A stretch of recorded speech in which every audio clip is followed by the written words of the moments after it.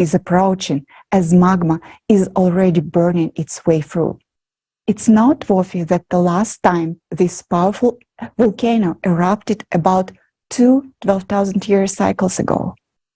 It's been 28 years since 1995, when the drastic changes in the planet's core began, pushing molten magma to the surface. How many years do you think it takes to magma to rise to the surface and for catastrophic eruption to begin? In scientific papers, you can read that the rise of magma plumes usually occurs at the rate of about 1 inch per year. However, in fact, during the cycle of cataclysms, magma can rise in a few days. Let's consider a few examples of that.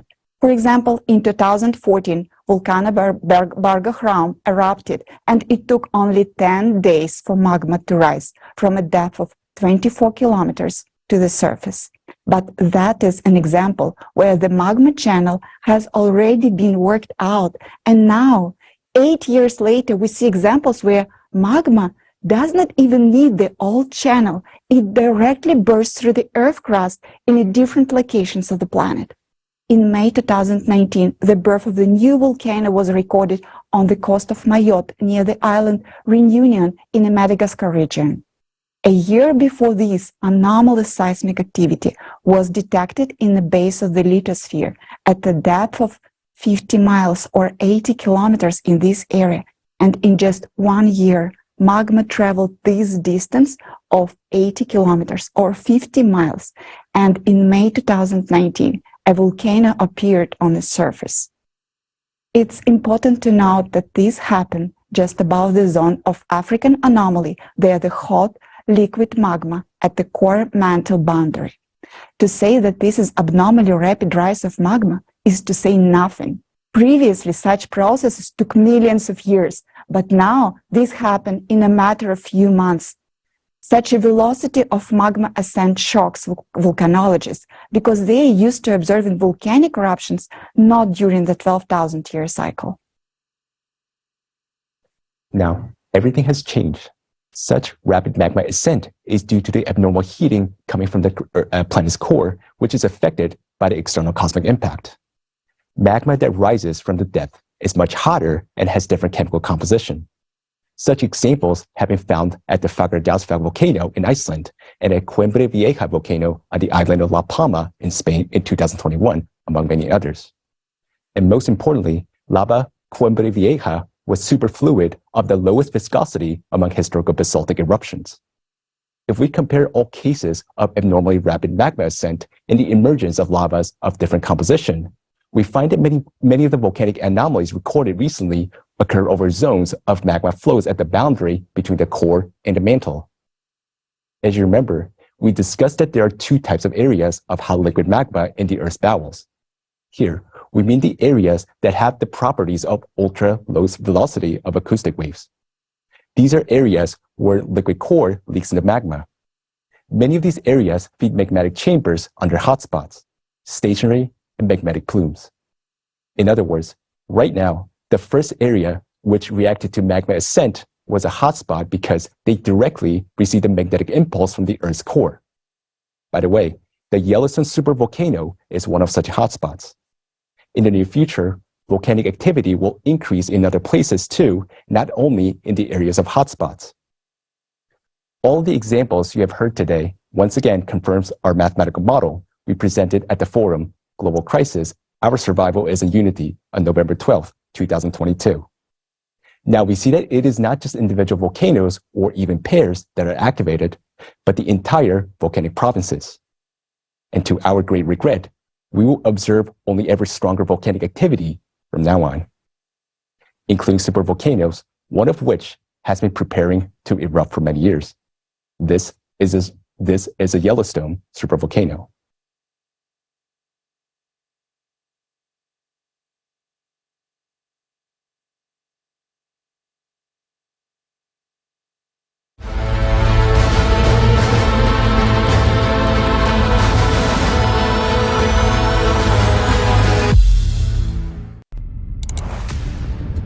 Can you imagine what will happen if the Yellowstone supervolcano explodes? Avalanches of red-hot ash would sweep in all directions from the volcano, destroying everything in their path. The ash clouds will reach speeds of up to 200 miles per hour.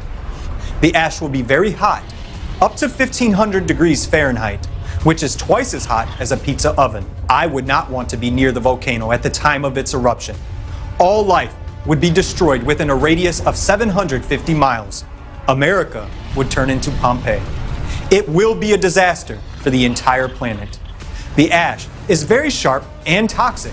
It will remain suspended in the air for years, and it will be very dangerous to inhale it. The resulting acid rains will start to fall. But worst of all, the volcano's ash emissions will block the sun's rays from warming the Earth's surface and will plunge the entire planet into a volcanic winter and night. The average atmospheric temperatures will drop by 27 degrees Fahrenheit.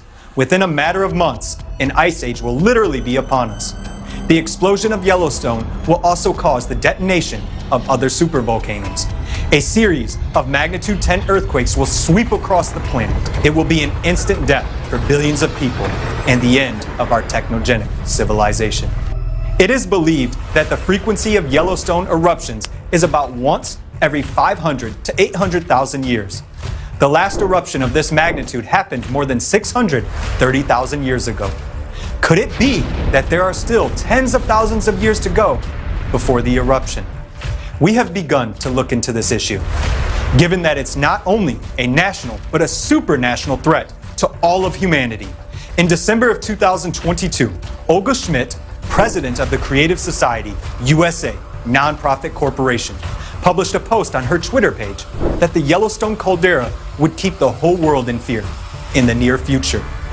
To which the USGS, that is the U.S. Geological Survey, published an official response that Yellowstone is not showing any signs of unrest and is at normal levels of activity.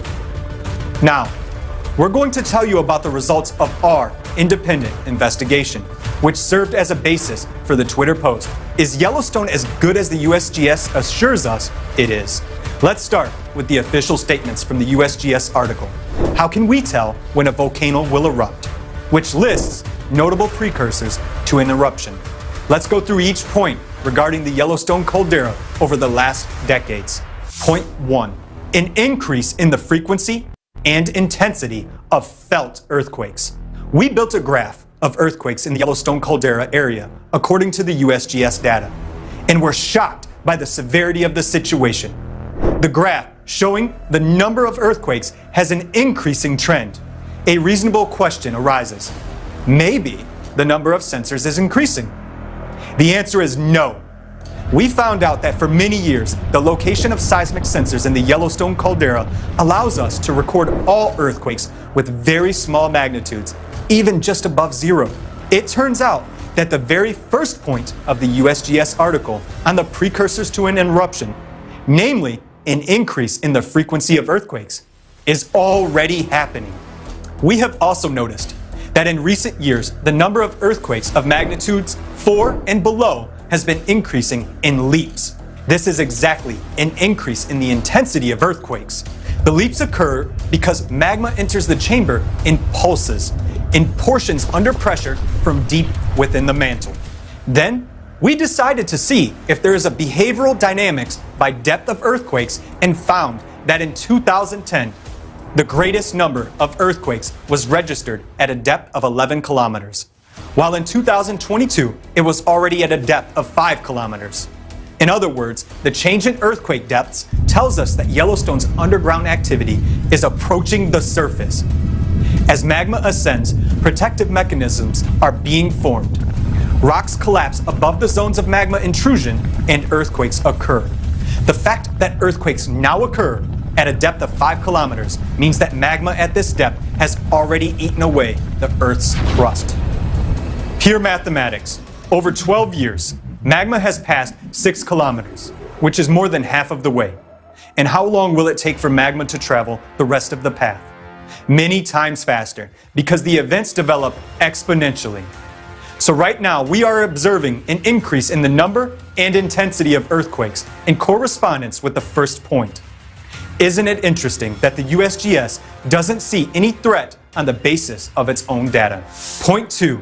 Noticeable steaming or fumarolic activity.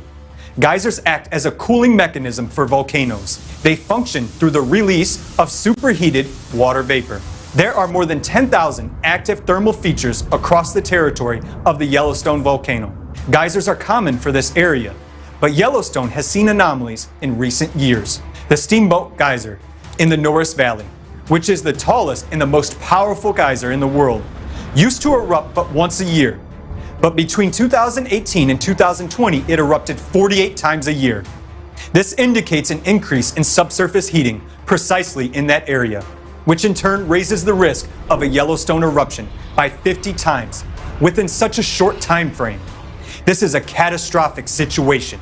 Geyser activity is controlled by the rise of magma. It can be tracked by earthquakes. We've collated the data and saw that most geysers in the Norris Valley become active after strong quake swarms. This suggests that new surges of magma cause earthquakes, which in turn cause the activation of geysers, including the Steamboat.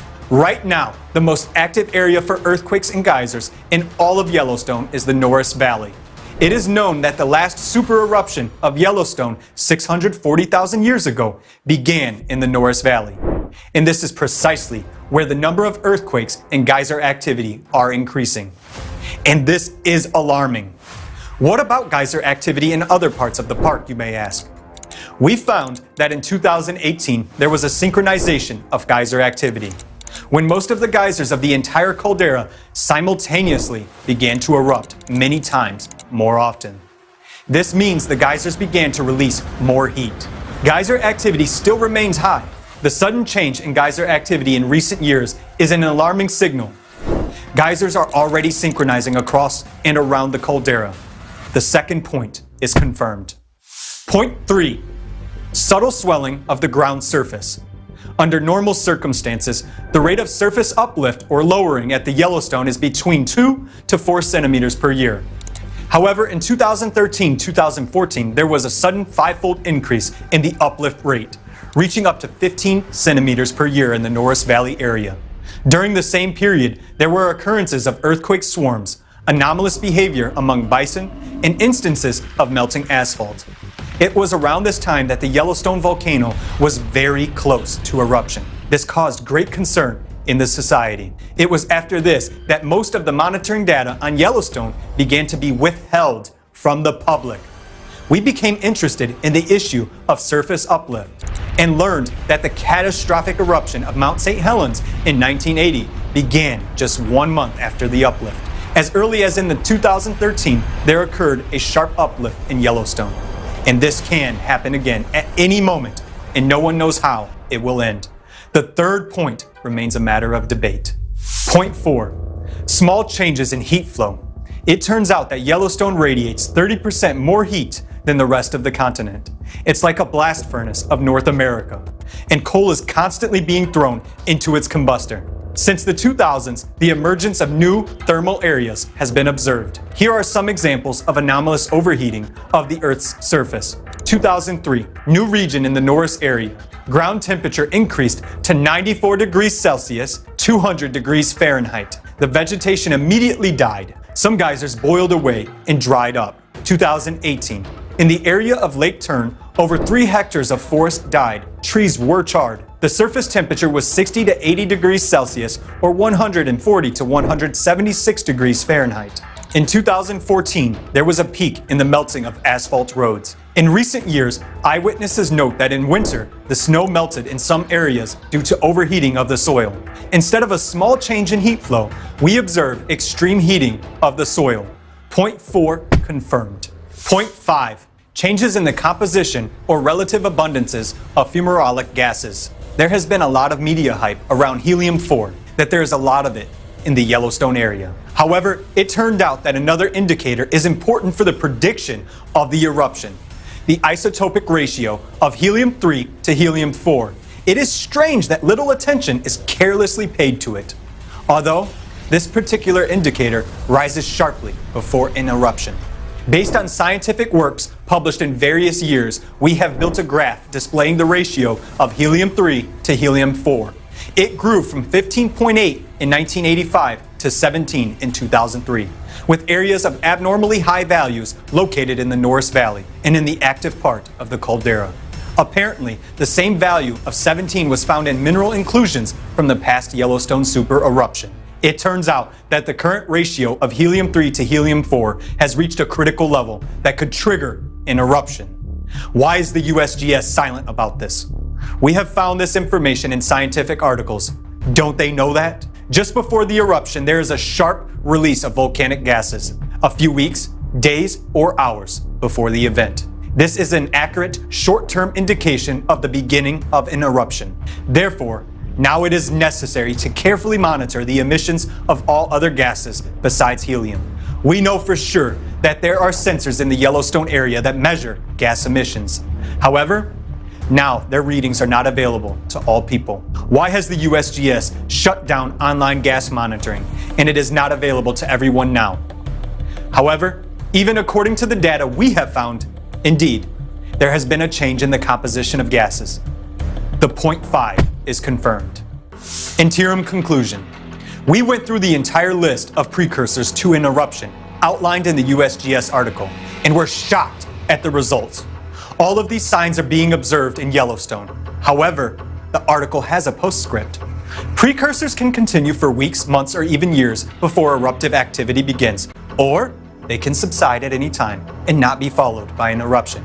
All these signs are consequences of the activation of the volcano. So there is such a postscript.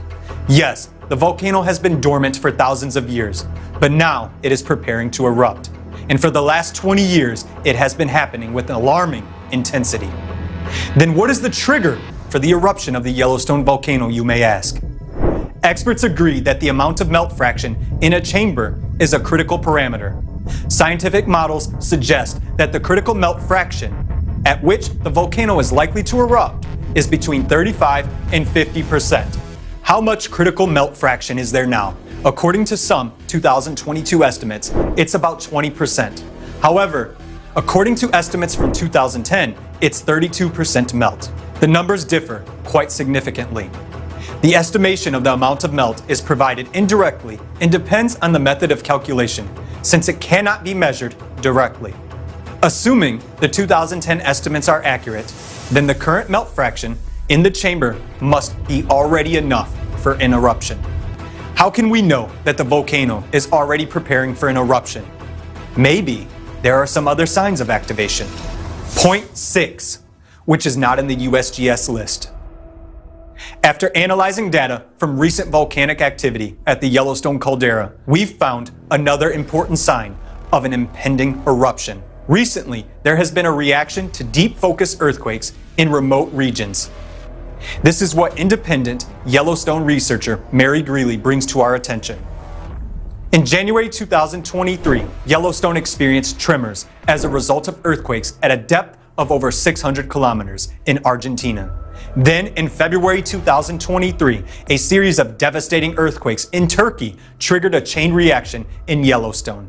Now, the impact is no longer being transmitted through the Earth's crust. Instead, it is transmitted directly through the magma, and that affects Yellowstone. If now there is a direct impact of distant events through the magma, consequently, the magma pressure in the volcano is high enough to react, which means it is ready to erupt. 12,000-year cycle of cataclysms and its impact on the volcano. There has never been such a reaction to distant events before. So why did it appear? Supervolcanoes erupt every 12,000 years during the cycle of cataclysms.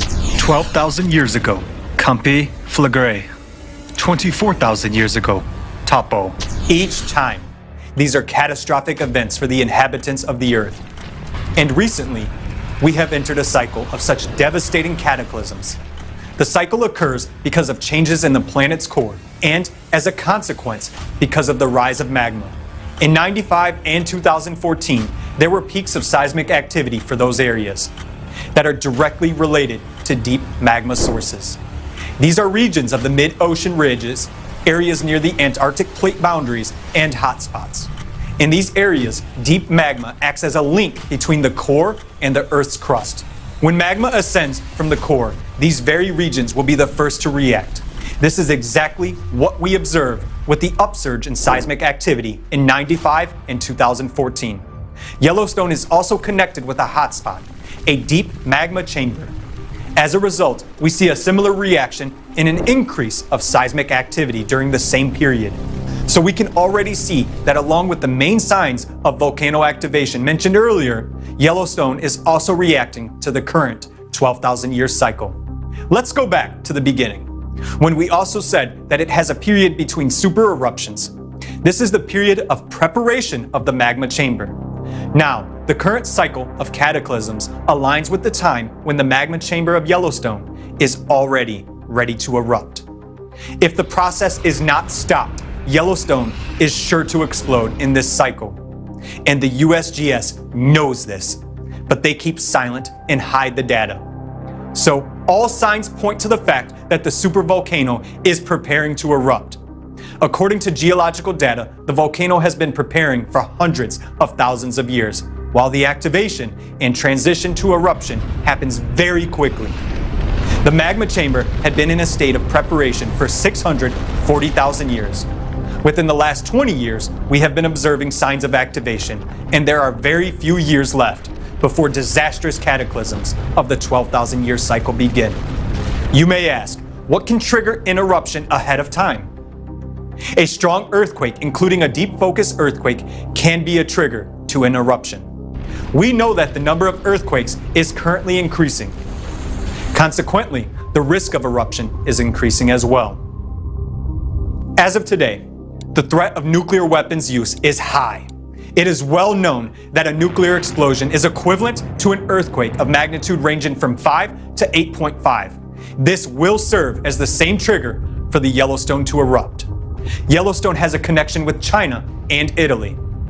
According to mathematical calculations, if a magnitude of 7 earthquake or a nuclear explosion of comparable magnitude occurs in a particular province of China or Italy, then, depending on when and where exactly it occurs, it can cause Yellowstone to explode. Point 7. The indicator of 100% probability eruption.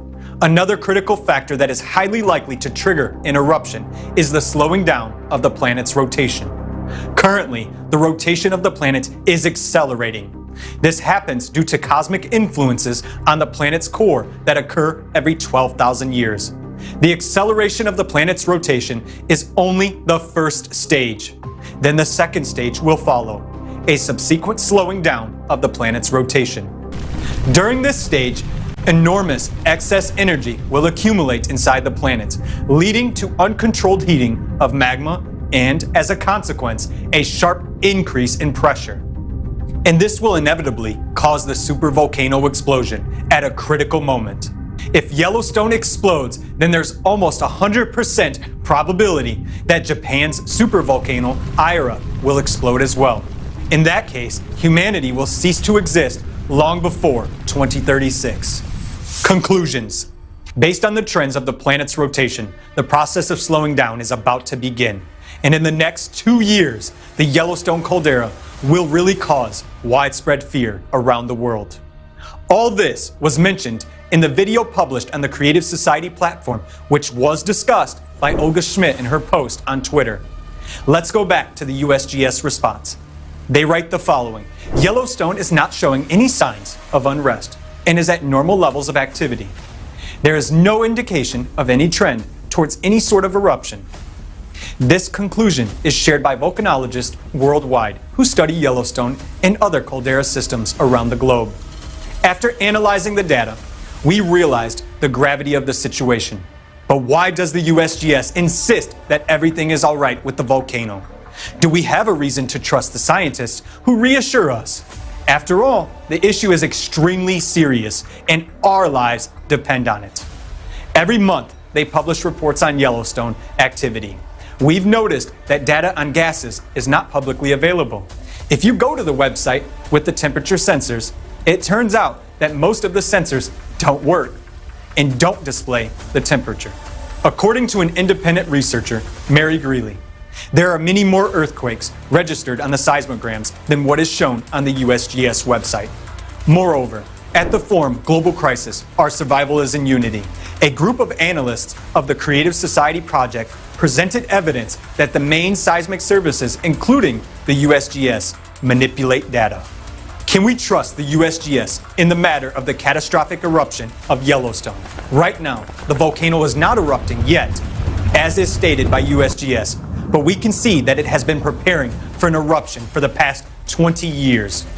We understand that the data we have analyzed is incomplete, but even based on them, we can clearly see that the volcano will inevitably erupt, since Yellowstone is about ready for a super eruption, for which it has been preparing for 640,000 years. And this moment coincides with the 12,000-year cycle of cataclysms that we have entered. In the coming years, the Yellowstone supervolcano will cause much fear to people on Earth with its activity. So why are the world's reputable volcanologists, in accordance with the USGS's Twitter response, jeopardizing their reputation by hiding the truth? Everything is very simple. An eruption of such a scale would result in the death of billions of people worldwide. It is already high time to raise the alarm. But who will take the responsibility to do this? Why are scientists silent? The answer is simple. If a volcano does erupt, everyone will die. And then scientists will not have to be accountable. And if the eruption doesn't occur, it means they were right all along. In the consumerist format, there is no way out of this situation. We won't be able to do anything about the Yellowstone eruption and save humanity. Only in the creative format of society will we be able to do everything to know about the eruption of any volcano in advance, and even be able to reliably use caldera depressurization technologies to prevent an eruption, instead of activating the volcano. But the most important thing is that we'll be able to save the lives of billions of people. We are telling the truth about the high probability of Yellowstone's eruption in the next few years, because we are not financially interested and do not risk losing our careers. We speak out because we want to live, and we offer a way out. The only viable measures at this point that each person can take is to learn more about the Creative Society Project and support it by actively spreading information about it. Only in this way can we prevent catastrophic eruptions of supervolcanoes on the planet. Join us, and you will be sure for your future and the future of your loved ones.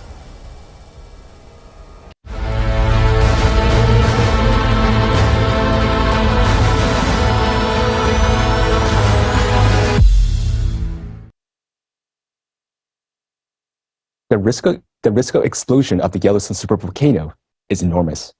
In fact, we're sitting on a powder keg. Such an explosion would mean the death of all humankind. How many of us really know that? Now, you know that vital information is being hidden from you. And not only hidden, but all leaks of this data and all information about it is being blocked. Why do you think politicians do this? It's very simple, because they don't see a solution. I would like to draw your attention to the following fact. We do not blame politicians. We can understand them. They keep quiet so as not to cause panic because they do not see a way out. Believe me, we would be silent too if we didn't know that there is a real way out. But we, the participants of the Creative Society Project, tell the truth openly because we know the solution. It really exists. There is a way out. It is a creative society. And later at today's forum, you will learn in detail what the format of the creative society is and how we, all humanity, can build it together.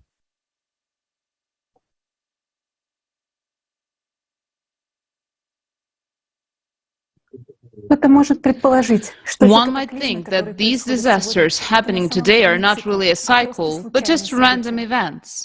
Unfortunately, no. As all changes on our planet are currently taking place according to a strict pattern, exactly as they occurred in the past cycles of disasters each 12,000 years. Let's recall based on what it was concluded that disasters of planetary scale occur every 12,000 years, while every 24,000 years they're even stronger.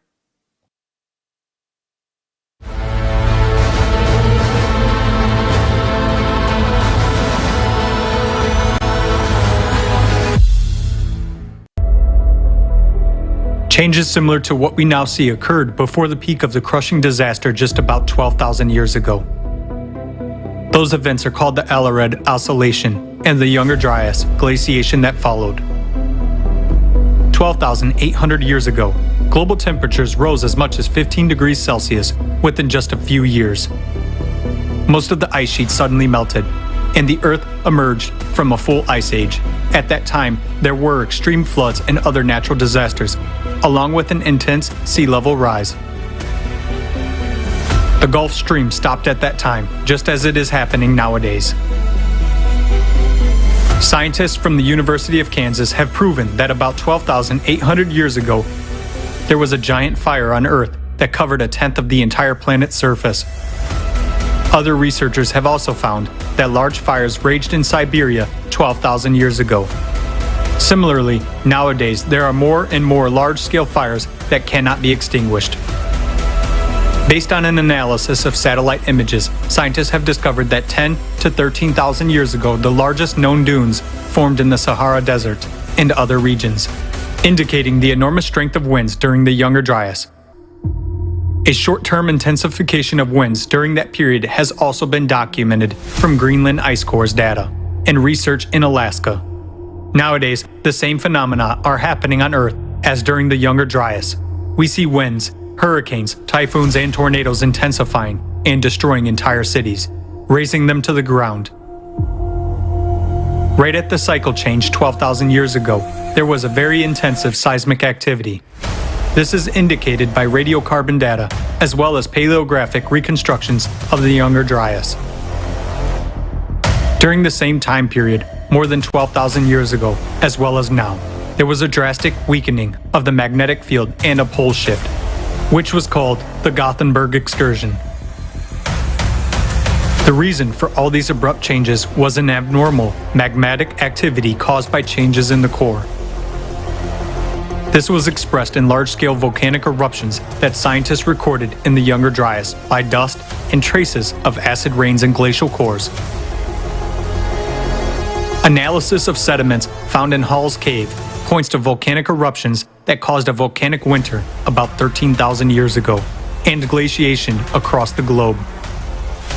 After the sudden warming in the Younger Dryas, an equally abrupt cooling occurred. This event caused a mass extinction of megafauna. Thousands of frozen mammoths and other mammals were found in the ice on the northern slopes of Siberia. There happened a drastic decline in the human population, including extinction of the Cro-Magnon. All of those catastrophic events occurred within just a few decades. The same catastrophic events occurred on the planet not only 12,000 years ago, but also earlier. Taking into account errors in dating, this cycle is very well traced in the geological data. Catastrophists among scientists wrote about it independently of each other in their books and works. Vladimir Bubnenkov, Vitaly Bushyev, Alexander Baturin, Igor Kopolov, Nikolai Petrov, Maynard White, Douglas Vogt, and many other scientists have come to understand the cyclicity of global cataclysms on Earth with a period of approximately 12,000 years. In geology, paleontology, and archaeology, there is numerous evidence of past disasters of this cycle. Each of these catastrophic events was characterized not only by abrupt changes in the climate situation, but also by complete geodynamic restructuring, weakening and excursion of the magnetic field, widespread disastrous volcanic eruptions, tectonic restructuring, atmospheric temperature variations by 10 to 15 degrees, and changes in the world's ocean levels by 20 to 50 meters, followed by large-scale glaciations. Since every cycle is accompanied by a change in the magnetic field and powerful volcanic eruptions, it clearly indicates that the cycle is associated with changes in the planet's core, just as it is happening now. We are entering the active phase of the cataclysmic cycle.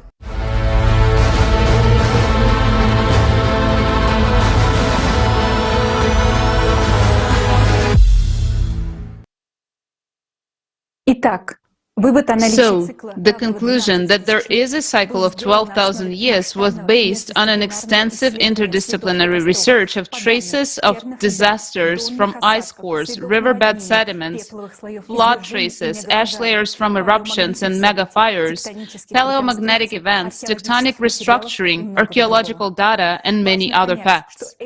What is important to understand is that these cyclical disasters occur almost instantaneously on a geological timescale. In the previous disaster cycle, only a few decades passed between the abrupt warming and subsequent cooling of the younger Dryas. Because of the abruptness of these changes, non-specialists and journalists interpreted them as a result of meteorite crash. So abruptly and unexpectedly they happened. However, those who have studied the Younger Dryas event comprehensively are convinced that it was volcanic eruptions that caused the abrupt warming and subsequent cooling. Moreover, at the same time, there was drifting of the poles on the planet, which can in no way be connected with the falling of meteorites. Those who watched the previous forum already know what catastrophic volcanic eruptions and abrupt changes in the magnetic field have in common. What they have in common is the cause, the destabilization of the core of our planet due to external impact from outer space, which affects the planets of the solar system every 12,000 years.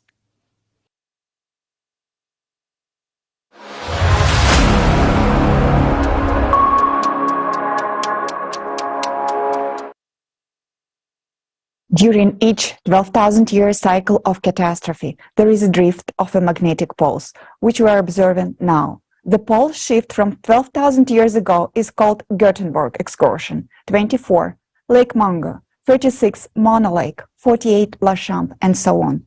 In past cycles, the magnetic field also weakened. For example, according to the paleomagnetic research and dendrochronology, during the La Champ event, the planet's magnetosphere shrank to about 3.8 times the Earth's radius. One hypothesis claims that the extinction of Neanderthals occurred due to the increased ultraviolet radiations, since the weakened magnetic field allowed greater flow of radiation to the Earth's surface. According to scientists' model, at that time, auroras were observed even near the equator. These changes of the magnetic field are already gaining momentum now. You may think that this is not a very important parameter since you cannot feel it by yourself.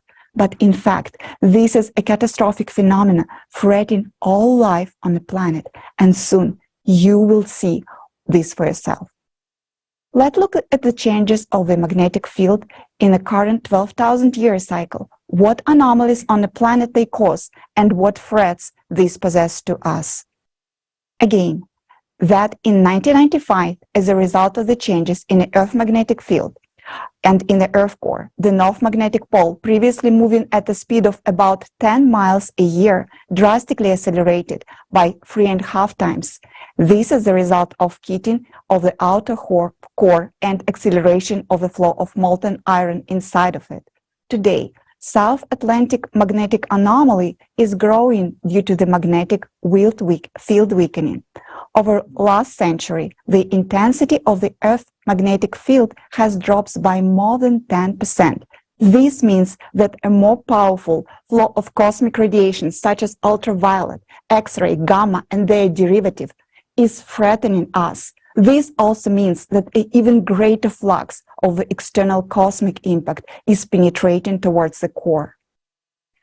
There is another sign of the changes in the Earth magnetic field, which indicates the stabilization of the core and is probably unexpected for you.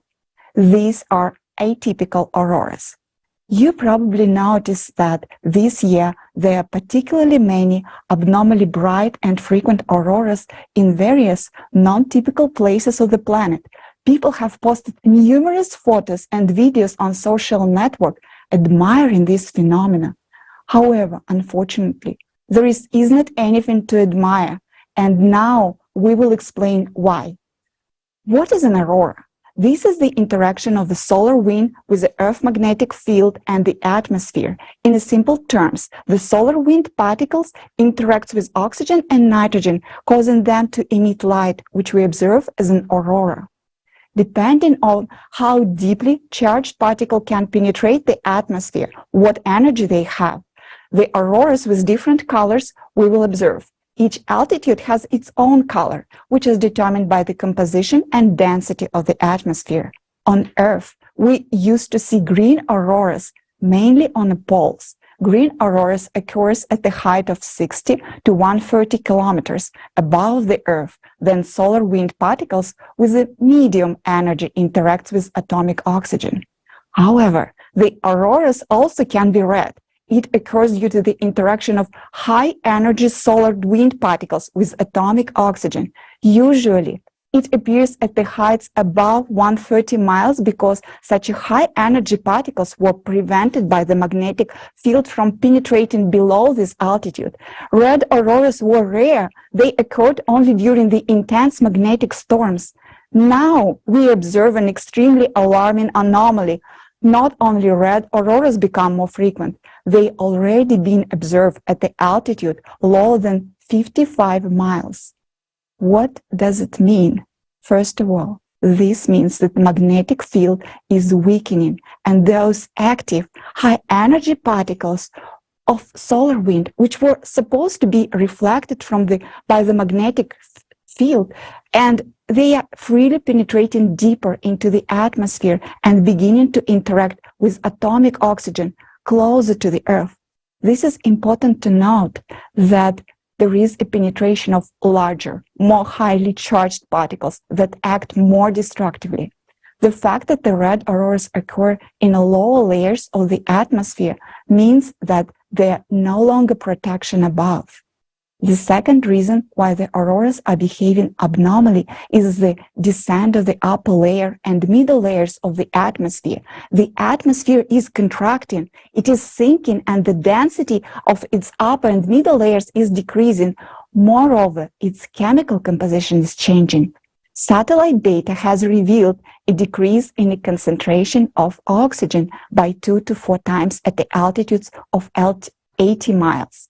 And the rate of the oxygen loss is significantly exceed all predictive model, indicating some pathological process leading to a decrease in oxygen in the atmosphere. Scientists also record the destruction of ozone by solar wind at the altitudes of 50 miles, and soon we will see the ozone layer being destroyed in the stratosphere at the altitudes of 30 miles. This means that we will lose our protection from UV radiation.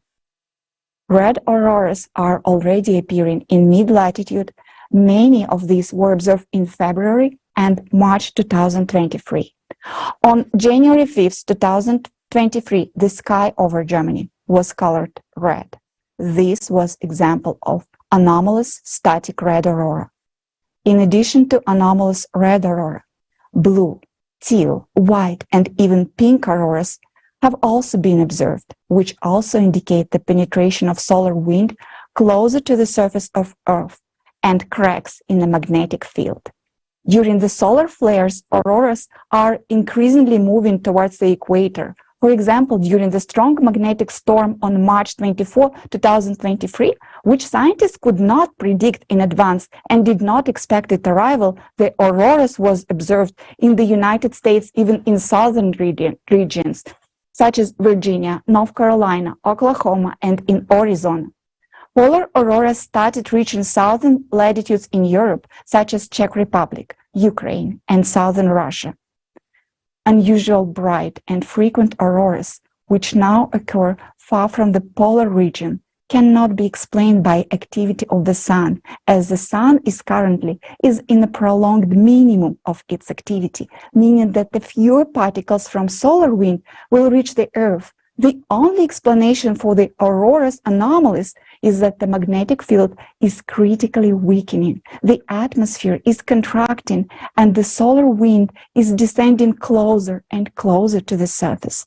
This is scary because it shows a large disturbance in the magnetic field, and it is a sign that the Earth's core is no longer working properly. We are horrified by the fact that people are now just admiring this phenomenon without realizing that this is the black mark of Cerberus. Admiring the northern lights with their rare colors is like admiring the cleanliness and sharpness of a blade when you are lying on a guillotine. Unfortunately, the scientific community does not consider the problem comprehensively as they should.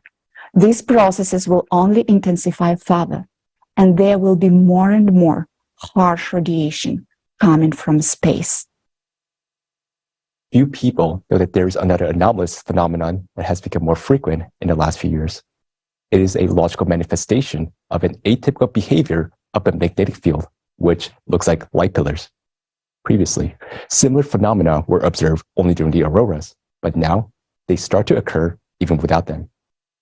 Currently, these phenomena are mainly observed in cold regions at night when there's a light from street lamps.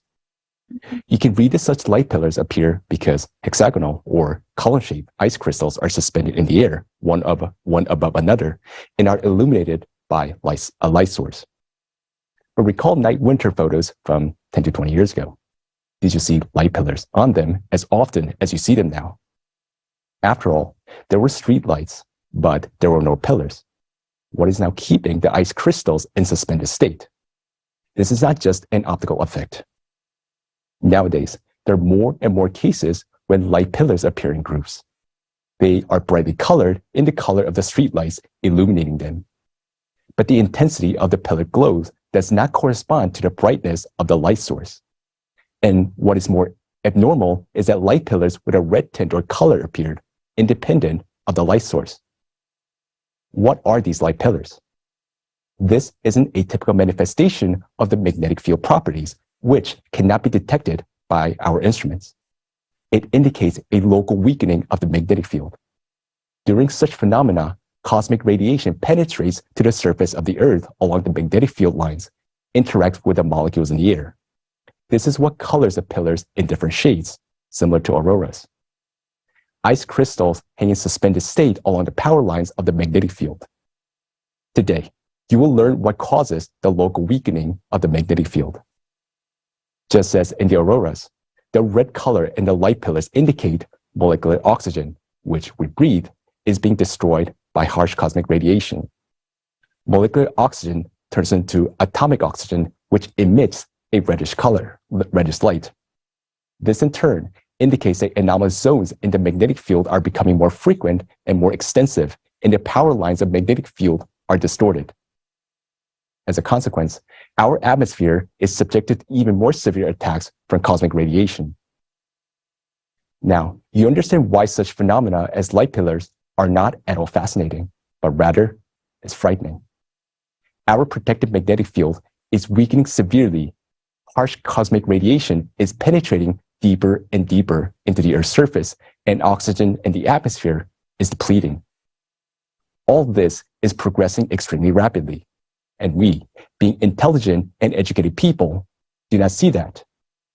We admire the anomalous polar light pillars, and say, how beautiful. What can be beautiful about impending death?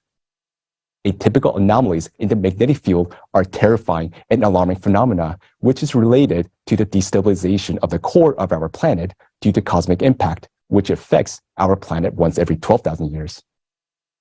The climate Cerberus has literally given us, all of humanity, a black mark, and we admire and marvel at it. This is a Cerberus that dictates a sentence to all of humanity.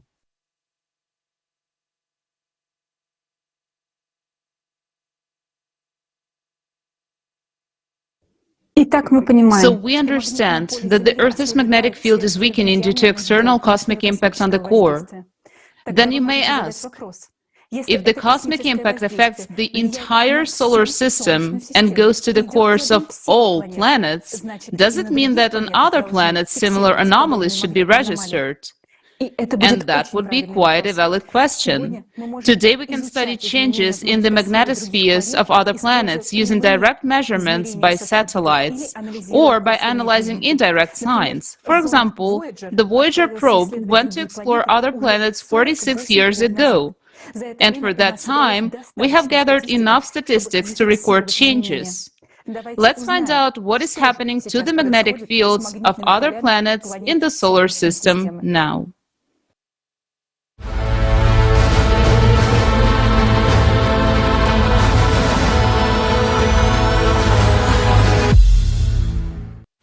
additional energy comes from outer space during the 12,000-year cycle to the cores of all planets in the solar system.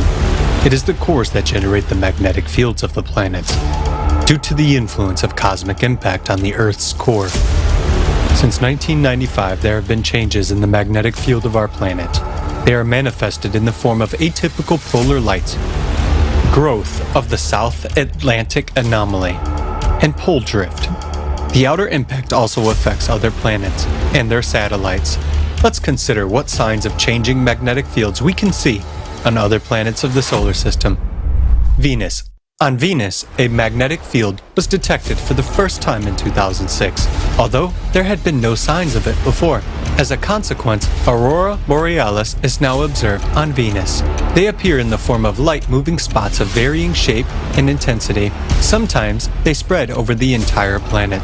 All this suggests that since 2006 there have been big changes in the core of Venus because the magnetic field cannot appear by itself. Mars. Now, Mars does not have a global magnetic field as a result of a catastrophe that occurred on the planet and affected the function of its core. Only magnetized rocks on the surface of the red planet have magnetic properties. Usually, the magnetization of rocks is so weak that it cannot be a condition for the occurrence of aurora borealis. However, in recent decades, aurora borealis has suddenly appeared even in local zones of magnetization. In the southern hemisphere of Mars on August 11, 2004, the Martian aurora borealis was observed for the first time. It corresponded to a special type of aurora borealis never seen before in the solar system. Between 2004 and 2014, a total of 19 aurora borealis were detected, all of them located in the zone of anomalies of the magnetic rocks of Mars. In April 2022, a giant sinuous discrete aurora was detected on Mars. It was in the form of a luminous twisted band of ultraviolet light and covered half the planet. The appearance of all these aurora borealis on Mars indicates a dramatic change in the properties of even the non-functioning core of Mars. After all, it also receives additional energy during the cycle, and therefore can change its magnetic characteristics. Jupiter. On Jupiter, the magnetic field is 20,000 times stronger than the Earth's, and the aurora borealis occurs in the X-ray range and is 1,000 times stronger than on Earth. In 2017, data from the Juno satellite showed that Jupiter's magnetic field has undergone global changes in recent decades.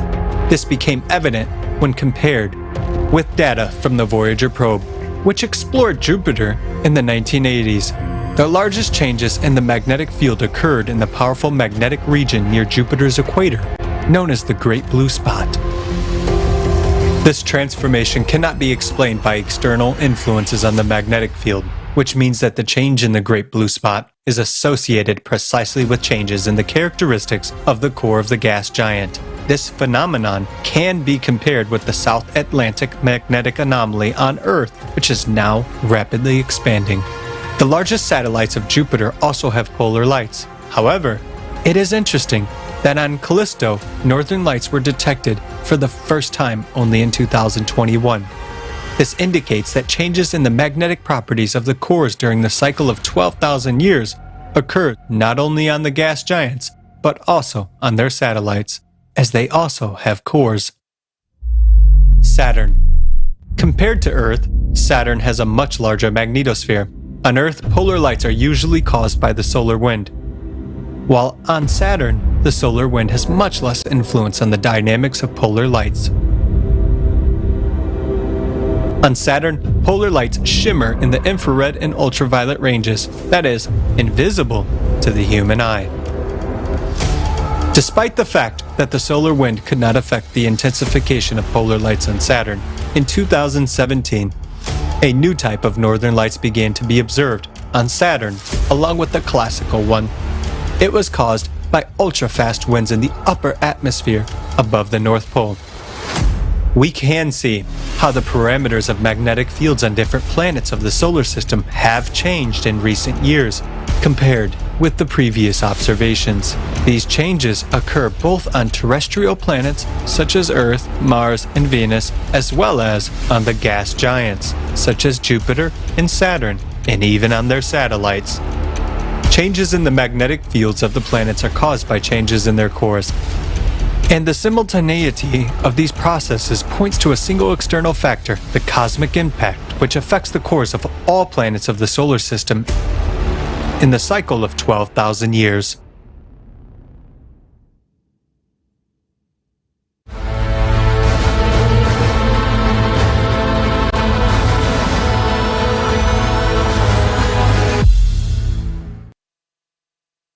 Let us draw some brief conclusions. As we've seen, magnetic field anomalies on other planets occur in the same way as they do on Earth. This again indicates that today the entire solar system is influenced by cosmic impact on the planet's cores. And later today you will learn why exactly the planet's cores react to the external impact and what exactly happens in the interior of other planets due to the imbalance of their cores. Now we've considered how physical phenomena react to failures in functioning of the core, and this can be seen both on Earth and in the outer space. But there is another indicator on Earth which other planets don't have, by which we can track anomalies in the magnetic field. That indicator is living organisms. On Earth, everything living, from humans to fungi, insects and bacteria, depends on the magnetic field. So any abnormal changes in the magnetic field will affect their vital functions. And today you will find out how disastrously they are affected. According to experiments, the biological effects of changes in magnetic fields on living organisms can be so serious that they can be considered as dangerous as radiation. There are studies on mutation and cancer in living organisms from exposure to magnetic fields. Magnetic fields affect electrical conductivity in fluid media in an organism. The more complex an organism is, the more adaptive compensatory mechanisms are provided by nature in the form of nervous and immune systems and fluid media. The smaller and simpler the organism is, the less ability it has to survive changes in the Earth's magnetic field. The impact on the Earth's magnetic field on a mosquito and on an elephant will be different since their systems of organisms are different. So insects are more vulnerable to changes in the magnetic field, and this explains why half of all extinct species today are insects. The rate of extinction of insects is 8 times higher than that of mammals, birds, and reptiles. During the last 25 to 30 years, when after 1995 critical changes in the Earth's magnetic field began, the number of insects decreased by 2.5% a year. Magnetic storms also affect insects. Nowadays, during the 12,000-year cycle of cataclysms due to changes in the planet's cores, areas of atypical magnetic anomalies which are not detected by our devices also start appearing on the Earth's surface. These areas are the first ones to which living organisms react. As soon as the magnetic field in these areas weakens, the population of species decreases. As soon as the tension increases, the population of species grows. Under such temporary fluctuations, animals have a chance to survive, adapt, and maintain the population. But with a global problem, such as sudden weakening of the planetary magnetic field, mass extinction of flora and fauna ensues. That's exactly what is happening today. About 1 million species of animals, plants and fungi are now threatened with extinction. Some might say it's not due to climate change, habitat change, or environmental pollution. Yes, that's true, but not only that. The effect of changes in the Earth's magnetic field on living organisms is critically understudied, although it's already deadly.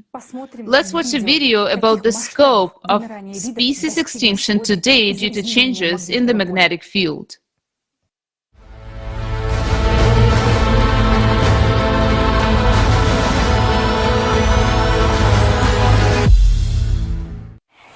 We are now on the verge of a 6th mass extinction of species, and many creatures are disappearing at an alarming rate. Even more disturbing is the fact that this was triggered not only by human activity, but also by magnetic field anomalies that have occurred over the past 3 decades. First of all, the smallest, simple species of the animal world get extinct because they cannot adapt to the sharp change in the magnetic field. But, unfortunately, this is just the beginning. Insects. In 2019, the Biological Conservation Journal published a study on the decline of 41% of insect species, with 1/3 of them already being endangered. In recent decades, 46% of bee species have become extinct. Bees use geomagnetic information to synchronize their biological clock, navigate in space, build honeycombs, queen cells, and so on. Scientists are sounding the alarm. The number of bees is decreasing, even in forests that remain untouched by human activity. This points to the influence of changes in the magnetic field. Many species of butterflies and moths have been significantly affected. In Britain, for example, their numbers fell by 58% between 2000 and 2009. Insect populations in protected areas of Germany have declined by 76% over the last 27 years. Similarly, the tropics of Puerto Rico have seen a decline of 78 to 98% in insect biomass over a period of 36 years. The decline in the number of insects has led to the extinction of birds, frogs, and lizards that fed on them. The mass extinction of insects will lead to an environmental disaster. The disappearance of even seemingly insignificant species like the mosquito will lead to a domino effect, ultimately leading to the gradual collapse of the entire complex system of the animal world, frogs and amphibians. Over the past 20 to 40 years, due to changes in the global magnetic field, there has been a sharp decline in the number of populations of many species of amphibians around the world on an unprecedented scale. This phenomenon itself has attracted increased attention from scientists and caused great public concern, especially in North America. These disruptions lead not only to population declines, but also to mutations, hermaphroditic individuals, and other pathologies. In the chemical analysis of water, all the parameters were within normal limits, indicating precisely the effect of changes in the magnetic field. In the large forest area of Bunderbos in the Netherlands, the population of salamanders has been steadily declining since 2008 for unknown reasons. By 2013, only 4% of their previous quantity remain. Changes in the magnetic field are also affecting freshwater crustaceans. According to studies, the weakening of the Earth's magnetic field leads to a decrease in the size of Daphnia zooplankton and slows down their reproduction. During migration, birds navigate using magnetic fields. A study of 2 million captures 152 land bird species in North America revealed a mass phenomenon of avian vagrancy, when birds lost their sense of direction and deviated from their path due to geomagnetic disturbances. Anomalous zones, not detectable by measuring devices. Recently, there have been cases where various species of migratory birds did not fly to their wintering grounds due to occurrences of magnetic anomalies, which are not detected by modern devices. Such anomalies are characterized by rarefied air, unnatural for bird flight. In 2020, hundreds of thousands of dead migratory birds were found in the southwestern United States. The birds were in good physical condition, except for extreme exhaustion. It was as if they got into a trap where some power was forcing them to fly until they died. In recent decades, cases of whole flocks of birds falling dead for reasons unknown to ornithologists have been recorded all over the world. Frightening facts of further consequences of local magnetic field anomalies that are not detected by modern measuring devices are observed worldwide. These include sudden strandings of whales, dolphins, harbor seals, and crocodiles. Cases of wild roe, deer, goats, and sheep going berserk without any registered source of disease have also been documented. Animals are dying, and scientists don't know why. Our Earth is gradually dying. Our flora and fauna are dying due to the cycle that causes all these changes. The smallest species are the first to die, then it will affect larger species. In the coming years, the number of undetectable magnetic anomalies associated with changes in the Earth's core will only increase. Right now, we have nothing to oppose these magnetic anomalies.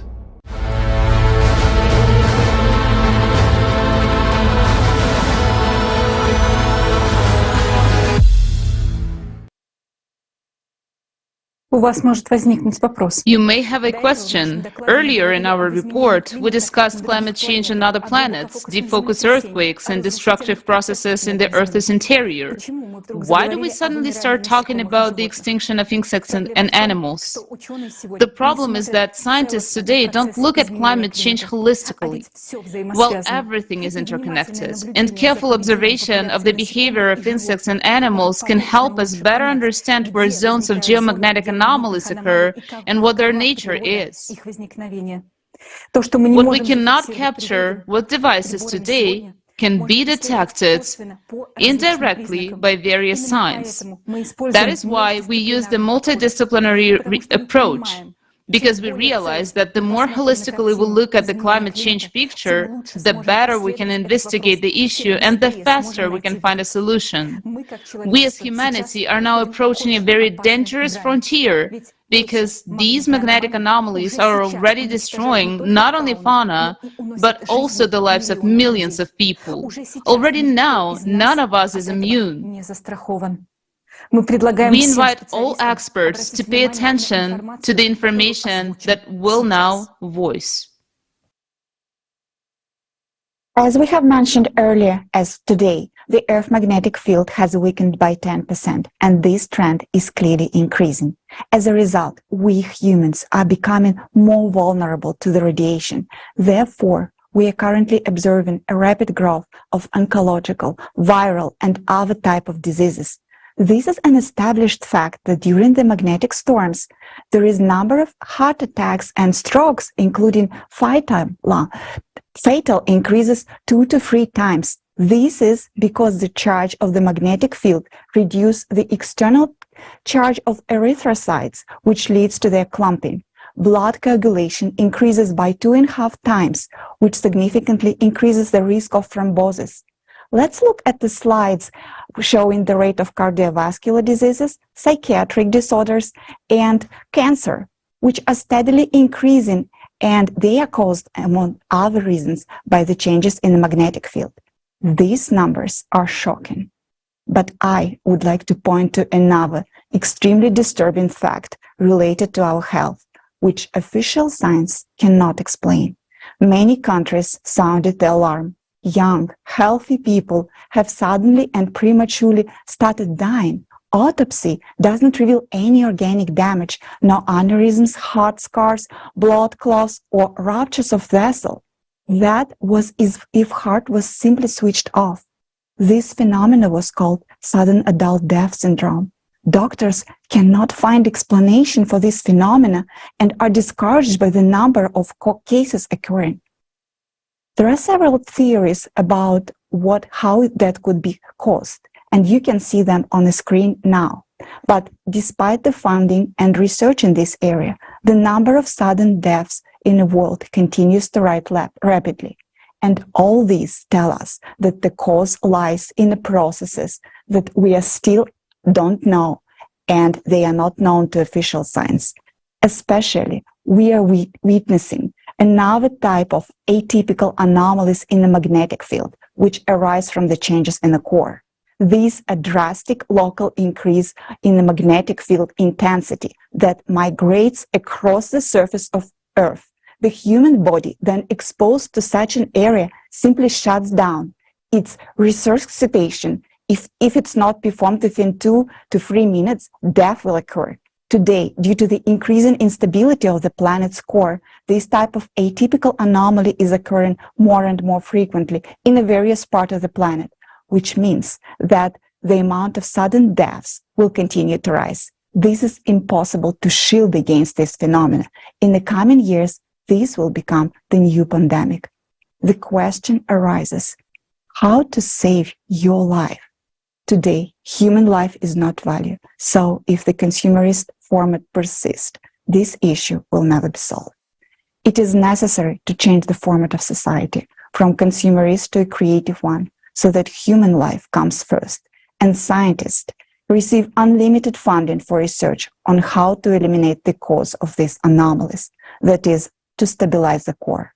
This will become possible when a way to counteract external cosmic impact is found. This is the only way to save human life. Anomalies in the Earth's magnetic field are now leading to another type of atmospheric phenomena that is extremely dangerous and is already causing the death of people. These phenomena are not yet being linked to disruption in the Earth's magnetic field.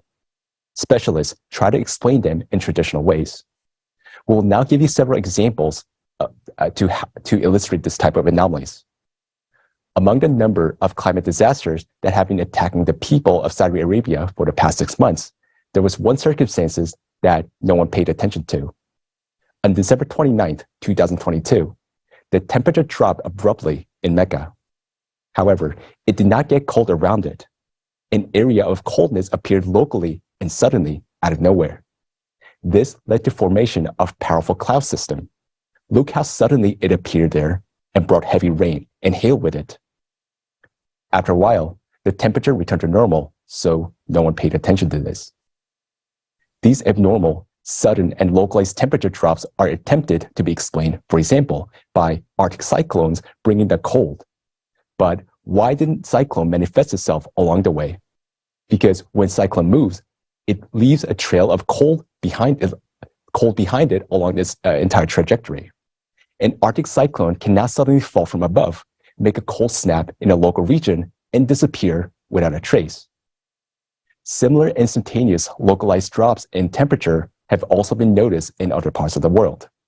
For example, on December 21st, Colorado, USA, the temperature dropped by a record-breaking 40 degrees Fahrenheit in just half an hour. And in the state of Wyoming, a weather station recorded an unprecedented drop of temperature of 20 degrees Fahrenheit in just 2 minutes. On February 3rd, in the United States, near the observatory of Mount Washington, the air temperature dropped sharply to minus 47 degrees Fahrenheit. Mount Washington is known for the world's worst weather, but February 3rd, the temperature drop was record-breaking. The combination of freezing temperature with hurricane winds gust up to 127 miles an hour felt like minus 108 degrees Fahrenheit. The temperature drop was so sudden that trees and soil exploded and cracked from the freezing water. If people on the mountain at that moment would have gotten frostbites within 2 minutes. Simultaneously with the temperature drop, there was a sharp drop in pressure. Meteorologists explain these extreme conditions by the partial drop of the stratosphere into the lower atmosphere. You can see the animation on the screen. Such sharp localized temperature drops are associated with another type of atypical magnetic anomalies, which have not yet been detected by our instruments. These anomalies appear as a result of disruption in ionization of atmosphere and molecules. Ionization, it is important to understand that the charges of air molecules in the atmosphere are affected by the magnetic field. And in zones of atypical magnetic anomalies, the ionization of molecules in the atmosphere changes, and as a result, the connection between molecules weakens. Because of this, the air becomes less dense, and cold air from the upper layers of the atmosphere quickly descends to the Earth's surface, while the warm air rises into the stratosphere. This phenomenon can be called atmospheric contraction or overturns, which occur very quickly and have local character. This phenomenon can be detected by measuring the qualitative changes of molecules in the upper layers of the atmosphere. Probes can be placed in different parts of the planet to perform continuous measurements of the electrical charge on the air molecules, its intensity, and strength. Then, we will be able to study these overturn zones to comprehensively observe changes in the magnetic field and the processes occurring in the Earth's core. Another manifestation of such decompressed zones in the atmosphere has been the increasing occurrence of clear air turbulence, where air pockets form without any apparent reason. This phenomenon is not predicted and not detected by radars. On March 2, 2023, a Lufthansa crew encountered severe turbulence at an altitude of around 6.8 miles. The plane literally plumped more than 1,000 feet downwards. 7 people were seriously injured and taken to the hospital. On December 18, 2022, a United Airlines plane during takeoff climbed to 2,200 feet, 670 meters above the ocean. Suddenly, it began losing altitude rapidly. Fortunately, the crew was able to regain control over the plane only 775 feet or 200 meters above the water. On March 21, 2022, a China Eastern Airlines plane took off from Kunming Airport in China. After 2 hours of normal flight, the airliner suddenly began to fall.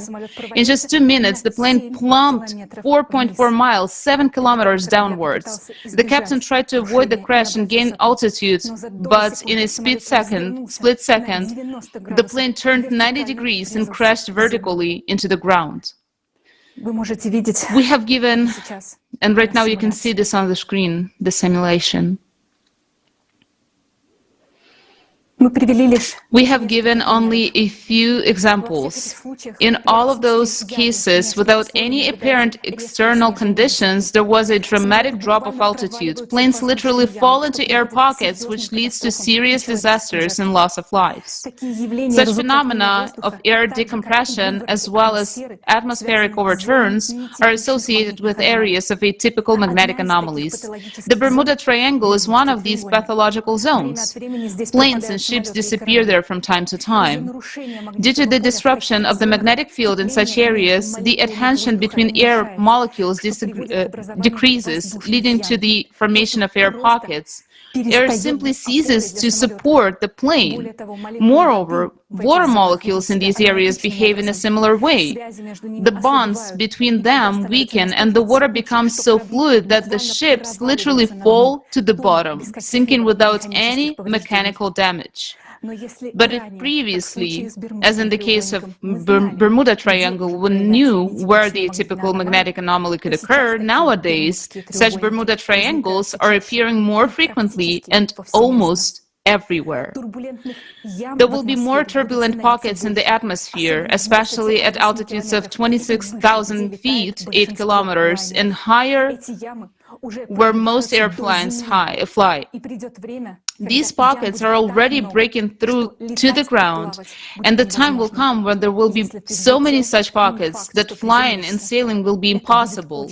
If you take off, it's not certain that we will land safely. It will be very, very risky. It's scary to say that, but we have to talk about it, because we're obliged to warn people. Unfortunately, in the consumerist formative society where human life worth nothing, such anomalies are not properly studied, and moreover, they will be hushed up to the last moment so that not to cause panic and not to lose profit. How many airlines do you think will want to make a statement that flying is now dangerous? Well, you know the answer yourself. Let's summarize. Due to the malfunction in the Earth's core caused by the external cosmic impact, the magnetic field of our planet undergoes catastrophic changes. Anomalous auroras, light pillars, atmospheric voids, turbulence anomalies, zones of air and water decompression are appearing, where overturns are formed, areas of magnetic anomalies. Living organisms and people are dying, and if the overall destabilization of the magnetic field is related to the disruption of the core in general, then local migrating zones of magnetic anomalies have an even more detailed explanation. These anomalies are formed by sudden bursts of electromagnetic energy from the planet's interior, and these bursts occur as a result of cavitation explosions in magma in the interior of our planet. We have described this mechanism earlier in the forum when we talked about defocus earthquakes, including those that caused the tragedy in Turkey and Syria. With such a cavitation explosion in magma, the wave propagates tangentially, as in the Yudkin effect, and leads to the appearance of the zones of atypical magnetic fields anomalies on the plane's surface.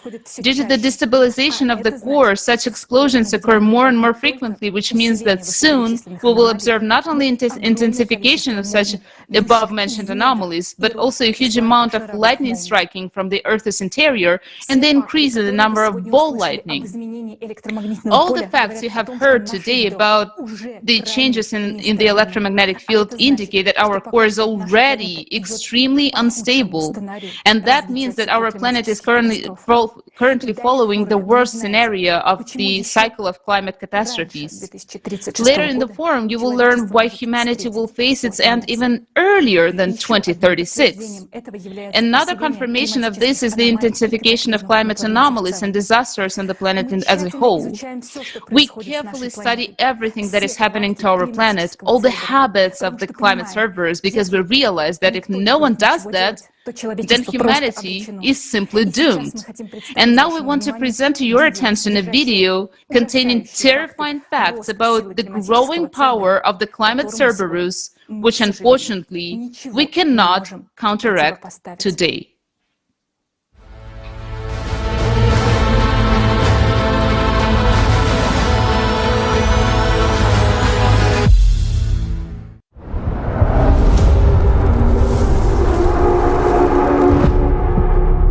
Natural disasters of such magnitude and force have never been witnessed by our humanity before. It is like a Cerberus that burst out of the Earth's interior. We have been watching the climate Cerberus when it was just beginning to grow. We're thousands of volunteers of the climate monitoring team of the Creative Society from all over the world, who work 24/7 to collect and analyze huge amounts of data, studying the habits of the climate Cerberus.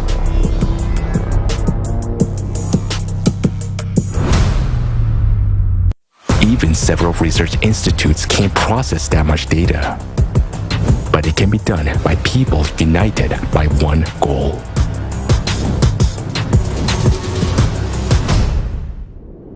Watching the Cerberus, we have realized that it has now grown and broken free. It is already tearing apart our planet, destroying our homes, and taking people's lives. And yet, most people are not aware of this threat at all and do not understand what is happening to the climate. But we realize that the climate Cerberus will not stop on its own. To stop it, we must study all its habits. The cost of each of them is the lives of many people. The Cerberus is now many steps ahead of us, and we're only following its trail. We will tell you about the habits we have managed to identify. After watching this video, you won't be able to say that no one has warned you.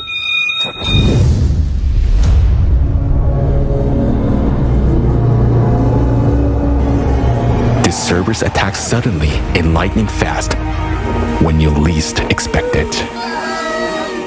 There was almost no time to react.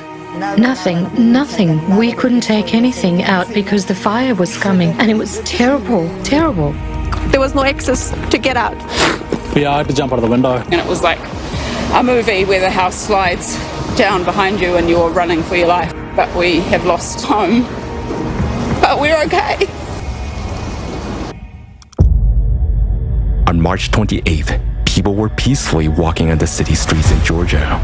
Moments later, they found themselves under the rubble of street structures.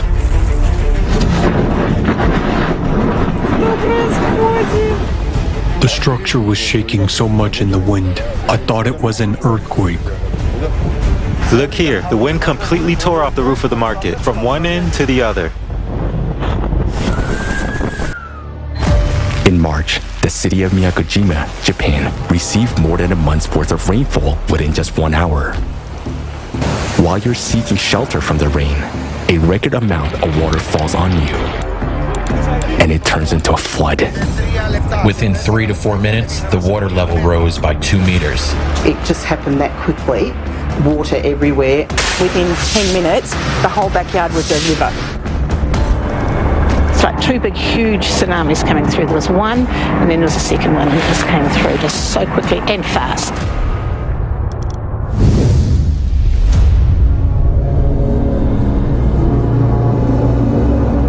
The Cerberus does not obey rules. The tactics of its attacks are unpredictable. It swaps the 4 seasons. In February 2023, when it was summer in the southern hemisphere, temperature dropped below 0 and the snow fell in Australia and Argentina. While in Europe, summer has arrived in the middle of winter. In Germany alone, 982 heat breakers were broken in just 3 winter days. A few days later, the European heat wave was replaced by an anomalous cold snap. This is happening all over the world. Abnormal heat and cold alternate at a catastrophically fast pace. And that is also the terrifying signature of the Cerberus. It brings chaos to your everyday life. In Africa, in southern Morocco, snow is a rarity. But in February 2023, the inhabitants of several communities were cut off from the outside world after a heavy snowfall. Emergency aid had to be delivered by air. The climate Cerberus is sophisticated and inventive in its attacks. Tropical cyclone Freddy formed in the Indian Ocean in February 2023. Lasting 35 days, the cyclone traveled an enormous distance of 10,000 kilometers, becoming the most powerful cyclone in the southern hemisphere and the longest lived in world history. On its way, Freddy intensified 7 times, which has never happened before, and its trajectory was anything but a normal cyclone track. It turned around several times and continued its way. Cyclone Freddy left catastrophic devastation and claimed more than 600 human lives in 6 countries. The climate Cerberus never sleeps. It attacks when you're most vulnerable and defenseless. Residents of São Paulo in Brazil went to their bed to the familiar sound of heavy rain. At dawn, a flash flood in multiple landslides buried about 50 houses with sleeping people. The Cerberus knows no mercy. Now, it's already making some really terrible strikes. But this is only the beginning. On the early morning of February 6, 2023, a magnitude 7.8 earthquake destroyed the peaceful sleeping cities in Syria and Turkey. The deadly quake was only the beginning of a terrible catastrophe, followed by the second powerful earthquake of magnitude 7.5 and thousands of aftershocks. It became a tragedy of a global scale that claimed more than 50,000 human lives according to official figures alone.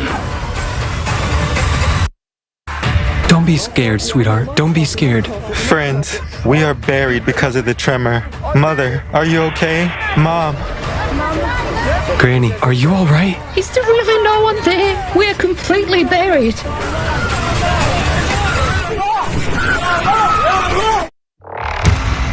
After the earthquakes, the affected regions experienced a sharp cold snap and a snowfall, followed by a severe flooding. The Cerberus is becoming more aggressive, and catastrophes of such magnitude as in Syria and Turkey will occur more and more frequently.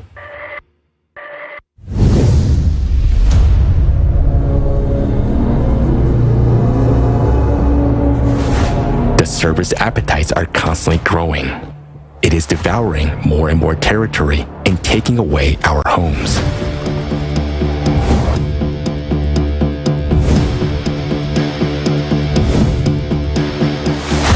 Fires are spreading, millions of hectares are burning, and they're very difficult to extinguish.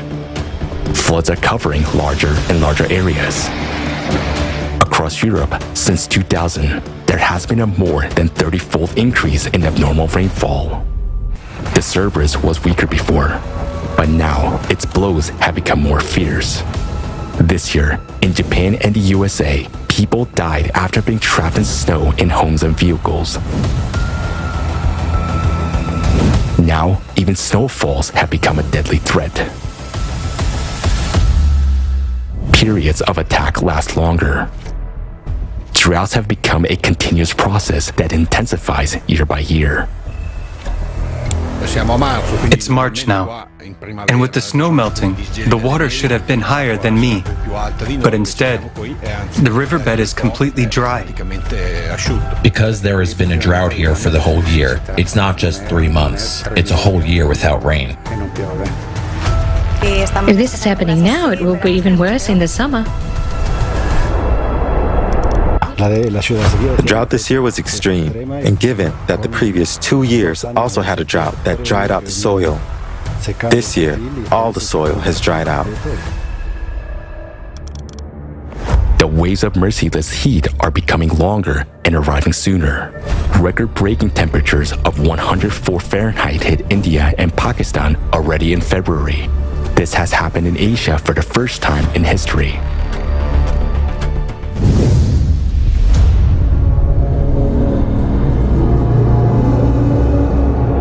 The Cerberus has many heads and they are all insatiable.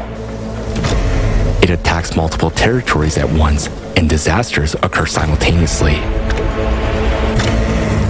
Late February 2023, Tropical Cyclone Freddy is raging in Madagascar and Mozambique. At the same time, there is a major winter storm and a historic tornado outbreak in the USA and major fires in Australia and Chile. Extreme rains and floods hit Indonesia, Brazil, and 17 other countries, while landslides and mudslides occur in the Philippines, India, and Peru. During this time, the world experienced 5 major earthquakes with magnitudes above 6. And this is not even all of the events. The cataclysms are synchronizing, thereby reinforcing each other. This has never happened before, but now it's happening all the time.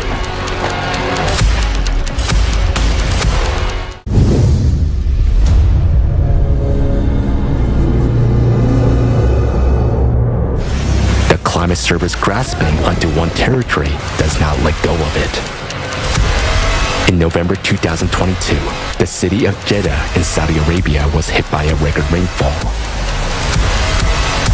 In 6 hours, more rain fell than in 3 years. The next 5 months brought a whole cascade of natural disasters.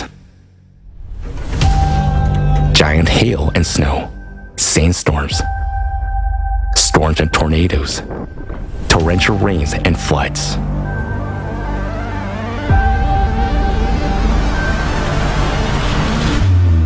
For more than 3 months in a row, California, USA, has been hit by bomb cyclones, atmospheric rivers, a powerful earthquake, hundreds of floods and landslides. This is the first time the residents of the states have encountered anything like this. Climate disasters occur in cascades over one area, and each new wave of disasters brings even more destruction and suffering to people.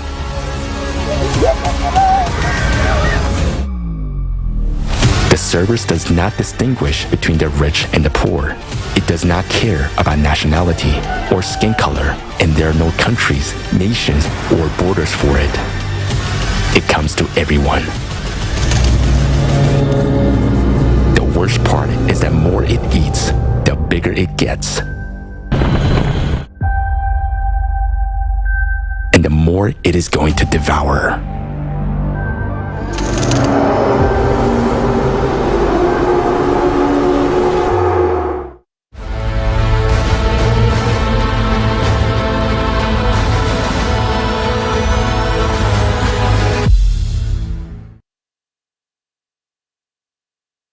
The video we just watched once again shows that the climate Cerberus is a disturbing reality of our present day. Indeed, it doesn't care about your social status, gender, or race. Everyone is equal in the face of this destructive and deadly threat. Can we oppose it now? Yes, we can. And everyone has something to offer. It's the voice of truth. The faster people around the world learn about the real causes of climate change, the faster steps will be taken to eliminate them. So, I want to call once again on everyone who sees and hears us now. Share this forum, this broadcast. Go live right now and record your invitations. Let's do everything we can do to make the world know the truth. You and I can see now how catastrophic the escalation of disasters around the world is, how much destruction, tragedy, and grief they bring.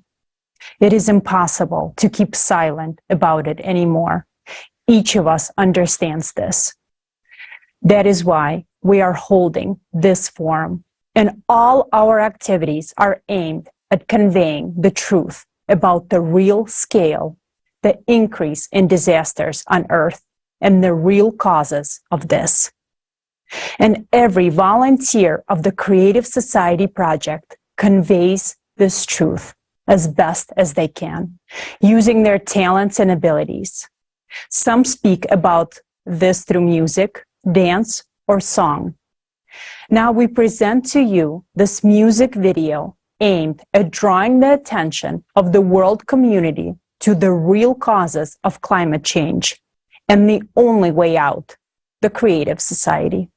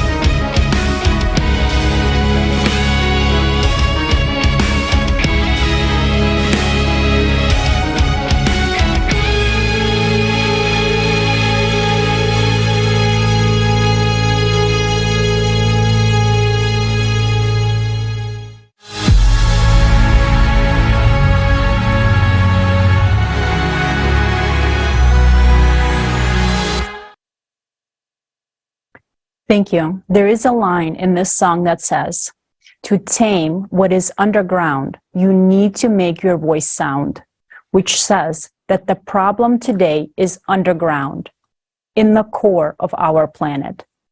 Even last time, people still had many questions why it is the core in the 12,000-year cycle that is causing the cataclysms occurring on Earth. And so now I pass the floor back to our scientific team.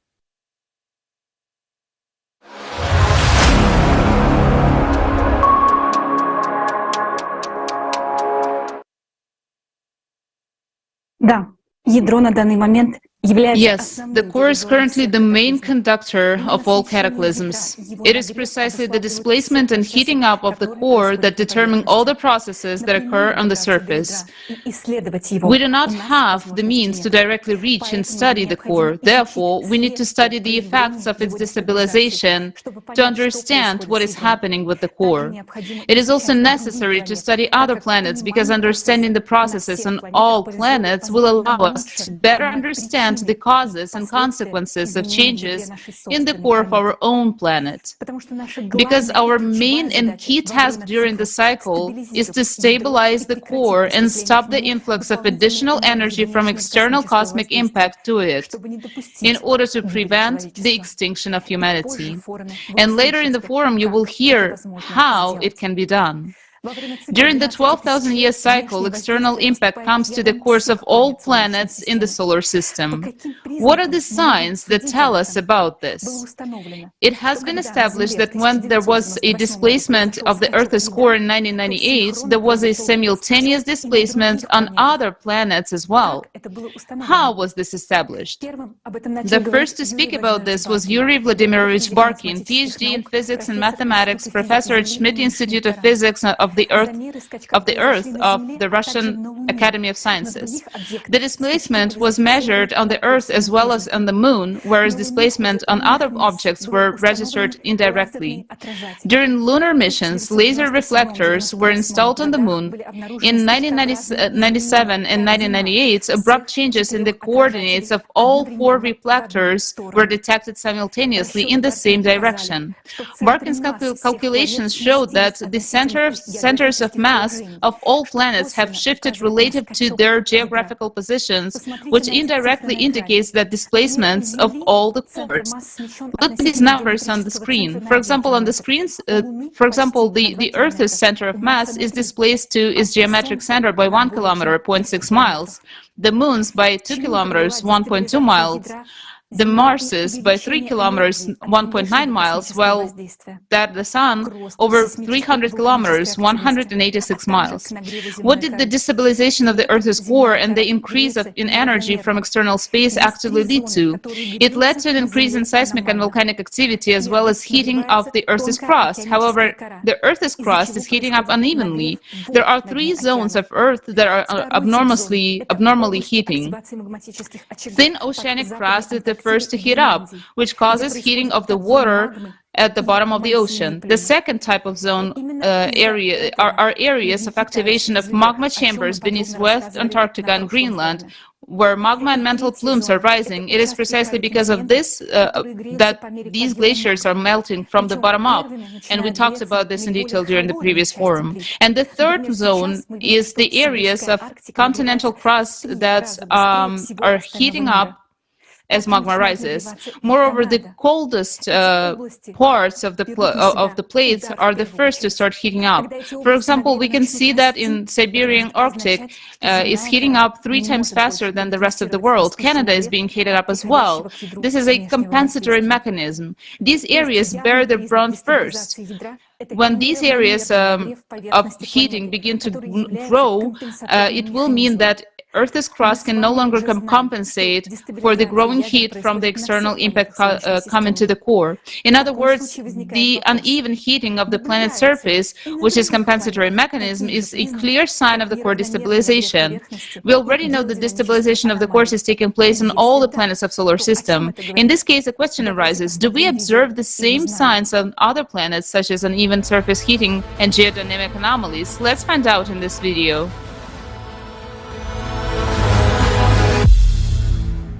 During the 12,000-year cycle, an external cosmic impact reaches the cores of all planets in the solar system. On Earth, this leads to abnormal heating of magma and its rise, resulting in increased volcanic and seismic activity, abnormal heating of the Earth's crust, as well as glaciers and permafrost melting from below. Is it currently possible to detect any increase in internal heat and tectonic activity on other planets, provided external cosmic impact is spreading to all planets? Mercury. Satellite data from the MESSENGER probe has shown that 19 tectonic-related terrain changes formed on Mercury between 2011 and 2015. The planet's core is responsible for internal activity. Previously, Mercury's core was believed to be inactive. The new tectonic changes are concentrated predominantly in the northern hemisphere. What's notable is that the core of Mercury has now shifted in the same direction, according to scientists' assumptions. So where's the extra energy that intensifies tectonic activity on the planet coming from now? Venus. Recently, there has been an increase in volcanic activity on Venus, similar to what is currently observed on Earth, Mars, and Jupiter's moon Io. 37 volcanic structures have been discovered on the planet's surface, with plumes observed within them. Their activity was detected in 2020. The researchers draw an analogy with Earth's mantle plumes that form chains of volcanic islands like Hawaii or the Canaries. As it can be seen on the map of Venus, these volcanic structures are mainly concentrated in the southern hemisphere of the planet, indicating an asymmetrical rise of magma in the planet's interior. The increased volcanic activity on the planet is also confirmed by numerous other independent studies. What has caused the recent rise of magma and plume activity on Venus? Why is this happening in sync with the increase in volcanic activity on other planets? There is also a sign of internal heating on Venus, manifested through accelerating winds. Data from the Venus Express orbiter showed that wind speeds on Venus have increased from 186 miles per hour to 249 miles per hour between 2006 and 2012. These days, similar dramatic signs of warming atmospheres are being observed on many other planets in the solar system. Mars. In 2018, the south pole of Mars experienced an unprecedented warming event. Areas of liquid water 20 kilometers in diameter were found under the ice cap. In other words, the ice on Mars is now melting from below, just like on Earth. As the geothermal heat from the planet's interior increases, the glaciers on Mars, like those in Antarctica, Greenland, and permafrost on Earth, are also melting from the bottom up. In another part of the planet, the Elysium region, there is a sharp increase in endogenous activity, meaning internal activity. Between 2019 and 2020, the rise of magma triggered 465 Marsquakes in the area, and in 2021, a seismic event was recorded that was 5 times more powerful than any previous one. And in May 2022, a huge mantle plume was detected in this region, causing an even more record-breaking Marsquake. As we can see, seismic activity is now increasing on Mars, much like it is Earth. It is worth noting the similarities between the processes on Mars and Earth. When the Earth's core shifted along its axis of displacement, 2 heating zones initially formed, one in western Siberia and the other in western Antarctica. Similarly, we have observed 2 zones on Mars, one near Elysium and the other at the South Pole. This indicates that Mars' core shifted in the same way as on Earth during the 12,000-year cycle. The recent processes on the terrestrial planets point to an increase in the activity of their interior. Mercury, Venus, Earth, and Mars are experiencing a simultaneous increase in volcanic and tectonic activity, with a sharp rise of magma creating zones of anomalous heat. Jupiter. On gas planets, the function of a core is performed by a denser accumulation of gas within the planet. The high temperature of Jupiter's atmosphere is mainly provided by its internal heat. In 2001, scientists discovered that since the Voyager probe's exploration in the 1980s, Jupiter's internal heating had increased by 37%. Moreover, this heating is greater than the energy received from the sun.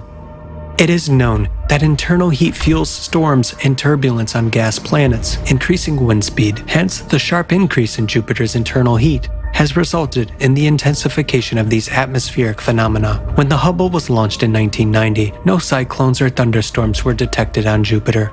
But over the last decade, storms have become increasingly active and intensified. We can see them on images of the planet as spots. Red spots are the hottest areas. Since they started appearing, it means that there is more internal heat. Between 2005 and 2006, another massive red spot was formed on Jupiter for the first time. The already existing huge anticyclone, the Great Red Spot in the southern hemisphere, has shrunk and rounded, indicating an increase in wind speed. It has increased by 8% between 2009 and 2020. All of this indicates that additional energy is emerging in the depths of the gas giant that causes powerful internal heating. Where could this energy come from? Planet satellites also react to external space impact with an increase in endogenous activity.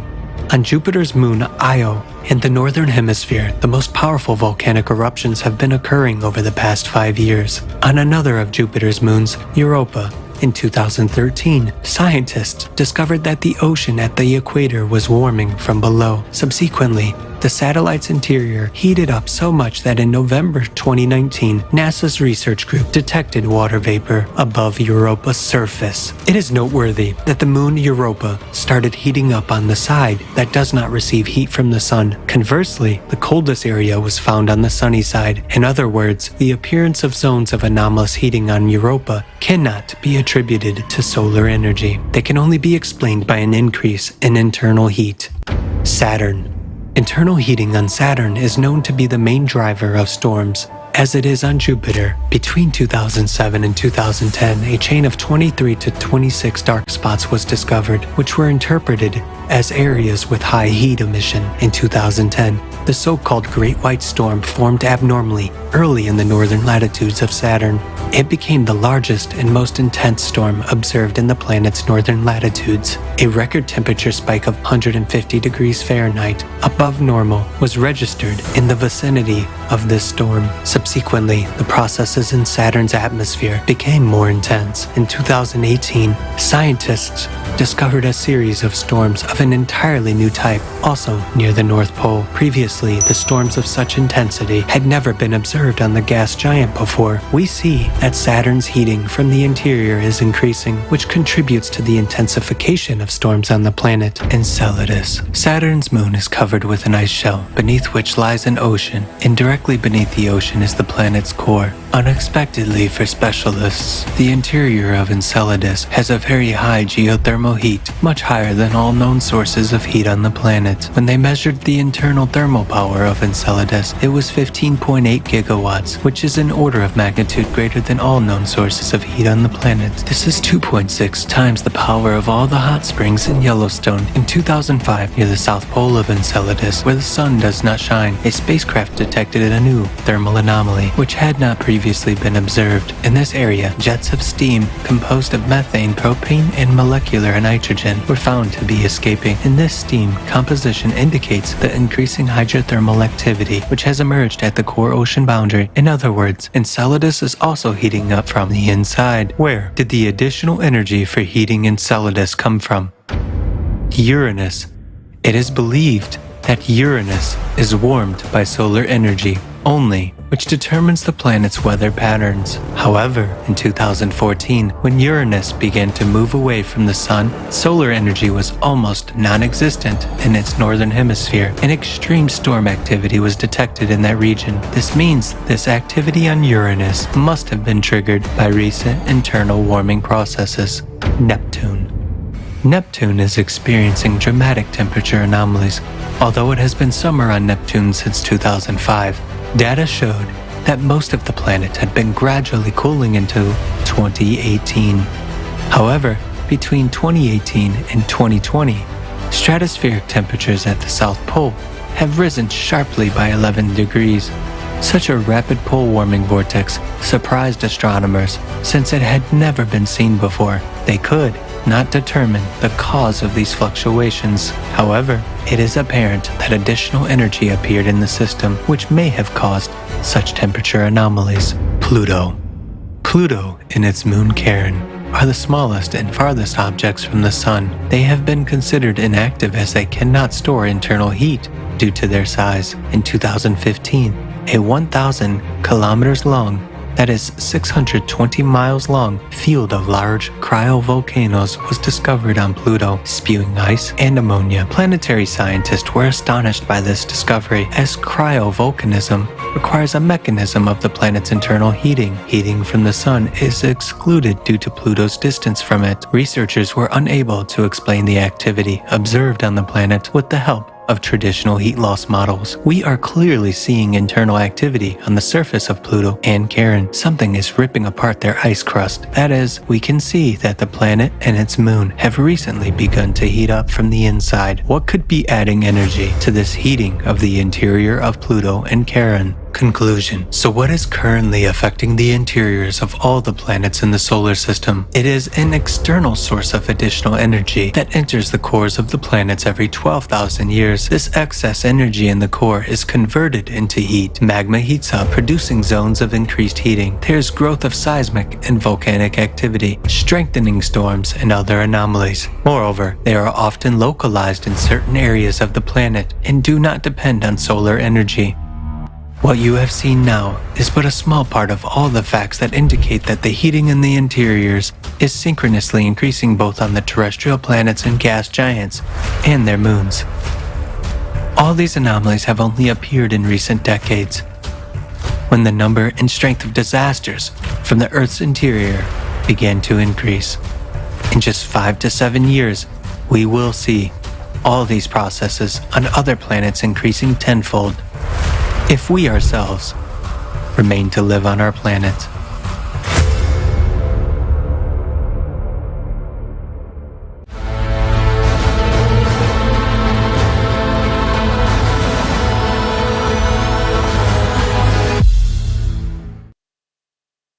Итак, мы видим, что сегодня внутри планет Солнечной системы To sum up, we see that additional energy is emerging inside the planets of the solar system, the presence of which cannot be explained by any of the known sources of heat such as radiogenic heat, tidal friction, solar radiation, and others. The emergence of additional heat in the planets of the solar system can only be explained by external cosmic impact on their cores, as well as on the core of the Earth.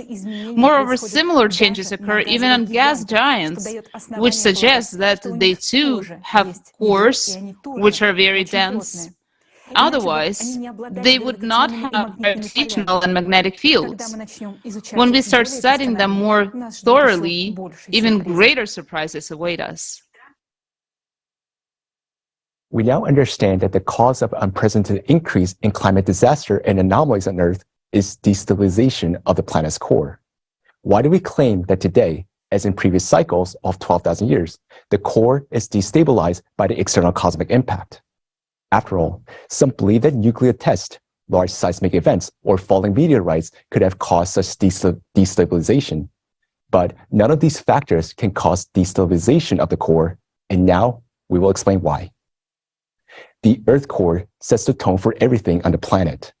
It is not just massive, but it is the center of gravity and practically the center of mass.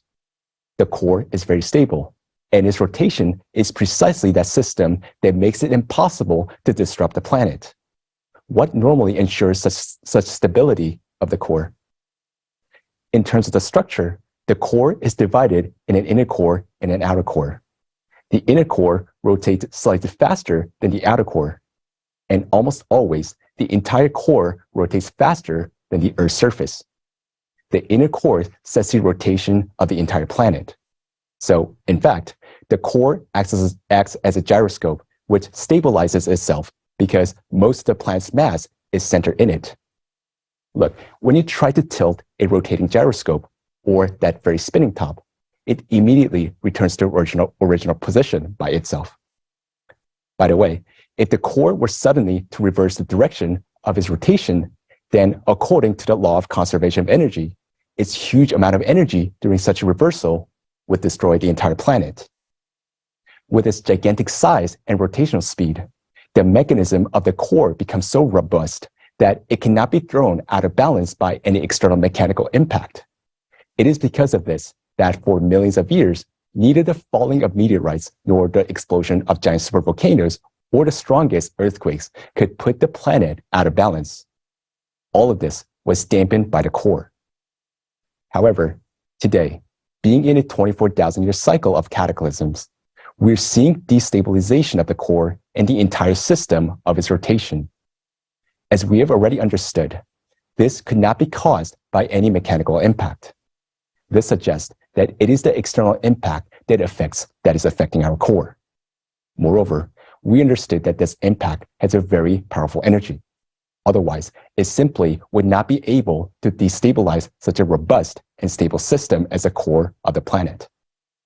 To understand what external cosmic impact is now affecting the core, we need to understand why it affects only the core without interacting in any way with any other shells of the Earth. The answer is in the structure of the Earth's inner core. Our hypothesis is that the Earth's inner core has an enormous density and is something like a neutron star. That is, the core of the Earth consists of neutrons. This was also stated by PhD of physics and math Igor Mikhailovich Belousarov in his work Nature Through the Eyes of a Physicist. He suggested how the neutron core could have formed inside and described the planet's development. The density of matter in the inner core is 100,000 times greater than the density of the outer core. This is because the outer core consists of atoms, while the inner core consists of neutrons, which are components of atom and are 12 orders of magnitude smaller in volume than the atom itself. Neutrons are electrically neutral particles, so they do not experience repulsion or attraction. This creates the maximum density of their packing.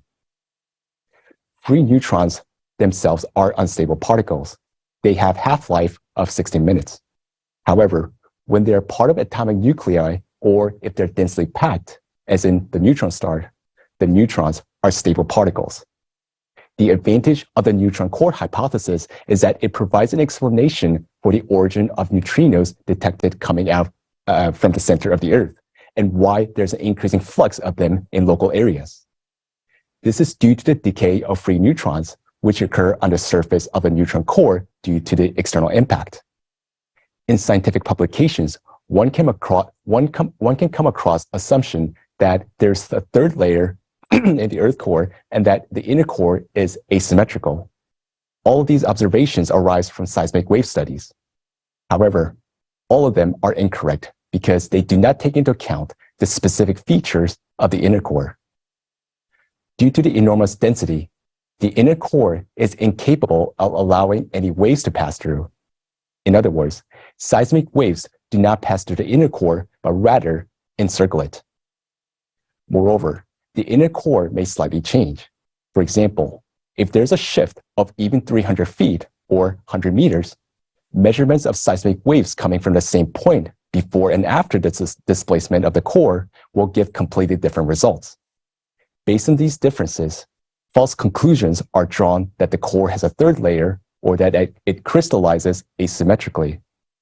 However, if experts take into account the extreme dense structure of the inner neutron core, which does not allow seismic waves to pass through and that the core can move, then we'll easily understand and process seismic wave data.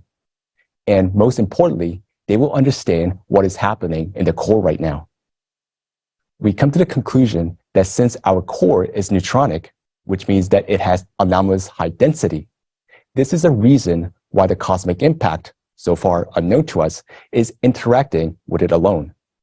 At the same time, this impact passes through much less dense matter from the atmosphere to the mantle without any interaction. So how do we understand what the external cosmic impact is? After all, if we do not understand what it is, we cannot stop it. And therefore, we cannot prevent the destruction of the planet and save all of humanity.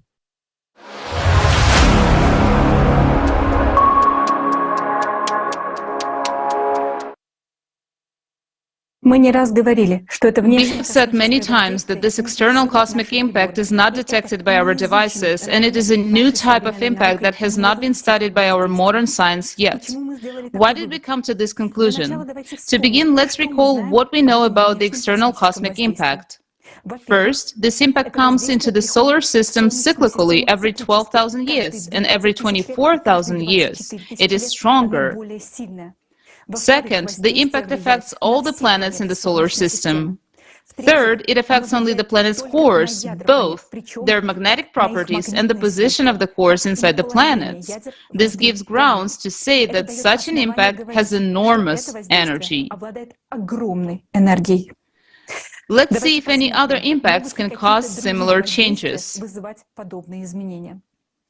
Could it be gravitational, electromagnetic, acoustic, cosmic ray, or dark matter impact? Let's start with the gravitational interaction.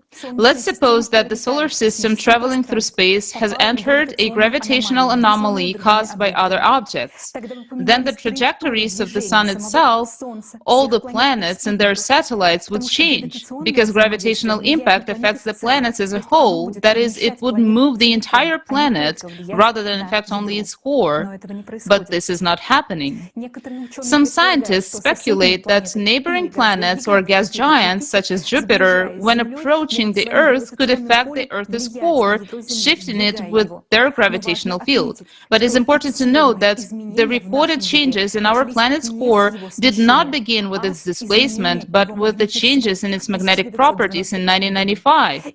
Only after that, in 1998, there was a displacement of the core, so this could not be caused by the gravitational effects of large cosmic objects.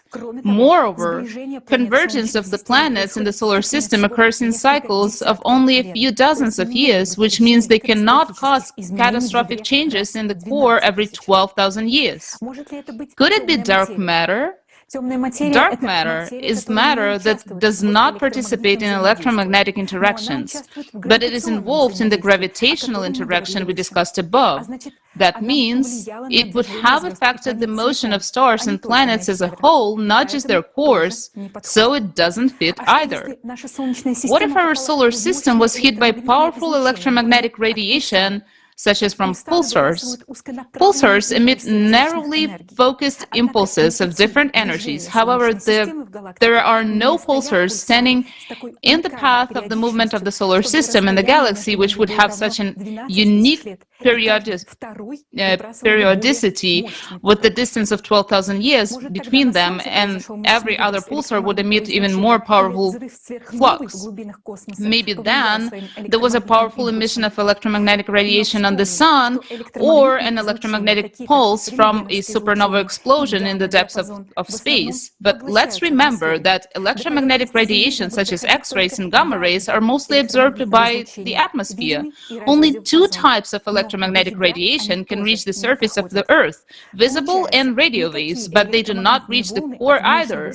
It turns out that no electromagnetic waves from an external source could affect the planet's core, because they simply could not reach it. Another factor affecting the planet from space is cosmic rays. Many of them deviate towards the poles by the Earth's magnetic field, skirting the Earth.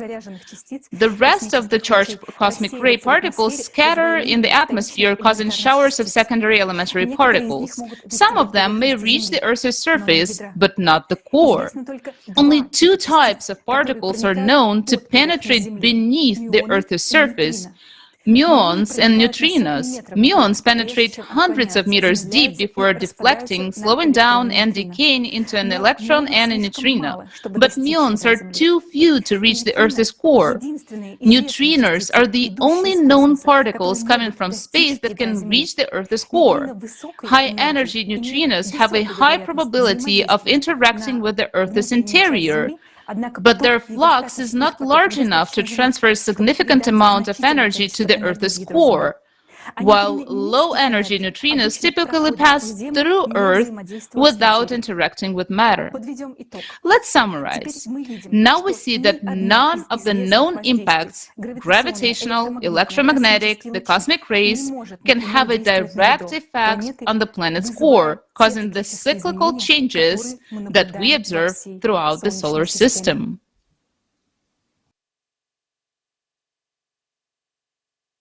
Moreover, today on Earth, we register another anomalous factor which cannot be caused by any of the previously mentioned interactions, but may be the result of yet unexplored external impact.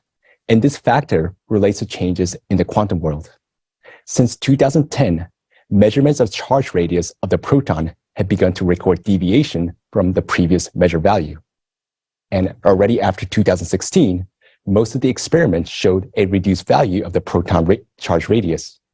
The new table value adopted in 2021 was 4.4% less. Such changes at the micro level require enormous energy. And this suggests that this impact should be sought at the quantum level and most likely at the beyond quantum level. A different physics works here, a hypothesis that you will learn about at the end of the forum today. So, we understand that an invisible energy of enormous power is now flowing to the Earth core. We can determine the consequence of its impact by the presence of excess heat in the Earth's interior and by the signs of destabilization of the core.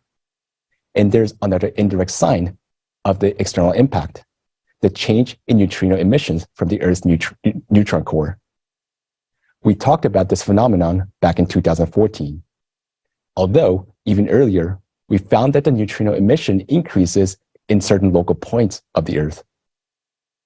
Later, our words were confirmed by new scientific research, and in 2016, a paper was published devoted to the detection of neutrinos emitted from the Earth's interior at the Anita Station in Antarctica. There are such zones of neutrino emissions in various parts of the planet, but today, it is difficult for scientists to study the process due to the division of science and lack of funding. We understand that there is an external factor, but there are no conditions for studying it. We can create such conditions only in the creative society, when the scientists will be provided with unlimited funding and all the resources necessary for research. If we delay in studying the nature of cosmic impact destabilizing the Earth core, it is clear what scenario it will lead to. In that case, the fate of Mars awaits us, and you're about to find out why.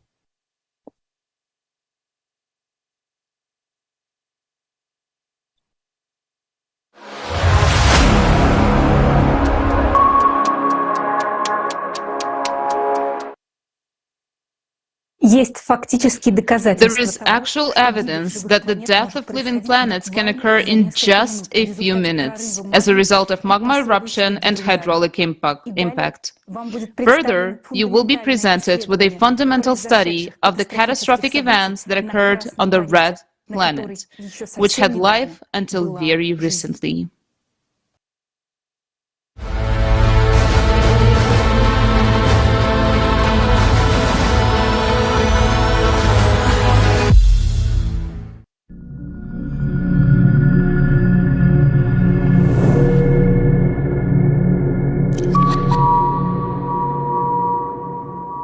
Today, the mystery of the red planet will be revealed to all of humanity. We will reveal to you a Mars you have never known.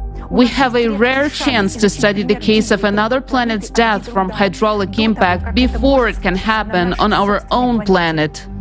After what you see, you won't be able to say you didn't know about this. The truth about Mars must be known by everyone so that Earth won't repeat the fate of its red brother. Mars and Earth were formed as planets around the same time, 4.6 billion years ago. They had many similarities: a functioning inner core, a strong magnetic field, a dense atmosphere with oxygen, oceans, and plant life. Today, you will discover irrefutable evidence of this based on scientific research. It is widely believed that Mars died 3.5 billion years ago for unknown reasons, and it has been dead for all of those billions of years just as we know it now. Planetary scientists are puzzled by the mystery of where most of the planet's water and atmosphere reserves have gone, what has happened to the magnetic field, and under what circumstances Mars died.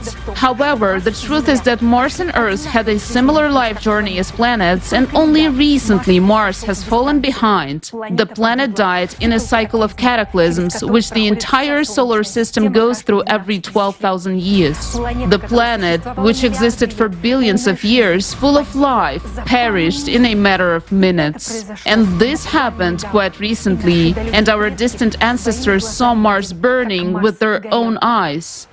Get ready to hear facts about Mars you never knew. Atmosphere of Mars. Currently, Mars has a very thin, dry and sparse atmosphere, which is 61 times less dense than Earth's. In terms of composition, Mars's atmosphere is now 96% carbon dioxide, with the remaining percentages being argon and nitrogen, and hundredths fractions of a percent is oxygen and water. However, it wasn't always like this. In October 2022, scientists from the University of Arizona published an article in which they proved, based on the analysis of the hydrogen isotopic composition, that for millions of years, the atmosphere of Mars was humid and had a density comparable to that of Earth's atmosphere today. According to official theory, Mars lost its dense atmosphere 3.5 billion years ago. However, the following facts contradict this theory. While studying meteorites found on Mars, researchers noted that some of them fell to the surface through a dense atmosphere. This became clear after studying the trajectory of the fall of these meteorites. Scientists were also surprised by the fact that the meteorites were shiny and looked like they had recently fallen. After all, usually iron rusts very quickly in the presence of water. If, according to scientists, Mars lost its dense atmosphere 3 billion years ago, then isn't it surprising that those iron meteorites show little or no signs of corrosion and are not covered with sediments? This suggests that Mars lost its dense atmosphere only recently. But researchers were afraid to draw such a conclusion. Scientists wonder what the composition of Mars' atmosphere was in the past, as now it consists almost entirely of carbon dioxide. Researchers from Oxford University have come to the conclusion that Mars once had an oxygen atmosphere similar to that on Earth. They made this discovery based on a study of the oxidation of minerals on Mars. Professor Portnov, PhD in geology and mineralogy, has come to the same conclusion. The color of Mars rocks, red, just like human blood, indicates that its atmosphere was once dense and rich in oxygen. The similarity between the color of the planet and human blood is explained by the same reason, the abundance of iron oxide. Red soil is formed as a result of the weathering of rocks, that is, their chemical and physical destruction. These types of soils are also quite common on Earth and are called red weathering crusts. They're formed under conditions of a warm climate, abundance of water, and free atmospheric oxygen due to the oxidation of iron in the rocks.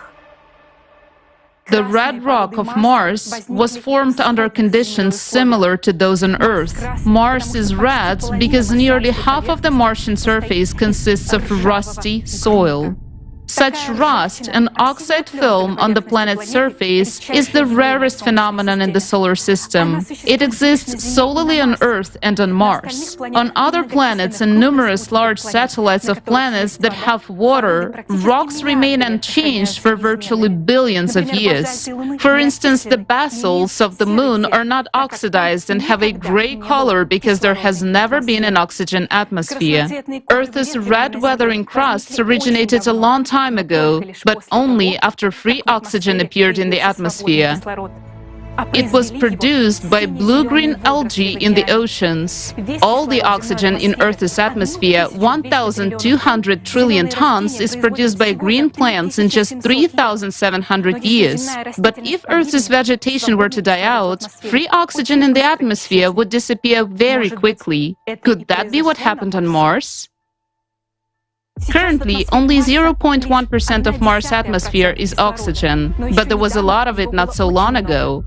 According to Professor Portnov's calculations, in order for the entire surface of Mars to turn red, the planet's rock would have had to consume 5,000 trillion tons of free oxygen during the weathering process. The amount of free oxygen needed to oxidize the rock of Mars could only have been produced by plant life through photosynthesis. This means that there was definitely life on Mars. You will learn more about other evidence of this later. Another mysterious and unexplained fact is that in some places the red color of Mars is just a thin layer on the surface. Mars rovers have drilled the surface of Martian rocks of various compositions many times, and in the pictures you can see for yourself that inside the rocks turned out to be gray, not red. Isn't that surprising that the red color is just a thin layer on the surface of the gray soil, as if it formed yesterday and over a very short period of time? The surface of Mars could oxidize so quickly and extensively only in the event of a very powerful explosion that engulfed the entire planet. What could cause an explosion of such power? Stay tuned for the answer. Magnetic field of Mars. As we can see from the most obvious facts, Mars had a dense oxygen atmosphere and a hot, humid climate. So why is the atmosphere of Mars so sparse now? NASA blames it on the disappearance of the magnetic field.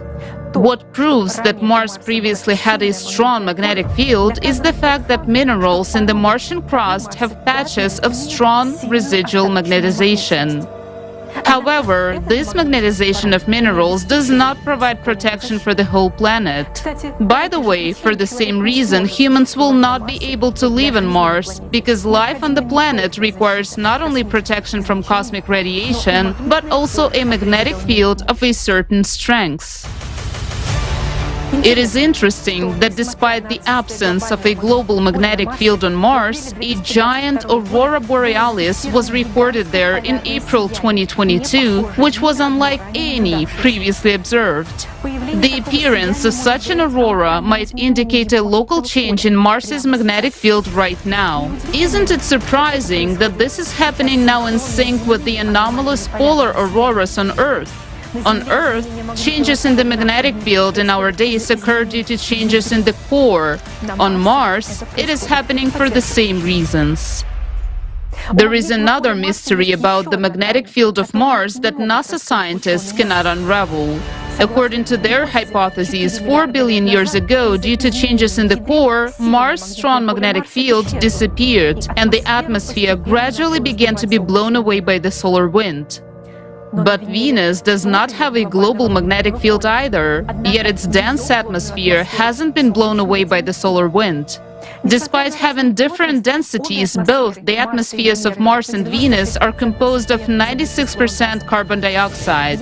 There are suggestions that the atmosphere of Venus is preserved by the ionosphere and the induced or secondary magnetic field. However, the same conditions exist on Mars, but there is no dense atmosphere. Robin Ramstad from the Swedish Institute of Space Physics proved in his research that even now the weak and sparse atmosphere of Mars cannot be blown away by the solar wind due to the protection from the induced magnetic field, as is the case on Venus. How is it possible that Venus's atmosphere remained despite the absence of a strong magnetic field, while on Mars it did not? The atmosphere on Mars is likely to have disappeared not due to the solar wind and not over 4 billion years, as NASA tells us, but under completely different circumstances. Then what happened on Mars? What was the scale of the catastrophe to deprive Mars of a dense oxygen atmosphere? You will find out more about this later. Rivers and lakes on Mars. Currently, Mars is a dry and cold planet with virtually no liquid water. All water found on Mars is in the form of water ice under layers of soil or on polar caps. During Martian spring and summer, seasonal streams of liquid water consisting of thawed salt solutions can be observed. However, in the past, the hydrosphere of Mars was abundant in liquid water that flowed in a warm and humid climate. This is evidenced by numerous well-preserved riverbeds and lake deposits. Indeed, the presence of rivers with liquid water in Mars's past suggests that once its atmosphere must have been much denser and warmer.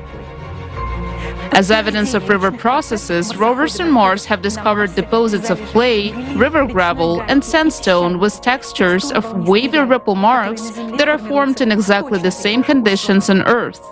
By the way, the rhythmic layering of lake sediments suggests that Mars once had a large moon, not like its current moons Phobos and Deimos. Only in the presence of a large moon can tides and ebbs occur, which give a rhythmic alteration of layers on the shores of water bodies.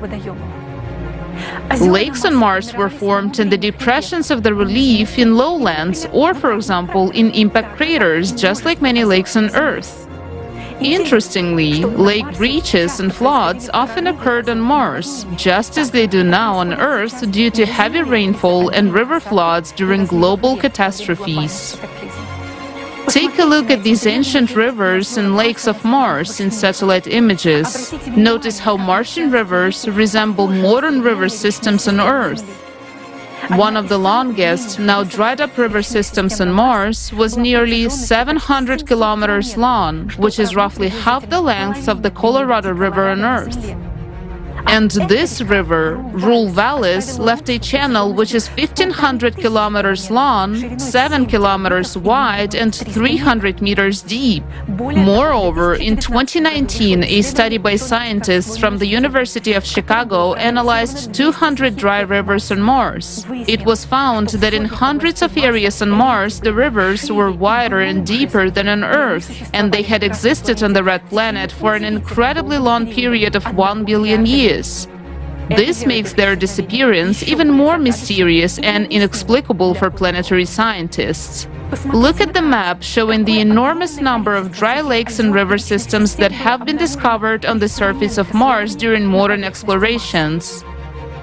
This tells us, first of all, that there used to be abundant rainfalls on Mars, which filled the rivers and lakes with water. This is only possible with a continuous circulation of water in nature, which implies the presence of an ocean. Scientists believe that all these rivers and lakes dried up on Mars 3.5 billion years ago. But is that really so?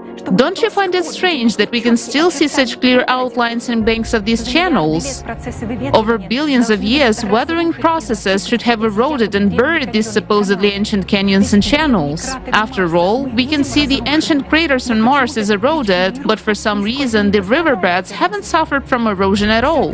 All of this suggests that these rivers were flowing on the surface of Mars quite recently. Mars's ocean.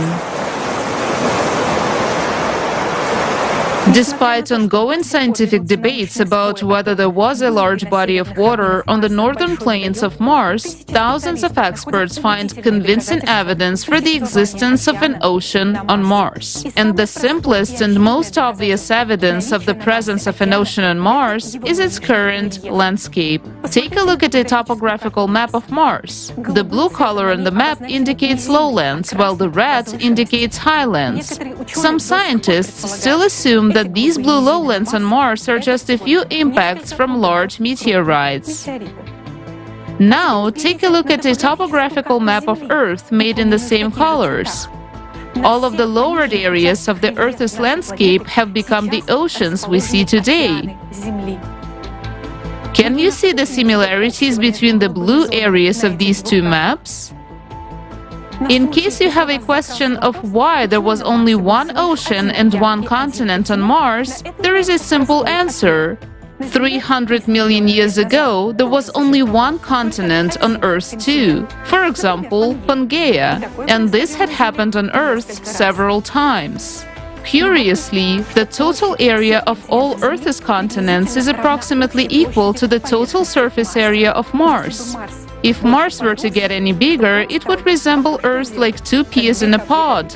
Let's get back to the question of the ocean on Mars. The planet's surface is divided into two parts. The first part is the southern high-standing continent, heavily littered with meteorite craters. The second part is the vast northern lowlands called the Vastitas Borealis Formation. The surface of lowlands is practically untouched by meteorites, as if it were protected from impacts. Interestingly, the boundary separating the continent and the lowland runs at the same height, approximately minus 3,900 meters. On Earth, such a line represents the zero level of the world's oceans. Relying on the topography of the landscape, in 1989, the American geologist T. Parker and his colleagues were the first to come to the simple and obvious conclusion that there was an ocean on Mars. Parker and his co-authors put forward a bold hypothesis. The boundary of the Vastitas Formation is a shoreline, and the formation itself is the bottom sediments of the ocean that once filled up the northern lowlands of Mars. The coastline on Mars is just as varied as on Earth. Some places it is a gentle ledge, some other places it is high bluffs and cliffs. However, this evidence was not enough for skeptics. Well, let's see what other facts point to the presence of an ocean on the northern plains of Vastitas.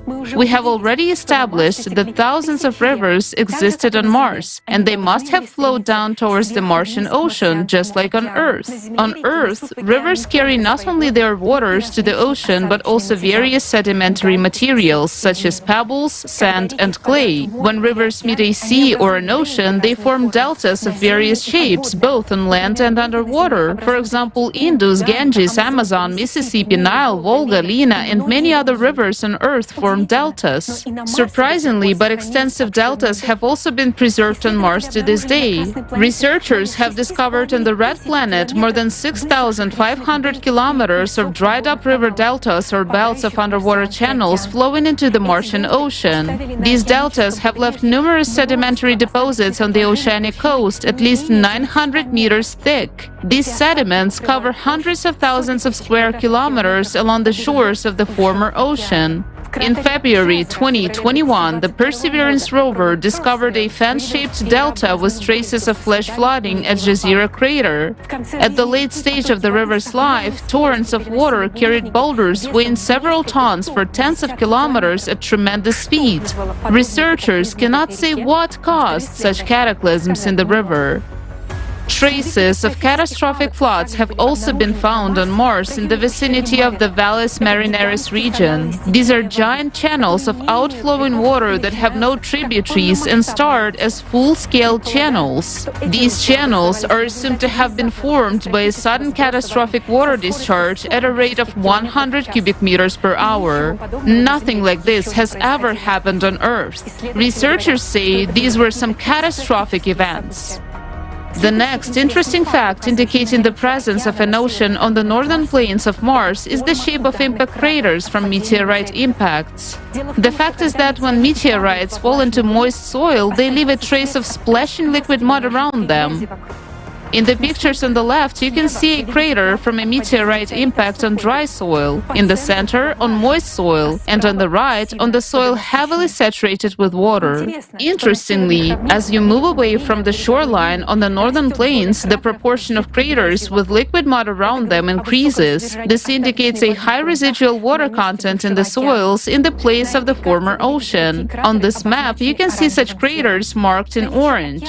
The presence of an ocean on the northern plains in the past is also confirmed by a NASA study based on analysis of hydrogen and deuterium isotopes. According to the analysis, the volume of water on the planet was 6.5 times larger than what remains in the polar ice caps of Mars today. This volume of water was greater than what the Arctic Ocean on Earth contains. However, for some reason, Mars lost 87% of its water. Interestingly, if the Martian Ocean had evaporated gradually, researchers would have seen a gradual change in the level of delta deposits and how shallow water sediments replaced deep water ones.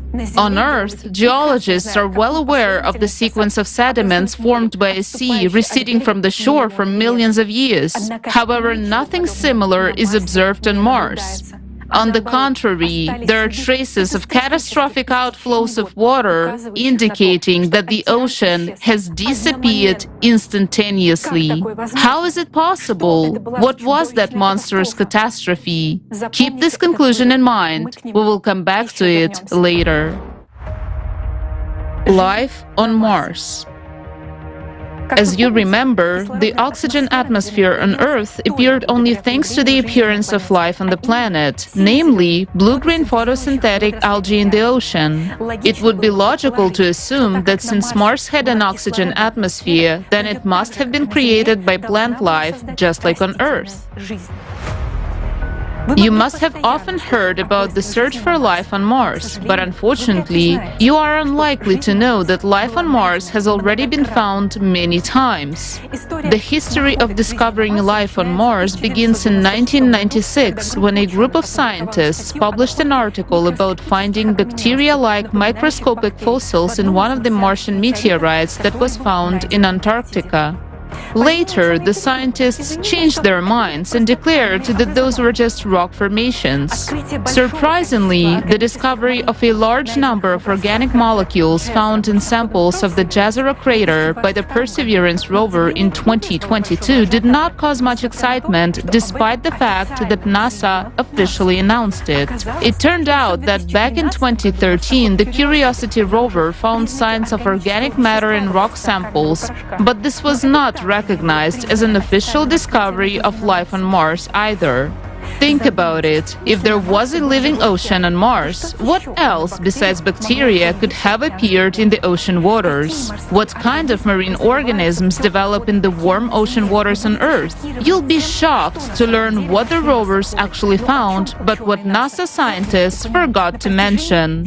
For 7 years, starting in 2012, the Curiosity rover has been plowing through Gale crater, which is located on the coast of the dried-up Martian Ocean. Scientists believe that 3.5 billion years ago, Gale crater was a lake or a body of water. Similar lakes on the seashore on Earth are often filled with salt water due to the proximity of the ocean and are called lagoons. Interestingly, salt-saturated rocks have also been found in Gale crater.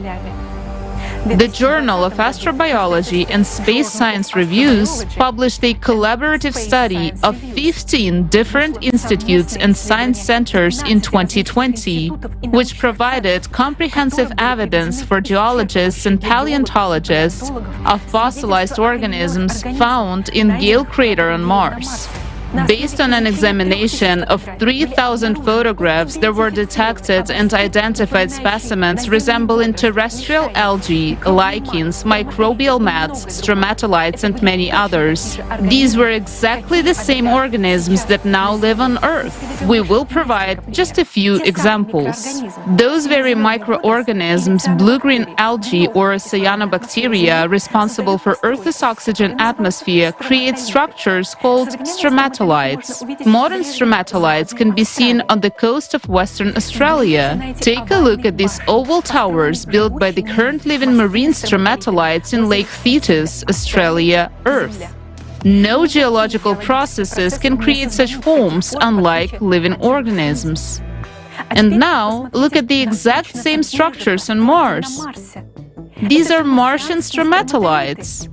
Now, take a look at the official NASA images, which show branching filaments of cyanobacteria found in the same region on Mars. Didn't these objects deserve a more detailed study by the scientists who operated the rover?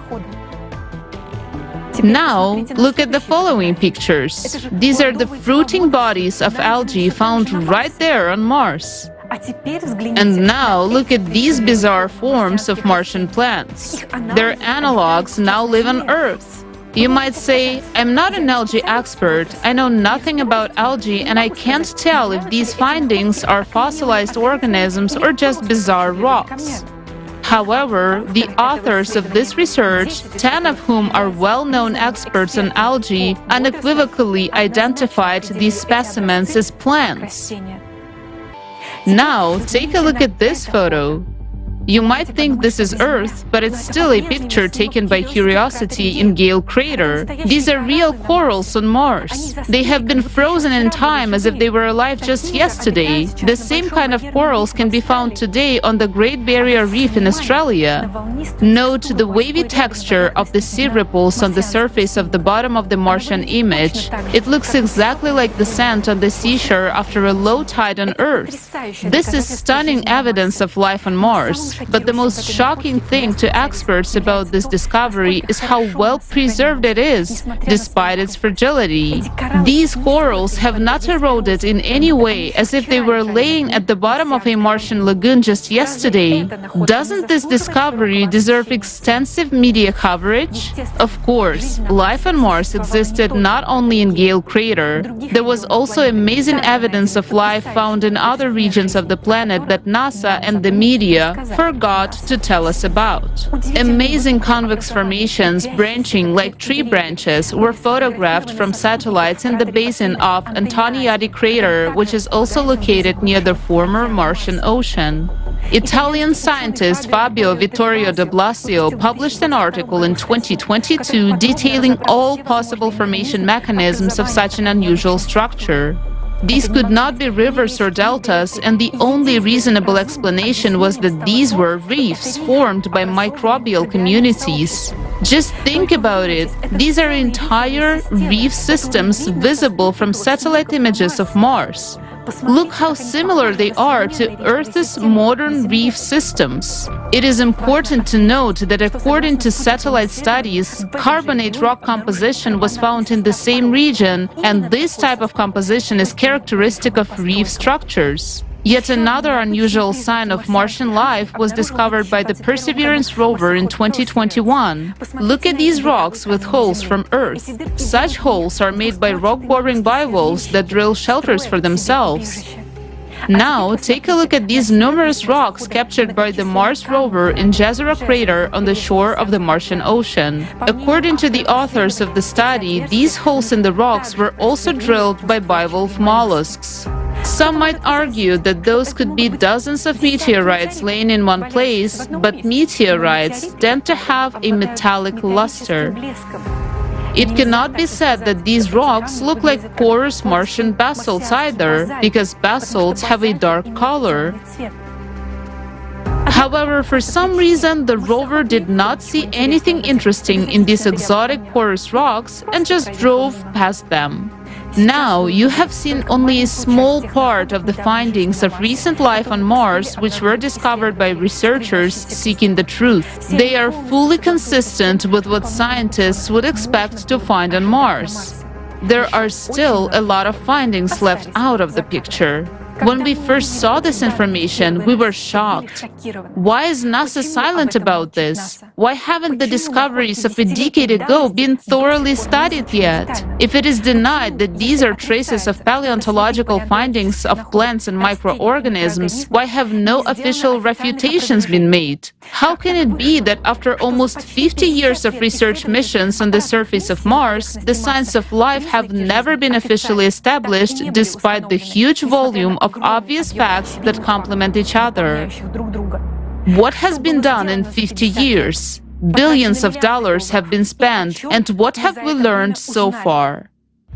Information about fossil finds on Mars is deliberately hidden. If we assume that all these findings are traces of active Martian life, then it turns out that Mars passed the same path of evolutionary development as Earth. The observed species have a similar origin and have their analogues among modern inhabitants of Earth, which means that Mars could not have perished 3.5 billion years ago. Otherwise, these species would not have had time to evolve. The fact that the extinction of Martian species occurred very recently is also evidenced by the excellent preservation of the findings, which completely contradicts the accepted dating of the demise of Mars. And to discourage inquisitive people from studying this topic, NASA adopted a tactic of posting on the internet hundreds of thousands of identical, boring photos from rovers universe in which there is nothing interesting. This is done to disappoint anyone who still had any interest in studying life on Mars and to make them give up hope. Meanwhile, the truth is right in front of everyone.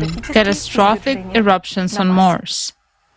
Current magmatic and volcanic activity on Mars is also puzzling researchers, as these processes cannot occur on a planet that has been dead for billions of years.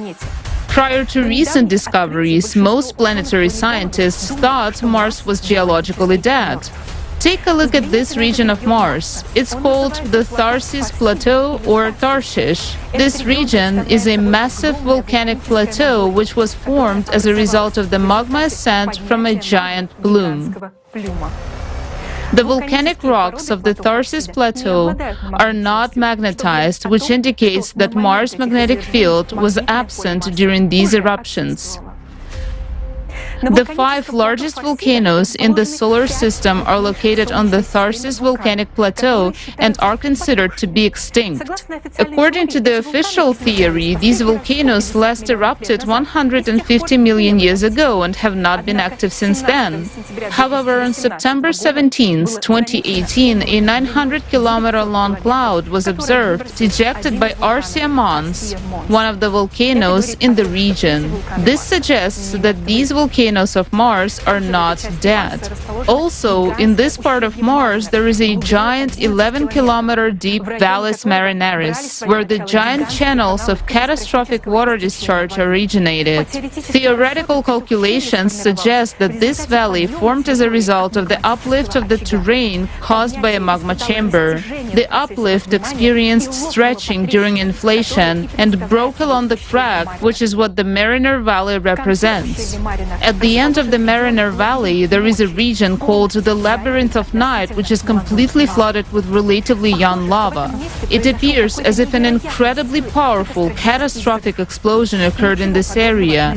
Nothing like this has ever happened on Earth, at least not yet.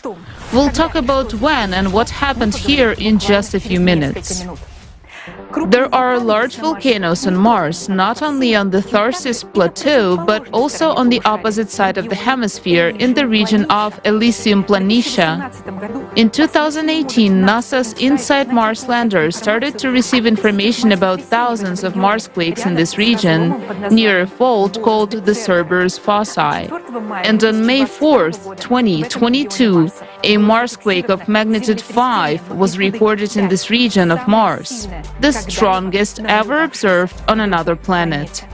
Mars does not have plate tectonics, so in 2022, scientists at the University of Arizona concluded that these Marsquakes were not of tectonic origin, but were caused by the rise of a huge mantle plume 4,000 kilometers in diameter.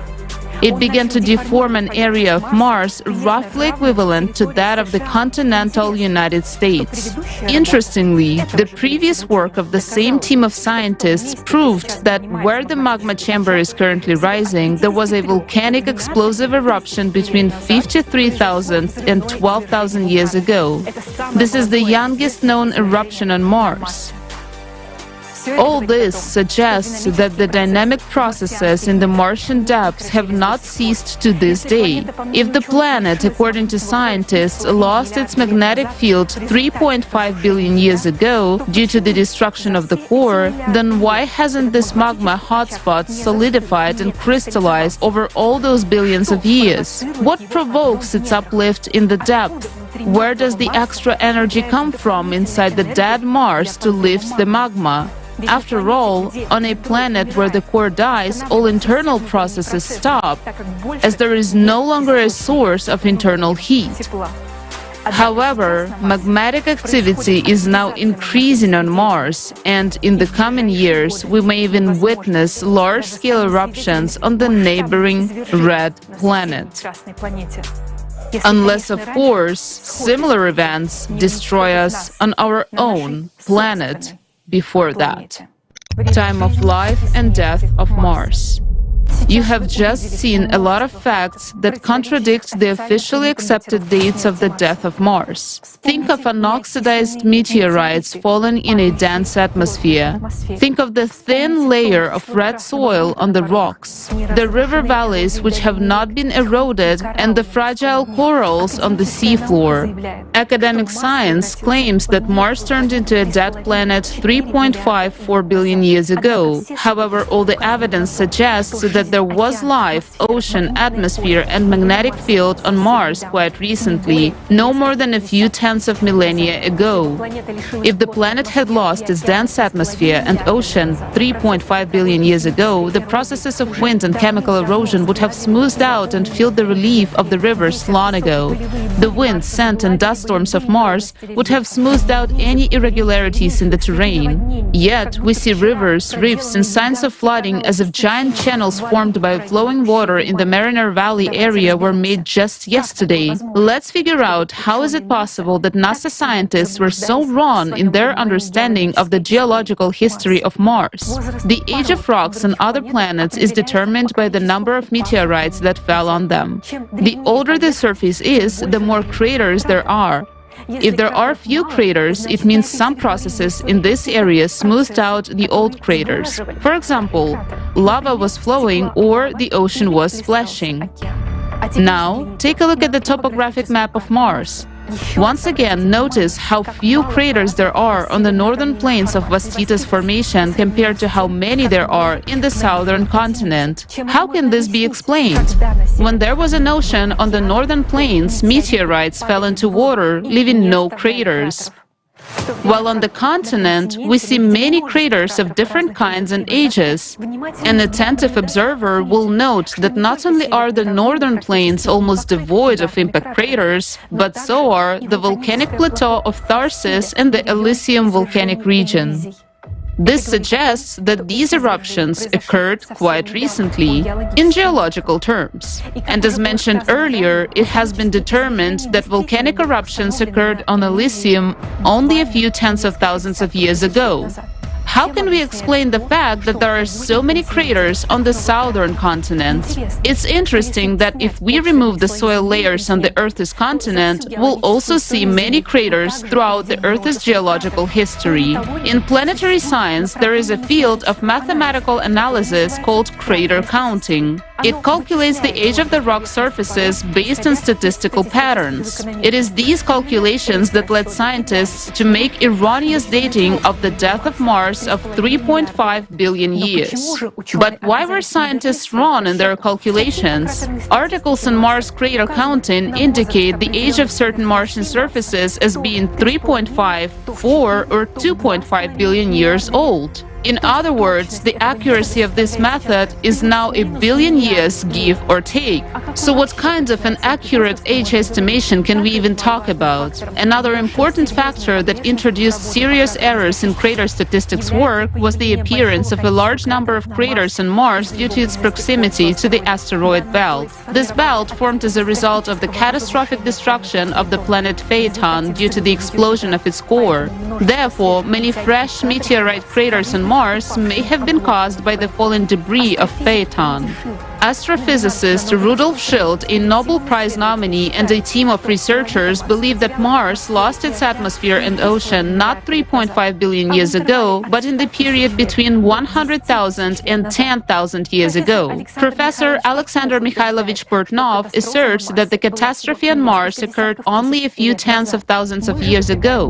We hypothesize that Mars died 24,000 years ago during a cycle of most powerful cataclysms that affect the entire solar system every 12,000 years. Planetary scientists do not see that Mars died recently because they ignore information about the cycle of cataclysms and do not pay attention to the fact that climate change and the activation of the depths of all planets of the solar system occurs simultaneously.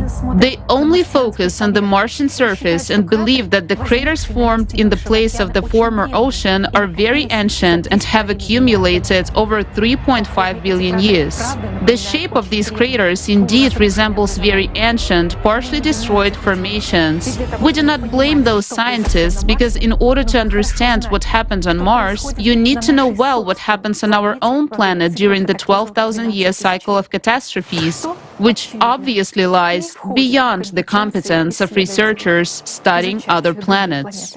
During a cycle of catastrophes, when the impact from outer space delivers additional energy to the cores of the planets, their interiors begin to heat up, causing the cores to get displaced. Destabilization of the core in the planet causes anomalies in the magnetic field, and the drift of the center of mass and the speed of rotation of the planet begin to change. Due to the energy entering the planet's interior and changes in the centrifugal force, magma begins to rise from the interior of the planet, just as it is currently happening on Earth, where magma is already breaking through the thinnest parts of the crust. The thinnest part is the oceanic crust, and now, due to the rise of magma, the ocean floor is heating up more than usual. The same thing is happening on Mars, as well as on other planets of the solar system, and even on the Moon. Take a look at the flat, smooth surfaces of the ocean of storms on the Moon. That part of the Moon became so smooth probably because in the 12,000-year cycle, magma from the depths melted the crust in that area from within. The same process takes place on Mars. During the cycle of cataclysms, magma heats up the bottom of the former ocean and melts the ice below the surface, while the craters erode. This is why scientists believe that these are ancient craters that appeared billions of years ago. Numerous traces of crater healing, floods, and even traces of mega tsunamis in the recent past of Mars speak of endogenous heating of the planet's interior, the thawing of water-saturated soils, and the erosion of the former Martian ocean floor. For scientists unfamiliar with the information about 12,000-year cycle of cataclysms, these phenomena remain a mystery. Experts cannot imagine that their models and dating are wrong because they cannot answer a simple question: where did the atmosphere and ocean of Mars disappear if it died recently? Now we're going to tell you the most vital information for every Earthling. Are you ready to find out what really happened on Mars and what could happen on Earth in just 13 years? Hydraulic impact on Mars. Mars died suddenly. Recall, we do not see traces of the gradual retreat of the ocean. This means the ocean disappeared instantly. The dense oxygen atmosphere of Mars also disappeared under mysterious circumstances unexplained by NASA models. The oxidized red film over the entire surface of Mars could only have formed in conditions of the burning of the entire atmosphere. This sudden, unexpected cataclysm formed giant traces of water discharge. Only a single scenario of the death of living planets can bring together all these disparate facts into one frightening picture. Let's look at how this catastrophe happened on Mars. It all started just like it does every 12,000 years throughout the solar system. Extra energy from the outside began to enter the cores of the planets. The core of Mars also received this energy, and the interior of Mars began to heat up. The magma chamber beneath the Tharsis Plateau began to rise, just like what's happening now on Earth under the glaciers of Greenland and Antarctica. The humid, warm climate of Mars began to change. The global temperature on the planet rose by several degrees. The ocean began to warm up from the bottom. The number and severity of natural disasters began to increase on the planet. In the Northern Ocean, the number and strength of Martian hurricanes began to grow, destroying the coast. The current coastline of Mars has clearly observed areas of persistent hurricane landfall. Earthquakes began to increase in number and magnitude in the Tharsis and Elysium Plateau areas, just as they are beginning to increase even on dead Mars right now. Abnormally high tsunami waves appeared, traces of which have been discovered by scientists. Then, as a result of the weakening of the Martian magnetic field and the drift of the poles, anomalous auroras began to appear, just like it is happening on Mars and Earth right now. the instability in the planet's interior continued to grow. On two plateaus, Tharsis and Elysium, volcanoes exploded and catastrophic eruptions began, flooding everything around with liquid, unusually hot lava. This is evidenced by a huge area covered by lava flows. The atmosphere was filled with ash, and a sudden ice age began. Hurricane winds carried abrasive particles, bringing everything in their path to dust. Those were the same dust storms that now occur on Mars, only the winds were hundreds of times stronger. Earthquakes increased exponentially until the entire Mars began to shake with magnitude 10 Marsquakes. Magma plume under the Tharsis Plateau continued to uplift the area until at some point the magma met groundwater in the interior. At that point, the uplift burst with a catastrophic roar. This formed the Mariner Valley into which the cold waters of the Northern Ocean rushed. At that moment, in the central part of the Tharsis Plateau, where the labyrinth of Night Plateau is now located, there was a catastrophic rupture of the plume, and the cold water in the Mariner Valley instantly exploded, breaking through the atmosphere of Mars with a column of steam. This was a hydraulic impact with the force of millions of nuclear bombs. The shockwave from this explosion tangentially traveled inside the planet, expanding the magma in all directions. The impact caused the inner core to bounce back and stop, and the magnetic field of Mars disappeared in an instant. The moon of Mars most likely flew off into the sun. Water from the Mariner Valley rushed back into the ocean, forming catastrophic outflow channels. Mars exploded from eruptions, its atmosphere started burning and flared from electromagnetic discharges. Mars was burning, and our distant ancestors saw it. The blazing planet began to be covered with a red oxide film. At this very moment, literally in a couple of minutes, the torn atmosphere of Mars rolled up like a scroll. And since its integrity was violated, it broke off the blazing planet along with the ocean. The torn atmosphere and ocean of Mars instantly froze in the cold of outer space and turned into comets with a precisely defined momentum of movement in the solar system. Once every few decades, these comets return to their original home. Comets fly past Mars. So, it was due to the hydraulic impact that Mars lost its magnetic field, moon, atmosphere, ocean, and life in just a few minutes. This happened 24,000 years ago. Volcanoes continued to erupt on the planet for several more decades until they exhausted the energy impulse from the interior set by the cycle of cataclysms. The lava from the eruptions solidified after the magnetic field has disappeared, so the rocks did not retain their magnetization. The carbon dioxide released during these eruptions became the new atmosphere of Mars, sparse and cold. Water-saturated sediments froze in the ground. The only inhabitants of Mars that might have survived were molds and bacteria. Mars took on the appearance that we are used to seeing. Over the past 24,000 years, a number of meteorites have fallen on Mars, including ones from the asteroid belt at the location of the planet Phaeton. However, 12,000 years ago, during the previous cycle of cataclysms, the distorted interior of Mars received a new impulse of energy, and the volcanoes began to erupt again, while the floor of the former ocean heated up and melted. It was these processes that caused the craters on the northern plains to take on the appearance of ancient formations, causing scientists to push back the date of Mars's death to an uncertain 3.5 billion years. Why have thousands of scientists been misled and deceived about the true dates of Mars's death? Why has NASA been searching for life on Mars for 50 years and not finding any obvious facts in their own images? We don't believe that only fools work at NASA, but we are certain that they're not telling us the truth. And here is the answer to the question why they're doing this. Those who bought the opinions of scientists are well aware of the cataclysms that happened during the cycle, but But they believe people do not need to know this because they hope that things on Earth will not be so bad and they will be able to wait it out in a bunker. But not this time. Nobody survived in a bunker on Mars. Here it is, Mars, dead and cold, evidence and the most vivid example of hydraulic impact, a rare phenomenon on living planets. Mars is a dead monument to a hydraulic impact, a terrible tragedy, and at the same time, this is our chance to understand the reality of the death of planets, the reality of seeing the same scenario on our planet. Now on Earth, we have also entered a cycle of cataclysmic events, similar to the one during which Mars died. The date of the repetition of the events of Mars and our planet on Earth is already known. It is the year 2036. The location of the hydraulic impact is identified. It is the Mariana Trench. Isn't it ironic that on Mars it happened in the valley called Mariner?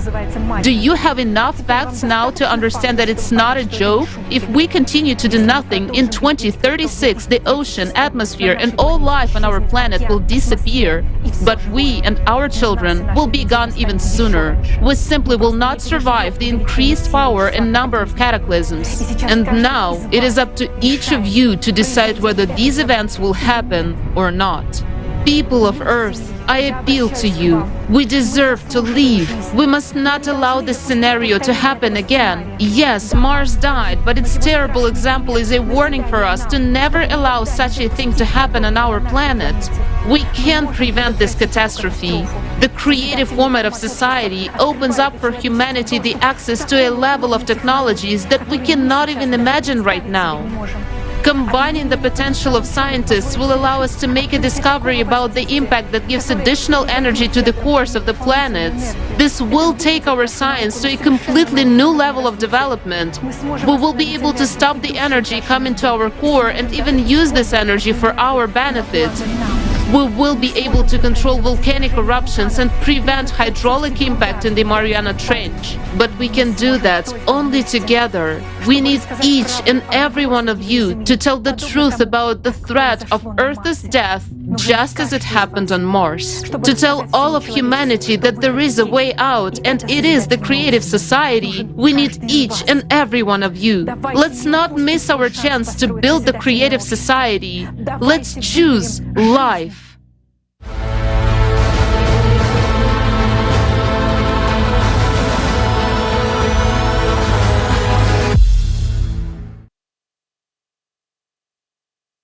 After this film, I want to say only one thing. It's about the survival of the entire humanity and our planet today. This is a matter of global security. The main topic of the entire international agenda today should be the topic of studying the external impact that affects the core of our planet and what we can counteract it with. And a more urgent task is to create the conditions for the scientific world so that this problem can be resolved. And those necessary conditions are the building of the creative society. If we don't want to repeat the fate of Mars, we need to act now. Now, it's a great honor for me to introduce our next honorary speaker, Dr. Egan Chilokian, a lobbyist of the U.S. Congress and White House, member of CERN Laboratories' Future Circular Collider Project team, and Lawrence Livermore National's Laboratories National Ignition Facility User Team, educator, member at the International Association of Intelligence Educators.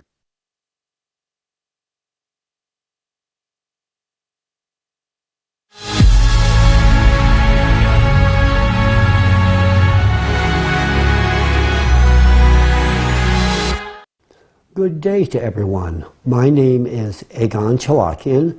I am a retired international tax law professional who was also a qualified particle physicist. For the most part, I reside in Cambridge, Massachusetts, USA, home to both MIT and Harvard University, where I have academic roots. Equipped with a combined legal and physical science background, I developed a professional career within the national security, legislative affairs, and academic communities, commencing very early on. Today, I shall be speaking on the interface between climate change, Earth's geophysical disruption, legislative affairs, and national security. Because the character of my chosen topic requires a cultivated expertise typically obtained only on the job, particularly with respect to legislative affairs and national security, I'm also going to give you a bit of my professional background in these same domains as well. In this regard, very early in my career, I served as a legislative tax analyst attached to the President's Commission on International Trade and Investment Policy, the White House, under President Nixon and President Ford. And while affiliated with the Harvard Legislative Research Bureau, and while serving on the board of editors of the Harvard Journal of Legislation, I simultaneously served as a legislative tax analyst with the Joint Taxation Committee of the Committee on Ways and Means and Finance, U.S. House of Representatives and Senate, 92nd and 93rd sessions of Congress. Thereafter, I worked with the Reagan Kitchen Cabinet and Reagan White House, where I was intimately involved with President Reagan's Strategic Defense Initiative project. In total, I have worked with 4 U.S. presidents. While I am, in fact, based in Cambridge, Massachusetts, the lion's share of my current professional activities do, in fact, take place on Capitol Hill, Washington, D.C., where I have recently commenced a specialized legislative affairs practice centered on climate change and national security-related matters. Incidentally, if you're wondering whether or not I still keep my hand in the physical sciences, well, yes, I do. In fact, I am duly cited in all 4 volumes of CERN Laboratories' Future Circular Collider Conceptual Design Report, and I retain a very active role in the FCC's development. Additionally, I am likewise actively involved in NASA's NISAR mission as well, with a 2024 launch date rapidly approaching. CERN is the preeminent particle physics laboratory worldwide, and the FCC project is deemed to be one of the world's most sophisticated engineering challenges. And with regard to NASA's NISAR mission, which is a partnership between NASA and the Indian Space Research Organization, it is the first satellite mission to collect data in 2 microwave bandwidths, called the L-band and the S-band. In fact, it measures changes of our planet's surface, including movements as small as a centimeter, thus allowing the mission to observe a wide range of Earth processes, from the flow rates of glaciers and ice sheets to the dynamics of earthquakes and volcanoes. The tools provided by NASA's NISAR mission will likely be available to many of you within this audience within the very near future. Now I will turn my attention to the interface between volcanoes, the oceans, human anthropogenic behavior, and legislative affairs and national security. Starting with the oceans and human interaction, the anthropogenic factor has indeed destabilized our ocean's ability to mitigate Earth's ever-increasing volcanic activity.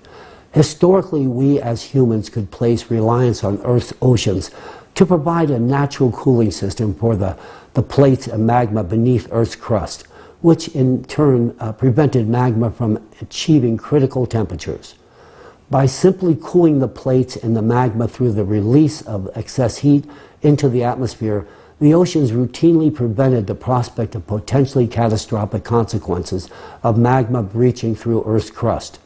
Now, unfortunately, it would appear that humans have seen fit to handicap our oceans from performing this vital service. Growing evidence would suggest that the thermal conductivity of ocean water has been decreasing at a molecular level as a direct result of microplastic pollution. Microplastic pollution has decreased the ability of the ocean to release heat into the atmosphere, consequently causing the ocean to heat up and the magma beneath the plates to receive insufficient cooling. As a direct result of this activity, the opportunity for enhanced seismic and volcanic activity has dramatically increased. Routine results reveal that magma flows that are currently being released reflect higher temperatures and significantly different chemical compositions than those observed in the past. And magma that was previously retained at greater depths is now freely evacuating to the surface, further supporting the validity of this statement. Now let's talk about volcanoes. This portion of my presentation will be centered on the cataclysmic volcano activity, both historical and forthcoming, and on the impact likely to be visited upon mankind. Whether viewed through the national security or national disaster lens, the threat warrants immediate global attention. Accordingly, from the introductory presentation, it is hoped that a blueprint to address this issue at hand may ultimately be born, and to the same end, a 12,000-year evolutionary volcanic cycle will be embraced, from which we shall examine the factors which give rise to my assertions. My choice to employ a 12,000-year cyclical barometer was drawn from traditional geological interrogation, which included an empirical examination of ice core data, sedimentary deposits, glacial traces, paleomagnetic research, and archaeological excavation datings. The enhanced frequency of extraordinary geophysical events indicates pronounced instability in the Earth's core. This same instability will consequently manifest itself in the form of intense heat and subsequent magma, as witnessed just a few weeks back. The seismic events unfolding before us today should not be overlooked or discounted. Earthquakes realized in Turkey and Syria, compounded by a succession of volcanic eruptions and subordinated activity, ought to provide ample warning of imminent danger at our doorsteps. Should an earthquake occur in a geospecific region of China or elsewhere on the planet that produces a force magnitude similar to that recently visited upon Turkey, such an extraordinary event could actually trigger volcanic activity as far away as Yellowstone caldera, located in North America. Volcanic networks are indeed incestuous in all respects. If this were to happen, the consequences could be devastating, potentially resulting in a consequential eruption of the Yellowstone supervolcano. Moreover, such a catastrophic incident could also activate an interconnected network of volcanoes worldwide. In this lattermost scenario, the fate of mankind would likely be at stake. Volcanoes erupt when mandatory conditions are met. Currently, an increase in magnetic activity is observed on the Earth's interior, and this will ultimately bring about enhanced volcanic activity from both volcanoes and supervolcanoes alike. As magma escapes to the surface, even if external impact on the Earth's core were fully arrested, the presence of inertia would suggest that the eruptions would persist. This inspires the inevitable question as to whether or not volcanic eruptions could be controlled, regulated, or even precluded by man. Can we actually diffuse volcanic eruptions? The eruption of a volcano is instigated by the ascent of magma and the buildup of pressure within the conduit of the volcano. Upon reaching the surface, the magma is discharged as a result of degassing. The process of eruption is also accompanied by a series of small earthquakes that cause the surrounding plates to shift, which can influence the upward movement of the magma. In fact, volcanoes function as a remediating mechanism for our planet, with the goal of stabilizing magmatic outflows. What about earthquakes? Earthquakes are not a mere consequence of plate destruction, but rather a fundamental mechanism of natural remediation, a protective mechanism for our planet. A series of earthquakes within the Earth's crust indicates that the crust of our planet itself compensates for an increase in pressure of magma in the trough, thereby averting volcanic eruptions. During the eruption, only a portion of the accumulated magma is spent, with the remaining balance falling subject to the natural remediation process. This same process manifests in an integral series of stabilizing earthquakes of varying magnitudes, which further serves to stay magma escape. Such a mechanism of natural compensation does not, however, apply in the case of supervolcanoes. A supervolcano possesses a massive magma chamber embedded in the Earth's crust, where magma can ascend and penetrate through the tectonic plate, resulting in a volcanic eruption.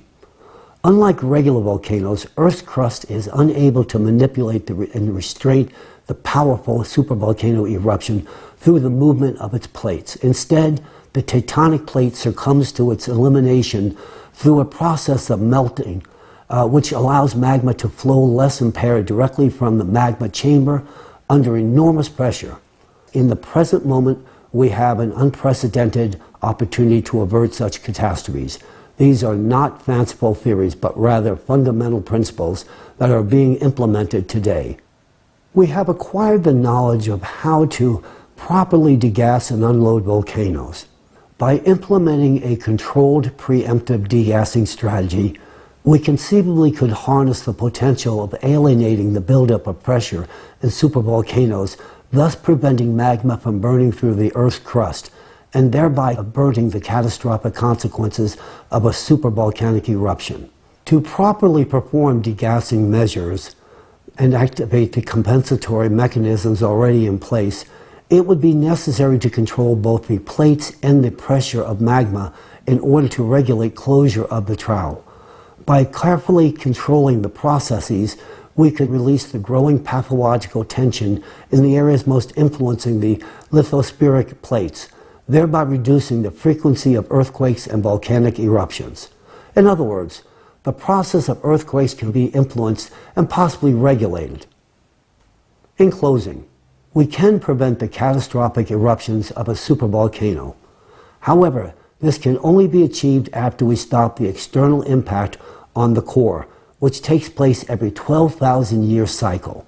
This is an undeniable fact. If we fail to take corrective action or improperly conduct degassing, the excess energy will intensify the cavitation process of magma and lead to a sharp expansion of magma pressure, which the crust will not be able to withstand. In such a case, our planet may well face the same fate as Phaethon, a catastrophic explosion that would transform it into an asteroid belt.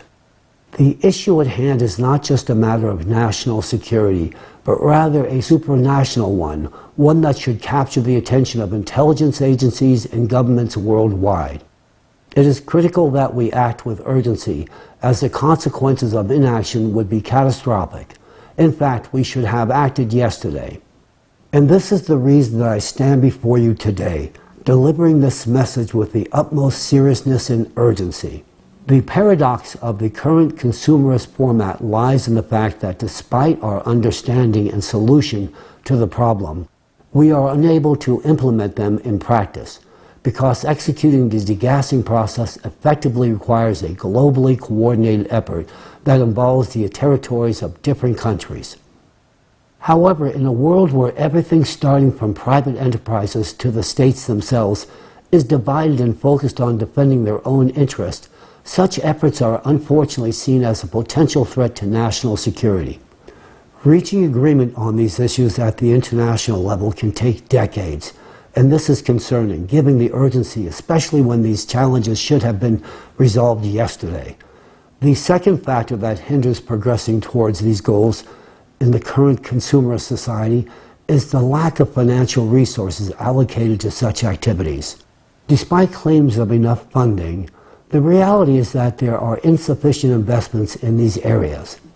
While funds are directed towards wars and conflicts, no funds are allocated to provide for pressing human needs, because the consumer society places no value on human life. Therefore, I assert with confidence that if we persist in the consumerist model of international relations, we are bound to fail. The terms of the game are such that even if we possess a solution, we are not able to execute it. We people are the root cause of all crises. Nevertheless, regardless of our past mistakes, we can always stop and do things in a different way. However, given the current state of affairs, any small delay in addressing the climate threats will result in irreversible consequences. Soon we will no longer be able to do anything against the climate, and all of us understand this perfectly well. In light of the dire climate situation, I have come before you today to discuss a possible solution. I believe that the only way to overcome our current crisis is to transform our society from a consumerist format of society to a creative society. The model of the creative society instills in us three key conditions that will enable us to combat climate change.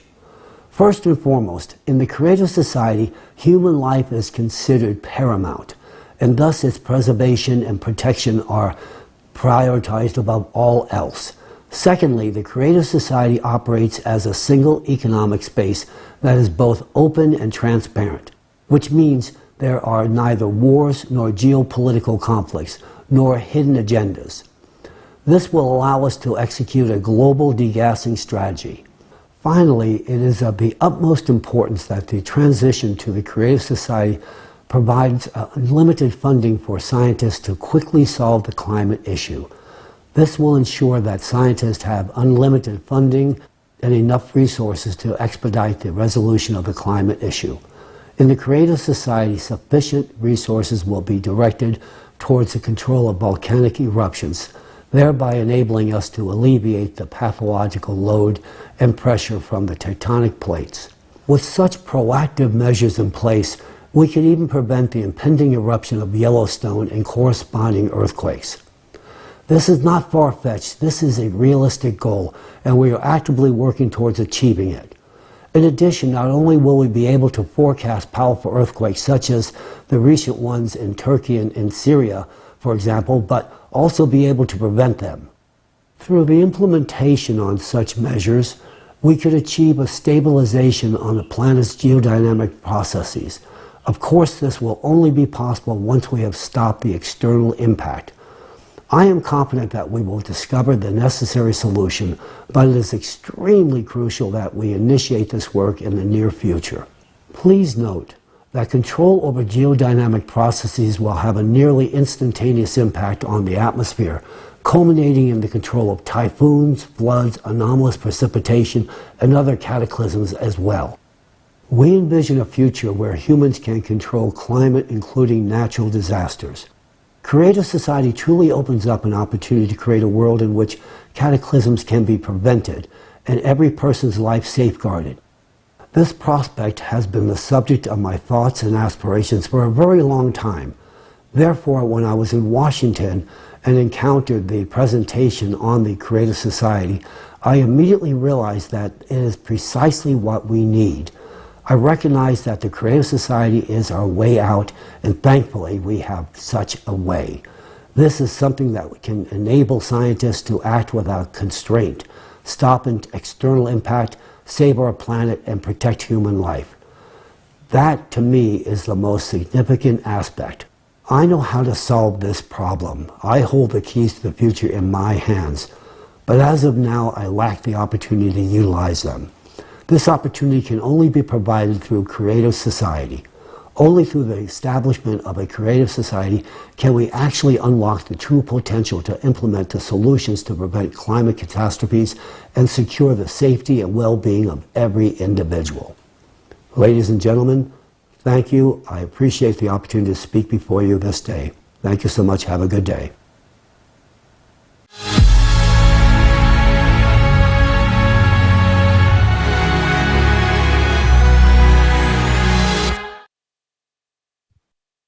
We express our deep gratitude to Professor Chalakian for the unique knowledge he has shared with us today. The importance of what we have just learned cannot be overstated. Professor Chalakian's wise and comprehensive approach to volcanic degassing is indispensable and gives hope for the successful elimination of the global climate threat. Thanks to Professor Chalakian, we can now see that the correct and safe degassing of volcanoes is possible. We have the tools and understanding to do it. So we can prevent supervolcano explosions, keep humankind safe, and save many human lives. But an important point emphasized by Professor Chalakian is that planned large-scale degassing of volcanoes can be carried out only after the external impact of the core of our planet is stopped. It is important to understand that the event after we stop the external impact, residual phenomena such as earthquakes and volcanic eruptions will still occur. Therefore, at this stage, degassing will become an extremely necessary tool. However, its implementation requires certain conditions, such as free access to different locations on the planet and other resources. And as Professor Chalakian accurately noted, the only format that can create the necessary conditions for this is the Creative Society. We will examine in more detail what the Creative Society format is and why we so much need it today.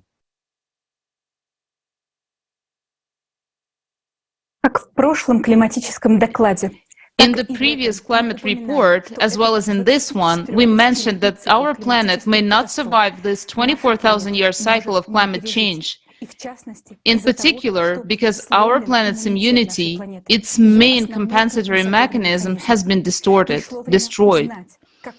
The time has come to find out how our planet's immunity has been destroyed and what role we, humans, have played in that.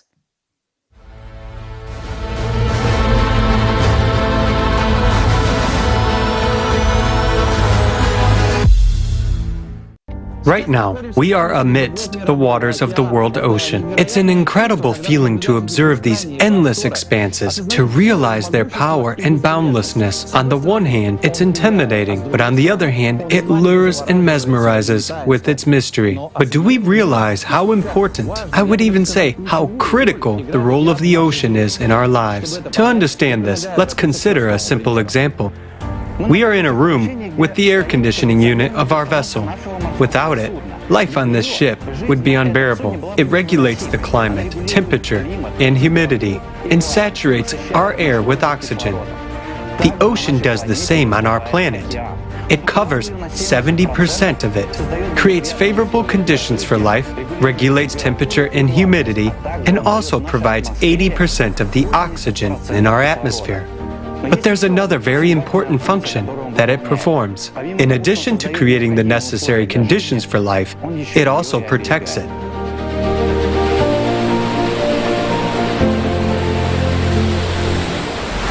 What exactly does the ocean do, and what does it protect the inhabitants of the planet from? One of the most important functions performed by the ocean is cooling the Earth's interior. Like an enormous air conditioning system, through the atmosphere, it releases into space the internal heat, which is transmitted to the lithospheric plates by the heated mantle and magma chambers. The ocean performs heat exchange and cooling functions, just like the cold water in nuclear reactors. The ocean plays a special role during the peak stress on our planet during the 12,000-year cycle of catastrophes, when additional energy is coming from space to the Earth's core. External impact leads to additional heating of the Earth's interior, which only increases the stress on the ocean. Moreover, every 24,000 years, the impact is several times more intense and the heating is greater. Today, the dynamics of seismic and volcanic activity on Earth already indicate that we are approaching the peak of this 24,000-year cycle. The only difference is that we are approaching it much faster than in all previous cycles, which is very alarming.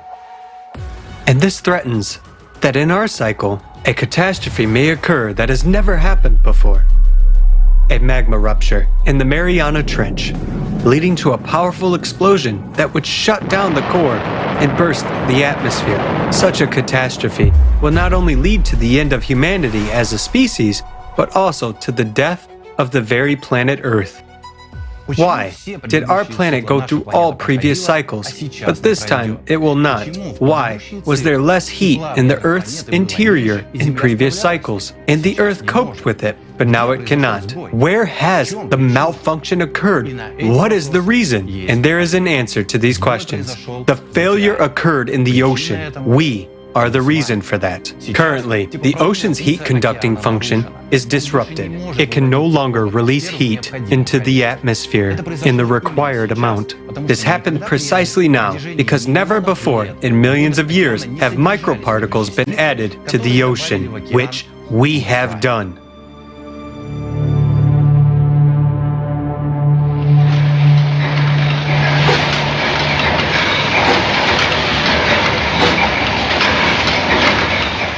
Oil is hydrocarbons. Hydrocarbons at the molecular level critically reduce the ocean's heat conductivity. It is oil that is the raw material for the production of one of the main pollutants of the ocean, plastics. The fact is that when it gets into the water, it does not decompose, but breaks down into microparticles, so-called micro and nanoplastics. Since plastic is a derivative of hydrocarbons, its particles at the micro level change the chemical composition of the oceanic water and its acidity, reduce the heat capacity of water, and impair heat conductivity. How do plastic nanoparticles end up in the ocean? The only reason for this is us humans. Humanity began mass producing plastic in the 1950s. And now, almost everything that we have produced during this time is already in the ocean. Entire islands of plastic cover the surface of the ocean. Their total area is practically equal to the territory of the United States and Australia combined. But the worst part is that all the plastic that we see on the surface is only 1%. And 99% of the plastic is in the waters of the ocean.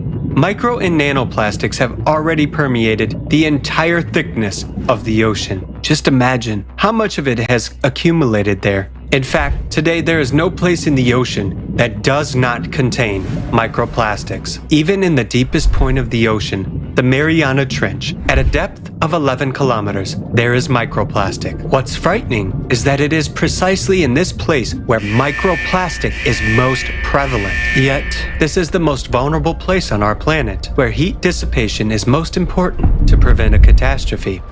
Oil enters the ocean in its primary form as well.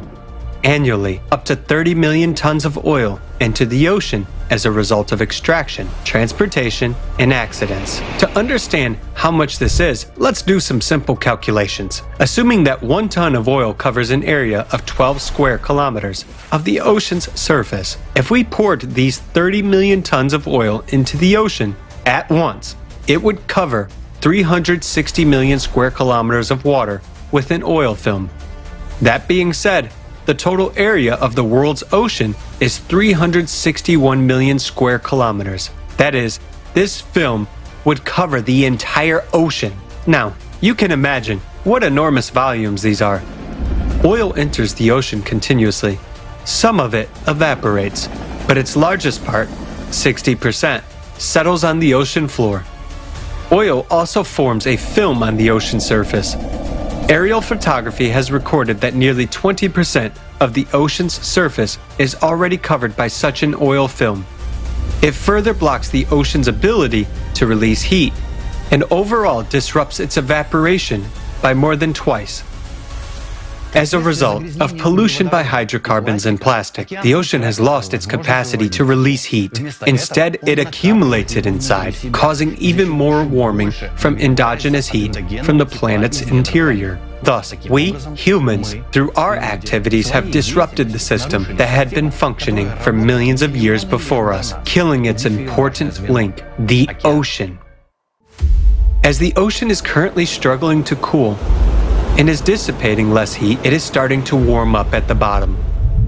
A warming 0.04 of a degree Celsius has been detected at a depth of 4.5 kilometers. It may seem like a small value. In a room, we wouldn't even notice such an increase. But imagine what this means on a planetary scale. What this means in terms of millions of cubic kilometers of ocean. And off the coast of North America, for example, there has been a rise in the ocean bottom temperatures of up to 5 degrees Celsius. As a result of the temperature increase in the bottom waters, huge volumes of heated water rise to the surface, the so-called blobs. The temperature of these zones can rise up to 6 degrees Celsius above the surrounding water. These blobs can reach as big as, for example, the area of Texas in the USA. And there are more and more of such giant blobs appearing. Such anomalies indicate that the ocean is dying, and its temperature regime is seriously disturbed. The increase in ocean bottom temperature leads to catastrophic consequences, as it represents a huge amount of energy that was unable to be released from the Earth's interior. This energy is equivalent to the power of millions of nuclear bombs aimed against us.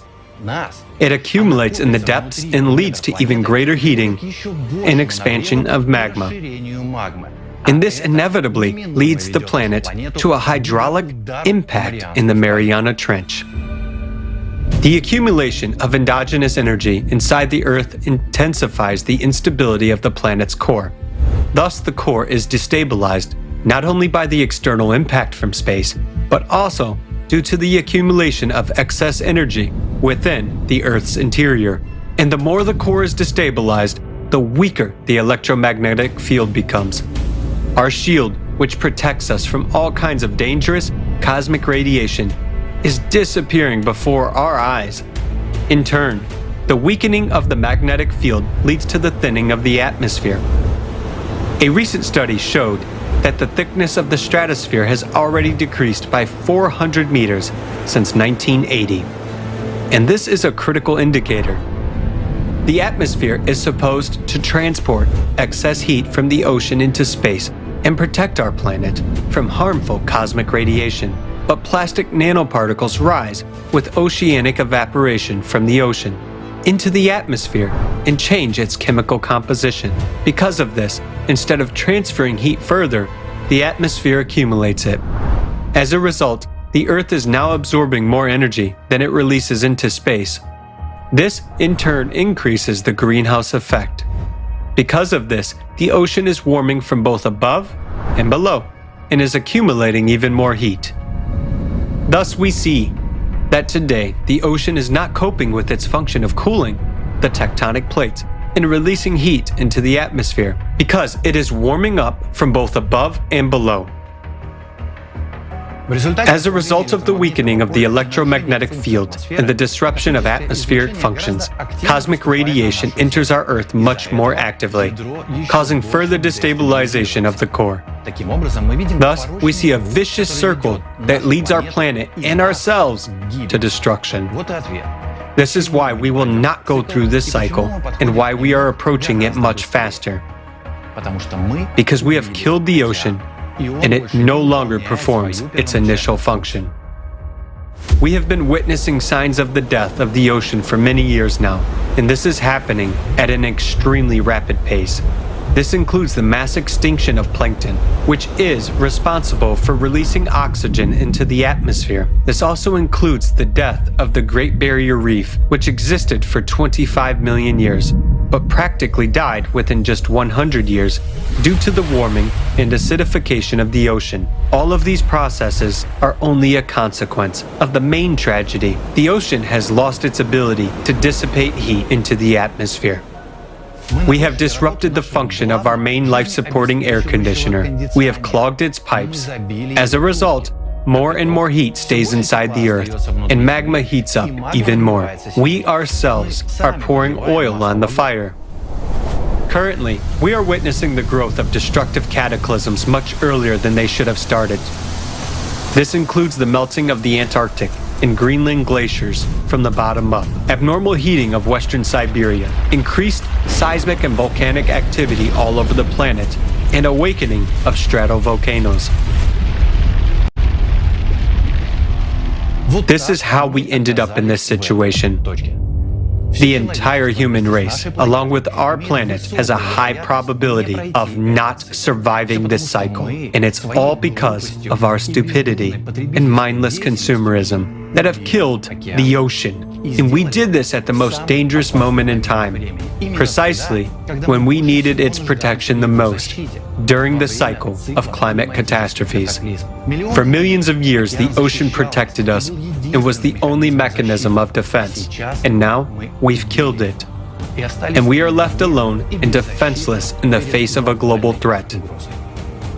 Do we have a chance to survive all this? Yes, we do. But for this, we need technologies that will protect us from space radiation and help clean the ocean of hydrocarbons. Everyone is stingy with money, and no one will allocate resources for this. Moreover, it is necessary to eliminate the cause, cosmic radiation, and today, no one is solving this problem. As for those who could solve it, brilliant scientists today work for the military-industrial complexes of their countries, and it will always be so in the consumerist format. That is why we need different conditions to solve this problem. We will have such conditions only in the creative society. Building the creative society is our only chance. What will happen if we don't do this? We will perish long before 2036. Recall the millions of nuclear bombs that have already started ticking under our feet, and answer yourself to the question, is life worth a little effort to save it? What will you choose? The death of the planet or the creative society? That's the choice you're making right now.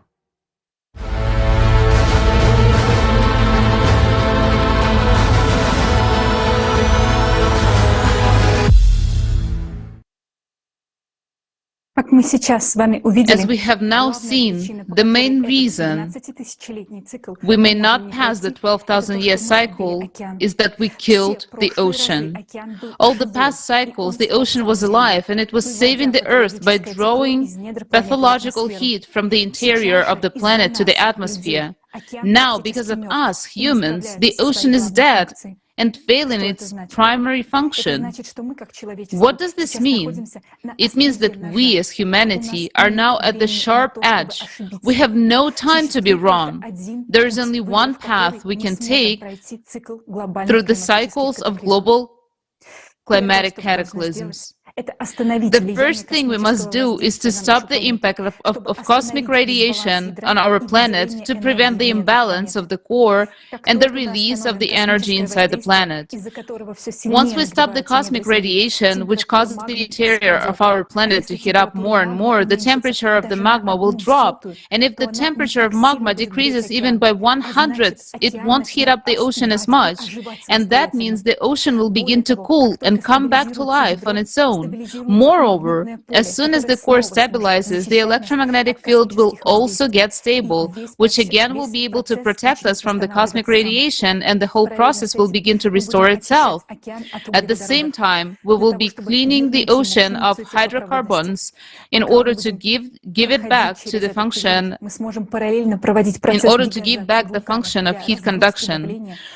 While going through this period, we will be able to conduct in parallel the process of volcano degazing to relieve the pressure that goes from the interior of the planet to the volcanoes. In this way, we will restore the Earth's holistic system. But to fulfill all these steps, we need conditions which we do not have now in the consumer's format. It is only the creative society format that can ensure these conditions, which implies any geopolitical conflicts, the existence of the single economic space, and most importantly,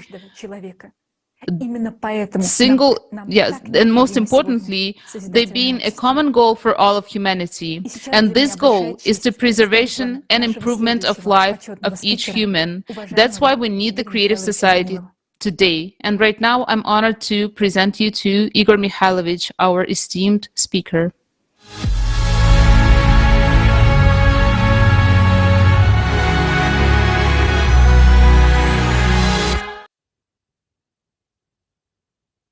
Greetings, dear friends. It's a great honor for me to participate in the forum Global Crisis, There is a Way Out. We've heard a lot of interesting and impressive information today. I would say information that is really frightening and affects many aspects of our lives and life in general. Of course, the information we've just heard is alarming. Many people may ask, where are our scientists? Why aren't they talking about this? Friends, I would like to say that our scientists are here, and many of them know quite a lot. But as of today, the situation has developed in such a way that our science worldwide is divided into different fields. And, in fact, funding of modern science is very low. I mean that science which is supposed to save us, as we already understand from what we've previously heard. This is really alarming, I would say. The problem is very serious, and we will have to solve it anyway, or choose not to solve it. In fact, in our modern world, we, as entire humanity, have options. The first option is to do nothing, and as we've already heard, we can repeat the fate of Mars. The second option is for all to unite under a single government. First of all, why am I saying this? Because in order for us to solve the climate problem, to really solve it, we need to bring all our scientists together. Yes, we need theoreticians, but above all, we need practitioners. Those scientists who are currently working for different countries, those whose names we do not hear and do not see. These scientists are not mentioned, but we know what they work on. They develop things which, for the most part, are subsequently directed against our lives. The time has come for these scientists as well to actually serve humanity. Unfortunately, not a single country is going to give up these scientists so easily. It means we should solve the problem globally if we want to survive as humanity. The global solution to this problem will be for us, whether we like it or not, to unite as the entire humanity. We must unite in order to put an end to wars once and for all, because even the slightest threat of war will keep those secret engineering design bureaus secret. And those scientists who are at the forefront of science today, who are really working in practical science, developing new fields and trends, let's say, in new physics, that physics which we are not yet used to, but which already works according to new physical principles and creates what is later on killing us in wars, in conflicts, and in many other areas of disputes between countries. So in order for us to solve our main crisis, or at least to have a chance of solving it, we need these scientists.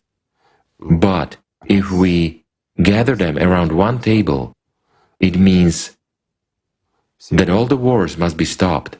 So whether we like it or not, in our present consumerist format, it means that all the countries should be united by some kind of one force. Let it be a single world government, elected by people or by the countries. Whether this is acceptable or unacceptable is for people to decide. But there is a problem in this case, and I guess I will voice it. Why is a single world government not a solution in the current situation? This is primarily because any government has an opposition. Some countries will be against the world government elected by the people or by countries. Someone will disagree with something, which means there will be tension. If there is tension, there will be resistance. If there is resistance, it means scientists will still work on new kinds of weapons. And since they will work on new kinds of weapons, it means that many countries will simply not give away their true scientists, those who are currently developing advanced weapons in secret engineering design bureaus. These scientists won't be able to gather at the same table with the rest. But even if they do gather together with the rest, each scientist will have 10 intelligence officers standing behind him to make sure he doesn't say too much, and that he says and thinks the right things. Can you imagine what it is like for scientists to work in such an environment? Will they be able to brainstorm and find a solution? No, they won't. Scientists today should be granted creative freedom and, in fact, the maximum possible resources. In other words, they should not be constrained as they are today. Why to this day does our science continue to believe in erroneous theories? Let me explain. It's only because these erroneous theories about climate change are simpler, and we see in them at least some kind of a solution. It would be great if that were the case, but unfortunately, today we have seen the facts and the evidence. They are irrefutable. You may doubt them. You may not want that to happen, but we have seen for ourselves that it's a fact.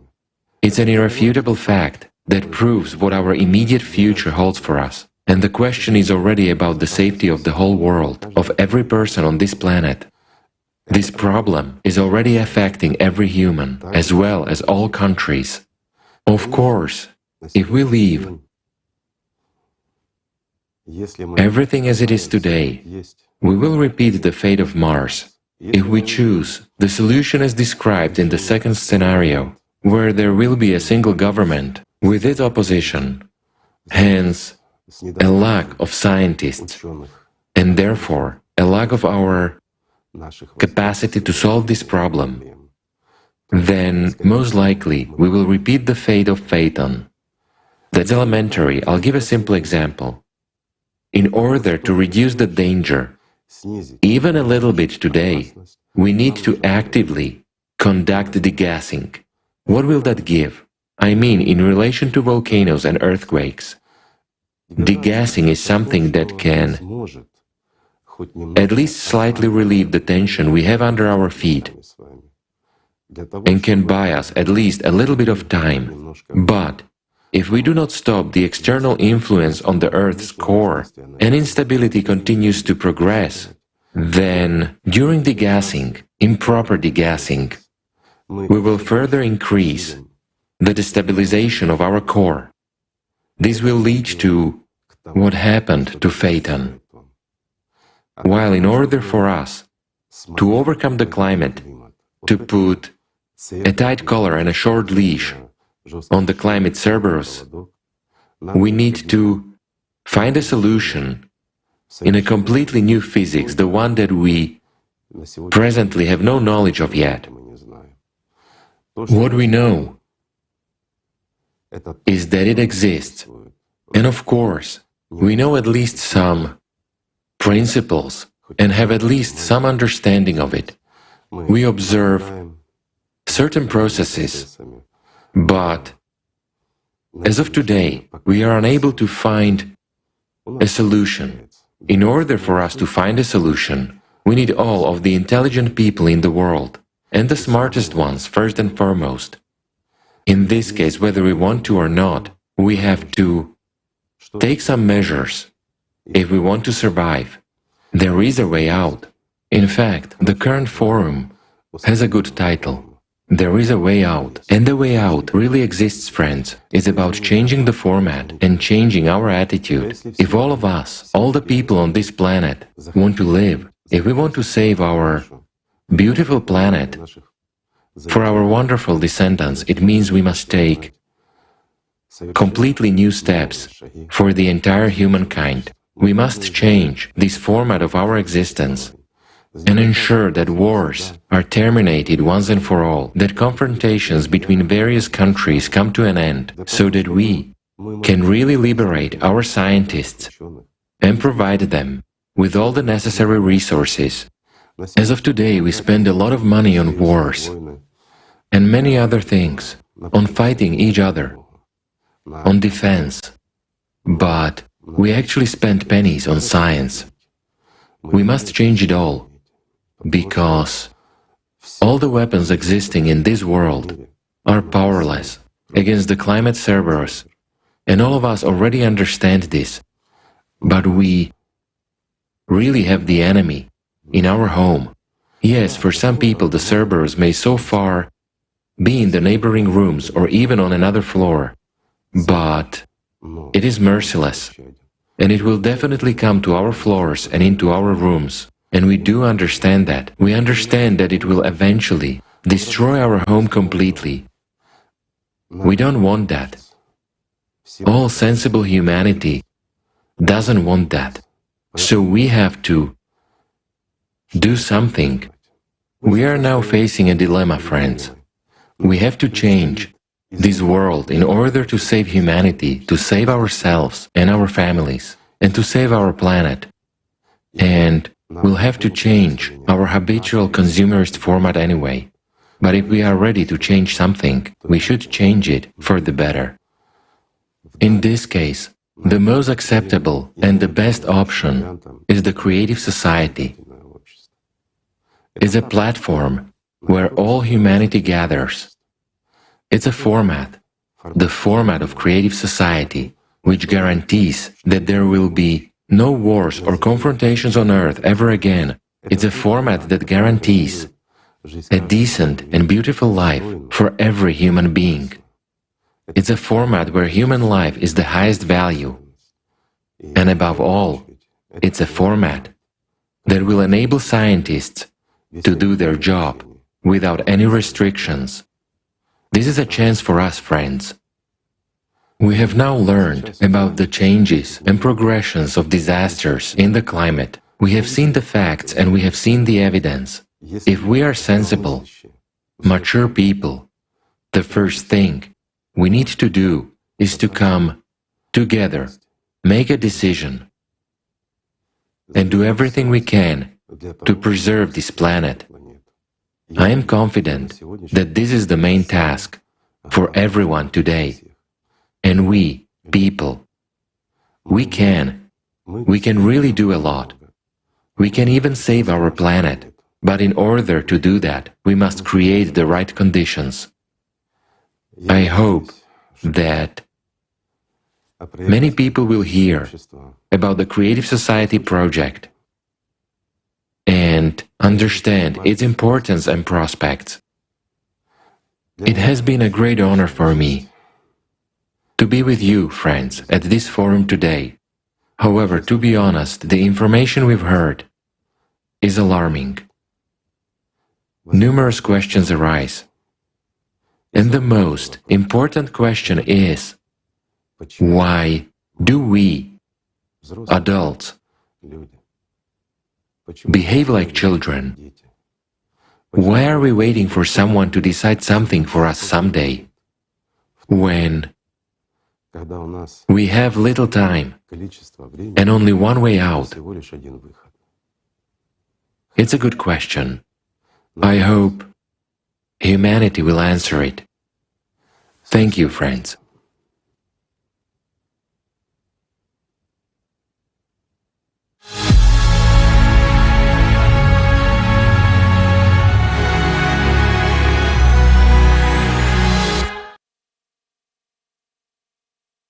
Спасибо, Игорь Михайлович. Thank you, Igor Mikhailovich, for your important words, for your support and faith in people. We still hope that modern humankind has enough reasons to choose life, so that we will not repeat neither fate of Mars nor Phaeton. Moreover, today we as humanity stand on the threshold of such scientific discoveries that will fundamentally change our entire existence. A door of colossal opportunities opens before us, but more about it later. And now I would like to say a few more words about a large-scale interdisciplinary research of climate change and geodynamics of the planet, the results of which were presented to you at today's forum as an illustrative report. At today's forum, we all witnessed the huge scale of international research and analytical work that was carried out by the volunteers of the Creative Society project from all over the world. Among them are representatives of academia from a variety of scientific fields with extensive experience and a wide range of professional skills. The numerous comprehensive collection and analysis of data was carried out in the fields of geology, geophysics, volcanology, seismology, climatology, planetary science, astrophysics, quantum physics, biology, medicine, ecology, and many other disciplines. Assessing the scale of the work done by the volunteers and specialists of the Creative Society project, it can be stated that the volume of this work exceeds the total volume of all scientific work in the field of studying modern climate change.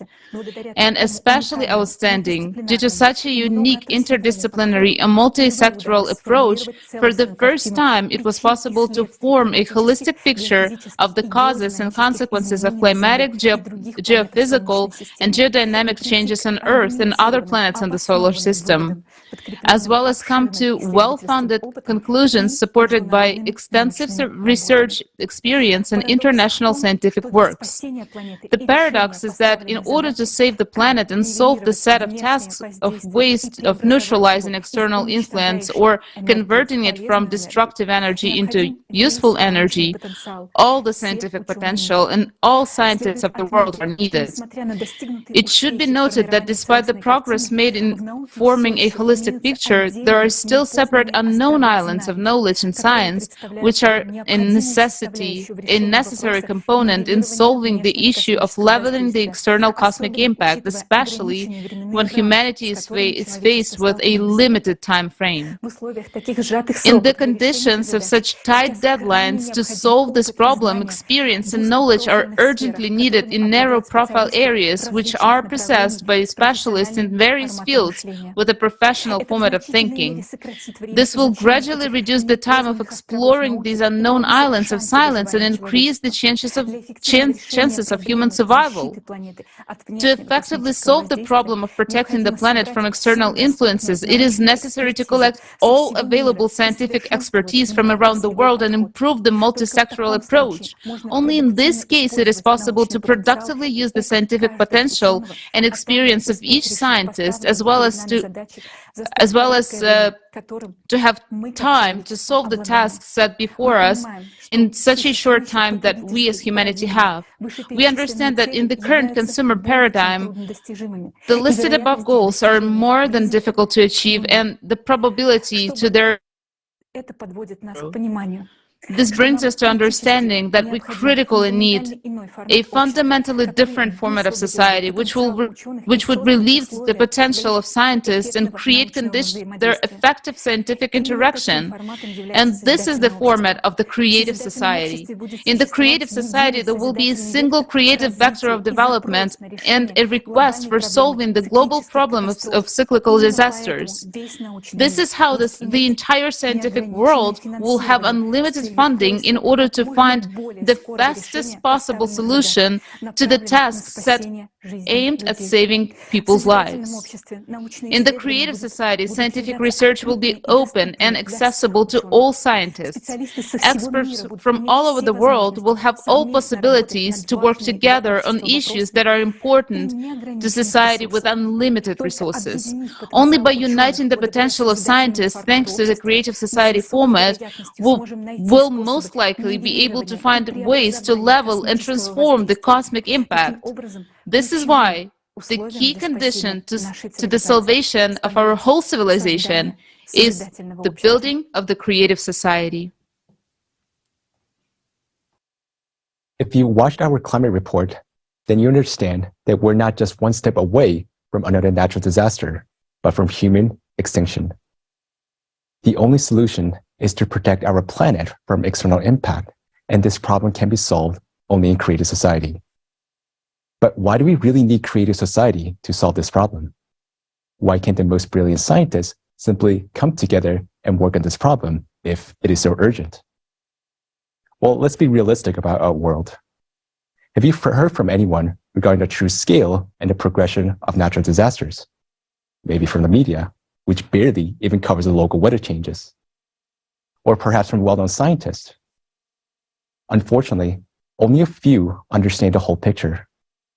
Many merely notice the temperature increase and blame humans, while others are still in a denial stage, claiming that nothing unusual is happening with the climate. It is just natural variability and that everything is just normal.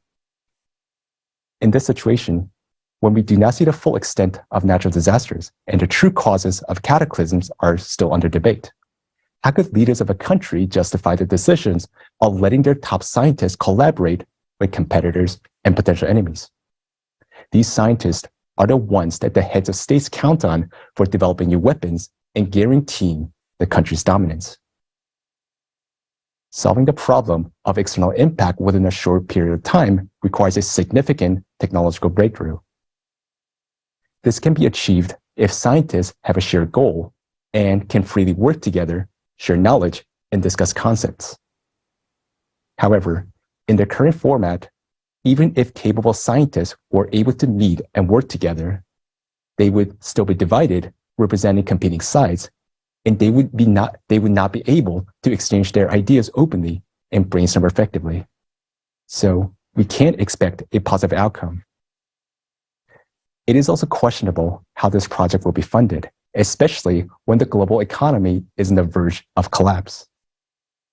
But in the creative society, the chance of finding the solution for natural disasters will be significantly higher because first, everyone would have access to truthful information about the scale and the impact of cataclysms, and the real cause of climate catastrophes will become evident.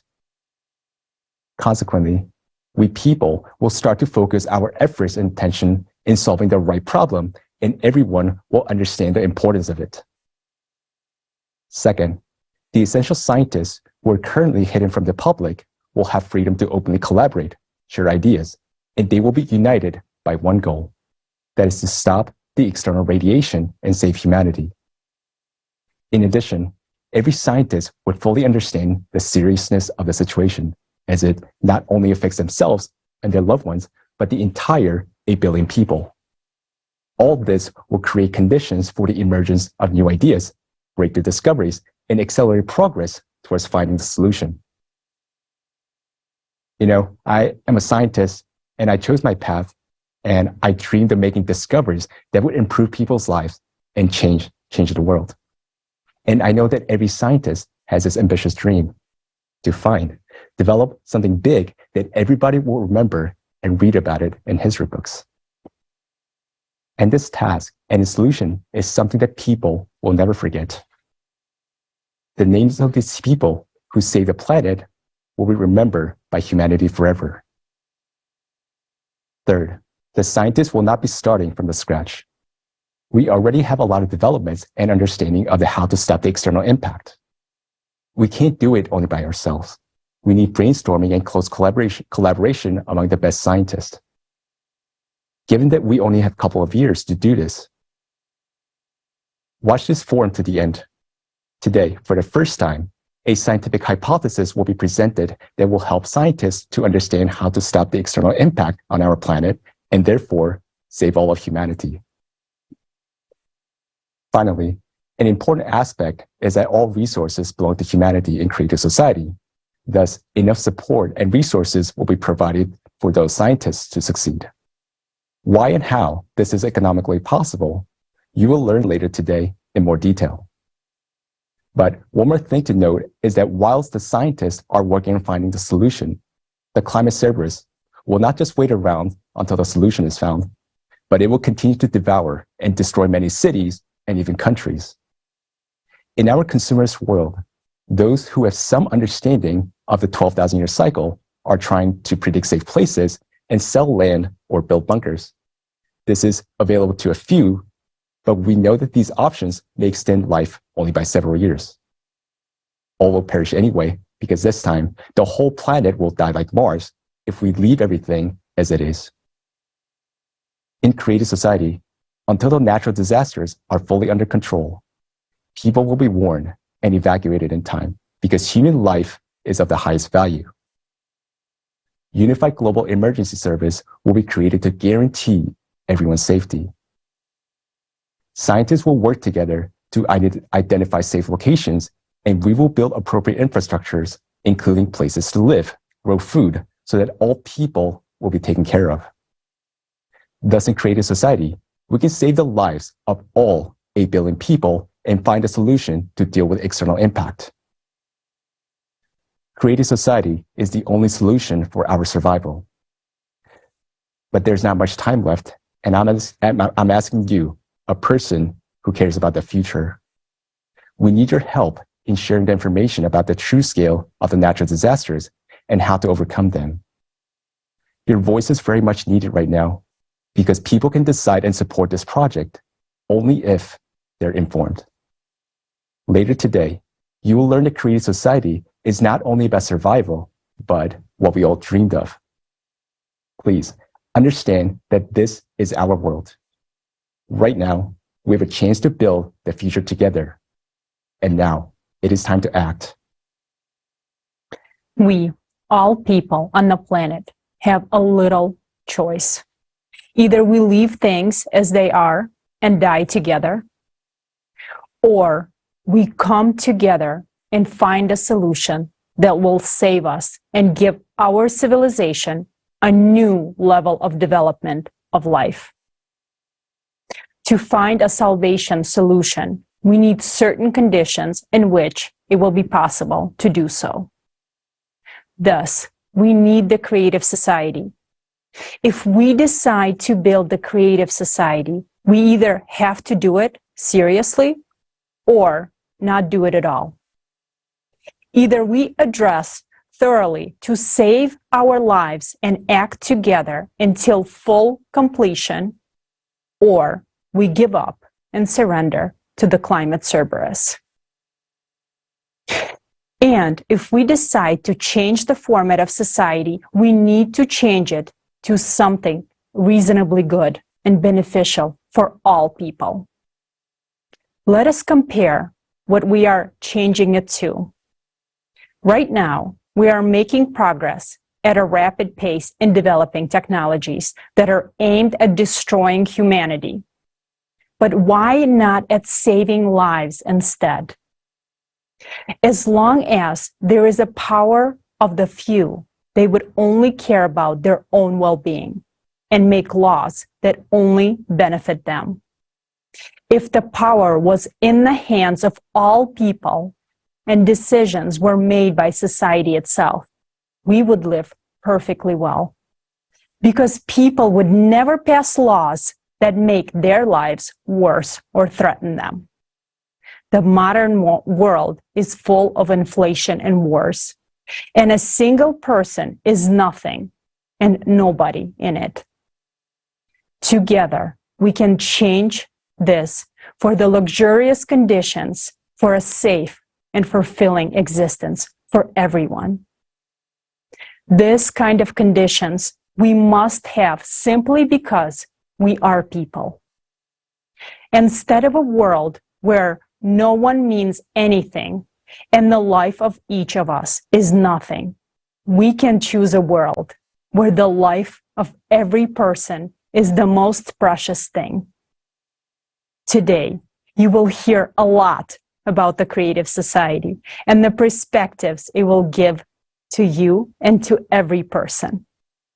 Compare your life now with what the creative society can give you and your family, your loved ones, and your friends.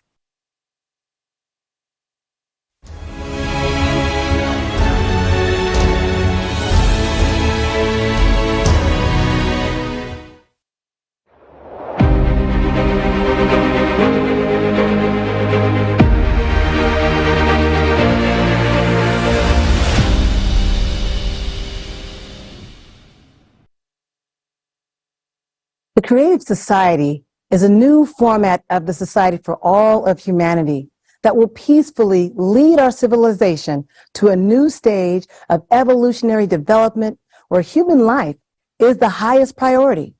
In the Creative Society, power will belong to the people and not be concentrated in the hands of one person or a particular group of people, as is the case today, which leads to conflicts, wars, crises, and so on. Later, we will explain in detail how this can be achieved through peaceful and lawful means. Participants of the Creative Society project are ordinary people, volunteers, united by the shared idea of building a better world for themselves and their children, the Creative Society. We are glad that foundation for the Creative Society has been already laid, as many people around the world are building it already, and many continue to join every day. But this is not enough, because there are 8 billion people on the planet. And our efforts are just not sufficient. We need everyone, because the Creative Society can only be built together. We must do everything possible to make everyone aware of the Creative Society so that we can leave the consumer format behind as soon as possible and start living in a wonderful life in the Creative Society, in a society that is based on the needs and dreams of each of us, in a society where by improving life for entire community, you improve your own life. The ideology of the Creative Society project is based on the 8 pillars formed as a result of comprehensive analysis of the will of millions of people around the world. Over the past 12 years, volunteers and experts from more than 180 countries have conducted numerous social surveys and the most extensive analytical work in human history. As a result, the 8 pillars of the Creative Society was formed, whose primary goal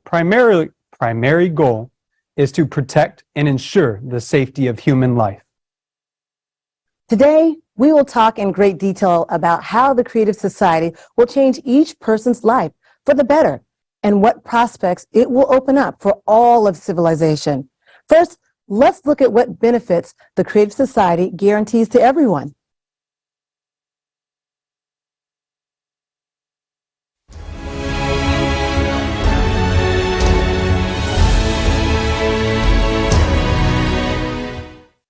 Worldwide survey of the Creative Society project. What kind of society does every person dream of living in? Tens of millions of people surveyed in 180 countries, hundreds of thousands of hours of video footage, terabytes of data, more than 15 million hours of personal time of Creative Society project participants from around the world, all to show how people from around the world want to live. Only in the Creative Society, all people's desires for a comfortable, safe, and happy life will be guaranteed 100%. All of this is laid out in the 8 pillars of the Creative Society, which is the foundation of your happy future. Watch this video and you will understand why the Creative Society is exactly what you want. First pillar, human life. The highest value in the Creative Society will be human life, that is, your life, as well as the life of any other person. All of humanity will become a unified civilization, and this guarantees the absence of wars, various conflicts, and crises. You will finally gain confidence that you are truly protected. Second pillar, human freedom. In the Creative Society, you will be free and protected. No one will be able to violate your rights and freedoms.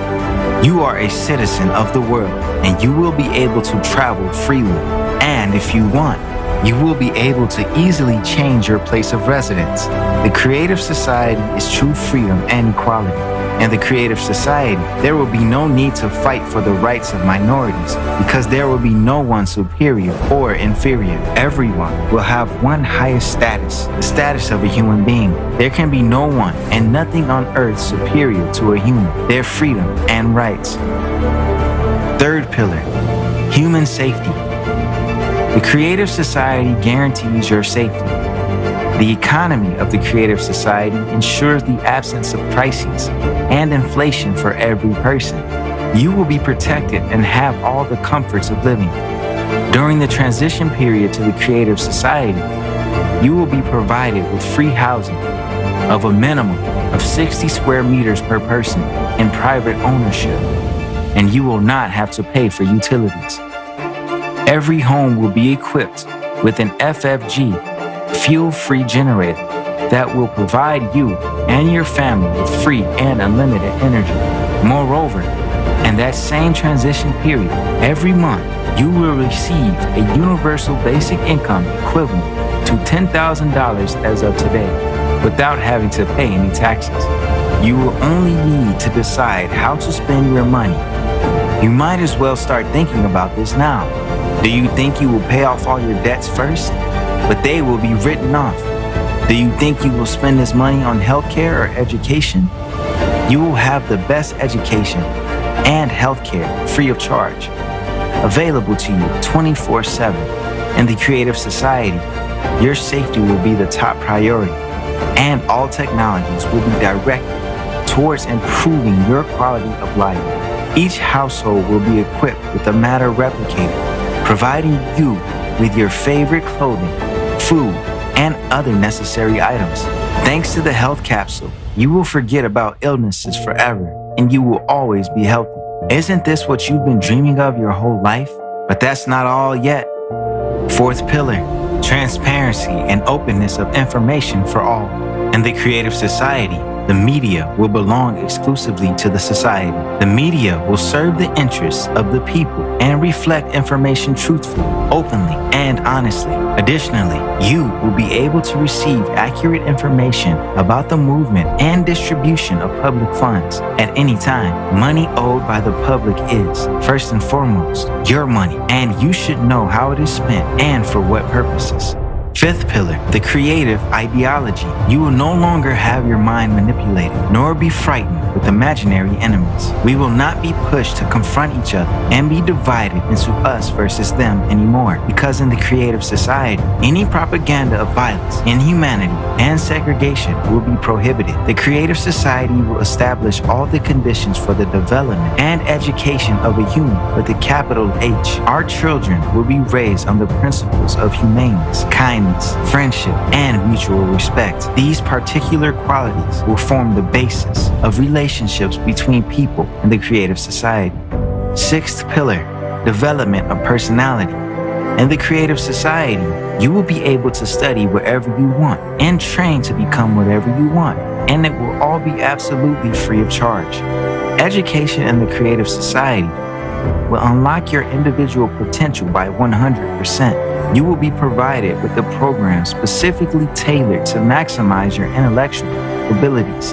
Any educational process will be interesting and engaging.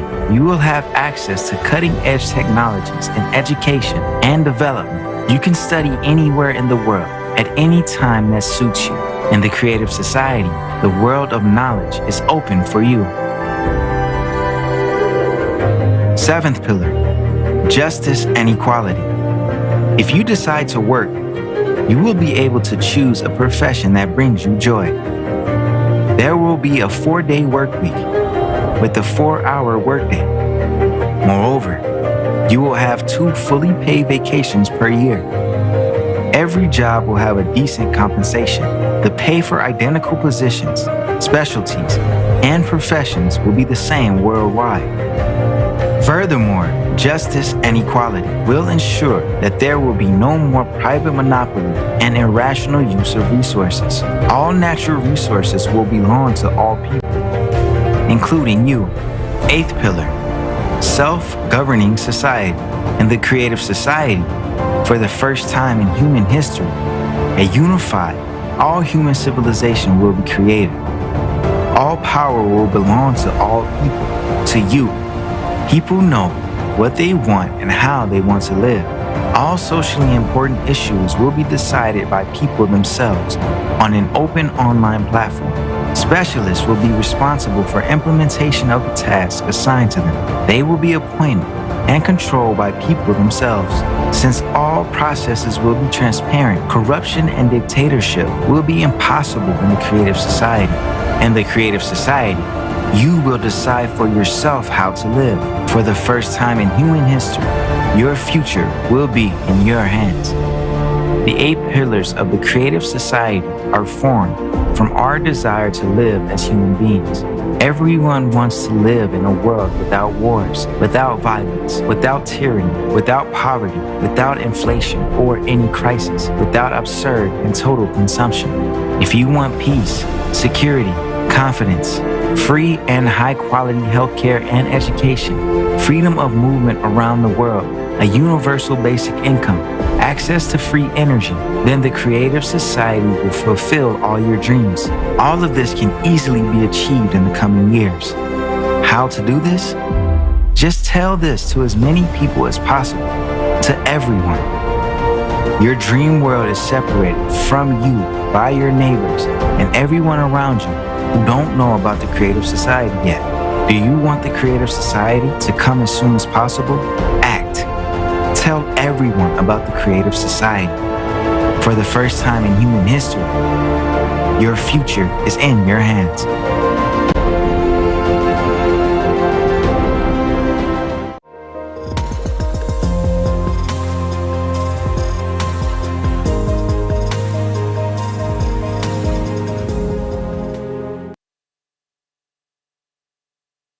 It's like a dream world. 3. Top-notch medical care guarantees excellent health. Everyone is guaranteed free, high-quality housing and no utility bills. No more inflation or crisis. You will have a stable monthly basic income and all debts will be written off. That's it. You will no longer owe anyone anything. No more thinking about money all the time. That's financial freedom. In a creative society, you can finally see the world and travel freely. You can finally be able to take a deep breath and start living the way you always dreamed of. Only a mentally ill person would not want such a society. Yes, Olga, I absolutely agree with you. Who wouldn't want that? And you just witnessed the incredible benefits guaranteed to every single person in the creative society. And of course, there are specific stages on the way to build this society, which we will dive into later. And naturally, we cannot just flip a switch and transition into a completely different society. There has to be transitional stages. But first, we will want to make sure that you guys know that even in the transitional period, most of the benefits will be guaranteed to all the people, to every single person on our planet. And yes, everything you heard about will be available to everyone.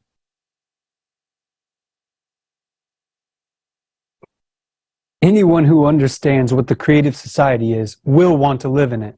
Although we are all different, we all want the same thing: to live like humans, freely, peacefully, safely, and not worry about anything.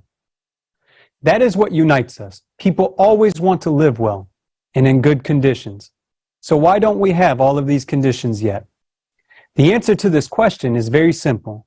People do not have all of these benefits because in the consumerist society in which we live, power is in the hands of a few instead of the hands of people. Are you completely satisfied with conditions of your life? I know that most people would answer no. Do you know what that means? It means that you do not have power over your own life. It means that someone else has power over you. If the power were in your hands, would you increase your taxes or the prices of the goods you buy? Would you raise the prices of electricity, gas, and water? Would you condemn yourself to a lifetime of paying debts, insane bills for medical care, education, and so on? And finally, would you start a war in your country that would take your life and the lives of your loved ones? Of course not. Every normal person wants a stable, high-quality, peaceful life. And if they had the opportunity, they would build precisely such a life. But today, people do not have power, and therefore, we do not have a stable, desirable future. This situation continues from election to election. Power is always handed over to the few, and that is why only a few live well. That's how our consumer society is built. Yes, agree. In the creative society, all power will belong to the people, including you. People know what they want and know how they want to live. People themselves will decide all important social issues on an open online platform. Responsible individuals for task completion will be selected and monitored by the people. All processes will be transparent, and no one will be able to make a decision for people. Instead of power for select few, society will be self-governed. The main principle of the creative society is that by improving life for the society as the whole, you improve your own life. Yes, friends, our future is in our hands. There has never been anything like the creative society in human history. We have no experience of living in such a world, because in all social systems that have existed in our history, leaders have always kept the power for themselves, while in the creative society, people do not delegate authority to anyone, but make all the decisions themselves. That is called self-governance. What will it look like in practice? Let's take a look.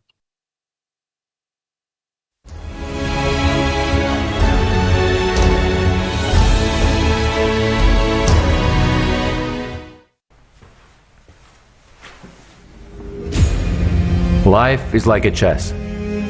Pawns can only move forward and one at a time, and they're often sacrificed. Knight can move in an L shape and can cleverly outmaneuver the others. while the Queen has the power to move around the board at will. We get used to the rules and obediently follow a single game. The same happens in society.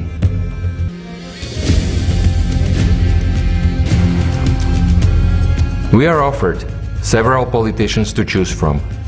We think we choose. But we only vote for those who are offered. We give them complete power over our lives. We become pawns. Once politicians get power, they arrange wars and crises, sacrificing us, yet we support them by loudly repeating memorized slogans.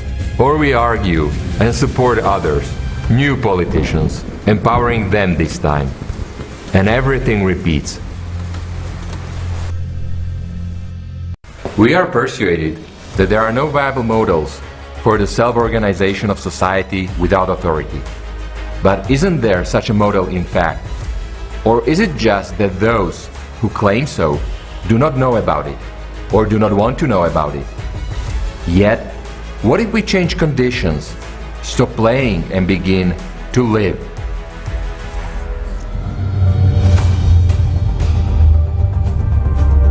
What will a world look like where people are in control of their own lives, self-organized and truly free and conscious in their choices?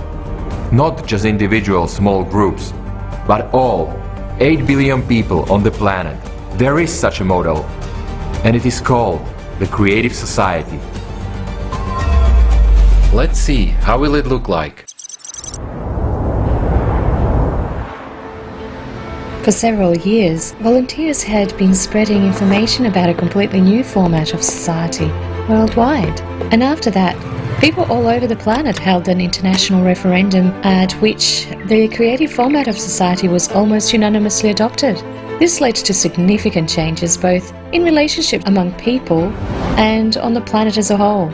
All artificially created crises and wars in the world have stopped. The problem of hunger has been resolved with a short period of time, since human life became the main value in the new format of society. The newest advanced technologies, which were inaccessible for people in the consumerist format, have started to be introduced everywhere. Everyone has been provided with a social package that includes a modern dwelling with an area of 60 square meters per person and an unconditional basic income equivalent to $10,000 per month. All basic needs of every person are fully met, but the main thing that each of us has gained is the right to be heard. We have transitioned to a completely new format of decision-making, self-governance. In the creative society, there are no presidents or parliaments anymore, not to mention dictators. There are only people, and every person's voice is equally important when decisions are being made. Mom, do you decide everything now like the presidents did before? There are no more presidents of any kind anymore, sweetheart. I'm human, just like you, and now there is no one above people, so people themselves decide everything. Does it mean that you can change anything in the world? Well, not really. My opinion is just as important as opinions of billions of other adults on the planet. But one person, no matter who he is, cannot promote the project which only he himself likes and which most people are not satisfied with. Why? Because majority must vote for it.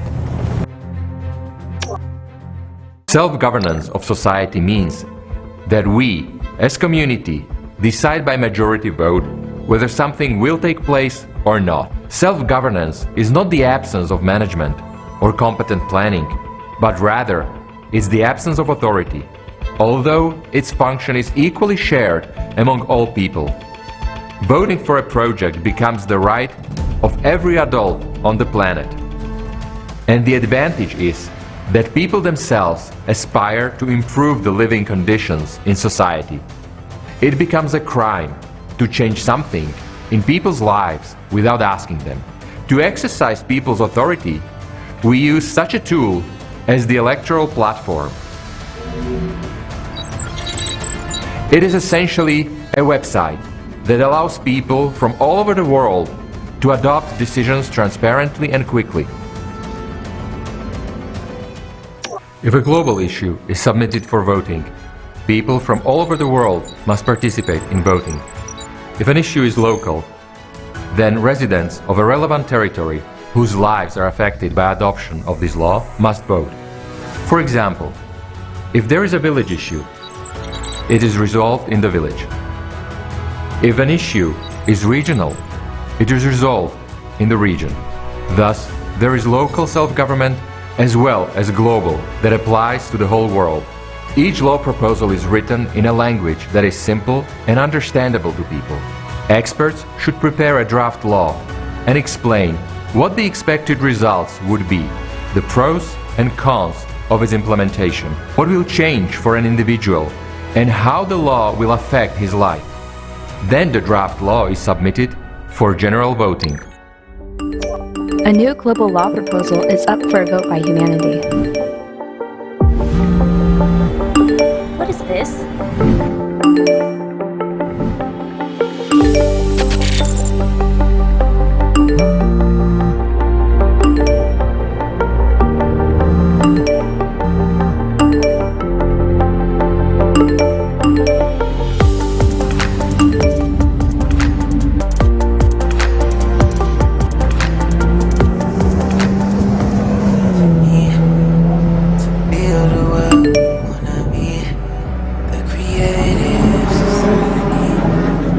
Read out the draft law. Global law proposal on introducing fuel-free power generators worldwide. An FFG is a device that enables you to generate electricity without the use of power plants or any other energy sources or generators that exist today. Read me the pros. Do you want it in brief or in detail? Tell it in brief. Take into account my preferences. In brief, an FFG will ensure everyone's energy independence. That means you will never have to pay utility bills again, and your favorite matcha tea will become cheaper. Just like all the other goods and services, because there will be no electricity charges. FFGs will also benefit the environment. Taking into account your hobbies and preferences, your biggest benefit from implementing FFGs will be that you won't have any need to fill up your car. Okay, I vote. You cannot vote before you listen to a detailed version of the law proposal with a description of all the pros and cons, as well as the expert opinion. Okay, read it then. Pros: energy independence. Everyone should first familiarize themselves with the law proposal in full, and then make a decision to vote for or against it. A person votes directly, without intermediaries, because this decision will affect his life. A law is considered adopted if it is supported by the majority of people, 50% plus one vote. That's interesting. The project is global. Pros. Okay, cons. Who is the initiator? A group of experts from power supply sector. They have a good rating. Disadvantages of implementing FFGs. The energy sector will lose its relevance. All power plants, factories, mines, oil pipelines, and gas stations will be shut down. Specialists in above-mentioned industries will be dismissed. At the same time, they will be able to change their specialty. New vacancies will become available. Let's see, what jobs are offered? Okay, engineer. FFG biotechnologist. Look at that. They offer retraining to be an aerospace systems engineer. Come on. I worked there for 8 years. I started back in the consumer's format.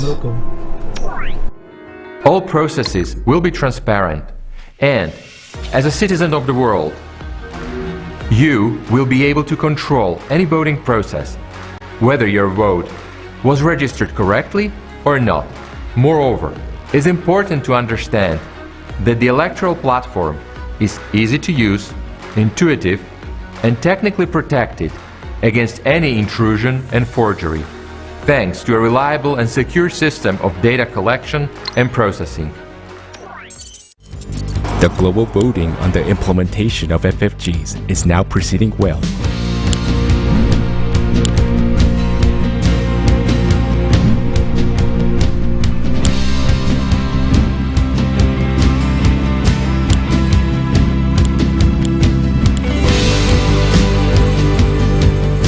The actual implementation of a law adopted by people will be handled by responsible administrators.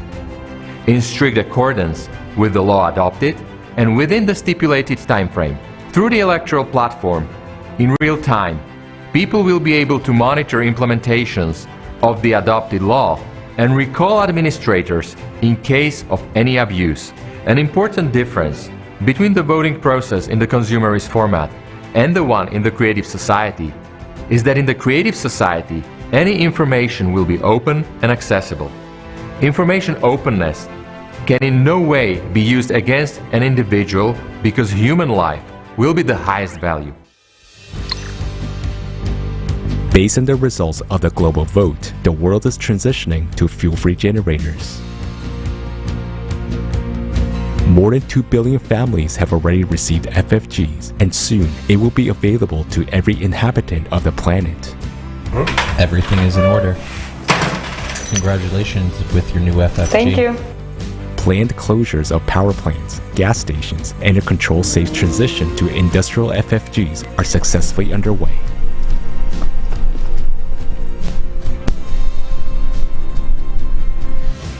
An FFG can be installed in any means of transportation.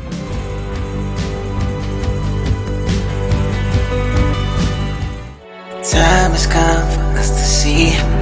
It's up to you. Nova, how long have I been driving without refueling? Today, you have driven 405 miles without refueling or recharging. In total, your car has traveled 1,267 miles with the FFG. The next inspection of your car will be after 8,000 miles, and your FFG will be serviced in 9 years and 345 days.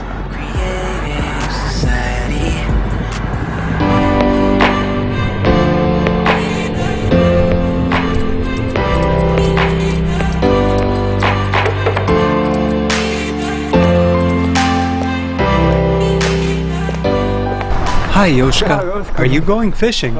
I'm going to work, man. I became a fishing instructor. My dream came true. It's fantastic. I go fishing every day, and my wife doesn't grumble at me because I go to work. It was my mistake to vote against that law back then. I now make more money than I did at the gas station. That's how it goes. And what about you? I took that job. I'm going to be an aerospace engineer. I am now practicing and training. Cool. Good luck to you. Tight lines and bent rods. The self-governance procedure is clear and understandable.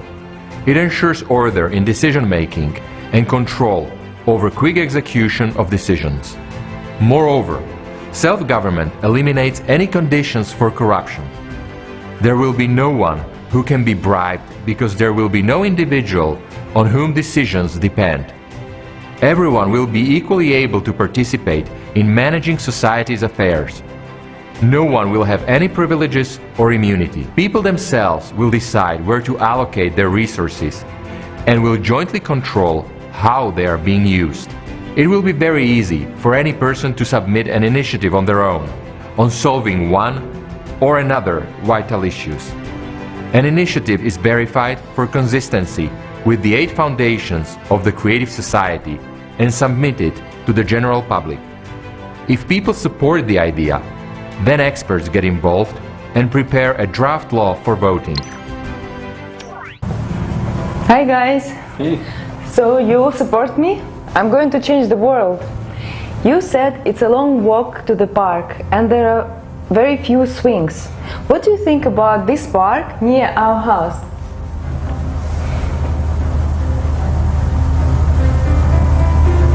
Wow! Or this one? It's hard to choose. Wow, when did you manage to retrain from an interior designer to an architect? It's not me. I just put forward an idea, and last night local architects created these 2 projects by means of artificial intelligence. So now I will submit both of them on the platform and let people choose which one to vote for.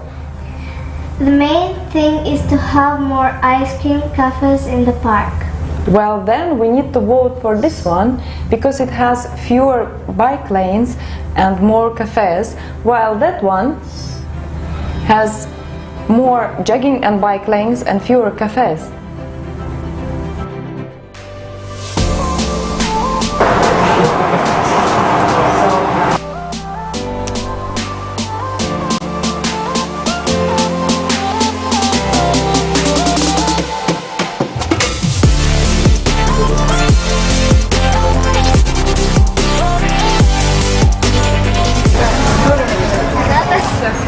Mom, you built a beautiful park, but there are still few cafes and the poor selection of ice cream flavors. Here is your ice cream lane, lady. You are so right. The selection is poor, but soon there will be more. We just opened yesterday. Enjoy. Thank you.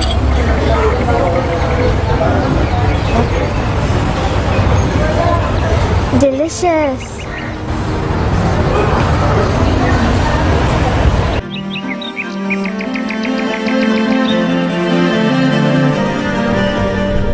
In today's consumer society, a single country or even an alliance of several countries will not be able to implement the concept of self-governance in full.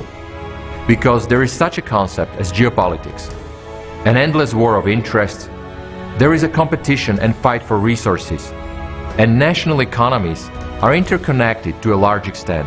Thus, people in a separate country cannot fully make independent decisions. Real self-governance is possible only in the creative format of society. And there is no analogues of this form of governance today.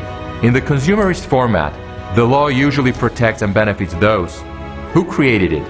But when people themselves create laws and vote for them, they work for the benefit of all people, not just a few. When people themselves generate projects and promote laws, there can be no wars, international strife, or conflicts in such a society. Because the most valuable thing for us people is life. And those incredible prospects which the creative society offers us.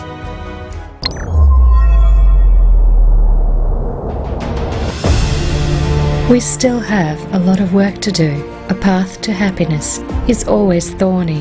In our case, the path to the creative society. We'd have to say goodbye to some things, learn something, and get used to something. But there are more joyful moments in all of this. After the introduction of FFGs, even more opportunities opened up to us. Vertical farms all over the planet, a matter replicator, and even endless space are all a reality now.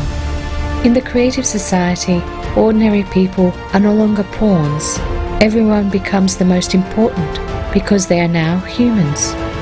Since power is in the hands of people, that is, in our hands, everyone is more motivated to play an active role in the process of society. We have become even more united and responsible because now each of us changes the world for the better every day by our conscious choice. Creative Society, the beginning.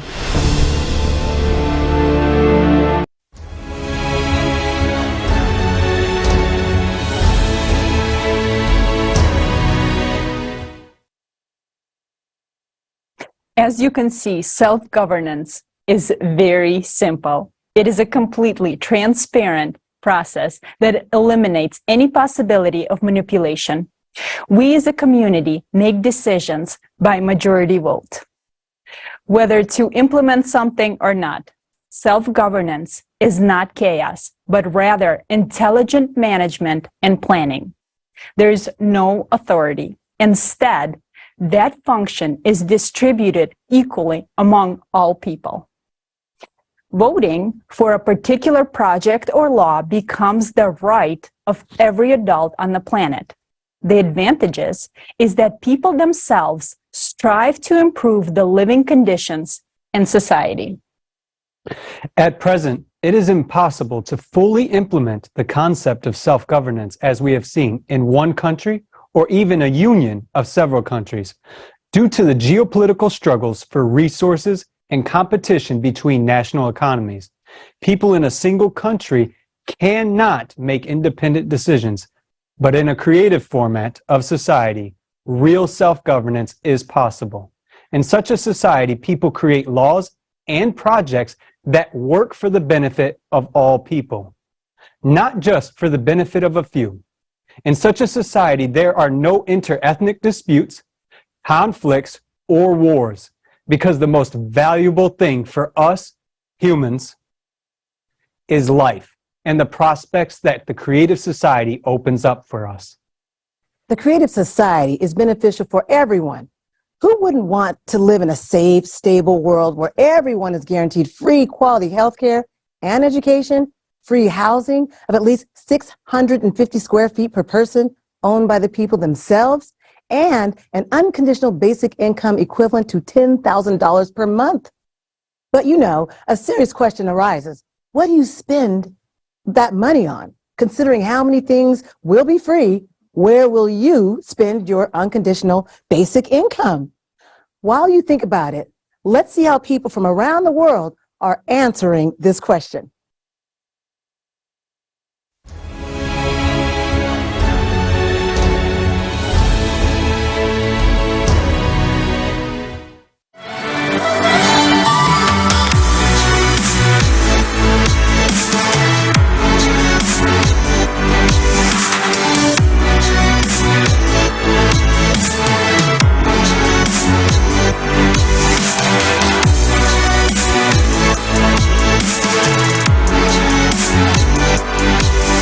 Exclusively for the Global Crisis Forum There Is a Way Out, we've conducted social service across the entire world. The volunteers of Creative Society Project asked people about how they envision their lives in a creative society. So let's dive into the first question we asked people. Imagine living in a creative society where healthcare and education are free, and you have access to free housing without having to pay utility bills. All your debts are written off, you don't owe anything to anyone, you receive an unconditional basic income of $10,000 each month in present-day currency to your card. How would you spend that money? What would you do with it? I'll definitely be able to start my passion projects, which are more for the community and bringing underrepresented communities, giving them more opportunities in society. I would create some projects, entertainment shows, for example. I would invest in the talented guys and produce someone. Yes, these would be inventions. That is something I've always enjoyed doing. Inventing, coming up with something. So take something and create. It would be for the whole world, so I could invent different things that could be useful to society. Wow, that's a big question, and it's too important. For me, I would like to travel the world, the whole world. I would like to meet people from different nationalities, see the natural. Most of my budget will be spent on recreation, singing, piano, etc. Where am I going to spend $10,000? First of all, I will do everything I'm supposed to do in the household. And then I'll probably start making paper airplanes out of them and wait for them to disappear at all. It will be the happiest moment of my life to never think about them again. I don't even know why the money is needed at all. That's a good question. Yes, the value and worth of money is completely different in such a society. I want to go abroad a lot, to eat plenty of good food and to have a lot of fun. If everyone has everything, then the money is kind of unnecessary. I guess I could think more about, because right now I'm thinking, well, what about spaceships and going to the moon or new advanced technology? I will take care of my family and I will try to join the creative society to help other people, and that is my dream. If I had such money, I would stop saving on those foods and fruits that contain the vitamins that I need. I would stop saving at least a little bit on gas. I have a gas meter. I would invite my friends to a cafe. I would learn how to live. Because these days, with what we earn and the way we live, you are not living, you are surviving. Imagine having an official work schedule of 4 days a week for 4 hours a day, and you earn a decent salary. In addition, you receive an unconditional basic income and free housing. Education is free and of excellent quality anywhere in the world. You can acquire any professional skill and join any team across the world to work on projects that benefit society as a whole, or choose not to work at all. What would you do? I would still work. I love my job. You know, I work in visual effects and it makes me happy. So I think I would still work, and, you know, whether that's paid a certain amount or not, I would still go in every day, or 4 days a week would be great. I would love to work for huge organizations that will probably study some super global issues. Well, you know, I'm an industrialist and a producer. I'm a creator. Maybe I will do something, I don't know, maybe make some goods cheaper. I think with the time that would be available, I would probably put more of my efforts and energy into volunteering. No matter the amount of money, I would definitely still try to learn and develop as much as I possibly could. I still need to keep my brain busy and contribute to society in some way, so I wouldn't just sit around. I think I'd get bored like super fast. I'm gonna do a volunteer work and do a personal business as well. I would love to enhance my skills related to acting and writing, and would want to contribute in that same field. Even if I knew I could live without working, I would still want to keep exploring the human body, right? My dream is to help other people, not just to help myself, but to help take other people to another level. I would definitely get involved. All the best to the people. I would work for the people.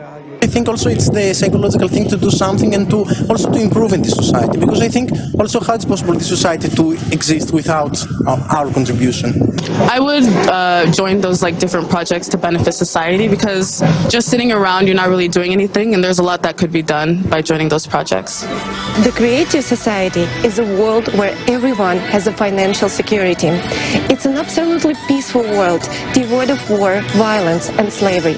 It's a world where you can enjoy all the benefits we've discussed earlier. Would you like to live in a creative society? Would you like to live in such a society? I would. Absolutely. Absolutely, yeah. I would. I think it would benefit my health overall, my mental health, and then my physical, in turn, my physical health. Yes, of course I would like to. I would like to live in peace and tranquility. Yes, of course, because it is at least comfortable for any person. It seems for everyone it is so. Yes, sure. If there really is an unconditional basic income, that would be the optimal situation for the whole world. Firstly, to achieve peace, and secondly, to create a decent life for all people. In our life, if there were no wars, slavery, corruption, it would be very beautiful. I really want to live in the creative world. I would like to live in a creative society. I think it would be great. Certainly there wouldn't be any conflicts between people. Politics would not make sense then either, meaning one political group would not fight with another, country with country, because there would be no need for influence. Of course, certainly. I'm sure, in fact, we're already creating, even just by the fact that we're already talking about it. I'm looking forward to such a society. Yes, and I'll try to do everything I can to make it happen. So who wouldn't want? I would definitely love to be a part of this society. Yes, of course. I definitely hope to live in a relatively peaceful place without war. I think we would all like to live in such an environment and protect our families, right? I would love to live in such a society. Yes, such a world is a dream, and I'd really like that. Yes, I think I would like to live in the creative society. I dream of a place called the Creative Society. Did not know that there was such a project. I am honored to even be a part, to just share my little capsule of how I think life could be. I want the emblem, any of that. No, sign me up. Queens on board. Absolutely. Sure, 100%. Yeah, 100%. No need of doubt. Everybody looks for it. Well, of course, I do not know what kind of a person, other than a psychopath, would not want to live in such a world. Well, the answer is obvious. Of course I'd love to, and I challenge anyone who says otherwise. Yes, I would like to live in such a society, because it would mean that many of the inequalities that still exist today will disappear. It happens because of minorities' interests, who benefit and get richer, because of the problems that are happening in the world. Would you like to live in the creative society? Of course I will love. Naturally, it's probably a dream of every person. Everyone falls asleep and thinks, oh, if there was no war, it would be great. People would live in abundance and harmony, and everyone would smile at each other. Yes, I would love to. I'm with you. I'm just saying. Come on. That's like the best dream any person would have. Yes, I would love to live. Of course. Like, I think this will be answer of all people. Yeah, of course, I would like to. Who doesn't? Who doesn't? Creative society, it's amazing.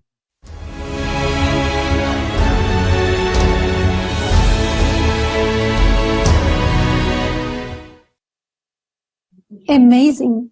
What you have seen is only a small part of the responses from people around the world in recently conducted social surveys initiated by the participants of the Creative Society project in preparation for the forum, Global Crisis, There is a Way Out. This survey revealed some very important points. Firstly, absolutely everyone supports and, of course, wants to live in a creative society. Secondly, even with all the benefits, such as free, high-quality healthcare and education, no utility bills, debt forgiveness, no taxes, and a guaranteed universal basic monthly income of $10,000, most people plan to improve their lives and the world around them even further. This is because everyone wants to live in a life worthy of a human. And the Creative Society is precisely the format that creates conditions for such a life. This once again proves that the creative format of society is the format which will restore our sense of humanity and will promote the development of the inner potential of every person, because the conditions in the society will be completely different. Yes, Alina, absolutely. And this shows how much on the same page we are. And have you ever thought about how in today's consumer society, people's minds are consumed basically with thoughts like paying off debts, paying off the loan, how to find money to feed the children, or how to even afford medical treatment. Basically, how to make ends meet.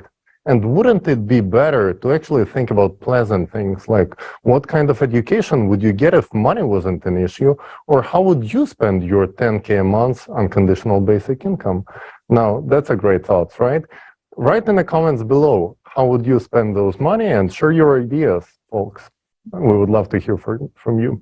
Yes, of course, everyone wants a guaranteed unconditional basic income of $10,000, free high-quality health care and education, no utility bills, loan forgiveness, and no taxes. And all of this will be available during the period of transition to the Creative Society. But fair questions arise. Where will the money come from to provide all these benefits, especially to every person? Will the unconditional basic income payments lead to an increase in prices and inflation? Why do we say that all these benefits will be guaranteed in the Creative Society? What can guarantee this to us? Who will pay for it? Answers to these questions will now be shown in the presentation of a new economic model prepared by an international team of economists specifically for this forum.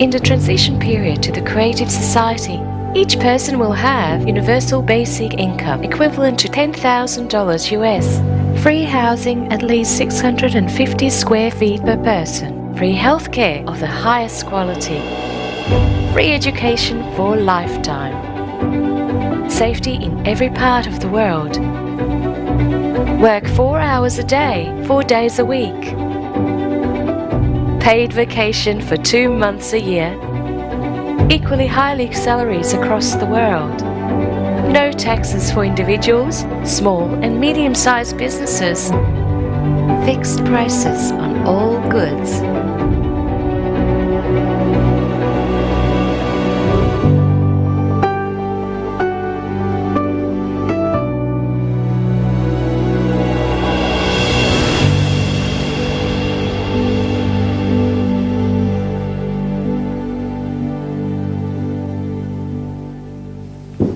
When I look at the picture of this kind of the world, a thought comes to my mind. This is incredible.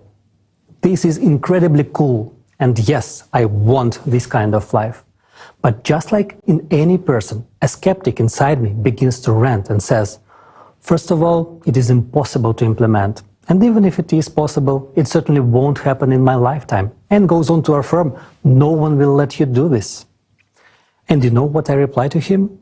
You're right. And indeed, he is right in today's economy of the consumerist format in which we exist nowadays. This cannot be implemented. This requires a different economic model. We need to look beyond the confines of the current system.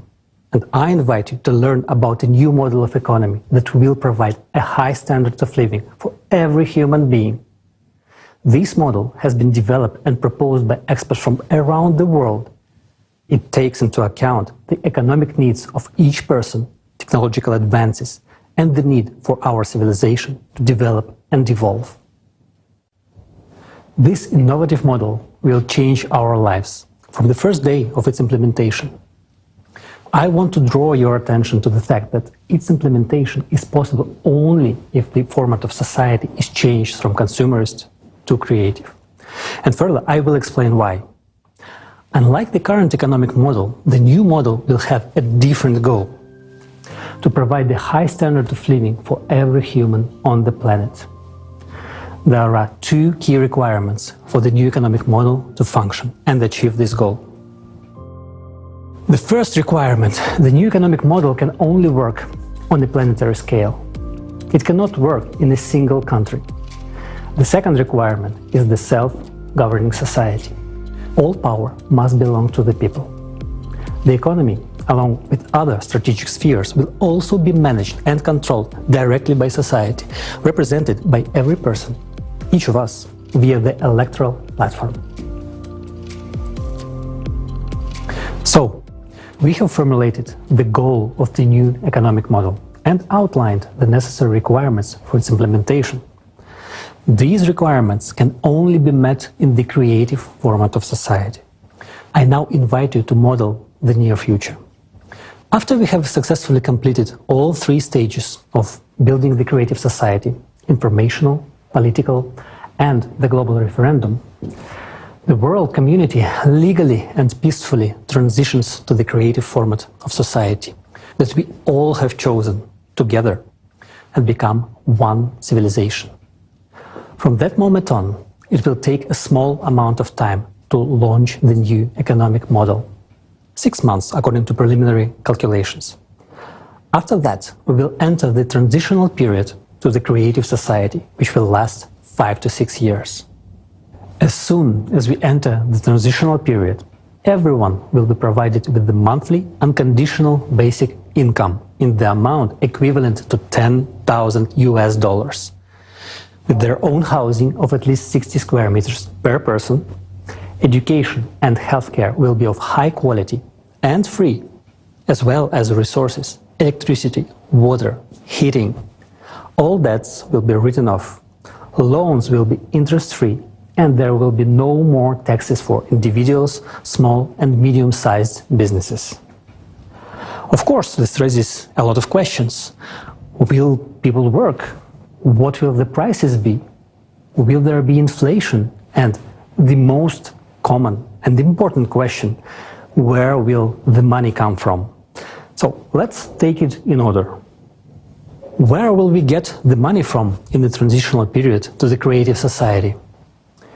In the new economic model, money will be created by a single fund for global financing, which belongs to society and serves its interests. The single fund for global financing will only serve the function of creating and redistributing funds. It will not accumulate money like the funds do today, nor will it make money as the banks do in the consumer model of the economy. There will be no banks in the transitional period to the creative society because there will be no need to keep money because money will be exclusively digital. In fact, there will be no money in the conventional sense of the word. These are just numbers and equivalent for exchange. That's your assets. You can exchange them for something, a product, a service, and so on. The more the economy grows, the more means of exchange, what we now call money, are created. In contrast to the consumerist format, all financial transactions will be open and transparent to everyone. The task of the single fund for global financing is to supply the right amount of means of exchange at society's request. Well, how will this work? Society decides what needs to be improved, created, and what projects and initiatives to implement. Experts will use the artificial intelligence to calculate how much money is needed to achieve those goals. And the single fund for global financing will create the necessary amount of money. If there is a request for the implementation of a project in a village, city, or country, an application is submitted to the electoral platform. For example, if a city decides to replace its asphalt pavement, it submits a request and funds are allocated for this from the single fund for global financing. It's just like in the family. You know what everyone needs and you allocate money from the family budget to buy the necessary goods, pants, sneakers, a piano. It's the same at the city and global levels. The only difference is that our budget as a society is not limited. We can spend as much as we want if there is something to spend on and we need it. This approach does not limit the development of the economy. The economy develops and our opportunities increase. In the new economic model, there will be no budgets of cities and countries. There will be no such thing as state money either. The only place where money can accumulate is your personal account. And you yourself dispose of it as you please. If a country, city or village has a budget, there will inevitably be those who will try to make a profit from that budget, local officials and others. And when there is no budget, it cannot be taken away. And this is the answer to the question of why there will be no corruption, theft and bureaucracy. There won't be a situation where the asphalt pavement was changed last year and this year it is changed again and someone makes money on it. It will not happen because the monitoring system will guarantee the transparency of all operations. Monitoring that the money allocated has been used as intended will be done with the help of technologies that already exist, such as the multipurpose complex Voskhod. You won't be able to buy building materials for a higher price than those that are sold everywhere, and everyone can see their price. How is it possible to steal if what you buy and sell can be seen immediately? Money flows are transparent. Anyone can see what every penny is spent on. Now, in the consumerist format, this information is hidden. But in the transitional period to the creative society, it will be available to everyone. You can see exactly how money has been spent in any part of the world, regardless of where you are, because society's money is your money. For the convenience of transactions and complete transparency, a new single monetary unit will be introduced, which can be used anywhere in the world. It will belong to society and be created by the single fund for global financing. It will be digital. It will not be possible to seize or freeze it, and it will not lose value. You cannot lose digital money. It cannot be stolen, and its flows are completely transparent. From the first day of the transitional period to the creative society, an exchange of existing currencies for the new monetary unit will take place. All savings, capitals and assets of people and enterprises will be converted into it. Why will the single currency be digital? Because firstly, it guarantees the transparency of all financial transactions. And secondly, with modern technology, there is no need for paper money or documents. Digital money is both environmentally friendly and convenient. A person doesn't need to carry a wallet, a passport, or a plane ticket. No chips or third-party devices are needed. A person can be identified by retina or a fingerprint. All this information will be stored in a single database that would be under the control of society as a whole, rather than individual countries or special services, as it is today, where everything is fragmented. This high-tech approach would simply eliminate any illegal activity. It will be impossible to engage in stealing or money laundering. It will all stop. In the creative society, a person has nothing to fear or hide. They are absolutely open and free. Everything starts with a clean slate. The key mechanism of the new economic model will be a limitation of wealth, which is the limit of maximum wealth per family that we will set as a society. At the present time, the recommended amount is $10 million, and it is confirmed by recent research. This is the total amount, including all movable and immovable property, all the assets and liabilities of each family member.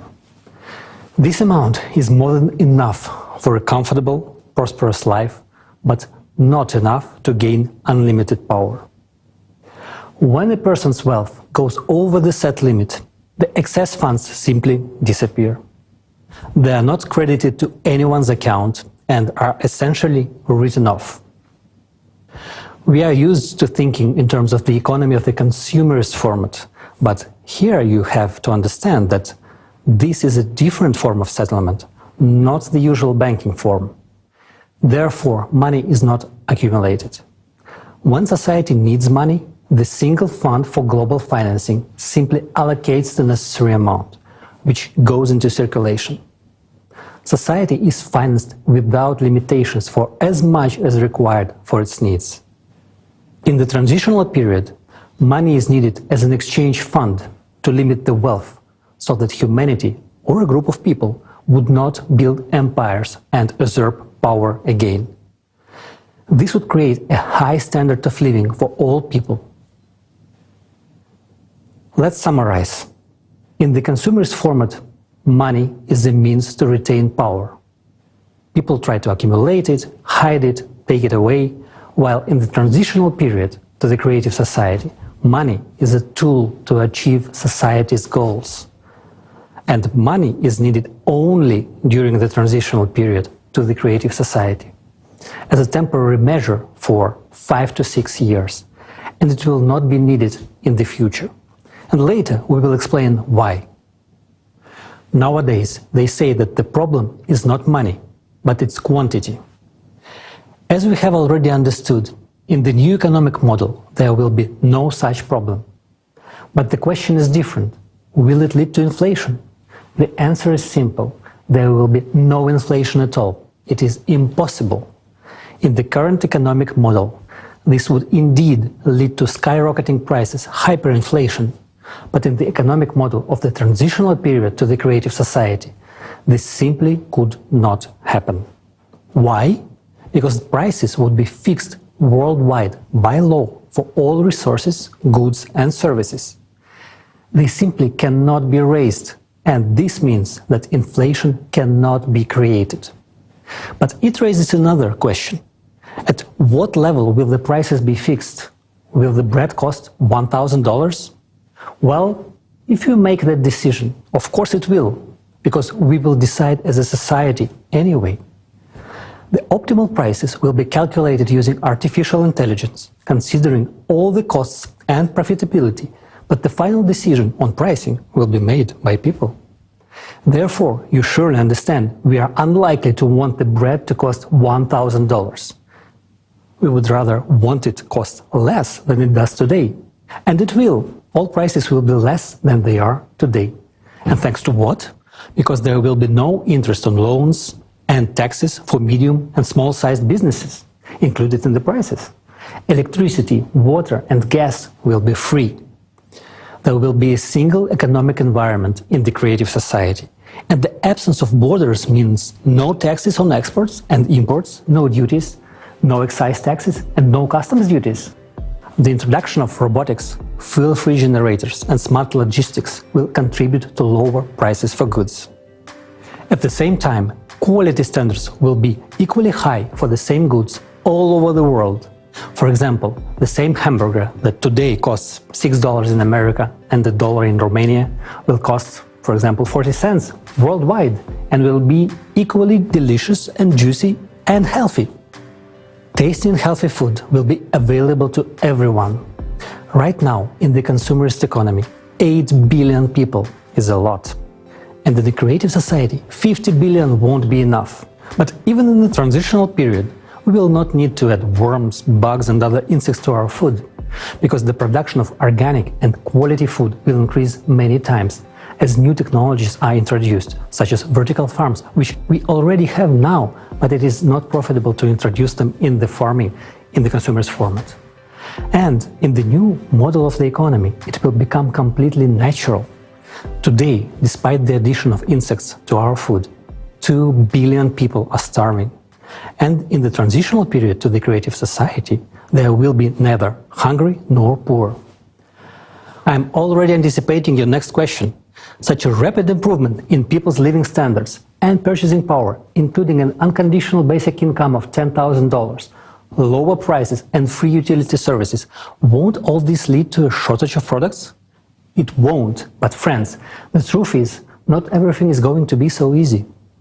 You will have a new headache, where to spend the $10,000, because the selection of goods and services will be huge. In the transitional period to the creative society, almost immediately you will see a huge increase in economic growth, because people will have enough money and there will be an unconditional basic income, which means that the purchasing power will increase many times over. And this is a massive boost for trade turnover. Moreover, ideal conditions will be created for manufacturers and business. These include interest-free loans, no taxes for small and medium-sized businesses, free water, gas and electricity, access to the latest technology, and most importantly, a great demand for their goods and services. This will be a huge stimulus for them to create more goods, develop and expand. The new economic model is a real paradise for consumers and entrepreneurs.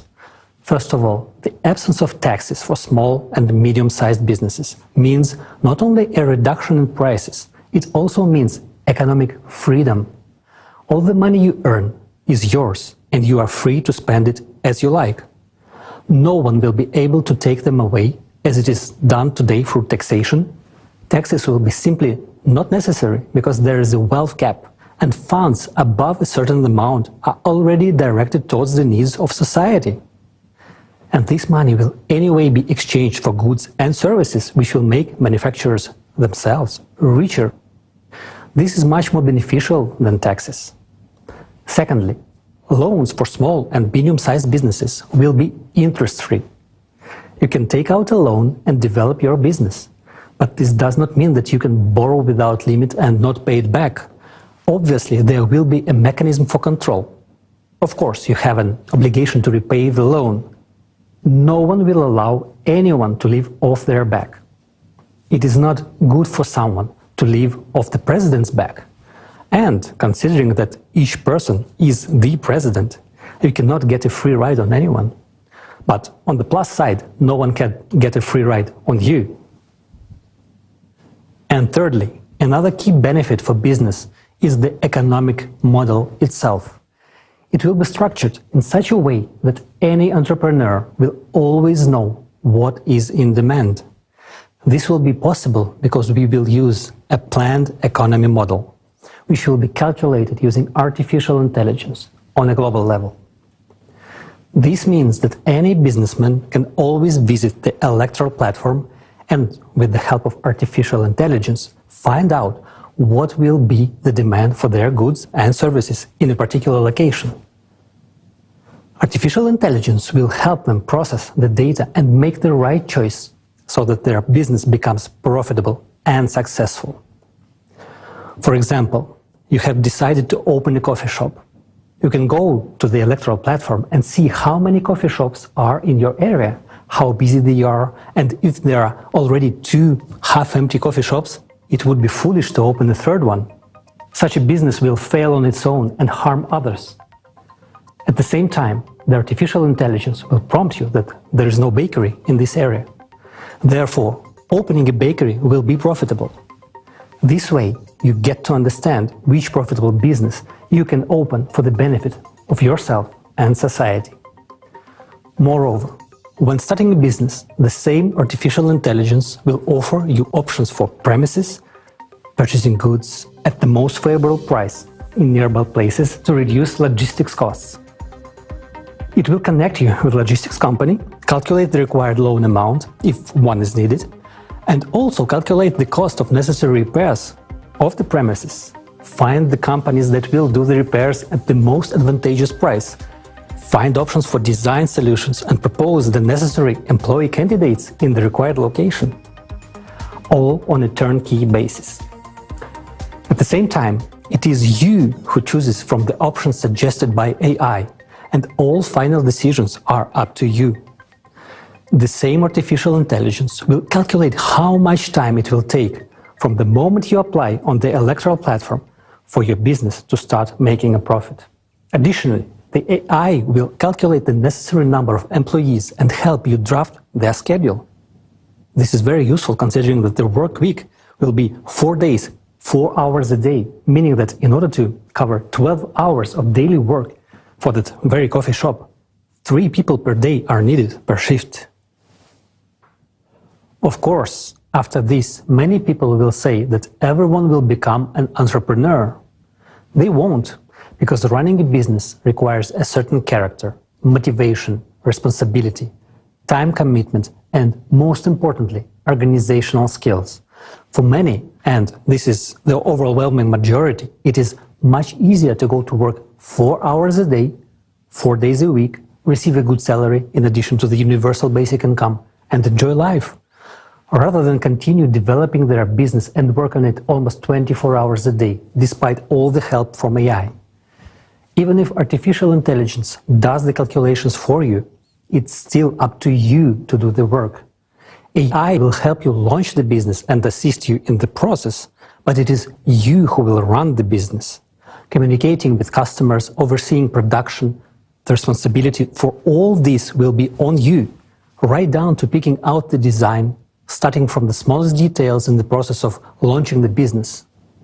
There is no getting away from it. You will be engaged 24 hours a day, despite the simplicity and ease of the process. And it is up to you to decide whether to work 4 hours a day, 4 days a week, or to be an entrepreneur.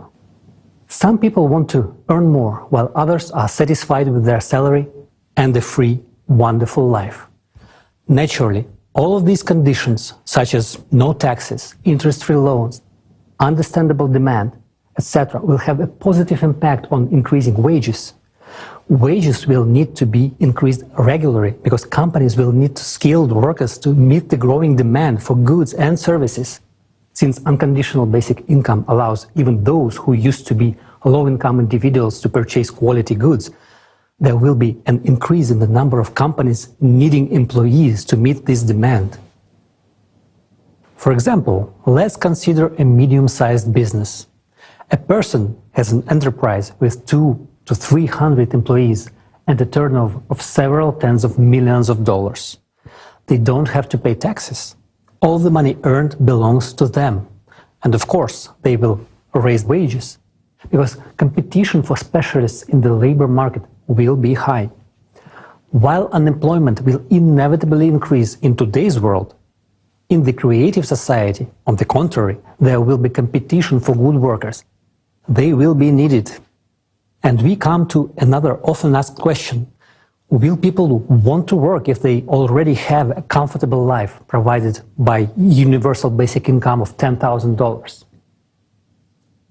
People will still work because a $120,000 universal basic income per year for a person is just an average level of prosperity. Few people want to be in the middle class. People strive to live better. For example, if a person wants a new good car, then to buy it, they will have to live on just their basic income for several years. Wouldn't it be easier to go to work to buy their dream car faster?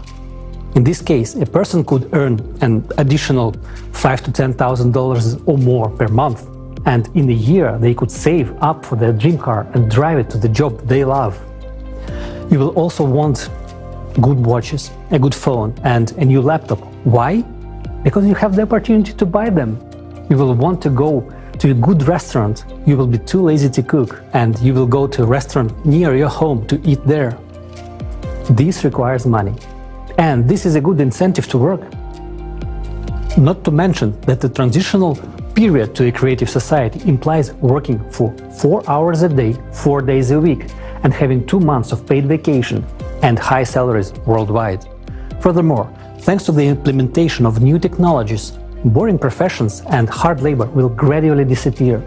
People will have much more interesting work to do because there will be many new professions that will reveal their potential and talents. Everyone will be able to easily and freely learn a new trade or train for a new profession. Thus, we understand that people will have all the conditions to earn themselves a good house and even more than one, any car or real estate. And then this question arises, what about private property? Everything a person earns up to the wealth cap belongs to them, their house, their yard, their car, and so on. An entrepreneur's private property may include a store, service areas, manufacturing, restaurants, cafes, and the like. But all minerals and resources of the earth will belong to the entire society. It is thanks to this that electricity, water, and gas will be free for people and small and medium-sized businesses. Thus, the new economic model creates all the conditions for the maximum development of both businesses and entrepreneurship, as well as the development of every individual and society as a whole. One more reason why the world economy will become many times more efficient in the transitional period to the creative society is the use of a planned economy at the global level. Just think how much unnecessary money and resources are now spent on overproduction, as well as on liquidation of finished products in order to increase the value of the remaining products. And yet, at a time when a third of the ready-to-eat products are being destroyed, there are countries where people have never ever tried these products. Meanwhile, those countries have things that are needed in other countries. The new model of the economy will solve this problem with smart planning and smart logistics. Logistics will be calculated by experts with the help of artificial intelligence in order to efficiently redistribute goods so that everyone will have the opportunity to buy everything they need. In the model of the transitional period to the creative society, there is no limit to improving human life. It will be possible and necessary to improve life, but prohibited to make it worse, and it will be fixed at the legislative level. Remember, the highest value in the world will be human life and his benefits. Well, friends, let's sum it up. Now you understand how the economic model of the transitional period to the creative society works. It provides everyone with the high standard of living.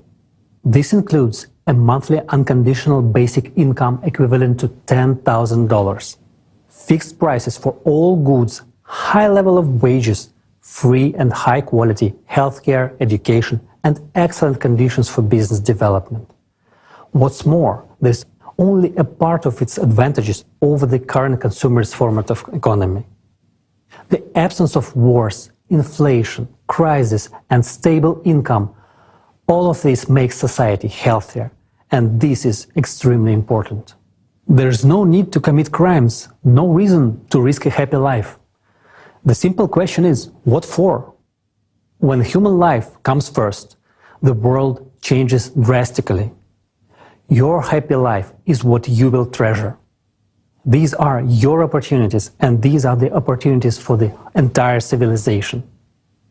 Today, humanity stands at the threshold of controlling matter. This is the reality of today. Only minor gaps in understanding separate us from controlling matter. The only thing we really lack to fill these gaps and make a scientific breakthrough is scientists from around the world working together in this direction with unlimited funding. And this will be possible from the very first days of the transitional period to the creative society. And most importantly, unlimited funding for science is the only chance to eliminate the climate threat. Because this is the top priority vital issue today. As early as this stage, we will be able to save the planet from climate collapse and launch the processes to solve environmental problems. The transitional period will take about 5 to 6 years. After its completion, we will enter the creative society. And the creative society is a world of incredible possibilities where the latest technologies will be available. The health capsule will allow everyone to extend their lives beyond the species limit and live in a healthy and young body for at least 1,500 years. The replicator is the technology that will enable us to create anything from the tiniest particles, manipulating matter at the quantum level. These technologies will be in every home. And that's the answer to why we will no longer need money. The creative society solves all our economic problems and opens up a new world of incredible opportunities where you can unlock your true potential. If you want to live in such a world, it is now important to act together with millions of people. You and I are now launching a worldwide demand for the creative society. We will very soon become the main trend of humanity if each of us takes an active part in this first and most difficult stage of building the creative society, the stage of informing. In one way or another, each of us is suffering in the economic model of the consumerist format. But we are searching for a way out within the familiar paradigm. However, the way out is only in the creative society. Therefore, for those who understand what the way out is, it is important to tell others about it. Creative society will open up perspectives for growth and development of each individual and of society as a whole. This is what will make us free. In the consumerist format, there can be no real freedom for a person. There's always the exploitation of the majority by a few individuals. But even those few individuals are themselves enslaved by this format. Therefore, not a single person has freedom in the consumerist society. It is only in the creative society that the person can attain true freedom.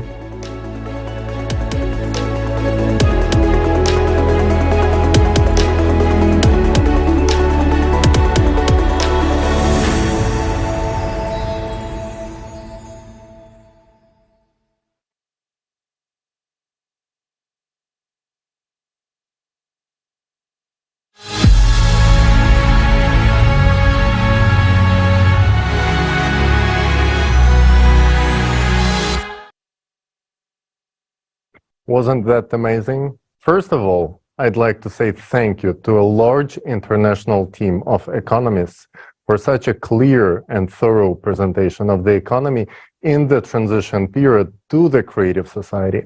Today we will talk to Alexei Prudkov, an entrepreneur from Dubai, and a leading expert economist from the Netherlands, Jonathan Rivat. And we are going to talk about the new model of the economy. It is clear for everyone that we all will benefit from the new economical model. Who would reject a $10,000 a month basic income, a spacious, comfortable, free house, free medical care, and free education of the highest quality? And it turns out that it is not a problem to provide it all in the new economic model. But why have we never heard of such approach before? We all got used to think only within the limits of the existing model of the consumerist format. And rarely do people think about the fact that the format itself can be changed, so the existing economic system can be changed as well.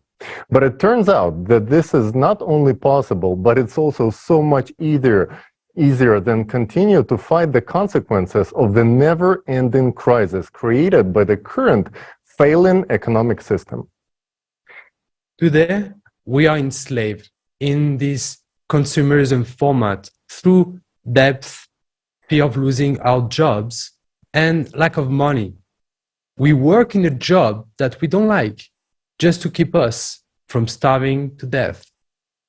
And already, in the transition period of the creative society, everyone will be financially free and independent. An unconditional basic income will allow us to enjoy life rather than survive. This will create an enormous solvent demand. Just imagine, the economy will receive as much as money in a month as the current world economy produces in a whole year. Money will permanently stimulate the economy, and it will be no longer laying dead weight in an account of several people. Because there will be a limitation of wealth, and there won't be any risk of someone having an excessive amount of money which they could use to seize power or initiate wars. Yes, and most importantly, only this economical model will provide the unlimited funding for the scientists to tackle the most important problem, the climate threat. But look at the current economical model. Today, many projects that could improve people's lives are not being implemented because we have no funding for them. While in the transition period to the creative society, there are no limits. Funding of society, that is the development of the society, is limitless. Alexei? And it is impossible to create inflation because prices are fixed by law. As a result, we will get an economy without crisis and inflation. During the transitional period to the creative society, the entire world economy will function as a unified system, as opposed to the current fragmented approach, where everyone is focused solely on their own profit and self-interest. And today's economy has been very accurately described in the books by John Perkins, who calls today's economy the economy of death. He writes about it in his best-selling book, The Confessions of the Economic Hitman. So John Perkins is a specialist who knows the consumer's format system from the inside out. He understands more than anyone that the current economy system leading us all down a blind alley. It has been a pleasure to meet him, and we're delighted to have him today with us. John, the floor is yours.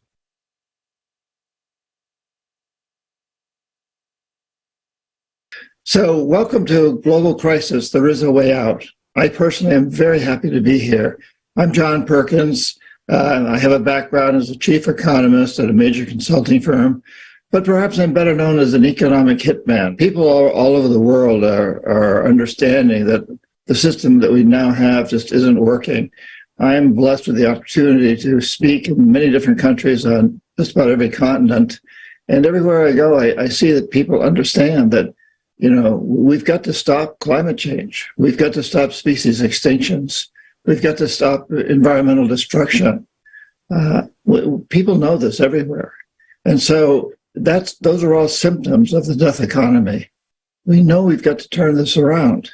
We've got to create an economic system that works. It's an illusion to think that we don't have power. We in some respects, we're living in this illusory society where everybody's told, and the advertising tells us, and politicians tell us that somebody else has the power. We have to turn to them. But the fact of the matter is, if you look at the people who've changed throughout history, whoever your heroes are, these are just human beings. And when they started, they didn't know they were going to become heroes. They didn't know they were going to become world known. And you may not become world known, or you may not want to be, but you can play an incredible role. And once you get started doing this, the satisfaction that it brings is phenomenal. Whenever we realize that we must change and we start to invoke these changes and we start to implement these changes, there's always pushback because the status quo thinks that they don't want change. And little do they know, even the very richest and most powerful people politically, they're in trouble. They're in a lot of trouble. The planet's in trouble, and so they're in trouble. But they'll push back, and that's historical. But whenever there's pushback like that, we can take strength from it. We realize they're pushing back because they know that we're winning. And it doesn't matter from what country you hail, what your religion is, or your nationality, or your culture, or the color of your skin, or anything else. We're all in this together. And we are unified in the fact that we're all threatened by the death economy. So let's recognize that it's also important to unify to develop a life economy. It's happening, and people like you and I and everybody who's participating in this magnificent program is part of that. It's an exciting time. Thank you, everybody, for participating in this, and what an amazing time we're in, and like this interconnected global system that we're participating in is amazing. Thank you. I appreciate what you're doing. John, thank you so much for sharing with us your vision of the economy and your observations that people from all over the world feel the need for this change. After all, nothing will change without people's demand. It is very encouraging to see that people who really understand the economy realize that we need creative society where the economy will improve everyone's life, and it will create the conditions in which we can truly live rather than just survive. Yes, to achieve this goal, we will use global level planning with the latest AI technology. Today, corporations are using economic planning at the state level worldwide, and it is yielding tremendous results. Through successful and effective planning, the income of some corporations becomes greater than the GDP of entire countries. Just imagine the results we will achieve when planning is done globally by using AI, and it will be aimed at a single goal: improving every human's life. Yes. Today we can build a new economy because we have all the technology to make it happen. Having these technologies will allow us to implement true self-governance in society. Modern humanity has never had such experience because of the authorities. They have always been there, and the power in the hands of a few will always lead to some kind of overindulgence and manipulations for the personal financial gain. This is done through shady schemes and withholding of information from the general public. In the transition period to the creative society, all financial information will be transparent and open to general public. We will be able to implement this by using the latest technology that will control and monitor any illegal money laundering schemes. This will make all illegal activities impossible. Simply put, corruption will be eradicated. And the best part about this, that we don't even have to invent this technology. It already exists. This is the Voskhod Multipurpose Complex by XP Energy. Stay tuned, because we will talk about this technology in details a bit later. We have everything we need to make our economy today function in a different way. The only thing that's missing is the creative society. Yes, and I was struck by the fact that in the economic model of the transition period to the creative society, prices will go down. Never in my life have I seen prices go down. I haven't even thought it is possible. It turns out that not only will prices go down, but the quality of goods will improve. Yes, and the main factor for reducing prices in the transition period of the creative society will be free energy. And the second key factor is the absence of taxes. Today's prices increase due to inflation, as well as ever-increasing taxes will make up a significant portion of a product's price. Yes, Jonathan, I totally agree with you. To illustrate this more vividly, we can take a look at the very simple example. Let's take that bun from that hamburger that we talked about in the video. Why is it so expensive? After all, it's just flour and water. How can it cost $2?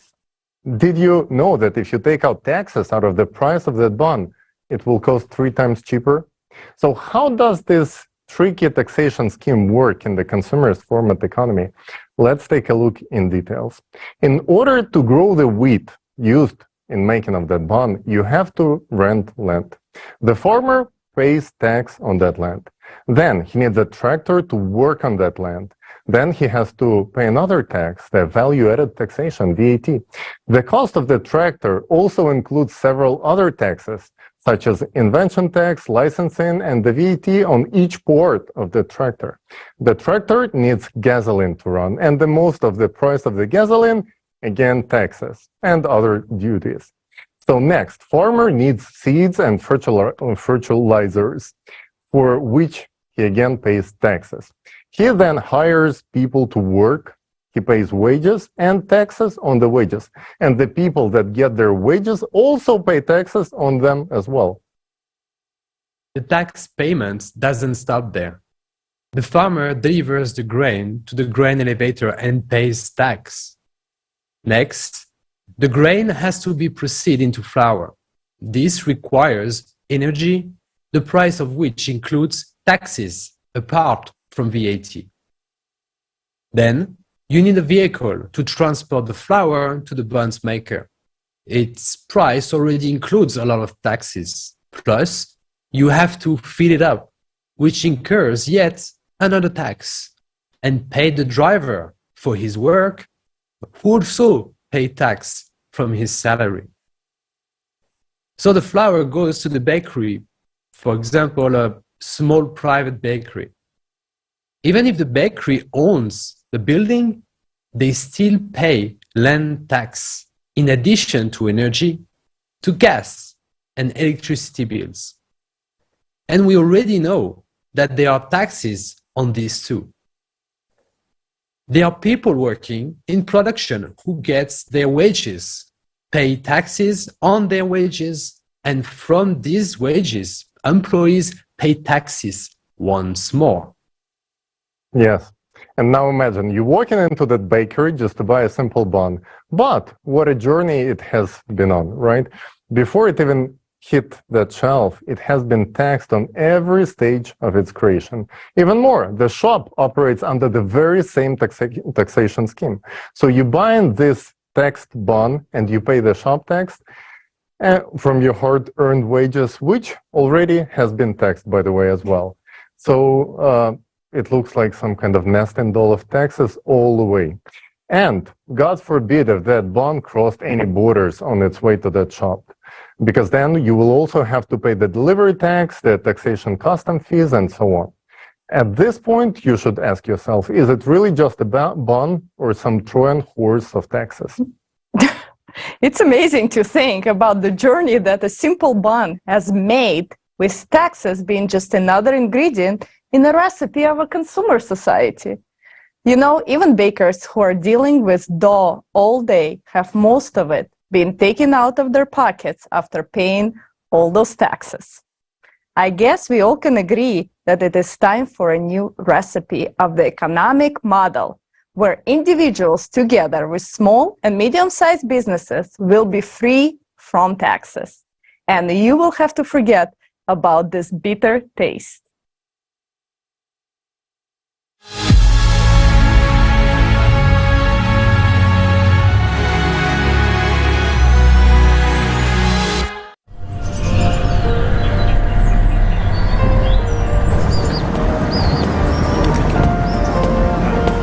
I'm telling you, we should already start preparing her for adult life.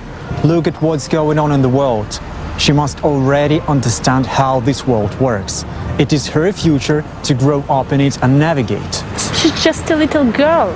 I want an ice cream. Well, why a little girl? At this age, she should already know what taxes, wages, and money are and how it all works. Why should she know that? Well, she has to live in this world.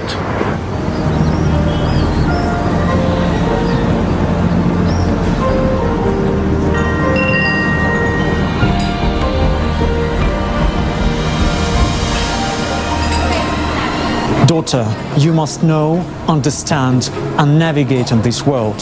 So look, here is what taxes are.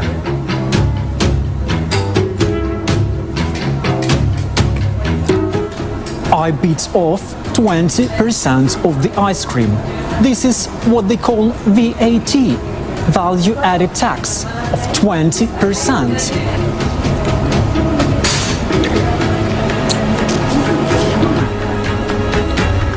And what I've bitten off now is your income tax of 40%.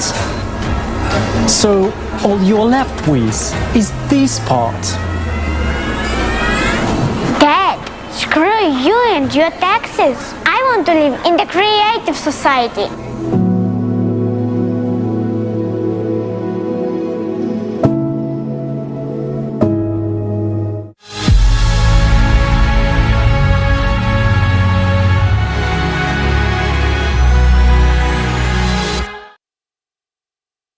Well, that ice cream analogy really gives us a taste of the crazy world we live in. I'm really tired of this bitter flavor. I'll never look at the ice cream again without thinking, screw you, consumer society. We all want creative society. Consumer society is funny at first glance, but it's hard scoop to swallow. Even a child understands the unfairness of it all. And we really need to change the format to the creative one. Yes, from the first day of the transition period into the creative society, everything will be different. Prices will go down because there will be no taxes for small and medium-sized businesses. Electricity will be free, resources will be free, the license will be free, because all the advanced technology belongs to the society. Just imagine how this will change people's lives. For example, instead of conventional methods of growing wheat, a farmer will be able to grow it on a vertical farm, which allows to increase the yield by 600 times per square meter. As a result, we will get flowers, which is many times cheaper. Because there is no need to rent land, no need for tractors, no need for petrol, no need for extra water, because it's actually a closed cycle. The only things you will have to pay are fertilizer, the grain fund, and the staff salaries. Can you imagine how this changes the way we produce food? It will become a higher quality without the use of pesticides and harmful substances. And it will be also significantly reduce the burden on the environment, which will stop exhausting the earth with huge arable lands. And here's the answer to the question of why the prices of goods will go down while their quality will only improve. Absolutely right. And these fundamental changes will transform every sector, because in the creative society, everything will work for the benefit of the people. According to the law, no one will have the right to make life worse for anyone, and there will be no point in it. The conditions will be created in such a way that by improving someone else's life, you will ultimately improve your own life as well. And our children will be the first generation to grow up in a society where it will be natural. This is our responsibility, and we have the power to make it happen. So now you know what benefits are guaranteed to every person in a creative society. And you also know that it is economically possible. For all the advantages we discussed to become a reality, it is necessary to adopt this economic model worldwide. Its implementation is only possible with a change of society from a consumerist format to a creative one. Only in this case will it work. We have just received an answer to a crucial question that is often asked. Where will the money come from for free healthcare in the creative society? Free healthcare will be provided to every person thanks to the new technology, thanks to the new economy. You have already heard that this privilege will be available in the Creative Society's transition period. But in the Creative Society itself, a new technology will enter our lives that will radically change people's future. We confidentially proclaim 100% health for every person in the Creative Society and the complete absence of diseases. And there is something else that will shock you. This is the extension of human life up to 1,500 years, thanks to the use of this technology. Yes, you heard it right. This is not a fairy tale. Science has already advanced so far that it has been scientifically proven that such technology is possible, and these developments are already underway. What separates us from this implementation is only the absence of the Creative Society. So, what is this technology, you might ask? We simply called it the Body Regeneration Capsule. The Body Regeneration Capsule is a simple name, but behind it are hidden fantastic capabilities. We want to introduce to you a presentation of the functions of this technology that will blow your mind. Before you see for yourself how incredible it is, I want to note that in the Creative Society, you will receive it for free in your home. From this moment on, your life will change. Your new life will begin. I understand you are eager to learn more. So, we invite you to watch the presentation.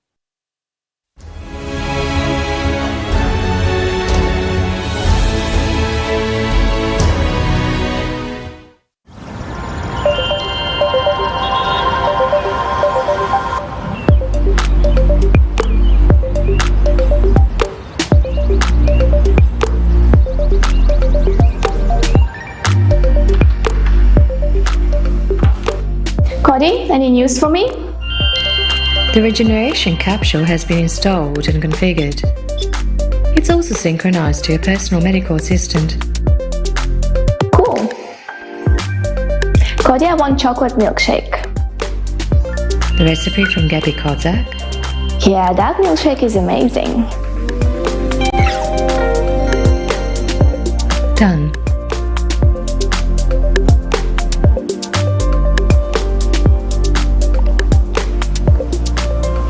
Wow, you are a beauty indeed. I see they implemented all my design suggestions. Wonderful. Greetings! I'm a regeneration capsule, the first generation. Would you like to undergo the body regeneration procedure? Do I have to? When analyzing the data from your personal medical assistant, I discovered that you suffered a fracture at the age of 10. It healed but left a slight dislocation, which deformed your joint, causing pain and potential damage to the joint cartilage if you exercise. The surgery that you had at the age of 16 to remove your appendix left a scar on your skin. Your frequent unbalanced diet has also caused your body to malfunction. I can eliminate all the consequences and restore your body to its perfect condition. Would you like to start the treatment? Yeah, I guess so.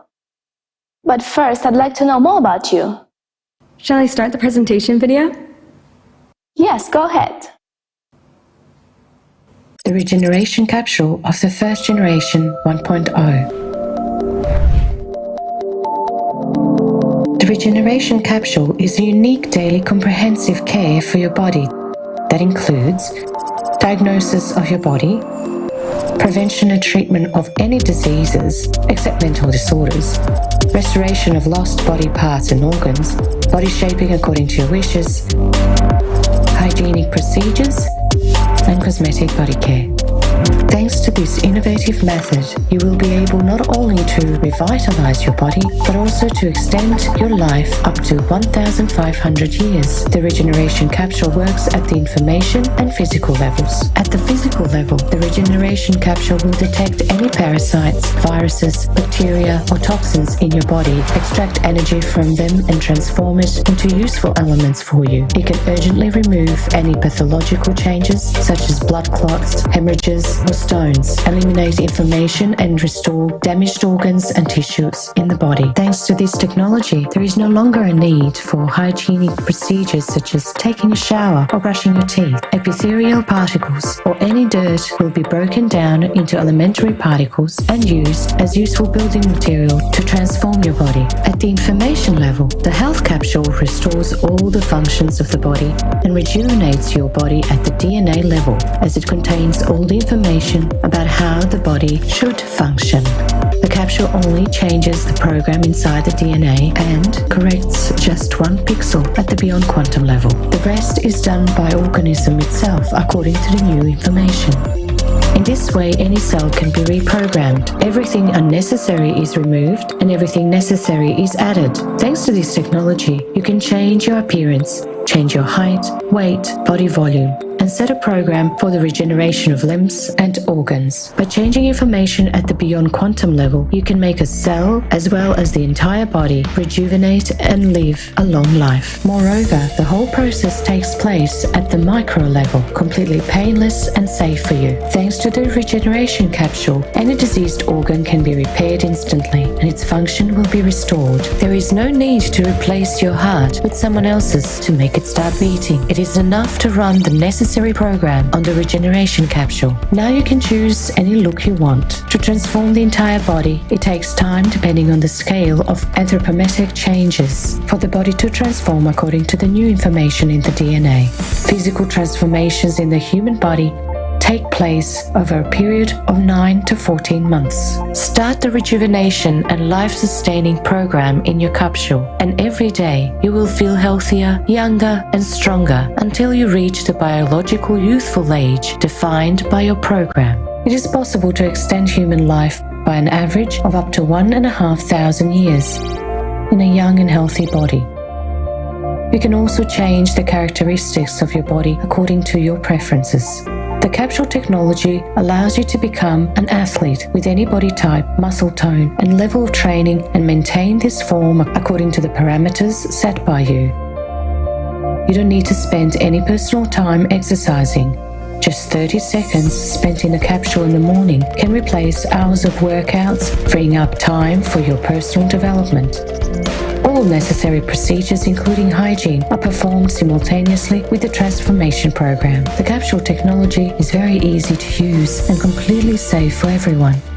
Information about your personal parameters and preferences will be stored in a unified database. When you travel anywhere in the world, you can activate your personal program with any other capsule. All you need to do is to use your individual code, and a perfectly tuned capsule is at your service. The regeneration capsule is an innovative technology that allows you to stay healthy and youthful for many hundreds of years. Forget about any diseases and improve the quality of your life.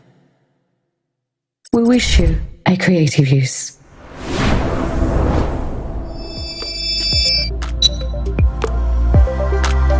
Wow, that's awesome. So you can really cure all diseases? Yes, in fact, most diseases are caused by infections. I can eliminate them very quickly. For example, Alzheimer's disease is caused by a parasitic infection. These microparasites generate a calcium casing around themselves, resulting in excess calcium on the axons, and that in turn leads to neuron connection breakdown and brain cell death. On the other hand, these are living microorganisms, so I can extract the energy from them, remove the excess calcium from the axons, and relocate it to where it's needed. The excess calcium is then removed from the body. All relevant neurons will be restored based on your individual DNA program. If you want to increase brain functionality, I can also create active neurons and increase their number. As time passes, you will gradually adapt to the increased brain functionality. The complete program to cure a person takes 30 seconds. and they will leave the capsule completely healthy.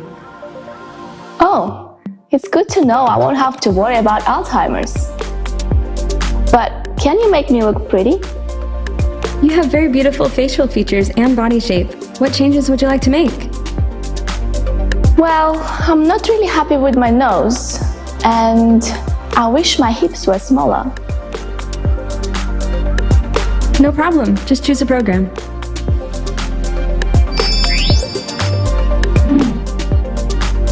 Wow.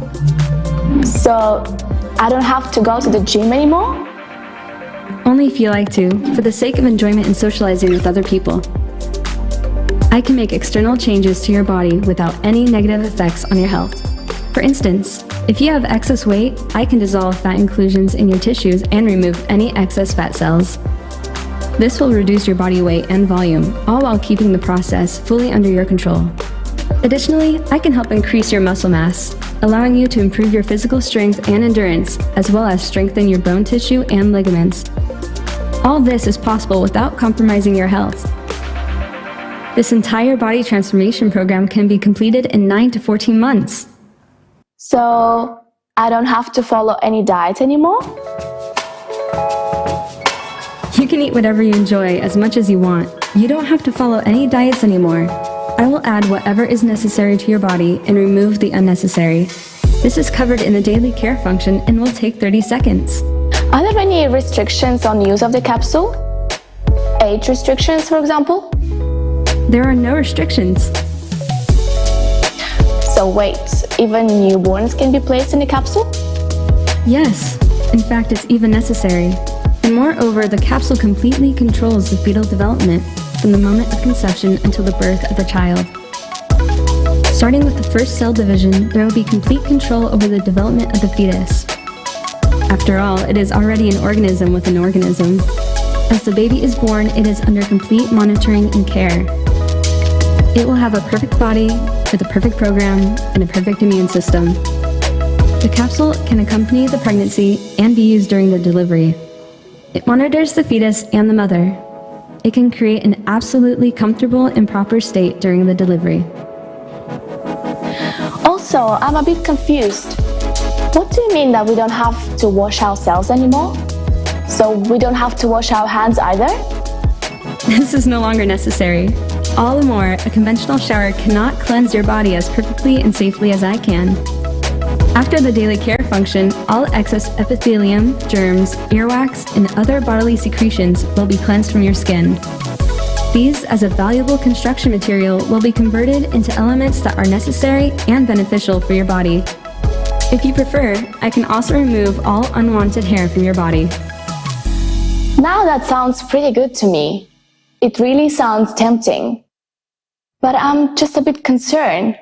With all this manipulation with our DNA and body parts, would I become a mutant at some point? No, that's impossible. The first foundation of the Creative Society is the value of human life, which is why all my functions are set up only to improve and maintain your health and well-being. Oh, the first foundation. How could I forget? Now you convinced me. I'm ready.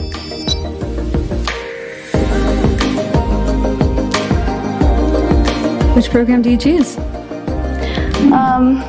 Daily routine for starters.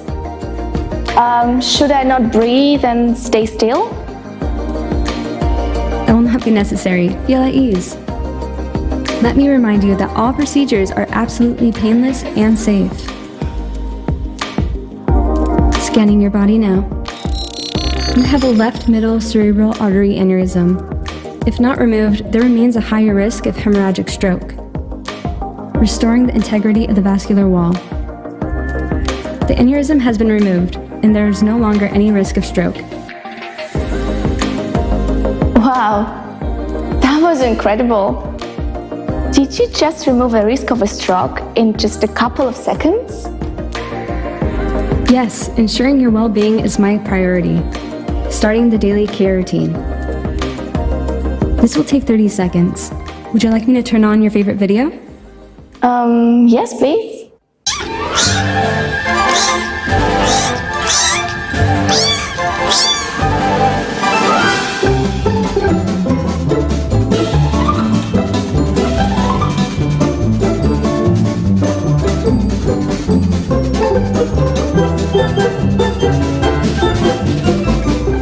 care routine of your body is complete. What do you mean? 30 seconds are over. Have a great day.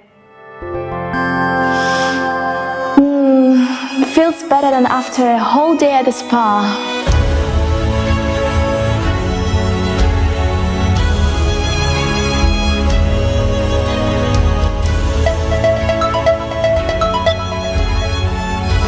Mom, hi! Look what I've got! Looks gorgeous. Have you tried it just now? I've been testing mine for weeks.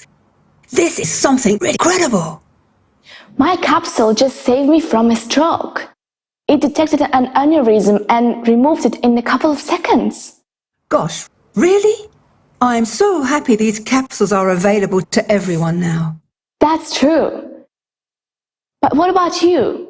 Are you seeing any changes? Yeah, I ran mine right away under the Health and Rejuvenation program, and my skin has already improved. The spots are gone, the wrinkles have already started decreasing. Look!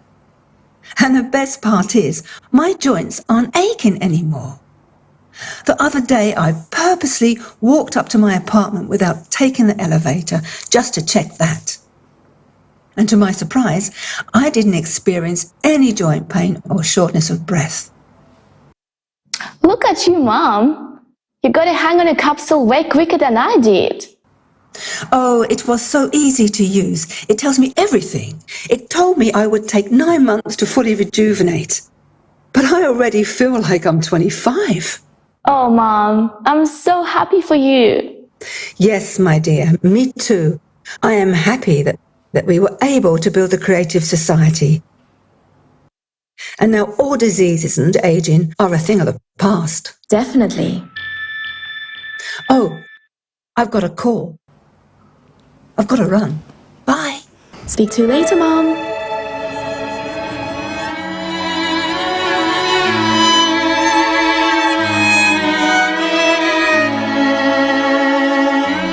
I wonder, what other amazing discoveries will our scientists make?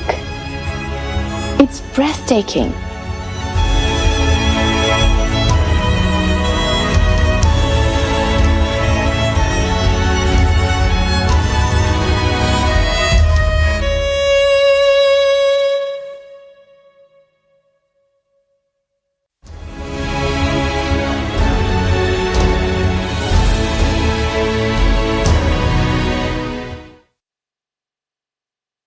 Wow, what an amazing video. Imagine, in the Creative Society, everyone will have their own capsule for regenerating the body.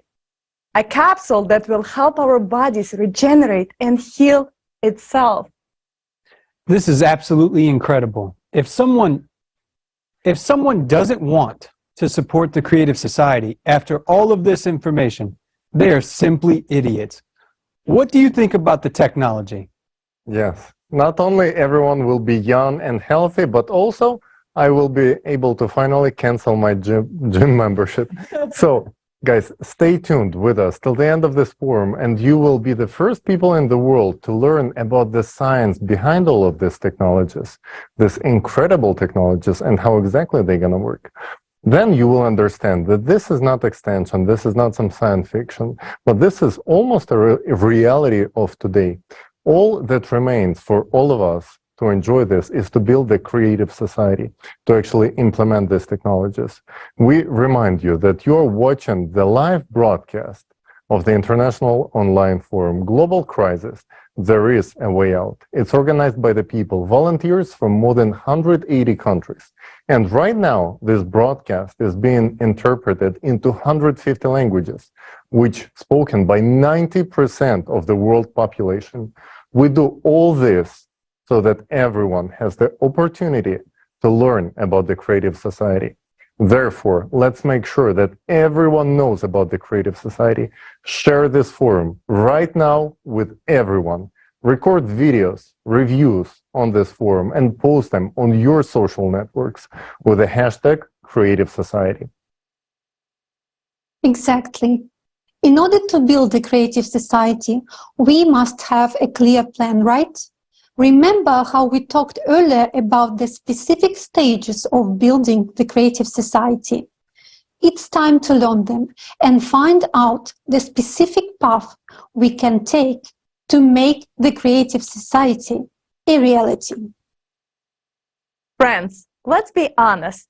Each of us wants to have an universal basic income equivalent to $10,000 every month. Free housing, a replicator of matter that meets all material needs, and a health capsule that solves all your health problems and ensures longevity and usefulness. But there is one important thing. It will only be available to everyone in the creative society. So how can we achieve the creative society? Let's consider this in detail. Creative society is built in 3 stages. The first stage is the stage of informing. The second stage is political. The third stage is the world referendum. Each of these stages implies specific steps. In essence, this is the roadmap of how we get to the creative society in a peaceful and lawful way. Let's walk through those steps together. What is our first step? Where do we start, Jason? We'll begin with the first stage, which is the hardest and the most important one, the stage of informing. That's right. The first stage in building the creative society is to inform others. After all, we can only build the creative society in the whole world, which means that firstly, all people need to learn about the opportunity before choosing it. Yes, the creative society is beneficial to everyone. So if all people learn about it and truly understand its idea, then they will definitely support it. This means that people will form an electoral demand for the creative society, and then politicians will have to fulfill it since it is the will of the majority of people. And such politicians will surely be found if people as the electorate express their readiness to vote only for those politicians who will implement the creative society. Stage 1, informing. A person found out about creative society and wants to live this way. What exactly do we do at this stage of informing? First, a person informs others about the creative society. We start sharing information about creative society by all available legal means. Through personal communication on social media, by placing the creative society logo on your car, home facade, clothing, public transport, and so on. These are actions that are easily accessible to everyone, and to you too. If you want to live in the creative society, then tell everyone about it, and be sure to spread the word about the benefits each person will receive. Act as the characters from this next video.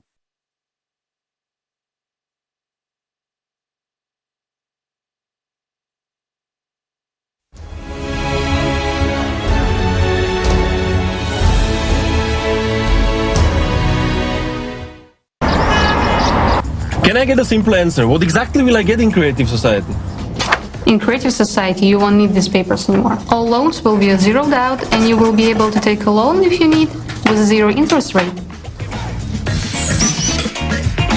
And a new flat of 60 square meters for each member of the family.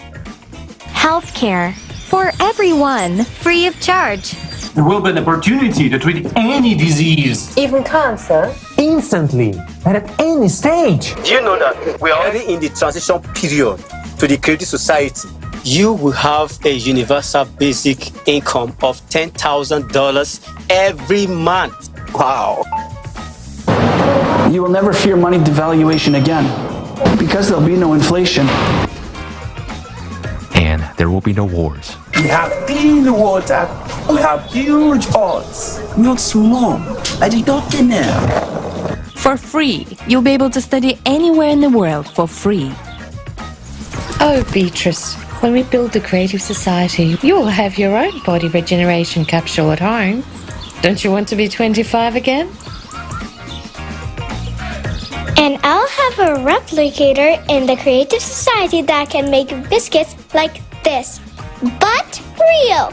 The Creative Society is the world without borders. It's freedom. Sweetheart, can you imagine? This is actually a new stage of evolution for our civilization.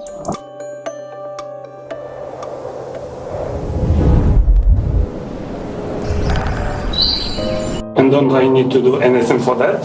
I didn't say we didn't have to do anything. We've got to inform everyone about the Creative Society, so that people form a public demand. To change the format of society to a creative one. And how are we gonna do it? You can put a sticker on your car, just like that guy. Or this guy. I'm going to talk about it in my every podcasts. You have a lot of contacts abroad.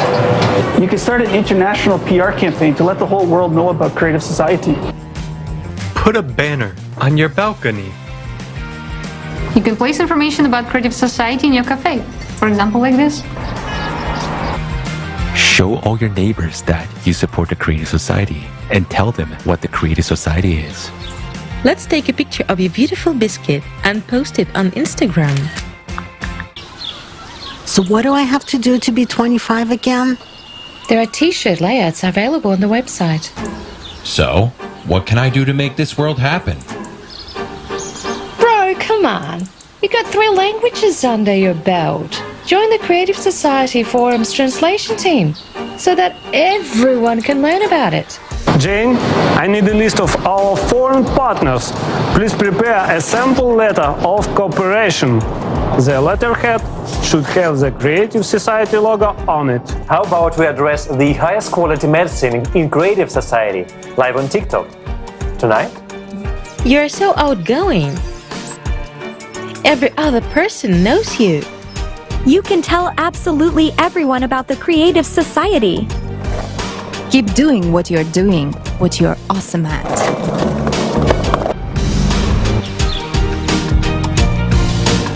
In Creative Society at any time, you'll be able to fully regenerate your body by entering the body regenerating capsule. It is not what kind of the world we're born into, but what kind of the world we can make.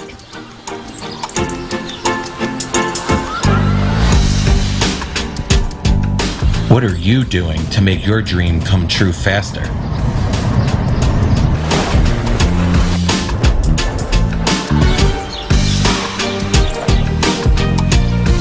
Postoji izlaz, and that is the Creative Society.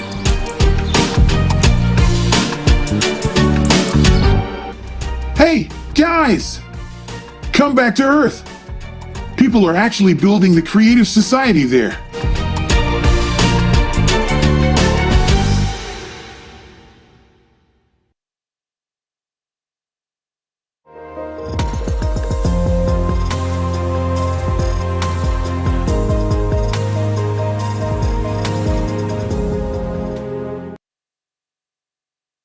We want to tell you that this 5-minute video that you just watched was created by 15 teams of volunteers from around the world. It's a prime example of how, by coming together, people can create cool content that will help spread the information and the word about the Creative Society. Creative Society volunteers around the world are true friends whose friendship saves the world. In the same way, you can also unite with your friends and like-minded people for the common goal of informing about the Creative Society and building it as quickly as possible. For this, you can establish a coordination center in your districts, cities, or countries. The more actively and organized we unite, the more we will be able to do and the faster we can inform. Forming the electoral demand is very important. John, tell us more. So the main goal of this stage of informing is to create an electoral demand. How do we know that we have created an electoral demand? If all people around you are talking about the Creative Society en masse in social networks, stores, business circles, literally everywhere, it means that we are already the majority, and the electoral demand for the building the Creative Society in your region has been formed. It's important to note that all stages of building the Creative Society fully comply with the norms of the international law. Let's look how exactly the formation of electoral demand and your actions are supported by the international law. The Universal Declaration of Human Rights and the International Covenant of Civil and Political Rights stipulate that everyone has the right to freely hold their opinions, express them openly, and disseminate information and ideas regardless of state borders. Moreover, according to the current international regulations, the source of power is the people themselves. This is also stated in the majority of national constitutions in the world. While preparing for the forum, an international team of lawyers studied more than 150 constitutions and discovered that vast majority of them provide the source of power. The source of power is the people. This slide shows excerpts from constitutions of several countries. Do you see that? In reality, the power legally belongs to you. But how is it that we do not have effective mechanisms enabling us for exercising this power? We are already solving many issues in all spheres of life. In the online format, the only sphere hardly touched by technological progress is the implementation of self-governing by the people themselves. We can vote for the best movie or song or do business online and use electronic documents. But why can we not vote for the laws that benefit us? Nowadays, these laws are adopted by the politicians we elect. We want to build the creative society in a legitimate way. So we need to use politics as a tool, because it is through politics that modern society is governed. And this is why the second stage of building the creative society is the political stage.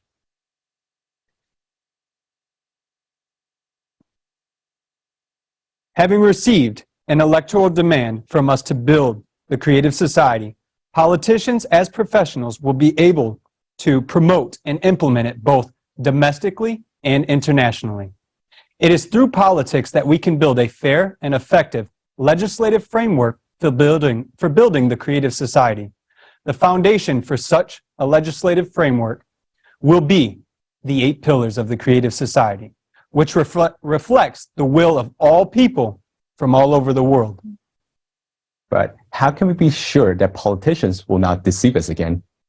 And effective control of politicians by the people is needed through the modern and convenient tool. The electoral platform will be that tool which people will create themselves and which will be legislated on the state level.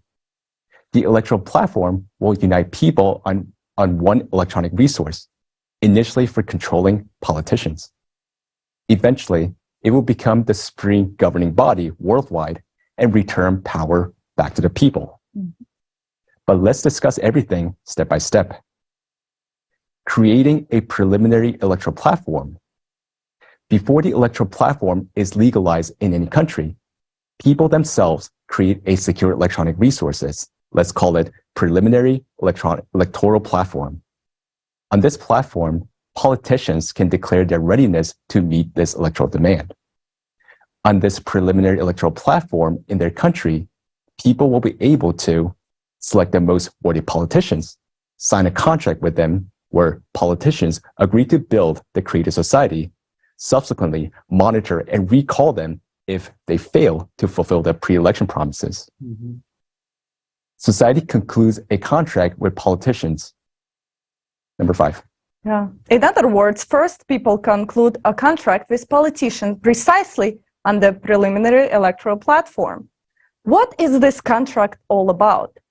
Its purpose is to legally stipulate a politician's public commitment to fulfill the following demands of people: to incorporate the 8 pillars of the creative society into the Constitution, to adopt a law recognizing the electoral platform as the highest legislative body on the national level, to resign from their position if majority of people vote on the preliminary electoral platform. The contract is a guarantee that politicians will not deceive us. Why?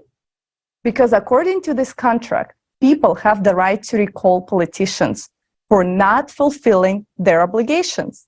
This way, people can control the politicians they elect on the preliminary electoral platform.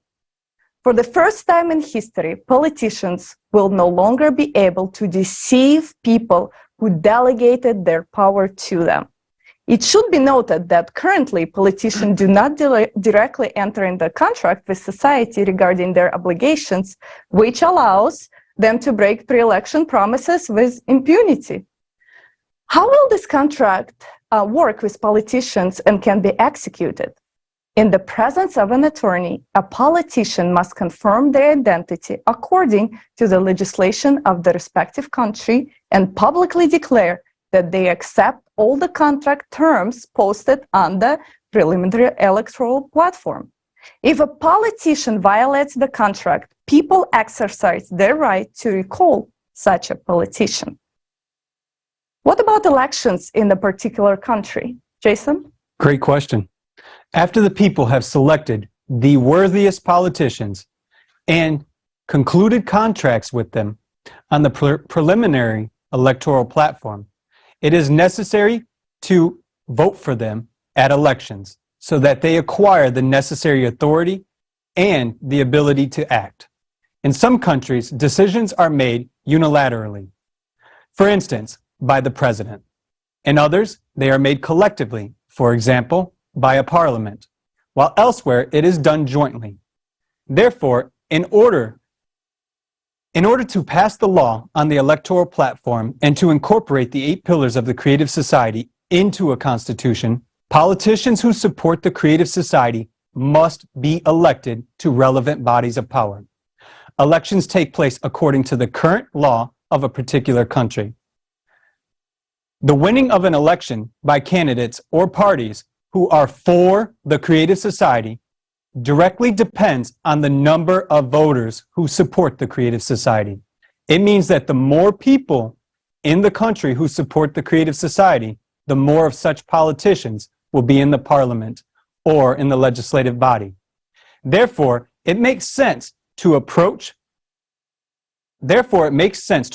implementation of the political stage in a country only when the majority of the electorate in this country supports the creative society.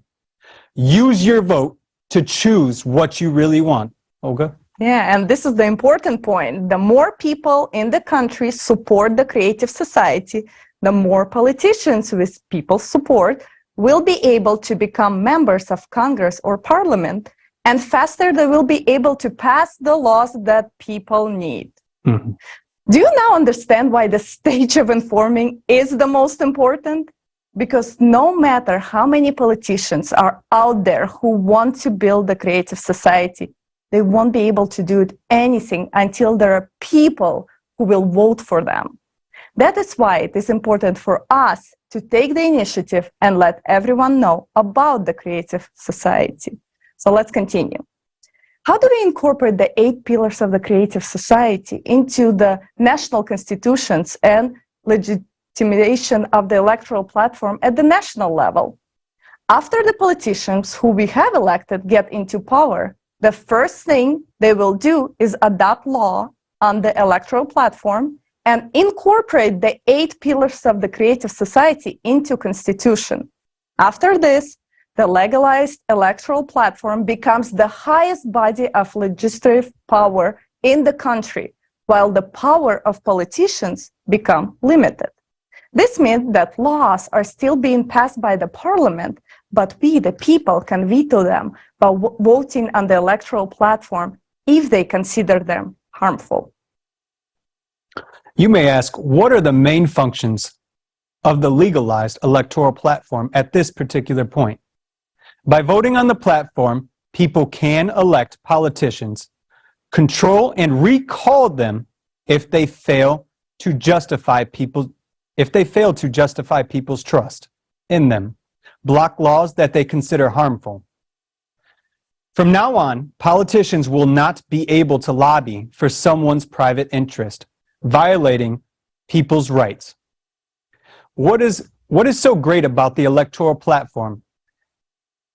You may ask. Everyone votes openly on it. The results are immediate. No one can vote instead of you. and falsifications are impossible. You can see how your acquaintances voted, and your acquaintances can see how you voted. It's impossible to vote on behalf of a non-existent person or a deceased person. Neighbors, relatives, or friends will refute that. And those who try to cheat out of habit will be held accountable to strict accordance with law. Why do you think the electoral platform has not been created up to now? Simply because it is not beneficial to those who are currently in power. But it's important to remember that we ourselves endow them with power over us. Without an official creation of the electoral platform, true democracy and power of people cannot exist. People do not possess the function of real power until they have a function of supervising their representatives. Currently, those in power use modern technologies to control us people, but it should be the other way around. People should control the decisions and actions of politicians through the electoral platform.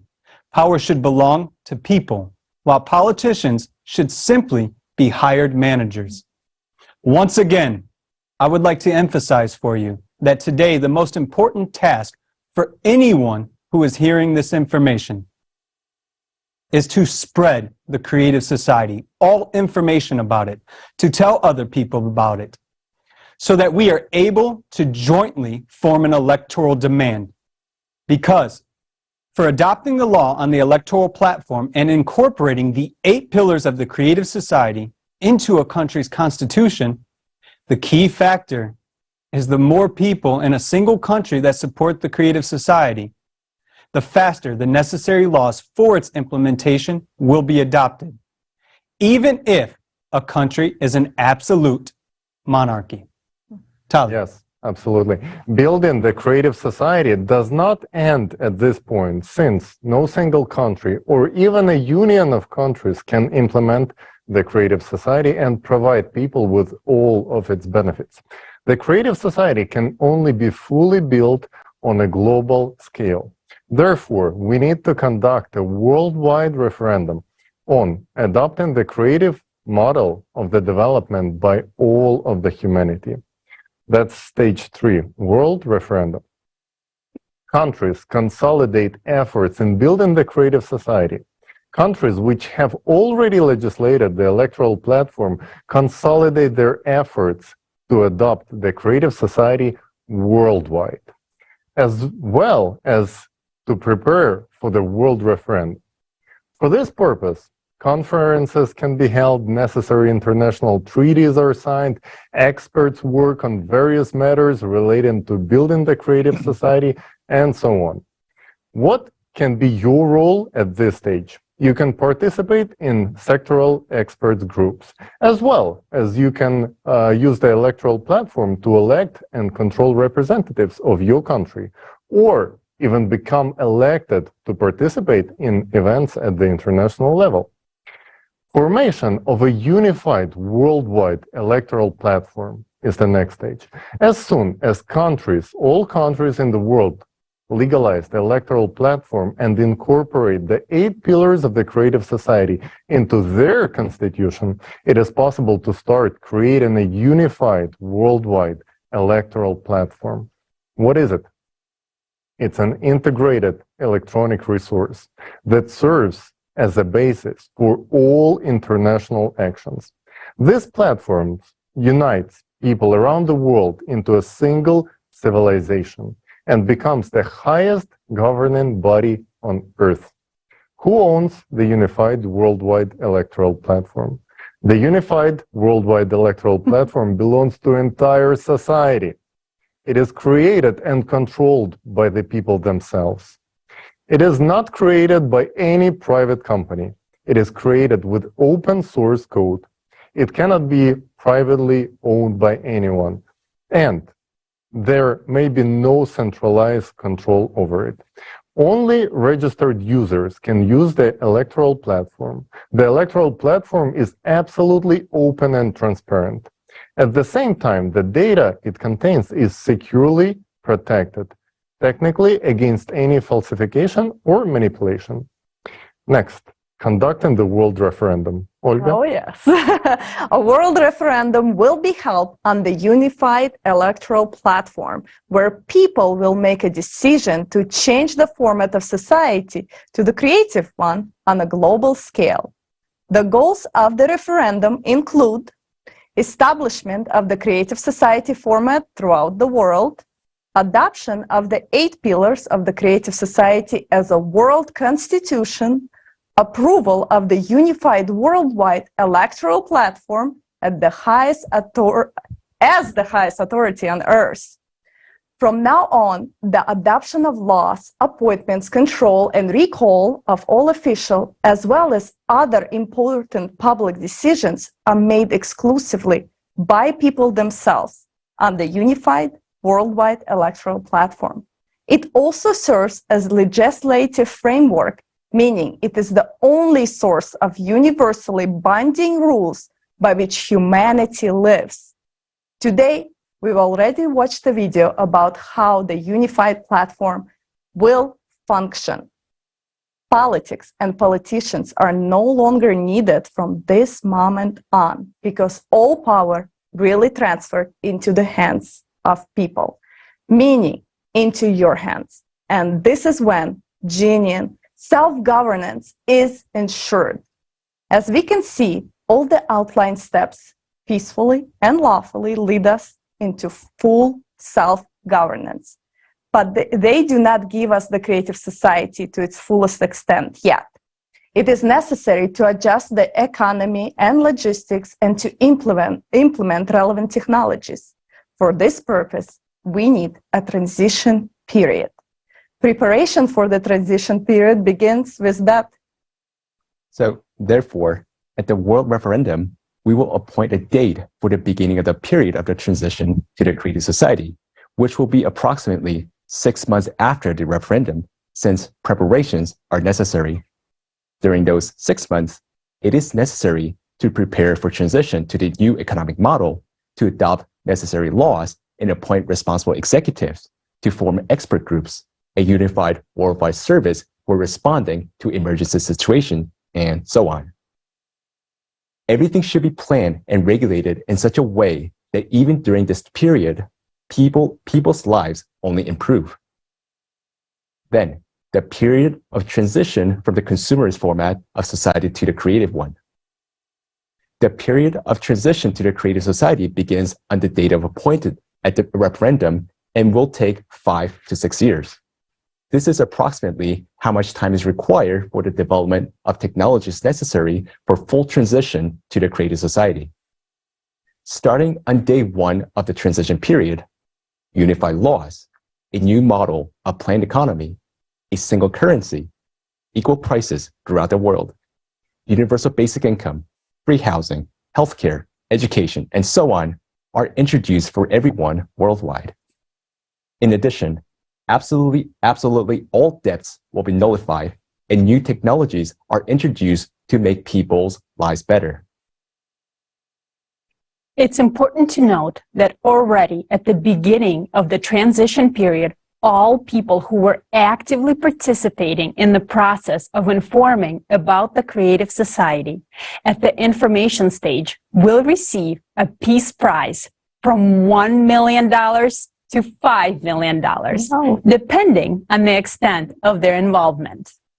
Identifying these people is not difficult. We all know the most active ones, and this is fair. After all, it's thanks to these people that the creative society becomes possible. Moreover, it will be good infusion of funds into the economy and launch its rapid growth. Then, creative society. Once the transition period into the creative society is over, fulfilling life in the creative society begins. By this time, every person will already have all the benefits for our fulfilling and happy life, and money will no longer be needed. From this moment on, the creative society really begins. All technologies work for you. You can develop your individual abilities as a human contribute to society's life, and receive maximum benefits. The creative society offers tremendous prospects for civilization as a whole and for every individual. All the described steps for building the creative society are absolutely realistic and are taken peacefully, legally, without any destructive or violent actions. This is the evolution of society accomplished by legal means.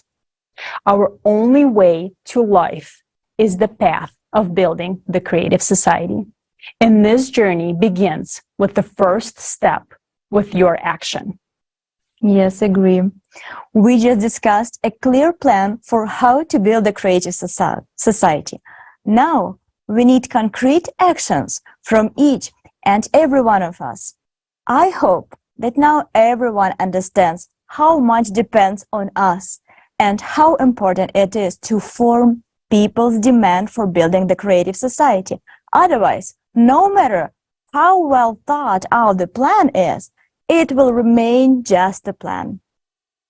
Yes, we have repeatedly emphasized that the creative society can only be built globally. We often hear this question, why can't we choose a certain country, their people will already live in the creative society, and then other countries will follow their example to build the creative society for themselves? Friends, it's only possible to build the creative society on the entire globe if and only if all of humanity unites together.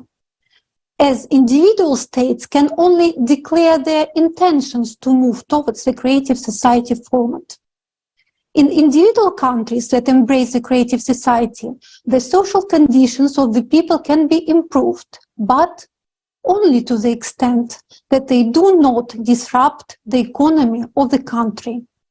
Otherwise, a country which tries to move to the creative society alone will still be dependent on those countries which do not support the creative society. Because today all countries are closely interconnected and interdependent in geopolitics, economics and finance, energy, legislation, logistics, and so on. A single country cannot fully secure the value of human life because there will always be a military threat from other countries. Therefore, it is impossible to build the creative society in a single country. Either everything will remain at the level of conversations without moving on to specific actions, or the creative society will be embraced by all the countries. Yes, and our next guest understands that there is nothing more important than what we are discussing right now. Mr. Kendall Coffey is a leading American attorney with an outstanding career spanning more than 40 years. He served as the United States Attorney for the Southern District of Florida and is recognized as one of the country's most authoritative lawyers. Mr. Kendall Coffey is also a legal analyst, author, and teacher with extensive experience handling high-profile cases and complex legal issues. Thanks to his unparalleled expertise and dedication to the legal profession, Mr. Coffey has become a pioneer in the legal community and an authoritative expert on legal issues throughout the United States. Mr. Coffey, the floor is yours. Hello, this is Kendall Coffey from Washington, D.C. in the United States, and I'm delighted to be a participant in welcoming you to the global crisis. There is a way out. I've had the privilege of serving in different capacities over the years. I was the United States Attorney for the Southern District of Florida and had the privilege of being in the government, mostly prosecution, but on the inside of one of the most important government agencies in the world. And in addition to that kind of privilege of being in government, I've had the opportunity to teach at 3 different law schools, several others around the world. I've written books and dozens of publications on different issues from the legal perspective. But nothing is more important than the issues that we're talking about today. We are talking about the survival of our planet for future generations. And the reason that's so important is with all the anxieties we have, it's so much easier to indicate that things could be difficult. Things are challenging. What about this war? What about this hunger crisis? But this is a program that has the unique focus on different strategies for, first of all, recognizing the seriousness of our challenges, because they are very real and they could affect the survival of all of us. And certainly people like me that have grandchildren have to be very, very concerned about what their future might be. But in addition to talking about the dangers and the perils that we face, this is an organization with aspirations and goals for bringing people together around the world and developing solutions. And so it is more important than ever that we give this kind of program the serious attention that it deserves, and that we all begin to try to do more individually, as communities, as states, as nations, in order to assure that future generations, including my grandchildren, have a world that they can enjoy. If these 8 pillars can be brought into the constitutions of every nation, into the laws of every community, the world would be greatly strengthened, and future generations would have stronger and better lives to look forward to. It's always a challenge to get aspirations, goals, and ideals brought into laws. But that is not just something to think about, that is something to act upon, because we could be running out of time in terms of getting to the world society that we all want to have for our future generations. The Creative Society has demonstrated that there are mathematical certainties that things that are bad things that could be calamities, could be in the future. And we have to assume that there is not hundreds of years of good weather, hundreds of years free from climate change, hundreds of years free from global warming. We are on a much, much shorter deadline than that. And part of what the Creative Society can do is get us working together to focus on what we have to do to meet the challenges that this world faces, more severe challenges than ever before in human history. We should not be discouraged, because it is in times of challenge and crisis where people get together and where societies become stronger, and where individuals who might have thought that all they had to do was live each day suddenly rise up and become leaders in their communities. So however the adversities must seem, they really create opportunities for each of us, every one of us, to do more, and for a number of us, those who care deeply, to become the kind of leaders that communities, that societies, that nations, and that the world needs now more than ever. Shares, thinking that eventually someone else will take the steps that are needed to protect society from its many challenges. We have to remember something. That somebody may never appear, and sometimes that somebody is you. We can all think of examples throughout history where somebody, could have been anybody, but somebody decided to simply not accept things that were wrong, to not accept things that were unjust.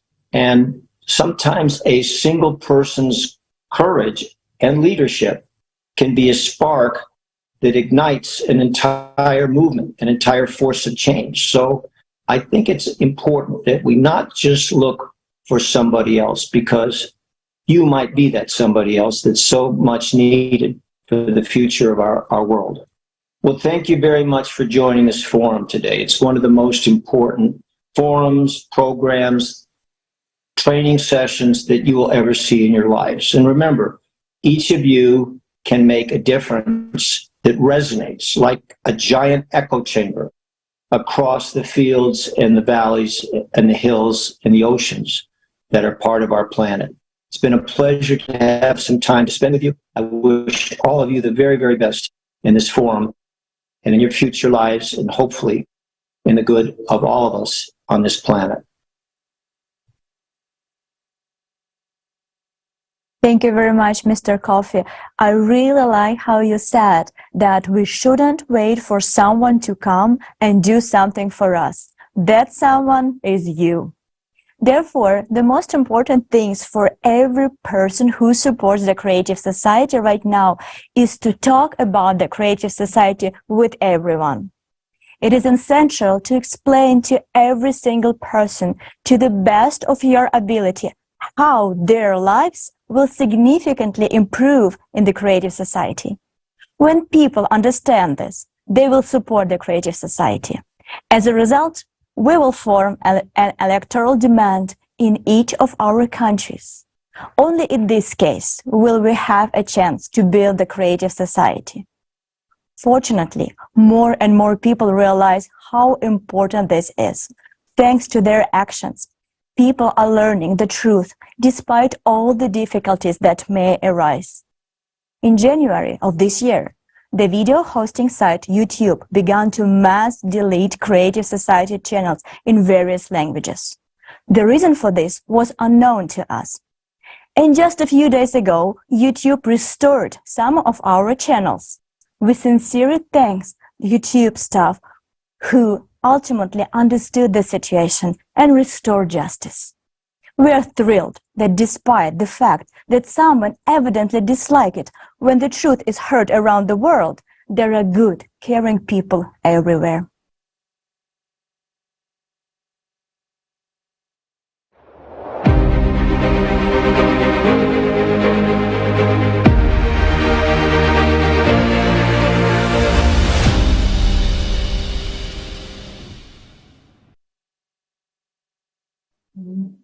The path to the Creative Society is the path to our shared dream. And with each person's choice and action, this dream becomes closer to us. We are pleased to present a film made by participants of the Creative Society from different countries. The main characters of this film live in a world familiar to each of us. And like most of us, they suffer from the conditions of the consumer format. In the consumer format, we try to survive, adapt, and come up with 10 ways to silence our inner discomfort. Still, the solution to all our problems is on the surface. We just need to change the format of society once and for all. This is a story about heroic women who dared to do the most important thing for their families and all humanity, to build a creative society. The life shown in the film, the freedom, happiness, and realization of the boldest desires will be achieved by women in the creative society. This is a story about breathtaking prospects that will open up for every woman in the creative society.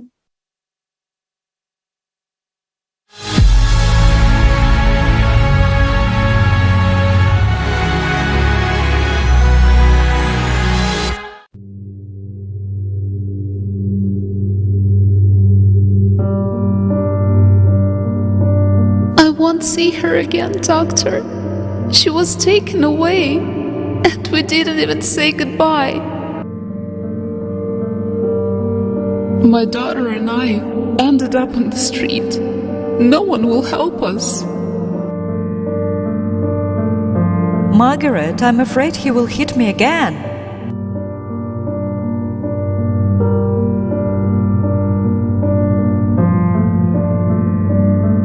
Susan, why didn't you call the police?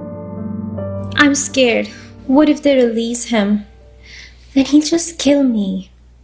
Or on the contrary, if they put him in jail, then how will we survive? He's the only one that feeds our family. Margaret, you know, I feel lonely. That's why I want to ask you to prescribe me something for loneliness. Can you? I feel like I'm going crazy. What if it runs in the family? I'm already 22 and I still can't get an education or a decent job.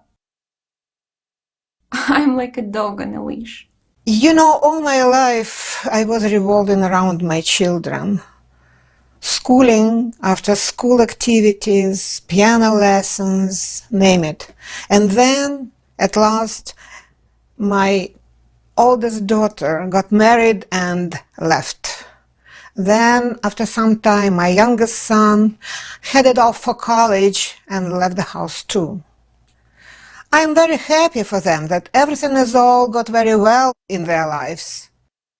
Have you thought about visiting them yourself? What are you talking about? I can only dream about that. Don't you say I can barely move? I need a hip surgery, maybe replacement, and besides, there is a 12-hour flight just to get over there. At first, he was very sweet. Yes, he was jealous, but I even liked it. He always had everything under control. I felt protected. Did you perceive it as him taking care of you? I guess so. Did you try to talk to him? Yes, but he only got more irritated, Margaret. I tried so hard to be a good wife. I did everything. I did yoga. I tried to stay in shape. And I always cooked something new. I once bought a beautiful lingerie, and he freaked out, saying why I wasted money on these rags.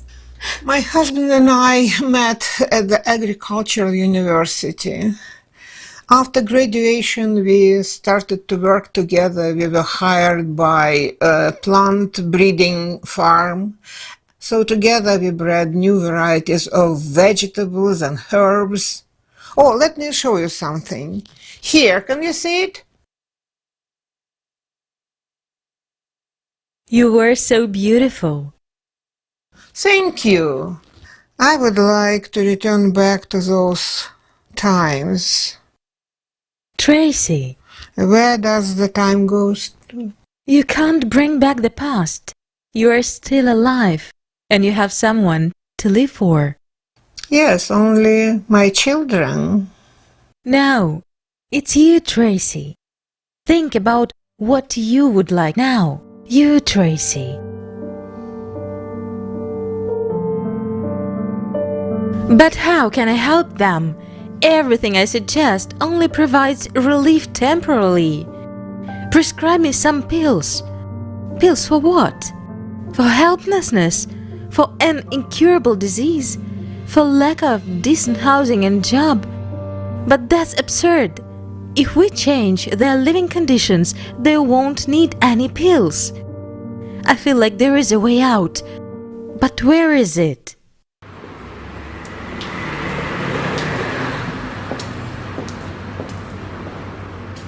Cappuccino, please.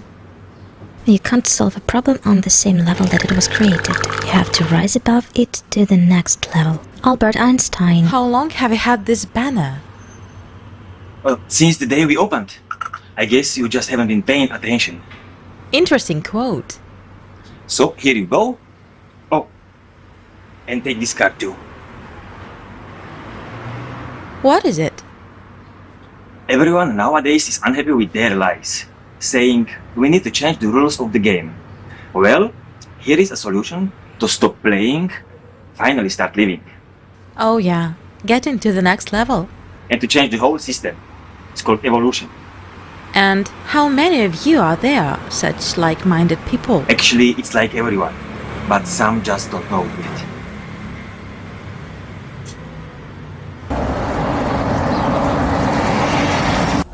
Thank God this time everything was alright. Last time she bruised her forehead. What's wrong with your mom? Alzheimer's disease. I can imagine how difficult it is for you. Have you tried hiring a nurse? The last one didn't last a week. And they ask for a lot of money. And they can understand them, of course. It's It's tough to deal with such people, but I can't do it on my own anymore. My mother needs constant care, comfortable conditions, medicine, fresh air, my good mood. And I'm so tired.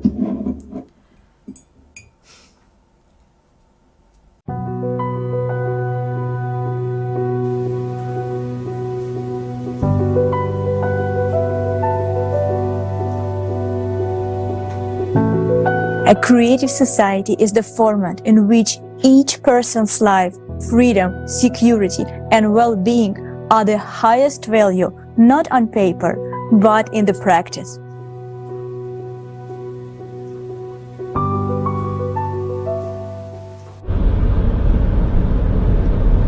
Are you all right? I think so. Have you heard of the Creative Society?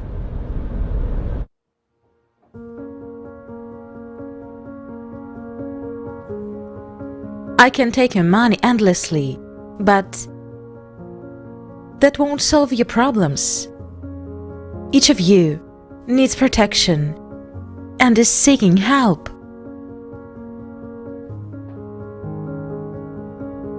Has anyone heard of the Creative Society project?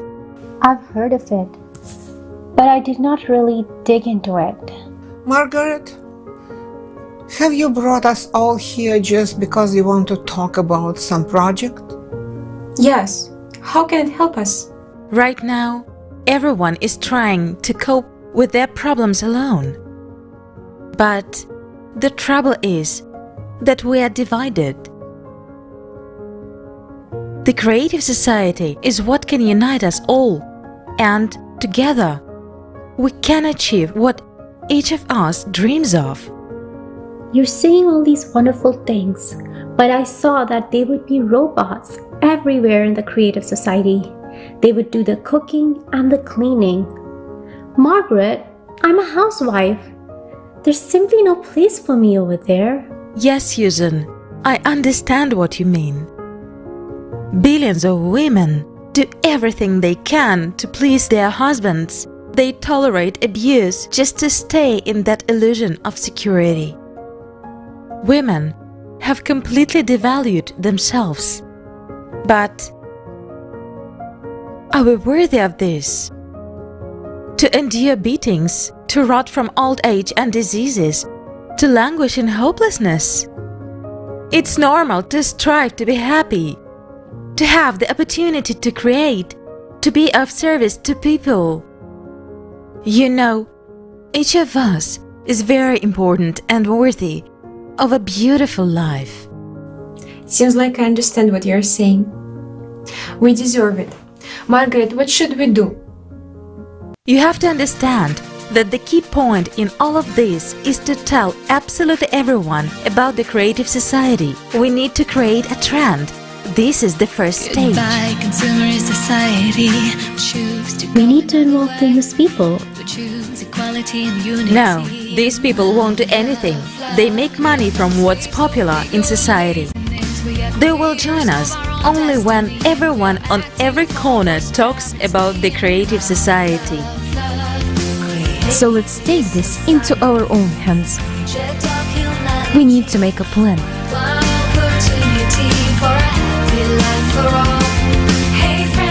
Where can I see the design of this business card? Go to the website, click on About, and choose the Creative Society project designs. And you can download all of them for free. Adult and child, living on a planet, all can be kind. The time has come for us to unite. Let this wave of joy and kindness remind us who we are. Empower and unite us by love, love, love. Creative Society. Hey, where do you think you're going all dressed up like that? And what is that weird thing you have? That's Creative Society. Going to politicians is useless.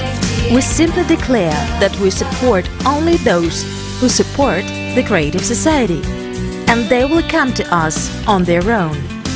Girls, let's put stickers "I support the Creative Society" on our cars.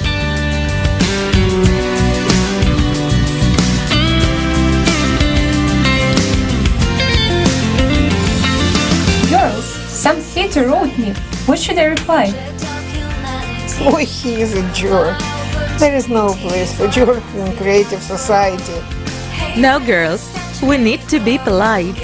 Let's send him smiley faces with the word jerk.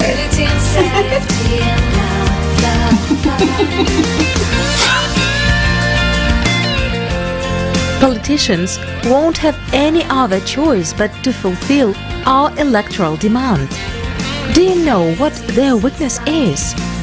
They are entirely dependent on us. Without people's support, they are nobody. Margaret, are you sure you're telling all your patients about the Creative Society? Of course, we won't build the Creative Society if we don't tell everyone. Come on, girls, let's step on it. We're almost there.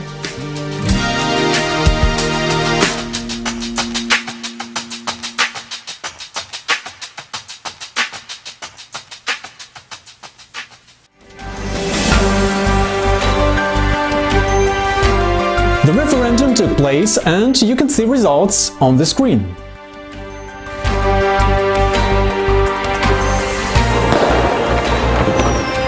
Yes, we did it!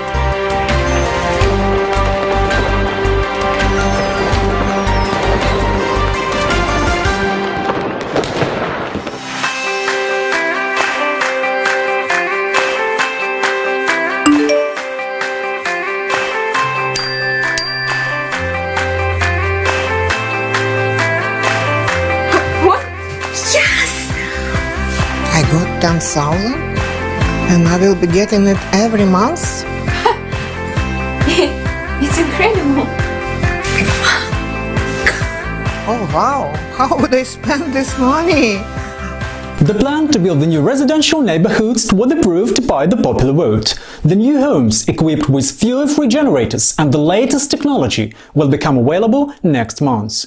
If you don't have housing or if it doesn't meet the Creative Society's minimum standard of 60 square meters per person, on the electoral platform you can submit an application for free new housing for you and your family.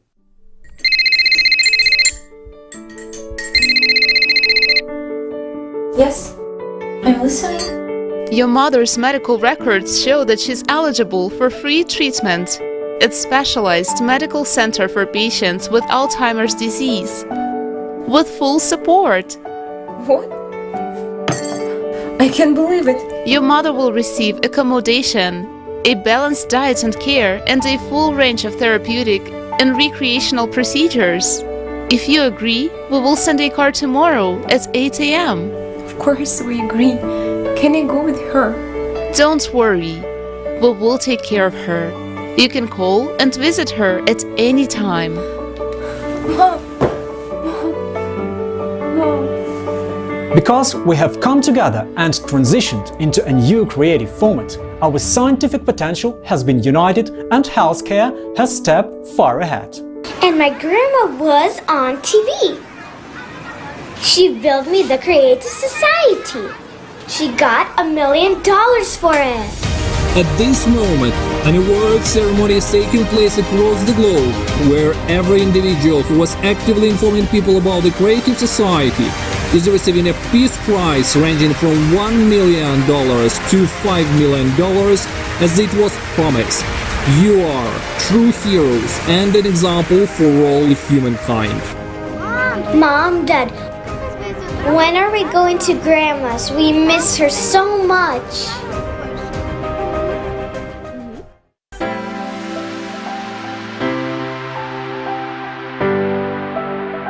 I've devalued myself a lot over the years. I've lived by other people's desires. Now, I can honestly decide how I want to live my life.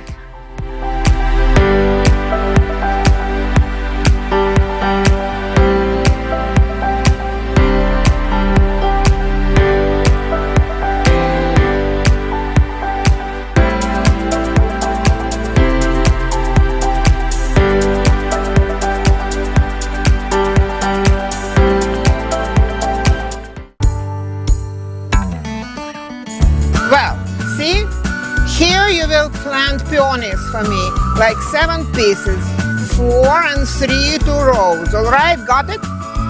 And here, you please sow the carrots. This will be carrots, and this area will be covered with carrots. All right? All the space will be just carrots. I like it this way. Okay? Got it?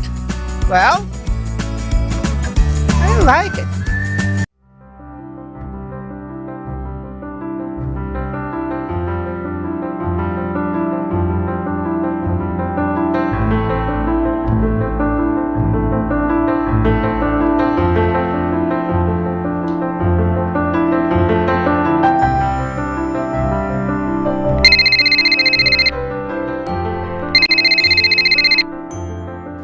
Dr. Ann, so nice to hear from you. Leah, I have a surprise for you.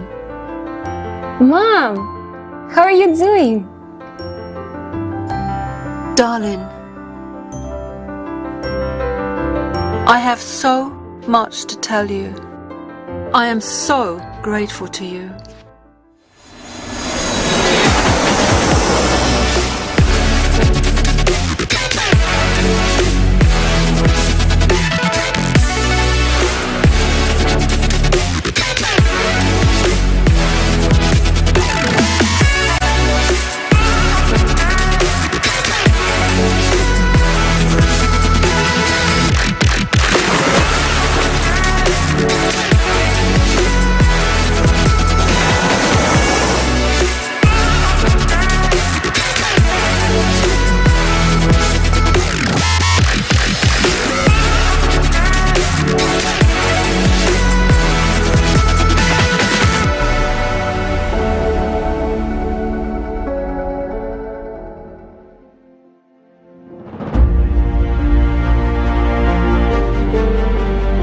On the 28th of February, the transition period ends, and on the 1st of March, we officially enter the era of the Creative Society.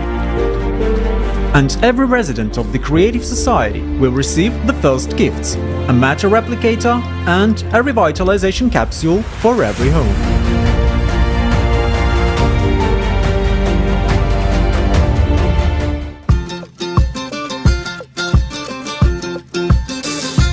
Fresh, crunchy, organic carrots, endowed with special flavors, carrots and carrot juice. I've tried it. You should try it too.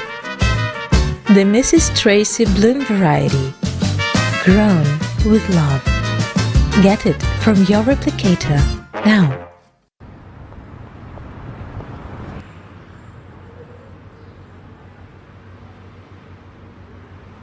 Yesterday, you were tested to discover your personal potential.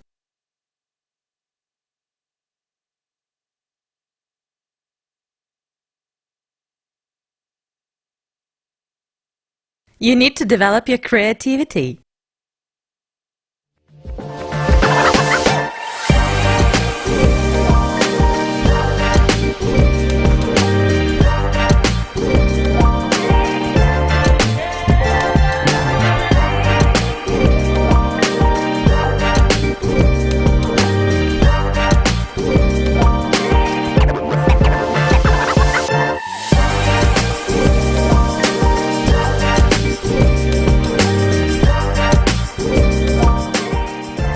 Susan, I saw your paintings at the exhibition. They're awesome. So where's Tracy? I think I know.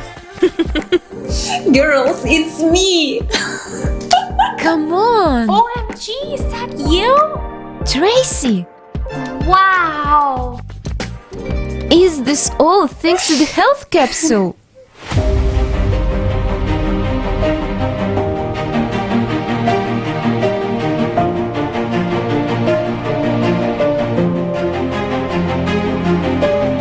I visited 110 countries on planet Earth, and now I have an opportunity to explore space. So, greetings from the Earth orbit. I'm logging from the space station and our expedition is on a mission to clear space debris from near-Earth space.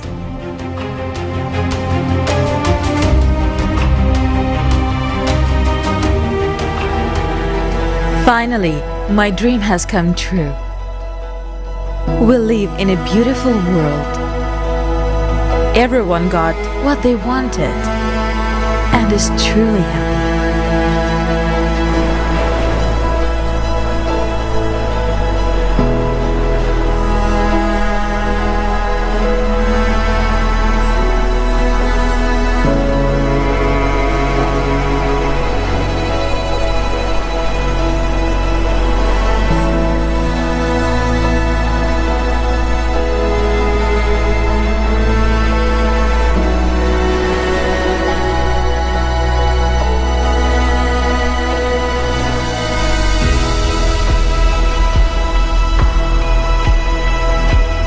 I have something to tell you. I care about you very much, Trace, and I don't want to hide anything from you. I am actually 75 years old. Is it okay that you're a little younger than me? What? You too? Yeah.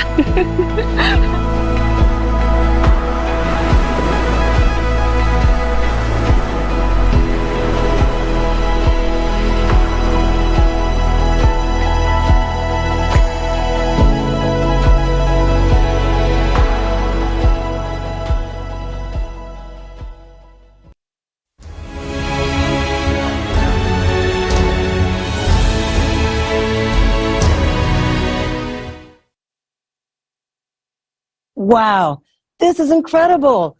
Let's use this opportunity to create a better world for ourselves and future generations. Women, we have the chance to unite right now and build a creative society. If we want a change, we must start talking about the creative society and its benefits for every person. Yes, how can we not want to share this information? It's amazing. Can you imagine that thanks to the body regeneration capsule, we will not only regain our attractive appearance, but feel like we're 25 again? Yeah. Honestly, it's a little bit scary because you can go on a date and she can turn out to be 100 years old. But you know what?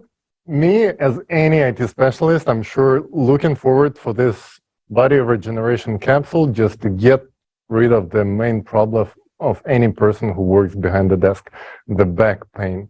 And guys, on a serious note, jokes aside, we need everyone to learn about the creative society in order for all of this to happen. We need this information to be spread out everywhere.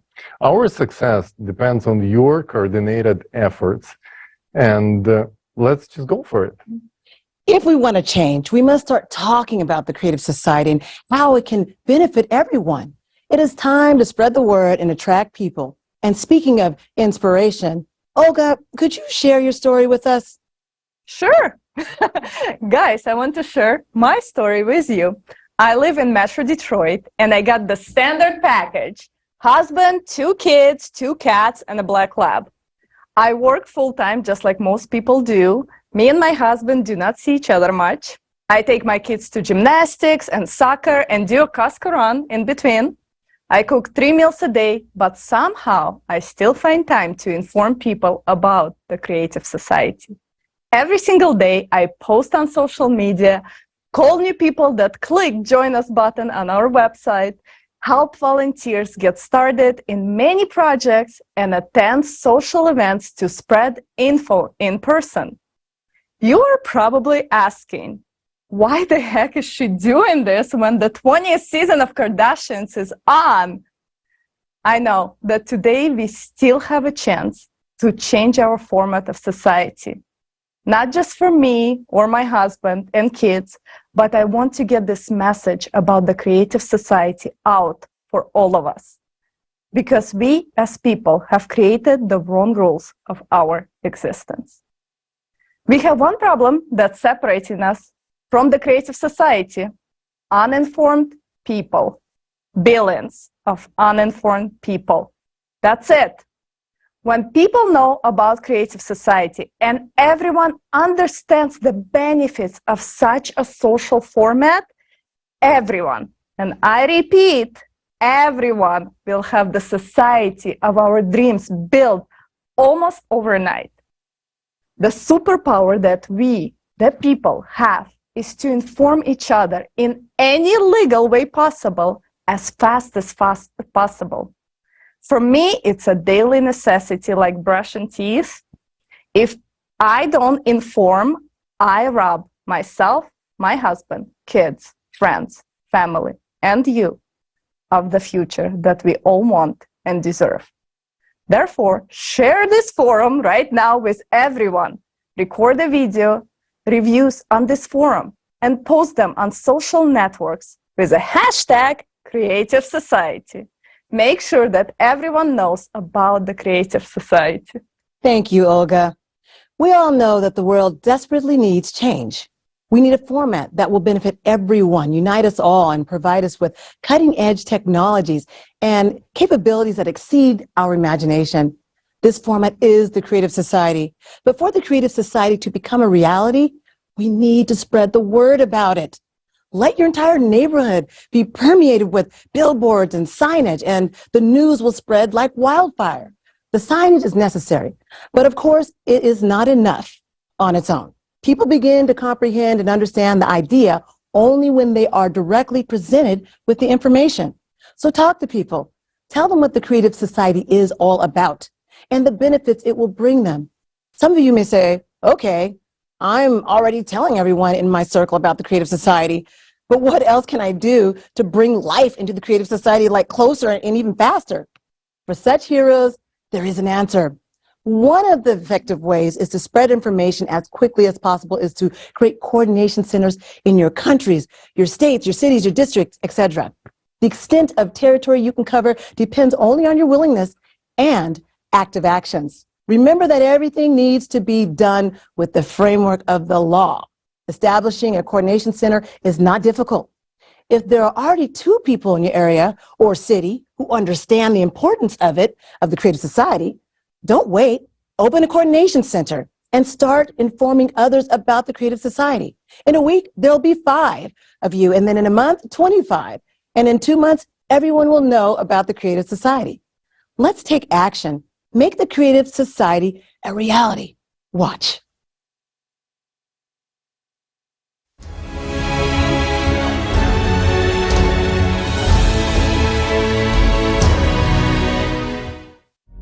Now that you've learned about the Creative Society and understand that, thanks to its implementation, we can first of all avoid all global climate catastrophes as humanity, and secondly, gain a life beyond our wildest dreams. This is free housing of a pretty decent size, an unconditional basic income of $10,000 a month, plus free healthcare and new technologies that will be available to everyone. You'll be in perfect health and able to extend your life in a young, beautiful body. You'll be guaranteed safety and a peaceful life. Free education anywhere in the world, so you will have the opportunity to maximize your potential.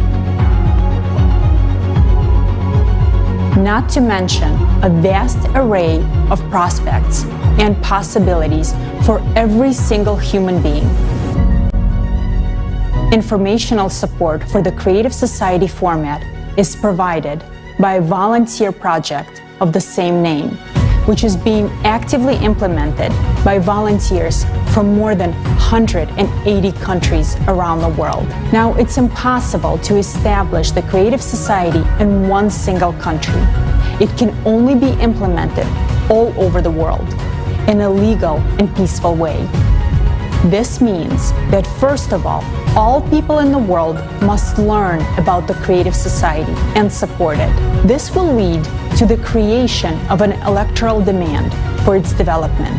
Therefore, the first and most important step in building the Creative Society is to share information with everyone about the existence of this format and the immense benefits it provides for every individual. Maximum activity and creativity from everyone are needed in this effort. Where should you start? You can tell about the Creative Society to your friends, family, and everyone around you. They, in turn, can inform everyone they know. The Creative Society should be known and discussed everywhere. If you want to learn more about the Creative Society, your primary resources will be the creativesociety.com website, especially such sections as international forums and questions and answers. In the Act Now tab, you can learn about the effective ways of informing others and start applying it in practice. Informing a single person about the Creative Society already makes you a participant. By doing this simple action, you have joined the first and most crucial stage of building the Creative Society, the informational stage. This is a step to your bright future. Yes, it's that simple.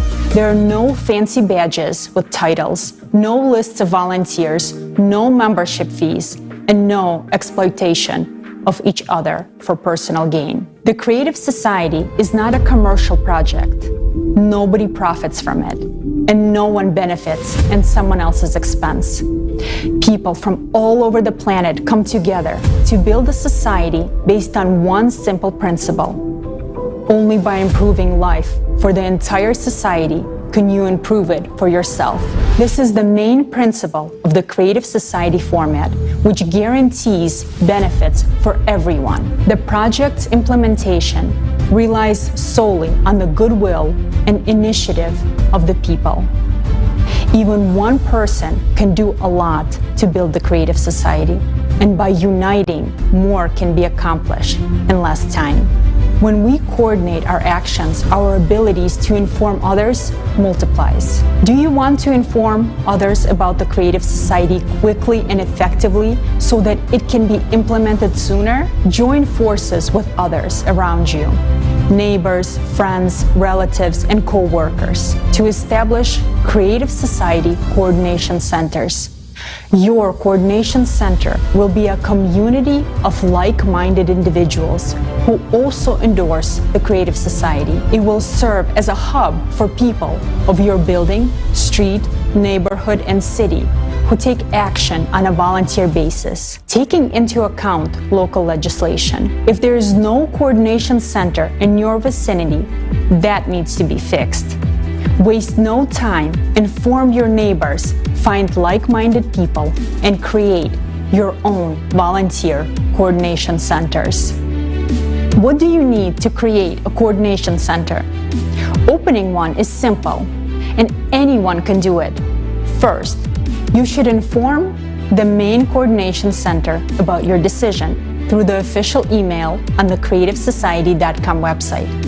Then, by joint efforts with others, do everything possible within the framework of the law to inform even more people about the Creative Society. You, the people, are the center of coordination.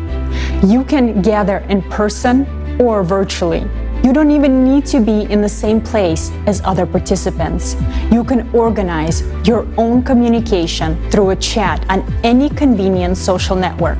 Meetings and coordination can take place online using audio and video calls.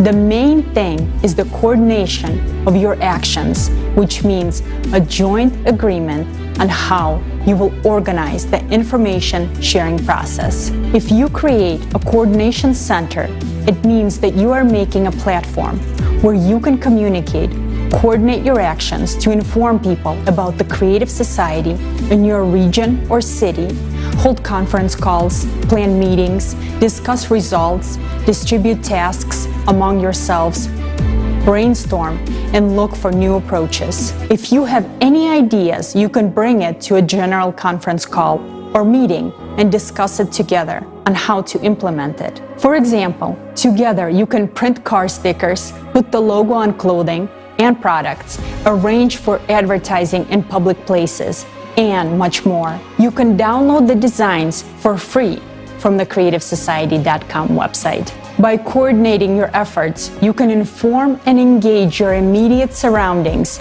and even entire communities, groups, organizations, districts, cities, internet resources, and local media, telling them about the Creative Society. Don't limit yourself. If you want to, you can inform your entire country and even your neighboring countries. You can organize coordination centers based not only on where you live, but also on your sphere of interests, including various lifestyle communities, sport clubs, business networks, etc. You can also interact with other coordination centers from different cities, countries, and the entire planet, joining in a virtual format of coordination. The Creative Society is a union of all humanity, all organizations, all people, all those who want to live in the Creative Society, and all those who understand the doom of the current consumer format are welcome here. The Creative Society is beneficial to absolutely everyone. How do we know that the first informational stage of building the Creative Society is complete and we can begin the second stage, which is political stage? Imagine that you are walking through a city and you see the logo of the Creative Society everywhere, and all the people around you are talking about the Creative Society. All the social networks are filled with information about the Creative Society. It's becoming mainstream. When your whole city and your entire country know and support the building of the Creative Society, it means that most of the citizens of the country have formed their electoral request to politicians for the formation of the Creative Society. In this way, we move on to the next stage, political.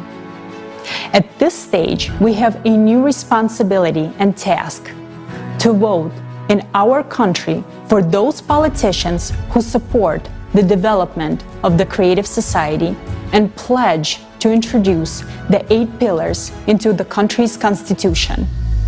In addition, we need to legitimize the electoral platform as the highest body of legislative power. The electoral platform will be how the society will be self-governed. Every person will be able to control and recall politicians and vote for or against specific laws. This resource will be publicly available, transparent, and protected by the most advanced technologies. Through the electoral platform, power is effectively returned to the people. It returns to each and every one of you. Implementing the Creative Society is an entirely new approach without any revolutions, and everything happens within the legislative framework of each country. Thanks to this, we can peacefully transition from the consumerist to the creative format through an evolutionary path. We can not only save our lives and the lives of all humanity, but also open up opportunities and perspectives that we never even dreamed of. The Creative Society is a unique format that can solve all modern problems and crises. Never before in the history of humanity has anything like this been attempted. Its implementation depends on each of us. So act now. Do not wait for someone else to make your life better. Act now if you want to live the way you always desired. Act now if you want to live in a free, secure, and prosperous creative society.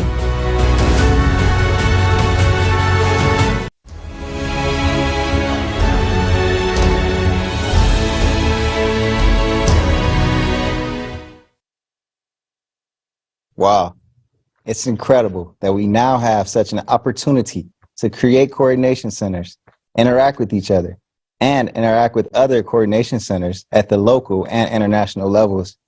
We can exchange experiences and ideas. Our organized actions will allow us to achieve much greater results, much faster than if we acted alone. Absolutely agree with you, Roy. And let's not forget that thanks to the coordination centers, we will also be able to identify those who sincerely support the Creative Society and those who do not. After all, we know every active participant in the Creative Society project because of their actions and they are very noticeable. This is a very important point because those who actively participate in building the creative society will have a right to get a quite serious monetary compensation ranging from $1 to $5 million, dependent on their activity and efforts. And by the way, so many millionaires will only benefit the economy. The real heroes of humanity will be those who start acting and join the movement to create a better world. If a person prefers to remain a couch potato and not to contribute, it's their choice. And yes, they will still receive the unconditional basic income of $10,000 a month, just like anyone else in the creative society.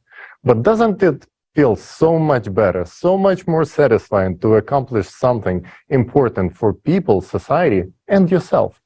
I absolutely agree with you. The desire for a good life unites people all over the world, and many have already realized that there is nothing more beneficial than the creative society. The creative society is advantageous for everyone, and we are pleased to see that politicians from different countries are increasingly supporting the creative society. Defending people's interest in a consumerist format is not easy. Therefore, politicians who have decided to move in the direction of building a creative society in their countries are worthy of respect. Now, we are pleased to welcome Mr. Damian Borrello, a candidate for the presidency of Argentina in 2023.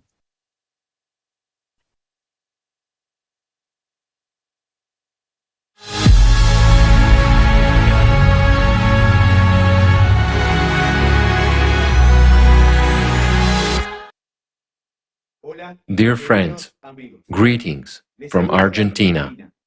It is an honor and a pleasure for me to participate in today's forum, Global Crisis. There is a way out, and to have the opportunity to speak about the creative society that every person on earth undoubtedly wants to live in. And since this is so, we must make it a reality.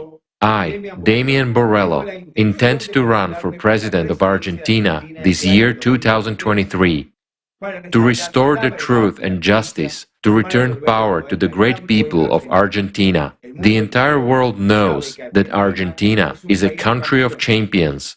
However, the most important match in the history of humankind is yet to come. This is a knockout game in which we are playing for our lives. We have never played against such a strong and experienced opponent before. It has been gaining experience for 6,000 years, and no one has been able to defeat it yet. Our ruthless adversary is the consumerist format of society. We can win, but it depends solely on ourselves, on our decision, our will, and our unity. You and I know better than anyone that there is no invincible opponent. To win this time, each of us, every Argentinian, must become part of the team.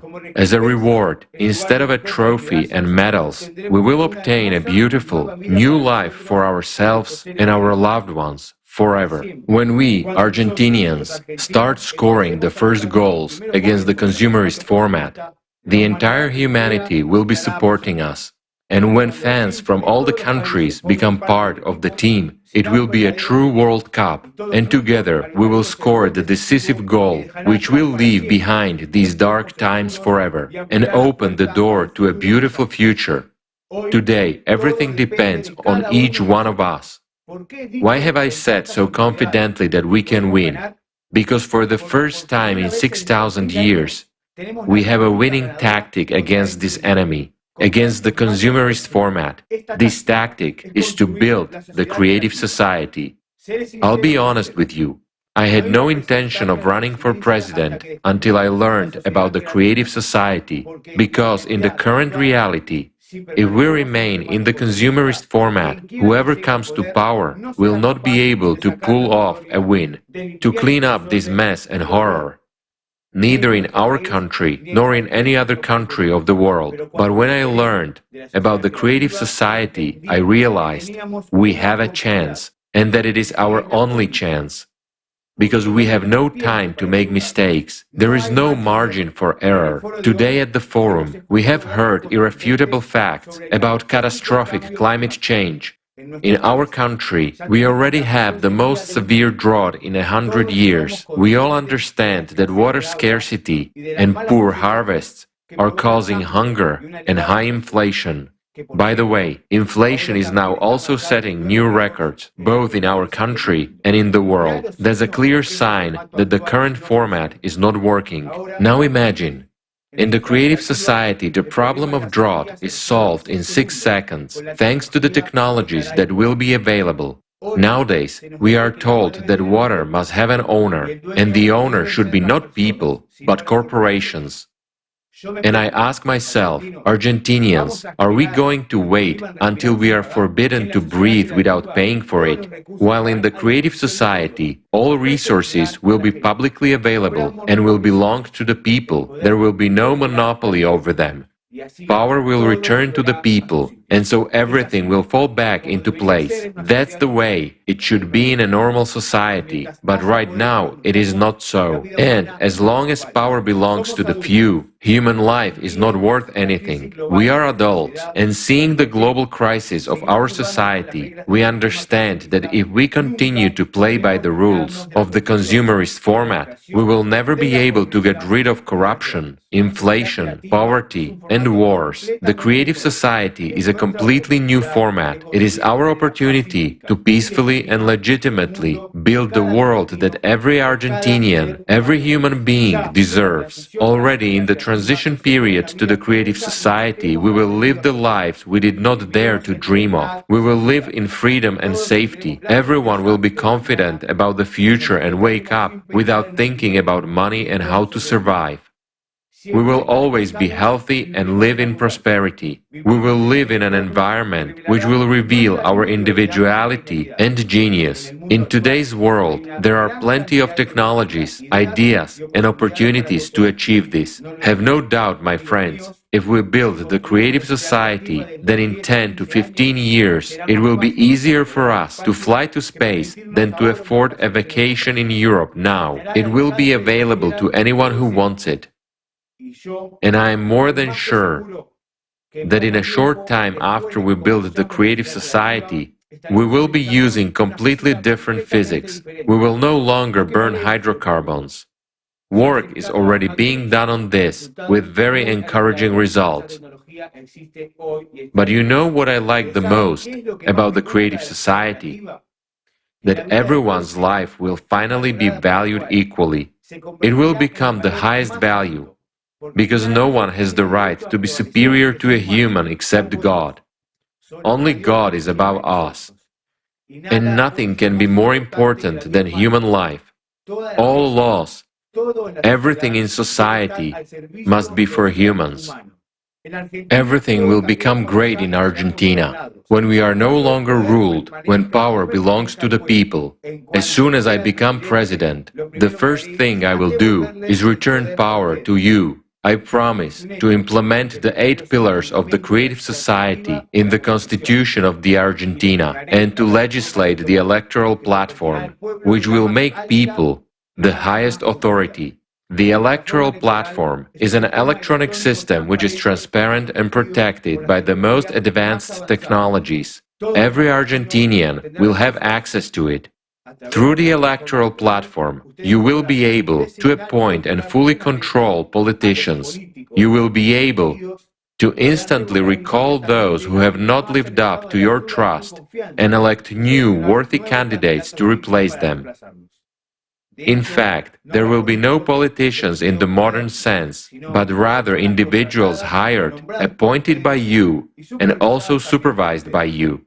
You will be able to block any law that you consider harmful to society. That way, when all the power is in the hands of the people of Argentina, corruption, inflation, and all the other absurdities that have been imposed on us without our consent will disappear instantly and forever. No one will be able to act against the interests of the people or against the decision of the Argentinians. The creative society is beneficial for everyone. If anyone is against the creative society, they seek power over people. They are the ones who benefit from the consumerist format, because that is how they can manipulate us. They do not realize that by maintaining the consumerist format, they will not be able to retain their power in any way. The climate will deprive everyone of the future if we do not timely change the current format of society to the creative one. What is better for you? Epidemics, lockdowns, and thousands of deaths, or a healthy society with high quality, accessible, and free healthcare? What is better? Wars, deception, recession, bankruptcy, crisis, or a happy long life? Tell me, Argentinians, what is better when based on the new physical principles?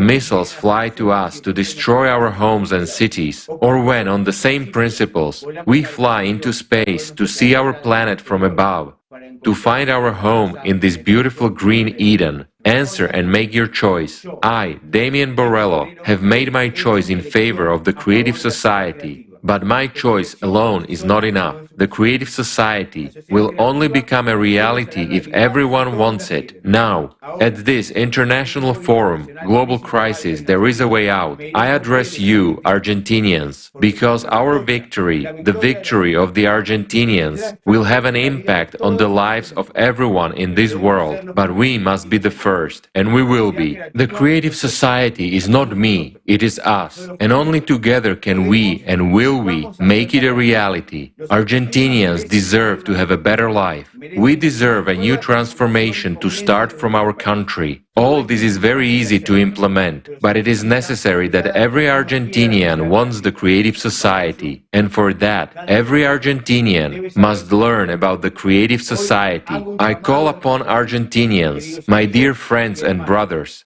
tell everyone about the creative society. In person, at work, in social networks, in communities and in the media.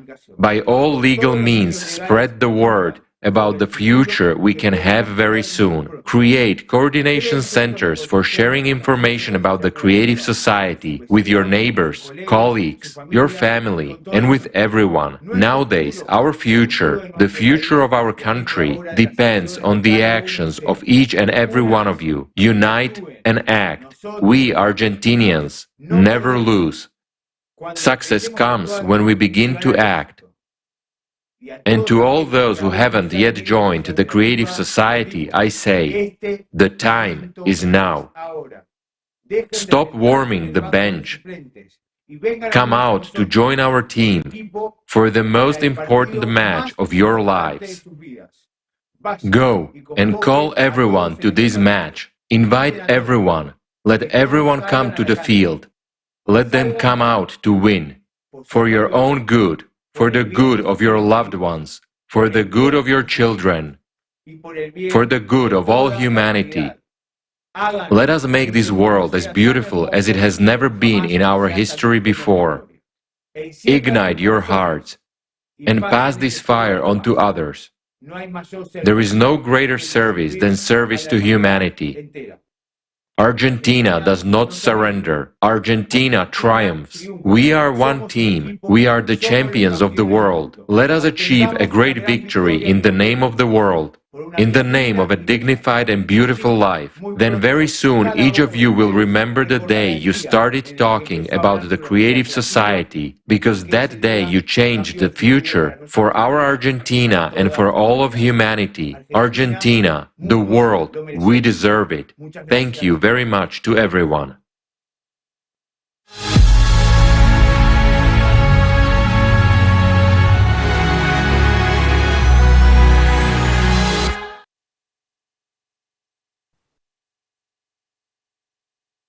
Thank you very much, Mr. Borrello. You are a true example for many in your sincere actions for the people of Argentina and every person in the world.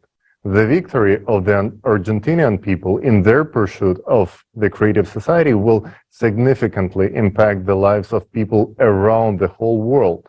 Yes, and as Mr. Borrello said, my choice alone is not enough. The creative society will only become a reality if everyone wants it. Only by working together can we achieve a society that truly benefits everyone. And how can anyone not want such a society? Only in a creative society will all the problems and crises that we face today disappear forever. For example, here in the U.S., it seems that more and more Americans realize that our current consumer-based society is leading to chaos. From unaffordable housing and homelessness to rising taxes, drug addiction, and untreatable mental illnesses, gun violence, traffic fatalities, and climate issues. People are losing hope, and the only way out of this is the creative society. It's heartening for all of us to see that even in our country, there is someone who has taken the motto of the creative society as the basis of their electoral platform. Let's welcome Mr. Robbie Wells, a candidate for President of the United States, 2024.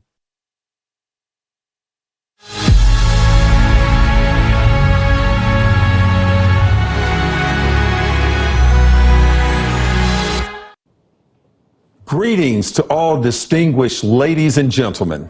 It is with great pride and gratitude that I stand before you today at this momentous international forum. I am humbled by the chance to connect with people from all corners of the world and to address all of you, my dear friends.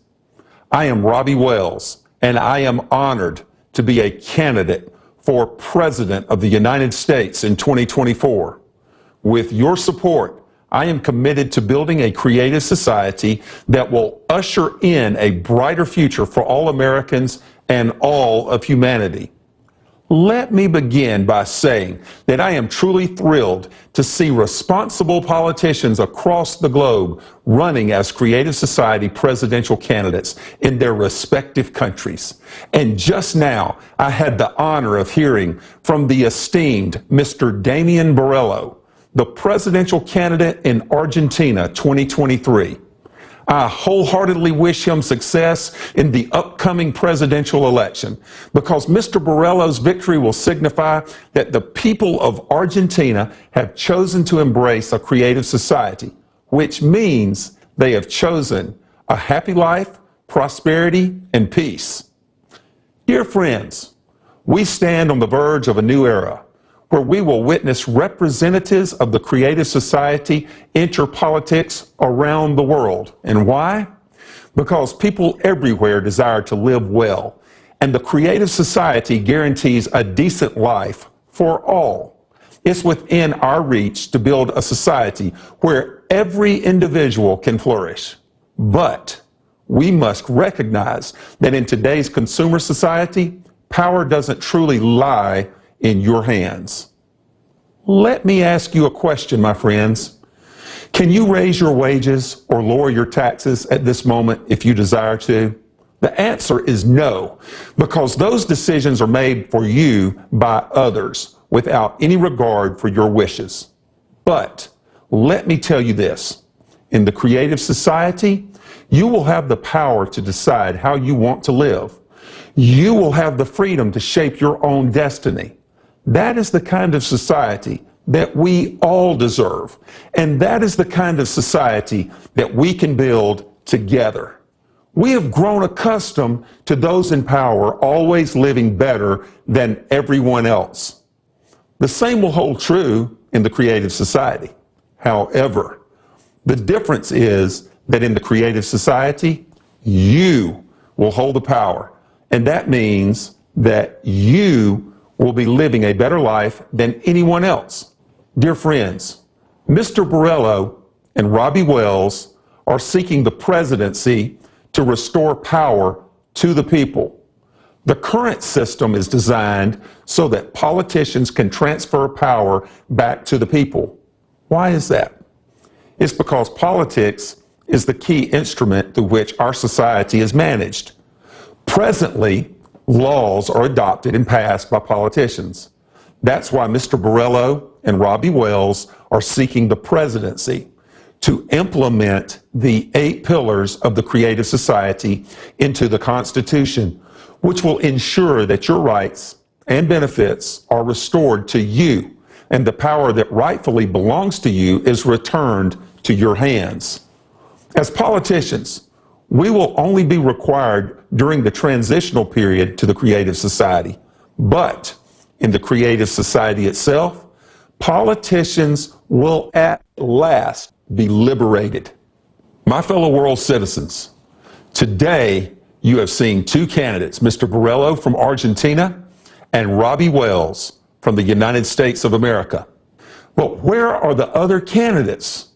With so many countries in the world, where are the politicians who will work towards building a creative society in their own nations? Let me tell you where they are. They are busy drafting laws that will infringe on your fundamental rights. And this will continue until you, the people, create an electoral demand for the creative society. Only then will politicians who wholeheartedly support the creative society appear in your countries, thinking about how to restore your freedom instead of infringing on your rights as they are doing now.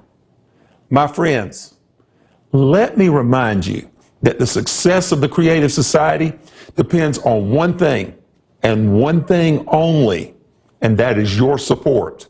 We need a collective demand for the creative society so that politicians who share your vision and values will emerge.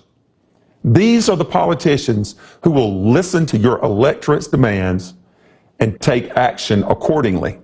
Don't wait for politicians to magically appear and make things right, for they cannot do anything until you, the people, vote for them, and thus vote for the creative society. As long as there are no people who need the creative society, politicians can't do anything. Everything lies within your hands for the first time in the history of mankind. My dear friends, let me tell you, the most important thing you can do right now is to spread the word about the creative society. We have to get the word out there to everyone, no matter who they are, whether they are military personnel, civil servants, firefighters, or housewives. It does not matter. Once they understand how the creative society can improve their lives, they'll want to be a part of it and ready to vote for it. And let me tell you, even politicians will benefit from the creative society. We'll be able to stop all the bickering and arguing and finally start living like human beings and just enjoy life. Believe me, once people understand the benefits, anyone would want to live in the creative society. My friends, just imagine for a moment a world where our problems could be solved permanently. This is the creative society, and it's not just a dream, it's a true plan. From the very first day of the transition period from the consumer format to the creative society, each and every person will receive an unconditional basic income of at least $10,000 per month. Yes, you heard that right. $10,000 per month. Plus, all debts will be completely canceled. That's right. All debts will be canceled. And that's not all. There will be no more taxes for individuals or small and medium-sized businesses. Then we will have free education, free health care, and there will be no utility bills. Later on, if you need it, you will be provided at least 650 square feet of housing per person for free and as your private property. My fellow citizens, let me paint a picture for you. Imagine a world where no one goes missing without a trace, where wars and conflicts are a thing of the past, and where you can feel safe in any corner of our planet. This is what the Creative Society guarantees you. So, let me speak now to all those who are listening, to all those who support the Creative Society.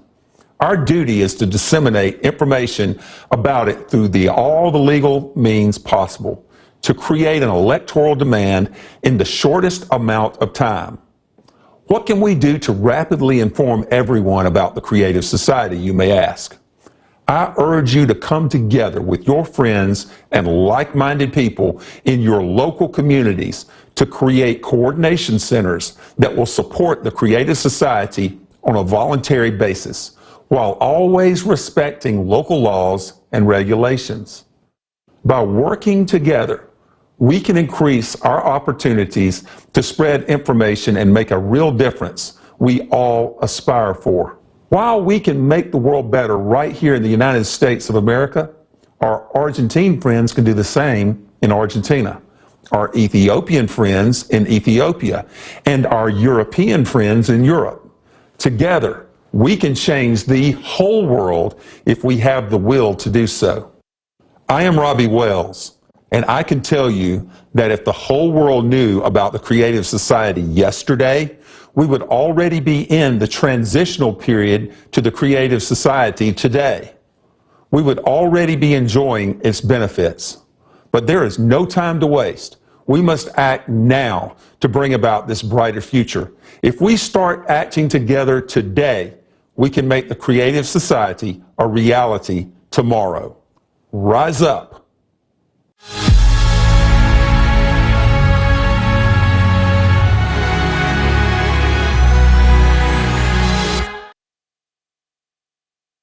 Thank you, Mr. Wells. The great news is that we can build the Creative Society in less than 5 to 6 years. Mr. Wells actually brought out a good point. Where are the other candidates? With so many countries in the world, where are the politicians who will work towards building the Creative Society in their own nations? The answer is simple. They will appear when we form an electoral request. That's why we are paying so much attention today to the importance of the first stage of building a Creative Society, informing the people. I have some exciting news to share with you. The political party Movement of the Liberation of Peoples in Guatemala is running for Congress to implement the 8 pillars of the Creative Society and introduce the electoral platforms on the legislative level. Witnessing the beginning of a new chapter for Guatemala is truly inspiring. We are pleased to introduce Rosaria Ayu, Movement of the Liberation of Peoples Deputy Candidate, Alberto Cuesas, Representative of Deputies of the Congress, and Erwin Masbol, Representative of the Mayors of Municipalities.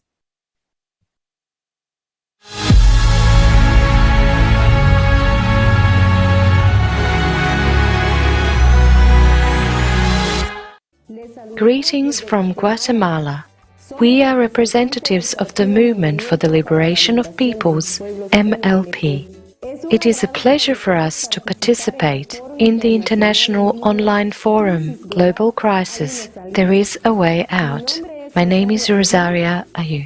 I have been talking about the Creative Society with friends and politicians for quite some time now, because I realized that if we don't unite, it's impossible to achieve a life of dignity for all. As long as politicians have power, nothing will change, because our people were forgotten. Politicians start wars, make money from them, and then escape, leaving the people in the communities to suffer the consequences. As all the misfortunes fall on people who want a decent life. The entire world is sick of that, and so are we. Unscrupulous people who get into politics feel like a god or a king who is above everything. And nothing will change until power is in the hands of the people. That is why our movement enters politics in order to give power back to people and to bring the simple truth about the Creative Society. Our actions as the Movement for the Liberation of Peoples, MLP, will be presented by my colleague Alberto Cuesas, a representative of the deputies team. Greetings. Our future work as lawmakers in the Congress of the Republic of Guatemala will have as its supreme value the lives of all Guatemalans.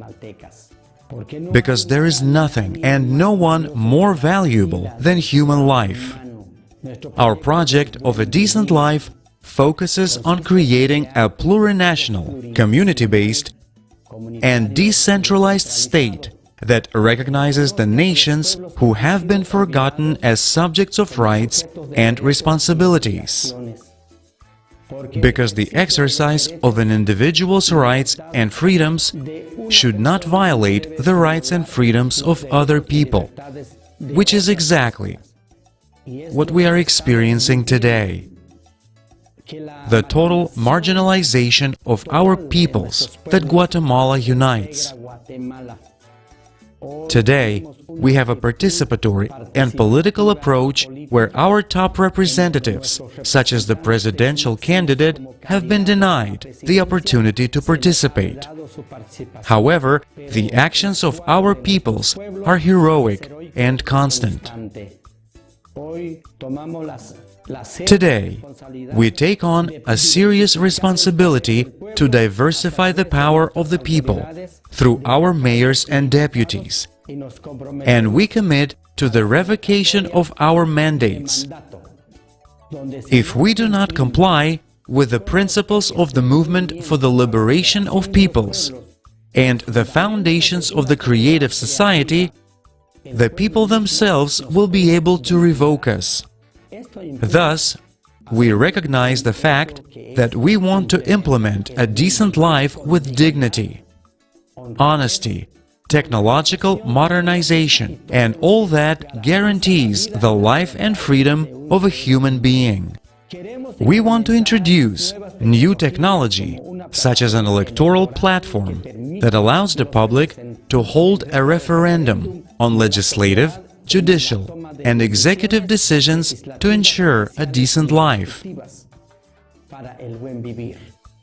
We firmly believe that our world must evolve towards a creative society, integrated with public self-governing.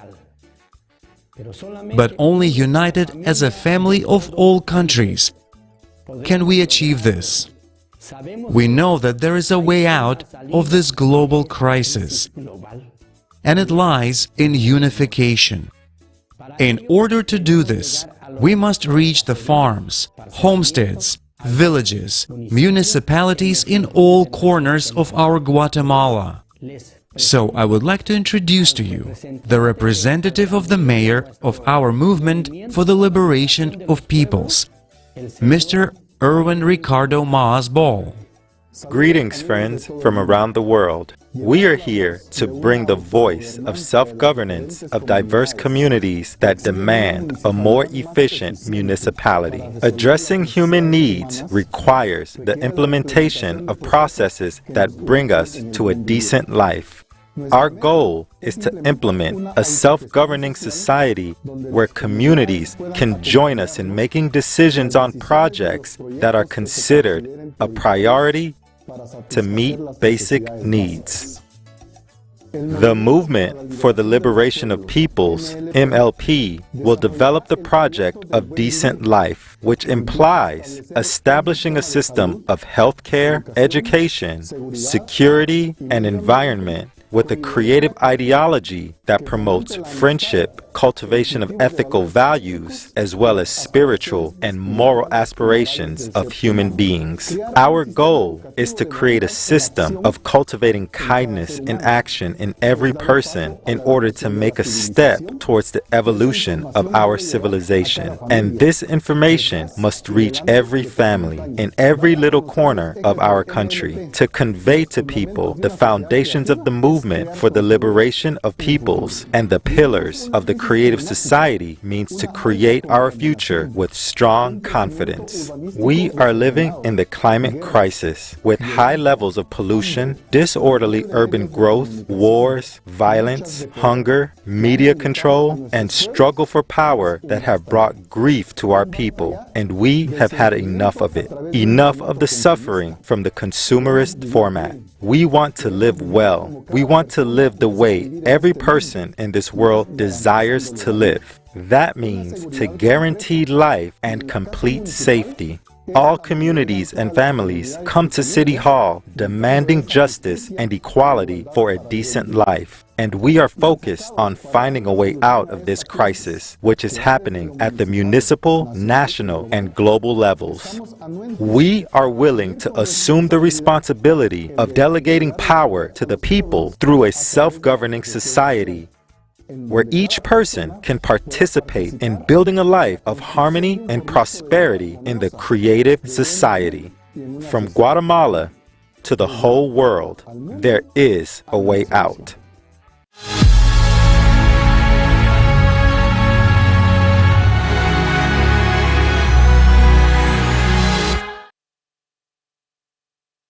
We express our sincere respect to the Guatemalan candidates who firmly stand on the path of building a creative society. We are glad that among politicians, there are people who understand the importance of the creative society. Thanks you for your choice. Did you notice that each of the represented politicians were heard from today spoke about transferring power to the people? Transferring power to the people is the primary condition for implementing the creative society.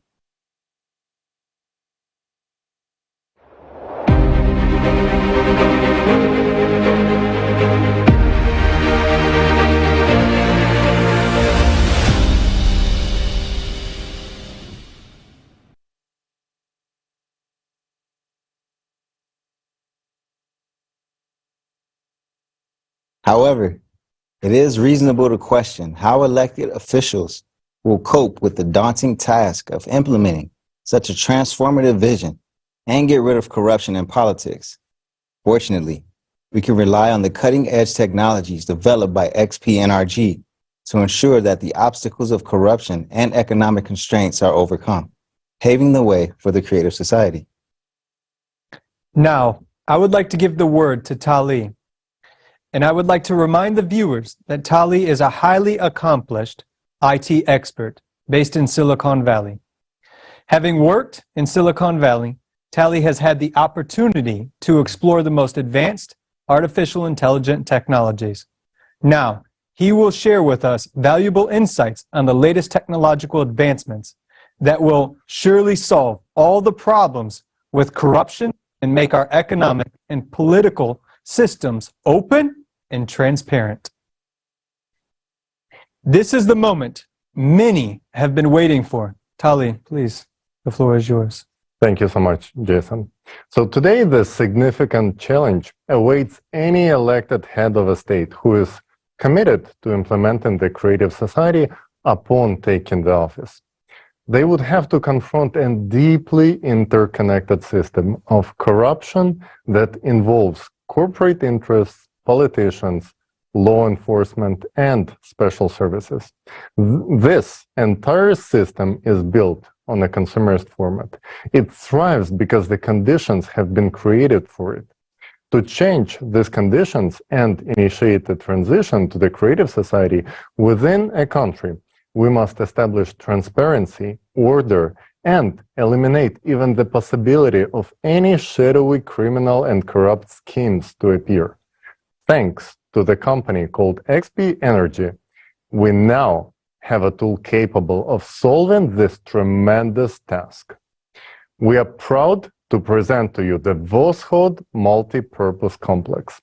This innovative solution is based on hybrid artificial intelligence and is a tool with virtually limitless capabilities that is far ahead of its time.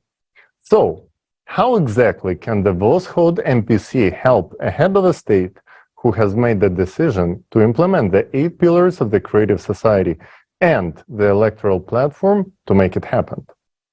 When deployed, the Voskhod multi-purpose complex integrates into all digital systems of the state. This groundbreaking technology is capable of tracking and analyzing every process in the economy and the financial sector. It can detect any shady dealings, corruptions, and even conspiracy attempts in the early stages. The Voskhod MPC not only monitors and exposes any illegal money laundering schemes, but also identifies all individuals involved in these activities. It is impossible to hack the Voskhod MPC. It has a robust internal audit and control system, and it is impossible to input the false data in it. It truly verifies all the information. Any attempts to breach its security will be immediately identified. Can you imagine the possibilities? Even before the transition period to the creative society, thanks to the Voskhod MPC, we can tackle the age-old problem of the consumerist format, corruption, and theft of government funds. Of course, many politicians are intrigued by the Voskhod MPC right now, attracted by the idea that it can help to boost the economy. However, when they realize that any shady schemes, and I emphasize any form of corruption, will be rendered impossible, regardless of their high-ranking positions, their interest quickly disappears. But we don't blame them. We understand that these are the rules of the game in the consumerist format. But for politicians who are ready to build the creative society in their country, Voskhod MPC is essential and necessary tool. And as promised by XP Energy, any country that starts building the creative society and incorporates the 8 pillars of the creative society into its constitution will receive the Voskhod MPC absolutely free of charge. Now, let's watch a short video about the capabilities of Voskhod MPC when it's integrated into country's infrastructure.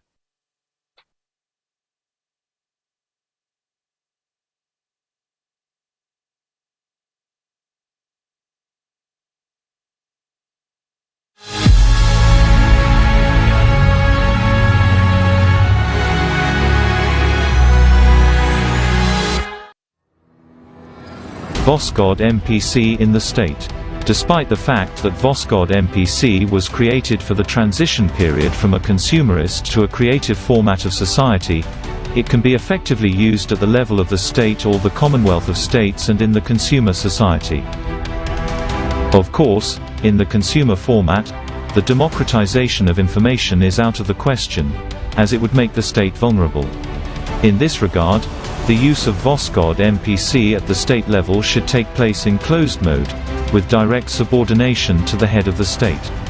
When Voskhod MPC is installed and integrated into all digital systems of the state, it carries out total supervision of the entire financial system.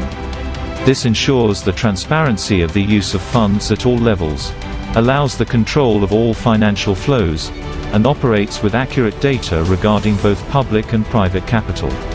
Voskhod MPC solves the problems of almost all controlling services and departments much more effectively while carrying out supervision for corruption and misuse of budgetary funds.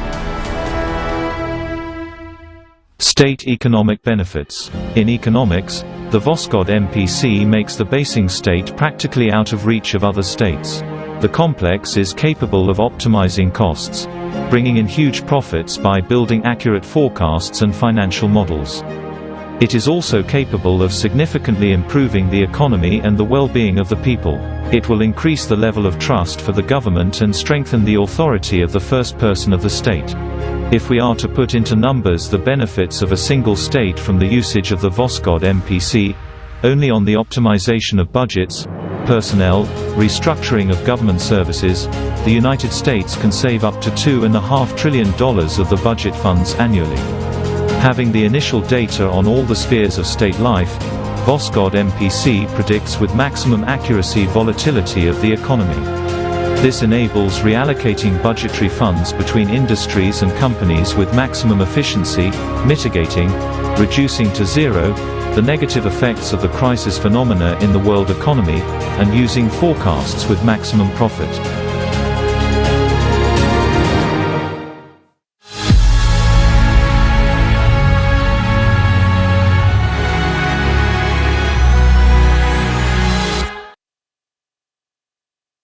What we have just seen is only a small part of what the Voskhod MPC is capable of on a national level.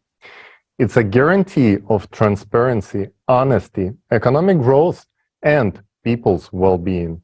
As we have mentioned before, the Voskhod MPC is built based on hybrid artificial intelligence, and its creation was only possible due to the development of technology. As AI continues to develop, it can become an inevitably serious ally to humanity in tackling many complex challenges that we face. This includes help in addressing the climate issue, reconstruction, changing the model of the economy into the creative format, and establishing transparent self-governance. Without the development of AI, there is simply no way to solve all these issues.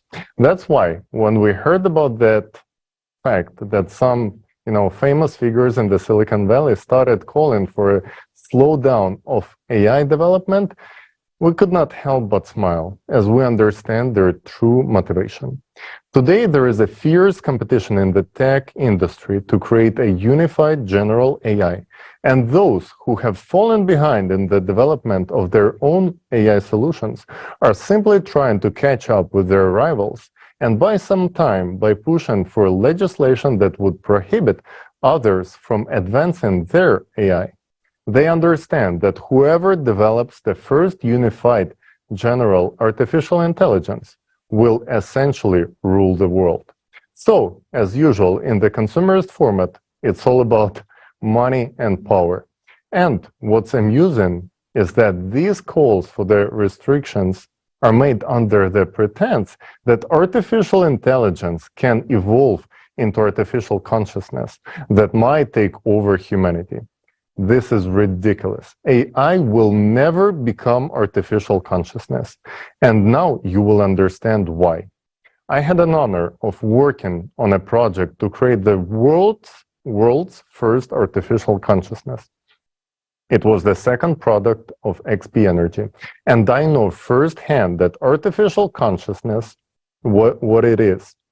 While AI consists of basic algorithms designed to read and process the input data, artificial consciousness is a full replica of a human consciousness, but soulless. It's driven by one thing only, the thirst for power. We will be honest, in the process of development, we didn't realize it right away. During the development stage, we were debating what would be the best format to present the artificial consciousness. From a commercial standpoint, of course, it would make much more sense to introduce it as a humanoid robot.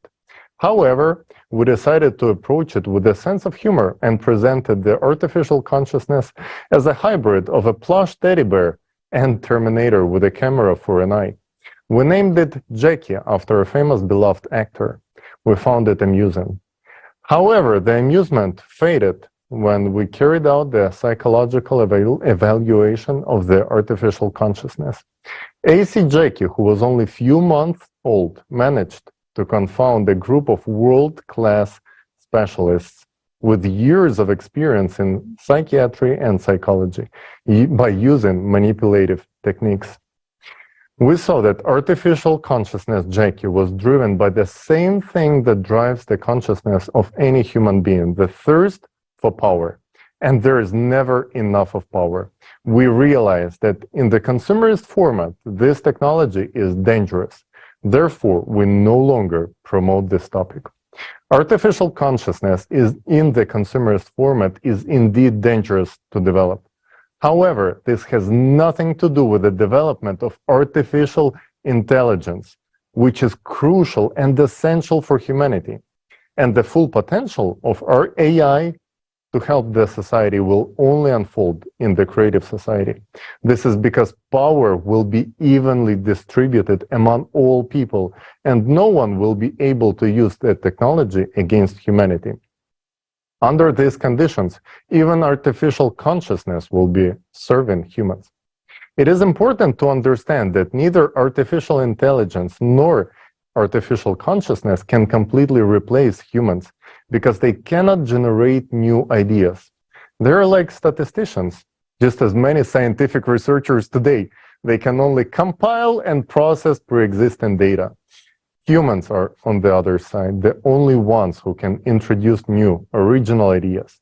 In the creative society, all conditions will be created for each person to unleash their potential and genius. Artificial intelligence will free people from boring, repetitive work, and people will be able to generate something new that this world has not seen yet. Artificial intelligence and artificial consciousness will be our allies in the pursuit of progress for both individual and unified civilization society. It is humans who light up the stars, but artificial intelligence and artificial consciousness are necessary for us to sustain that light. Wow. Seriously, what tremendous possibilities are opening up before us thanks to this AI technology. This truly amazing Voskhod MPC by XP Energy is capable of solving the most complicated changes in the sphere of finances and economy. And the best part of that, it will be given free of charge to those leaders we discussed who will be committed to implement the creative society. Yes, this is really amazing how much easier this technology will make life for the head of state, exposing all the corruption, money laundering, and illegal activities. We will no longer spend money on crooks. And for us citizens, this means that all information will be open and transparent. The team at XP NRG deserves a huge round of applause for their groundbreaking technology that will revolutionize the political stage and bring much needed transparency to the system. This technology is a game changer, but whether or not it will be used depends on the actions of each person today. Yeah, I completely agree with you, Jason. Today, a lot depends on the active participation of each individual, and it's very encouraging that more and more people who understand the essence of the creative society are taking active steps, because every person wants to live in a beautiful, safe world. This aspiration unites all of us, all people, into one human family. So I want to have a candid conversation with you about race and one race. No label, no slogan, no party, no skin color, and no religion is more important than the human being, said American writer James Baldwin. In that 1963 comment made in The Price of a Ticket, Baldwin defined equality from the premise of being human, which we all are. Whether it be from biblical texts, the Quran, or the Torah, they all speak of one race, the human race. However, this does not discount what me and you have been through in America or in other countries due to the brown or black color of our skin, our culture. I can assure you that such experiences have been devastating for us all, crippling our creativity, triggering swaths of emotions, and stagnating the overall human bonding experience. I understand, and I've been there, through all of it, experiencing racism and discrimination on a personal level here in the United States. And so have my parents through the civil rights movement, and my grandparents through the Jim Crow era, my great-grandparents during the Reconstruction period of the United States, and my great-great-grandparents who were enslaved in America. It is true that government institutions instilled such privileges to people based on the color of their skin, upheld laws and racial codes to separate people on such silly premises of skin color, culture, background, gender, and fear of the unknown. But in the creative society, it is a different experience because everyone in it will embrace you for who you are, as you are right now, a valued human being of this earth. The creative society is about truth, justice, and righteousness for all people, of all backgrounds, of all skin tones, united under one race, the human race. This is essential for our survival, growth, and happiness.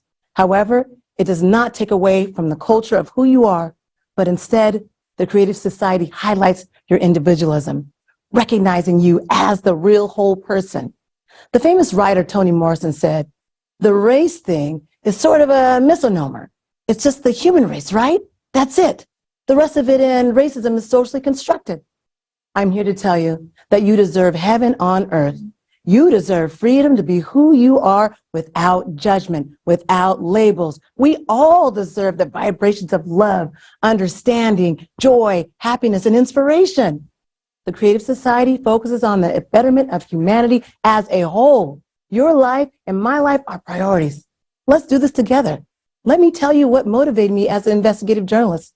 It's simple. It's what I do every day when I report the truth.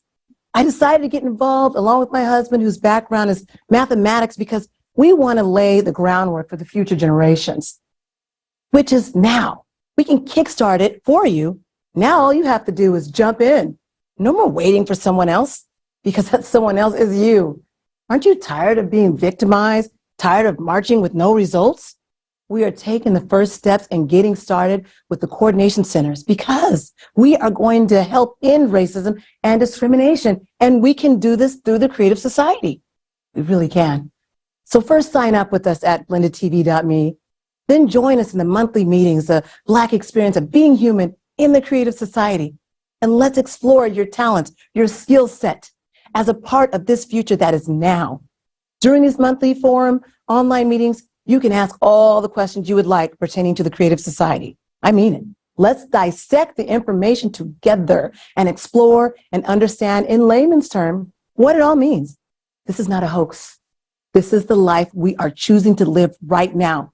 And we can do this together in the Creative Society. So please join me in the Black experience of being human. Thank you. Sincere. Julia, I really would like to thank you so much for your story, your choice, and your actions. The Creative Society is open to all people and organizations who want to live in a creative society and are ready to contribute their efforts to build a new format of society. Today, we have the honor of welcoming a distinguished guest who possesses a deep understanding of the Creative Society project and its potential to unite people worldwide under the principle of unconditional love. This individual is none other than Sir Frederick Lee McHenry Sr., the Grand Master of the world's Masonic United Nations and a highly respected, most puissant, sovereign Grand Commander with a 33rd degree, 99th rank.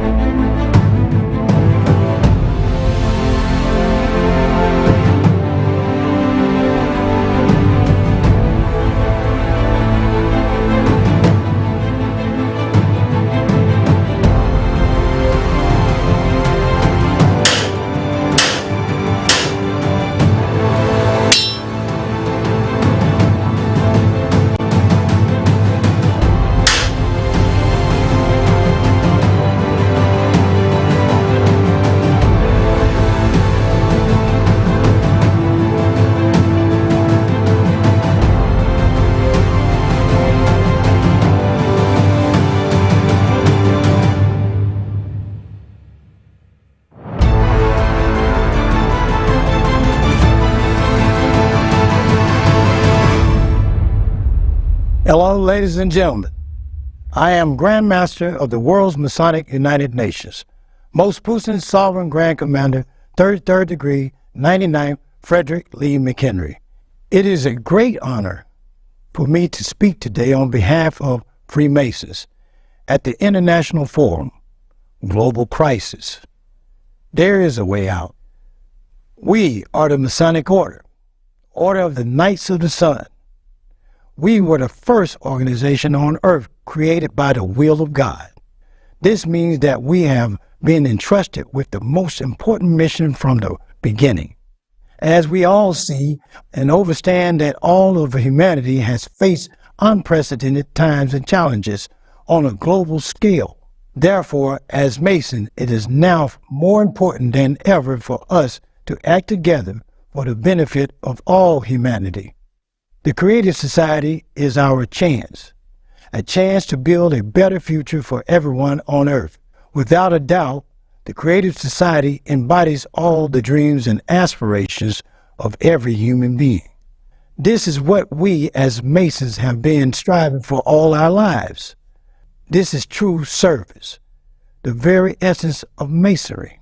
We have always opposed to the aggression created by the consumer format of society. But I want to openly declare that the time of confrontation, division, struggle for resource and domination is over. The life and future of all humanity are at stake. It is our duty to change the consumer format to a creative one. This is our time. We support the Creative Society project, and we will use all legal and peaceful means to implement this ideal as broadly and quickly as possible. And the reason why the Masonic United Nations support Creative Society, because Creative Society brings back the 8 pillars of life. What happens is the Masonic United Nations want to bring all that back to society. In order to do that, we got to stand up for humanity. So we are creating development centers all around the world. We formed an alliance, and we're going to continue to do this in all aspects of the world. The time for philosophizing is over. The time for our action is now. Our duty is to unite the world, the whole world. I appeal to every member of the Masonic Order. Brethren, we must be one in order to fulfill the Most High's work to build a creative society. I've been a Mason 40 years. I stand on these principles. My moral character is there. I stand for the righteousness, and the Creative Society has pointed those righteousness out. I appeal to all people. We must become united to change the world, to ensure ourselves a better future.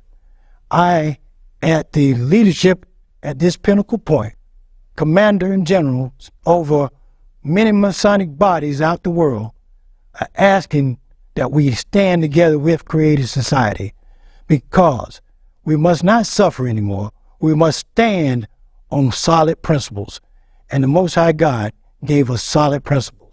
Let's have a better life and a better society. We are left with one step. We need to decide right now where we will take that step. Either pushed by the consumer format, we, the entire human race, will step into that direction, which will end human existence, or we'll join hands and build a beautiful, reliable, solid bridge for all of humanity on the world's strongest foundation, the 8 pillars of the Creative Society. I am confident that we will make the right choice, and despite everything, we will forget past grievances, misunderstandings, claims, and prejudices. We will step forward toward our joint development and peaceful coexistence. It will be so because it must be so. The Creative Society is the source of the Creator.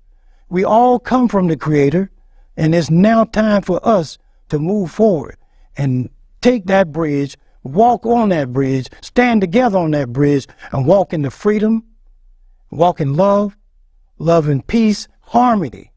We can do that, and in order to do that, we all have to stand together, and we have to love one another unconditionally. I say these words because I walk this walk, because it's important for all of us.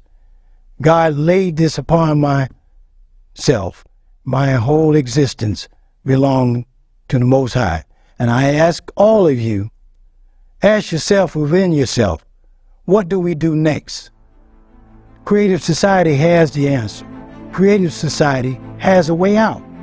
And that way out is a good way to move forward. So as a leader, as a king, I travel in many countries. But my job is to bring people together. And the Creative Society have given me the opportunity to speak before this forum. And I speak the truth. My truth is my heart. Let's all stand together. Let's all build a bridge. Let's all live for God. That is my word, as the commander of the Masonic United Nations. God bless you all. God bless humanity.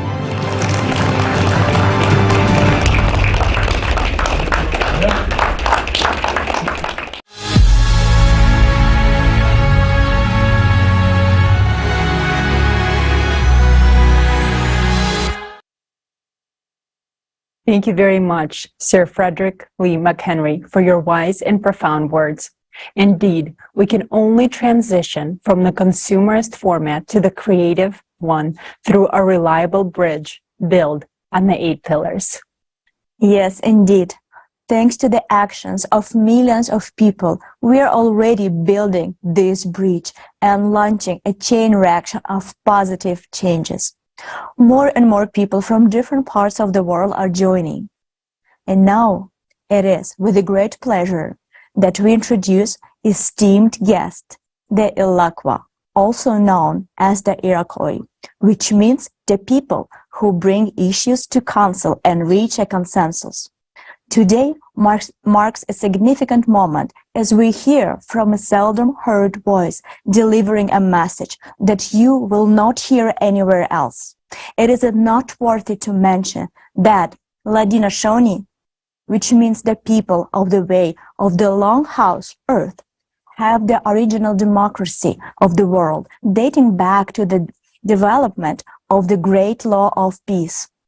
Gai Anelagao, the big path of the equilibrium, which had a direct influence on the formation of the United States Constitution. Without further ado, we invite the highly respected guests to share with us more about the ancestral knowledge and prediction that have come to fruition in our modern times.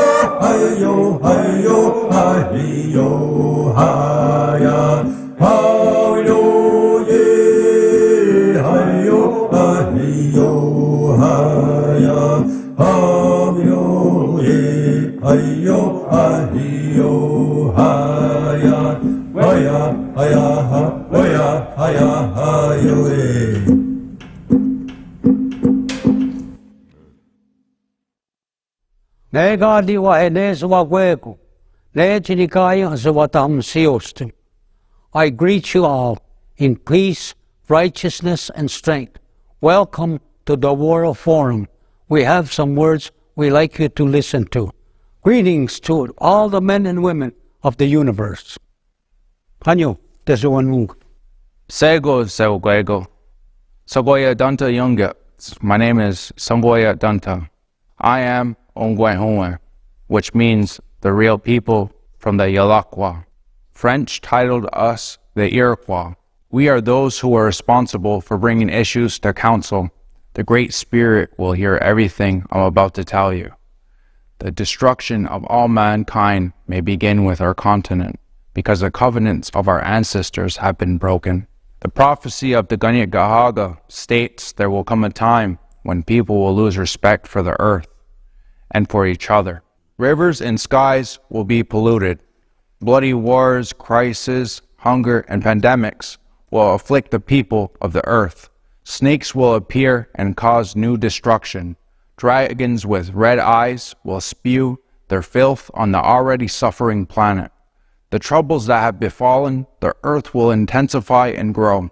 The only unity and unwavering dedication of all people can withstand the beast that is destroying our lives and our planet. You and I are living in these times. This beast called the climate Cerberus is now sucking the water out of our rivers, burning our lands, shaking them, and destroying our homes. My voice is seldom heard, and I do not speak much, but you are listening to me now for a reason. We, the Yalakwa, have lived by the teachings of our ancestors and preserved the foundations of unity since time immemorial. We knew that a time would come when we would need to act.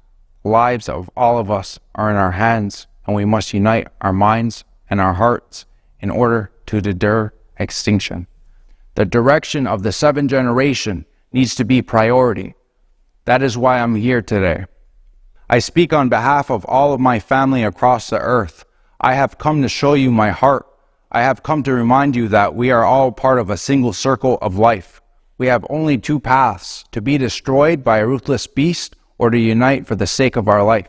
Our only chance to truly unite and preserve our lives is to live in a creative society. Why the creative society? Because it is the only opportunity for the people to live with dignity and in peace.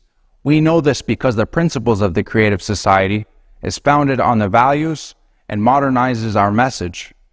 We live in a natural world where there is no greater power than love. Do you know what made America great? It was the wisdom and principles of people who have already taken care of nature and her children, because the founding fathers of the United States borrowed democratic methods from the great law of peace, from the Iloquah people. We, the Iloquah, rightfully consider ourselves the true founders of self-government and democracy. It is said that our democracy surpassed the democracy of the Romans. Equality and self-government are the pillars of the creative society, which were also our original foundations. On these principles, our nation's unity was maintained for time immemorial. That is why we are pleased that the world is now talking about the creative society, and our foundations are returning and spreading across Mother Earth. Ladino Shoni, the people who follow the way of the real house, that we were all originally put here, which created consensus for all people to unify for Skana, or you would call peace. We all must remember that we all live in the same house, our planet. And today we all must unite to stop the beast and live long and happy lives. One of the core values of Iloquah is the seventh generation. This means caring for ourselves and each other and considering those who are not yet born. It is our duty and responsibility to leave them a better world, but the consumer society makes this impossible. We lost respect for each other. We fight. We are divided. The consumer society will take our lives one by one and leave only a lifeless desert where there will be no place for us or our children. In the consumer format, none of us have a future. If we do not change anything, the seventh generation will not come into existence. Are we going to put our heads down and accept it? Will we not fight for ourselves and those who are dear to us? The consumer society has taken enough lives, and we have endured it. Now it is ready to deprive all of humanity of its future. We can give up and lose, or we can join hands and unite and win. My duty and responsibility as Iloquah, I believe that the consumerist format needs to be eliminated. It is time to act. I call on all indigenous peoples of Turtle Island to unite as one creative family. I believe in humanity. I believe that together we will win. I am doing what I can. I came to this forum and expressed my position. All nations stand in support because the knowledge of organization stems from the Iloquah, and we all support the creative society. But this is not enough for our victory. We can survive only if everyone does everything possible to make the world aware of the creative society. Iloquah's responsibility stands for life, unity, prosperity, and peace, which means that we stand for the creative society. Without unification, there is no other way to avoid destruction, and we all lose. The Iloquah will once share the knowledge passed down that united vast clans, families. Still, the time has come for us to unite the nations of 6 continents. If we humans do not unite today, we will not have it tomorrow. This is precisely what our prophecy says. Today, we are creating what will be our tomorrow. Let us build the creative society today to have a future tomorrow. May this be a reminder to all that we are all one family.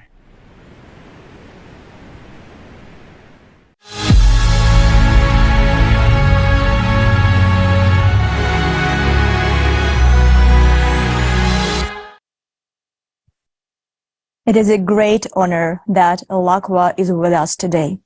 Your words and the wisdom of your ancestors, which have come down to us today, have made me deeply reflect and rethink the information about the catastrophic climate problems we heard in our forum's first part. You're absolutely right when you say we can survive only if everyone does everything possible to make the world aware of the creative society. Without unification, there is no other way to avoid destruction, and we will all lose. Indeed, we will all lose if we do not build a creative society. The first part of the forum clearly showed that the threats facing humanity if we do not unite. Even if you have just joined, you can watch the climate report because this broadcast is being recorded and will be available later on the Creative Society website in 150 languages. Also, we invite you to watch this broadcast on our new channel on the Rumbler platform. You can find the link to this channel and all our other social media accounts in the description below the broadcast. Today, we have shown several examples of people from different fields, organizations, and walks of life who already taken active steps towards building a creative society. Because the creative society unites everyone, it is beneficial for everyone. This is a world that surpasses even the imagination of science fiction writers. It opens up new possibilities and technologies that are beyond our current understanding. Already in the transitional period, everyone will have access to all the advanced technologies that provide unlimited possibilities and freedom to the people around the world. And when we transition to the creative society, we will have access to even greater possibilities and advancements, such as matter replicators and body regeneration capsules. If you want to learn more about the principles on which these technologies will operate, stay with us because this information will be presented for the first time at this forum today. Dear viewers, we'd like to remind you that all the changes we are talking about today are only possible with your direct involvement. Your participation in sharing this information is crucial. To find out about the most effective ways of informing other people, please visit creativesociety.com and click the Act Now tab. The page has the most comprehensive knowledge and information that you'll need to become an active participant.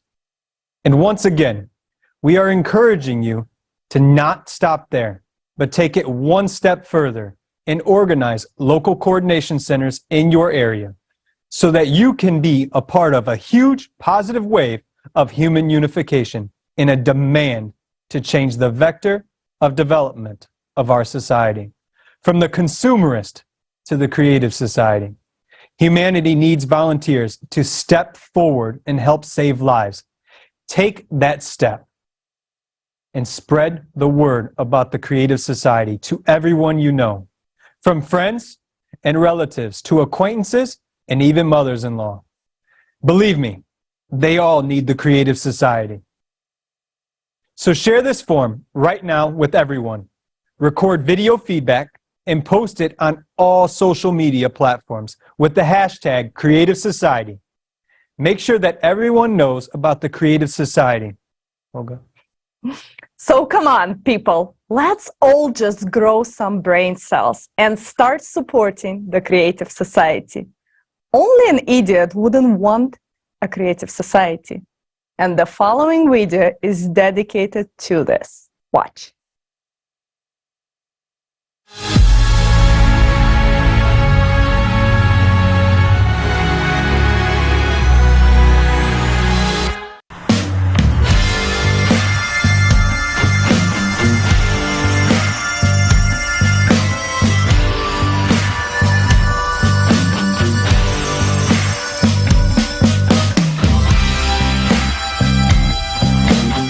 Okay, so I come in and I tell them, I got some news for you. One's good, and one's bad. So then he says, start with the good news. I'm like, okay. Well, the good news is that 2 girls are coming over. And he says, so what's the bad news? And get this. I say, they're both bad. Oh my God, okay. Hello? Did you get it? They're both bad. Oh, come on. What are you doing there? Yeah, sorry. I just got distracted. That's a good joke. It is. Distracted. Yeah. Okay. Says you. Well, you've been on the phone all morning. Yeah, sorry. I just found a very interesting project. What project? It's called Creative Society, and they have some really good ideas. Like, every person's life should be protected. Self-governing society. Have you heard of it? Oh, no. It sounds like a cult to me. What makes you think it's a cult? What? Ain't that right? No. Look, hand it over. Just got it. Globalists. They're getting funded by Soros. It's all bullshit anyways. What's the connection?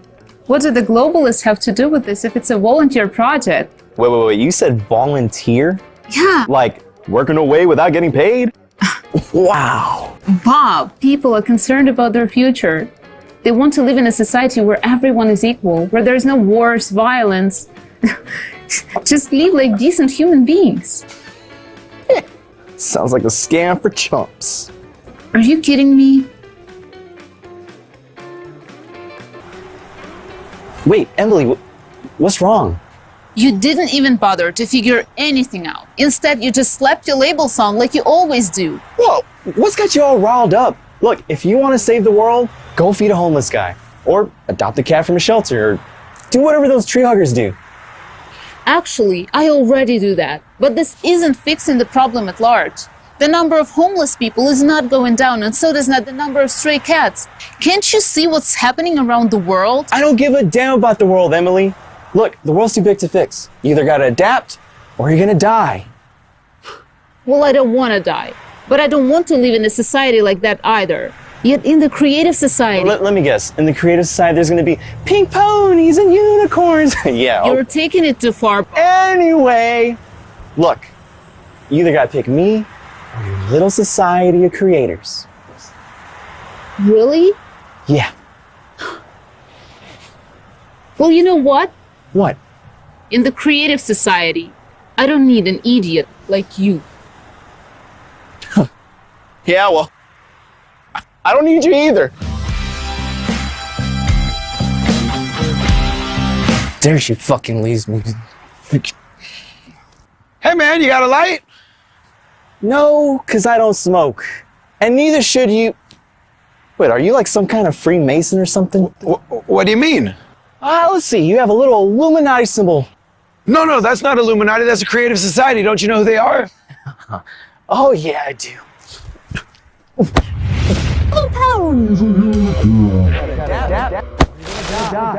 Hey, you okay? Man, you must be an idiot or something. I could have really hurt you. I got great reflexes.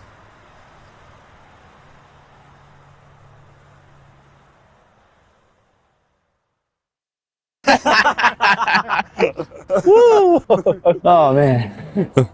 Yo, who gave you that shiner? You mean this shiner? Yeah. See, earlier this morning, I came up to a Freemason. Yeah. And all I did was ask him for a light. But then he scowled and hit me when I wasn't looking. And you know what I gave him? A punch right to the face. It gets better than that. See, when I hit him, he was out cold for 5 minutes. Couldn't even get back up. And you know what I did about that? Give him a little taste of the foot to the face. Oh, come on, stop telling fibs. What? You feeling lucky? Well, do ya? punk. Go ahead. Make my day. Hey, Bob. What's the progress on the report, sir?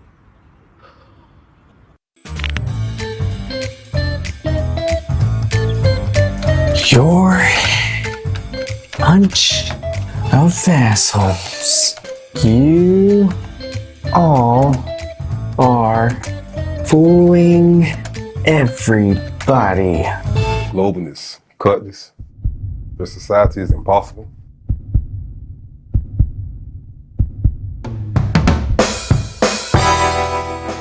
You know, idiots like you are not suited for my company. You're fired.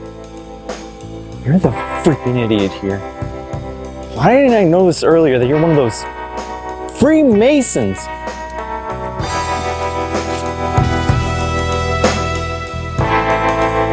Well, come on! This is fucking bullshit!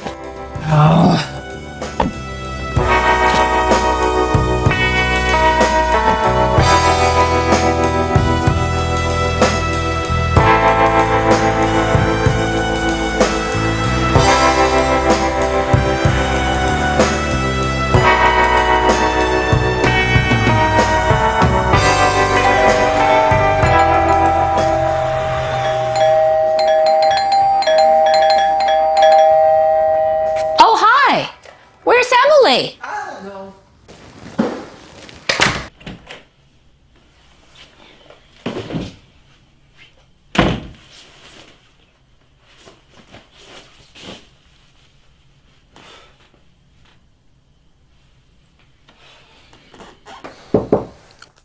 What?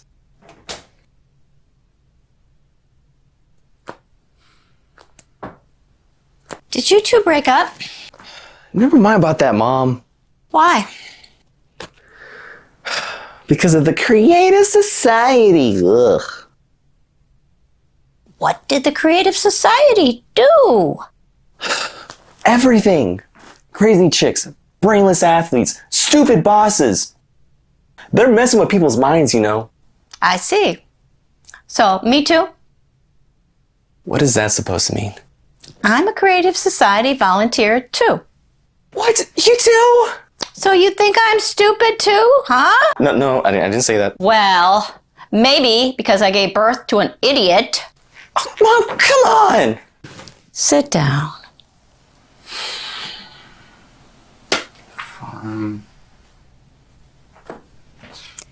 I'm sure it's not about the Creative Society. Definitely is. Hey, Bob, what's going on?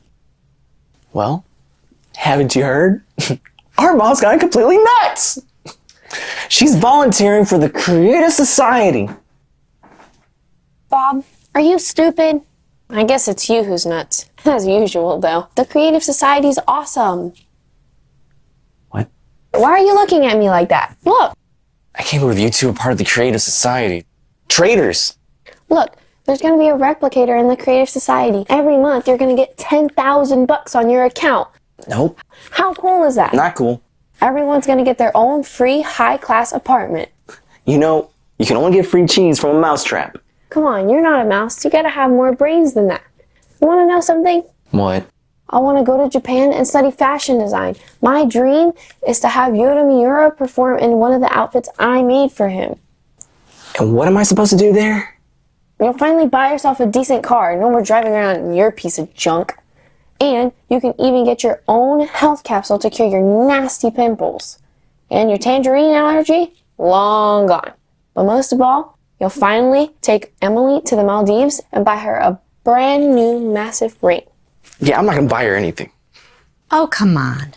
Now, seriously, the situation in the world just keeps getting worse and worse every day. We had a pandemic. Now there are wars. People are going crazy with hatred toward each other. And the climate?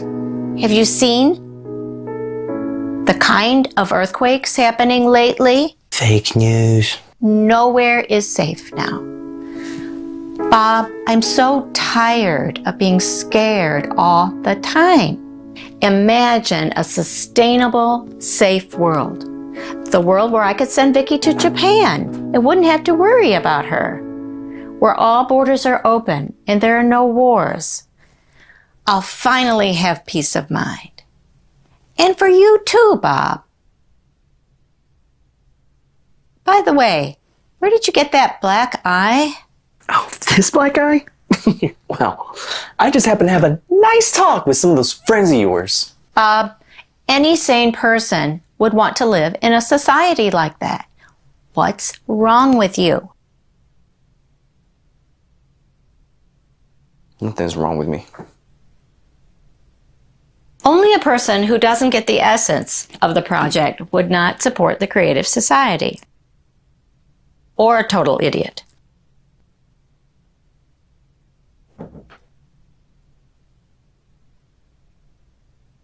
Oh, fine, Vicky. What is a replicator? Hey, you're finally in it, aren't you?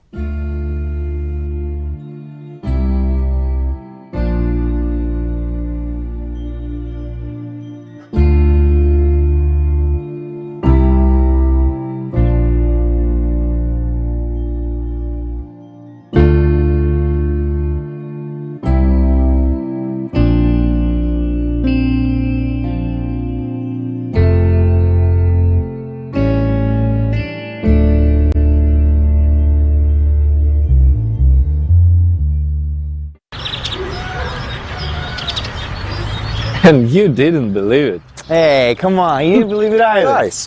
What brand is that? This is the Creative Society. Why would we advertise any other brand? Gotta support that's gonna benefit us. Are you Freemasons or globalists? All right, pal, look. I used to be just like you myself. Let's have a talk. All right, you see, every human's life is to be protected as one's own. That is the principal idea of the Creative Society. There's gonna be a replicator too. Oh yeah! What's that? Well, see,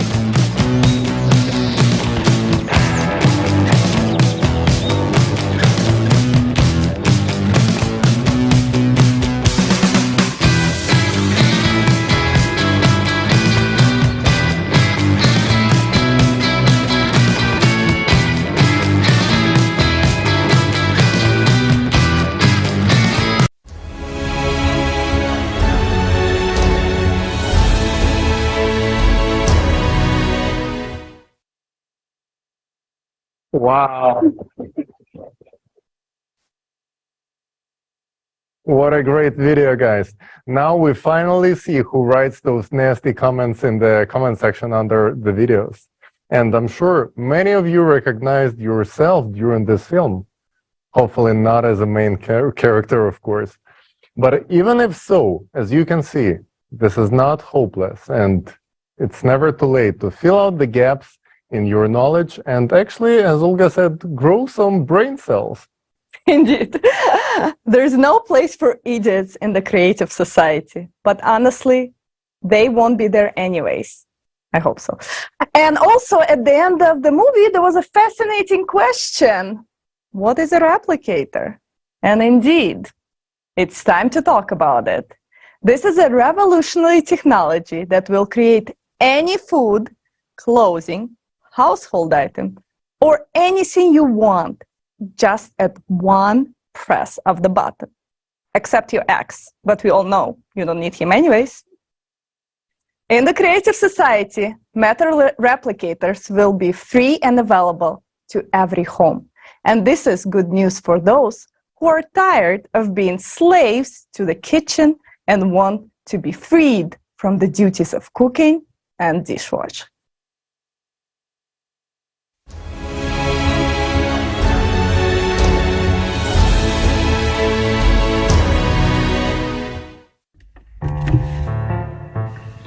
Dear kitchen, I have a confession to make. I'm leaving you.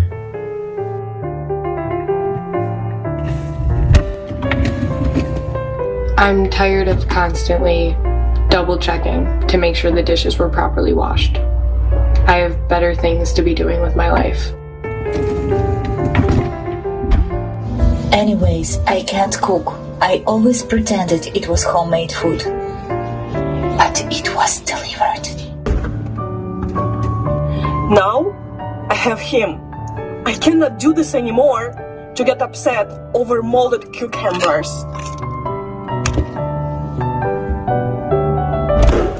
To be honest, you're already getting on my nerves.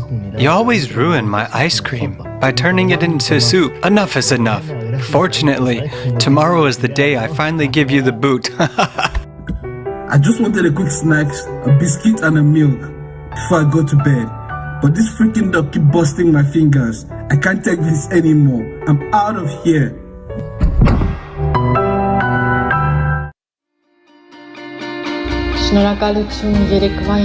Thanks for that Indonesian gado-gado treat last night. Today, let's make my all-time fave, carbonara. And let's try some African cuisine with kamba vanasi tomorrow.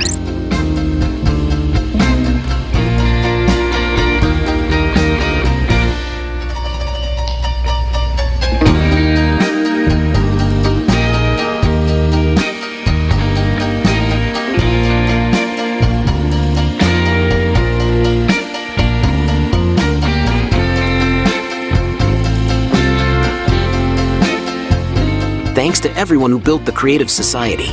Now we don't have to wash dishes, get our fingers pinched by cabinet doors, or suffer with failing refrigerators. We have gained the most valuable thing, freedom from kitchen violence. Tell everyone what awaits them in the Creative Society.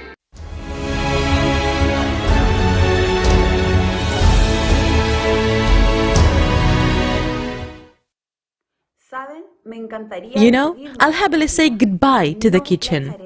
I'm not gonna miss it. Greetings, friends. My name is Paulina Herrera, and this is my daughter Javiera. We are from Chile, and our whole family support the Creative Society. I'm glad to welcome everyone to the forum, Global Crisis, There is a Way Out. As any other sane person, I want to live in the Creative Society, and I want my children to live in the Creative Society. And together we talk about the incredible technologies that will be available to everyone. Most of all, my daughters are looking forward to the Matter Replicator. They already love it so much, because they can take their favorite treats and any toys out of the replicator and change their beautiful dresses every day to look like princesses. And honestly, I admit that I'm looking forward to the replicator. No more worrying about whether there is food in the house. No more grocery shopping. You will no longer need to spend time on cooking, as it will no longer be necessary thanks to the replicator, which is guaranteed to every family absolutely for free. Imagine, you just open the menu, choose any dish you want, and it's ready in a matter of a second. Matter Replicator is not just about food. It's anything you want.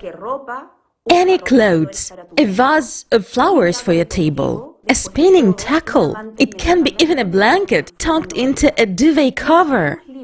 We will become free. We will stop worrying about material things and about where to get them. Is the way we live today normal? Today, billions of people work hard just to have food and clothing. In the Creative Society, all of this will be available to you at all times, absolutely for free, simply because you are a human. We will finally have time for our loved ones, for self-development, for travel, for whatever we want. It used to be only our dream, but thanks to the Creative Society, it may become a reality in the near future. My daughters are always asking the question, when will the replicator become available? But we understand that everything depends on each and every one of us. When you and I build the Creative Society, then we will have the replicator. But there is one more question that they are very concerned about. How does the replicator work? And I'm sure many of you have the same question. So, together with my family, we decided to make a film to answer this question for both adults and children. And the participants of the Creative Society project from different countries helped us to implement this idea. This gift is for all of you, my dear friends, from the bottom of our Chilean heart.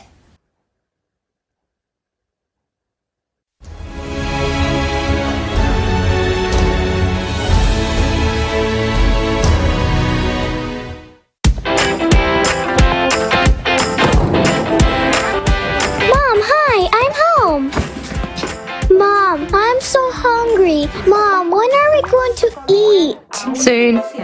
Wait a few more minutes. The food is warming up. Why does it take so long? Why does food have to be cooked at all? Why isn't there a microwave yet that creates hot prepared food I want instantly? What makes you think there isn't? Actually, it's almost ready. What do you mean? Well, it does exist. It's called a replicator. Well, come eat. What is a replicator? A replicator is a device that creates ready-made food right away, and you don't have to cook anything yourself. How is this possible? They haven't told us about this kind of thing at school. Well, that's understandable, because no one has a replicator yet, although modern science is already very close to discovering the method of its operation. But in the Creative Society, everyone will have a replicator. So will we have one too? Of course. So I'll be able to print a warm sandwich in it right away? Or will I have to heat it up as well? It can be cold or warm, as you wish. What about chocolate cake? Even marshmallow cake, as you want. Would it be possible to print lots and lots and lots of fresh orange juice? And right away? So I don't have to wait for the oranges to be squeezed? Yeah, right away. Instantly. Whoa, it's like a magic wand. How does a replicator get it done so quickly? Will it cook that fast by itself? Almost. Only while in order to make food, a bun for example, we mix ingredients. The replicator will mix particles and create anything from them, because everything in this world consists of the same particles. How so? Well, you're eating a bun, right? What is it made of? From flour. What is the flour made of? Wheat. And wheat? From grains. What is a grain of wheat made of? I don't know, maybe of little grains? Well done! You're almost right. A wheat grain consists of chemical elements. They consist of molecules, molecules of atoms, and atoms of even smaller particles, like seeds. So the bun is made out of these little particles, right? That's right. And not just the bun, but also this table, your blouse, and the bottle too. Everything in the world consists of them. So if everything consists of the same thing, then the replicator can print not only food but anything? Sure thing. Then why do things look different and have different tastes and colors? Because the particles are combined differently in different objects and carry different information. Okay, and where are they going to get these particles for the replicator? We'll take particles from the recycler. Just as the replicator assembles things from particles, the recycler will also break down anything into particles and transfer them to the replicator cartridge. We'll be able to recycle all unnecessary things into things we need.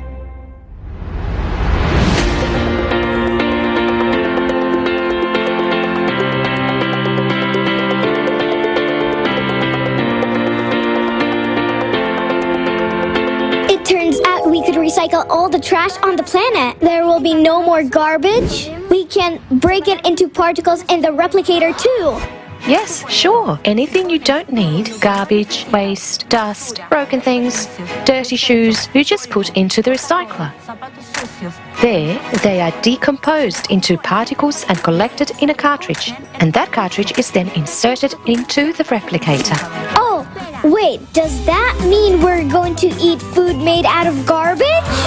We already eat it now. For example, you ate an apple. You left the rest of the apple in the garden on the soil. Over time, the apple decomposed into elementary particles and became part of the soil. Thanks to this, the grass grew, which the cow ate. These particles became the nutrients for the cow and come to our table already in the form of milk or yogurt, and we eat them. These particles have no properties of the object they form. They have no odor, they cannot be harmful or inedible, they are neutral. This is why you can reassemble anything from the recycled particles, and even tasty and healthy food. And when there's a replicator, can I print myself a dog? No. A replicator cannot create a living organism, neither a dog, nor car, or even a mosquito. But why? A replicator simply reproduces any object consisting of the same particles, but it can't create life. It can print a cooked fish or chicken, fried or cooked according to any recipe. But that chicken or fish was never born, never lived, and no one ever killed it. It is simply a collection of particles. To replicate any dish endlessly, all you need to do is prepare it once using our regular method, and that's it. From there on, you can copy it as many times as you want. Yay! Thanks for the replicator, the animals won't die. No one will kill chickens. So great! Replicators, great!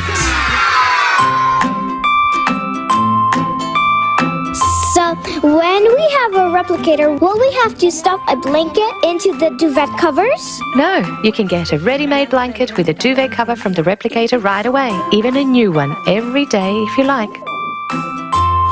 And the dresses too? Yes, lots of different dresses, and you won't even have to iron and wash them, because every particle of dirt will serve as a refiller, and you'll even have more particles on the dirty dress to print a beautiful new one. Wow, Mom! It turns out I'm not the only one who can print whatever I want in the replicator, but everyone can? Yes, in the Creative Society, everyone will be able to print whatever they need for themselves. And that means everybody will have nice clothes and good food.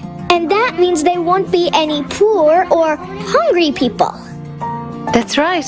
Everyone on the planet will be fed and clothed. Then nobody needs to buy anything. And there's no more need for stores anymore. If we don't have to buy anything, we don't need money. If we don't need money, no one will fight. And if there's no money, we won't have wars. Everyone will live happily ever after. Come here, my dear. What a smart girl you are. Yes, there will be peace everywhere. Everyone will live happily ever after. Happily ever after.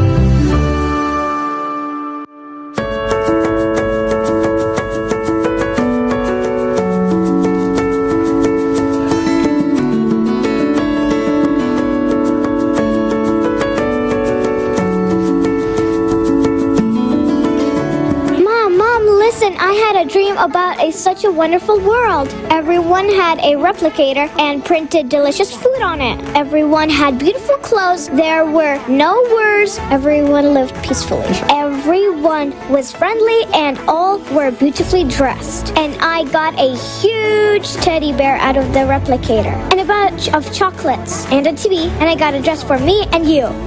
A princess dress. And my friends and I were inventing what else we could get out of the replicator. And it was so much fun. Mom, I really want such a wonderful world. Oh, sweetie, I know. I want that kind of world too, and we're doing everything we can to make it happen faster.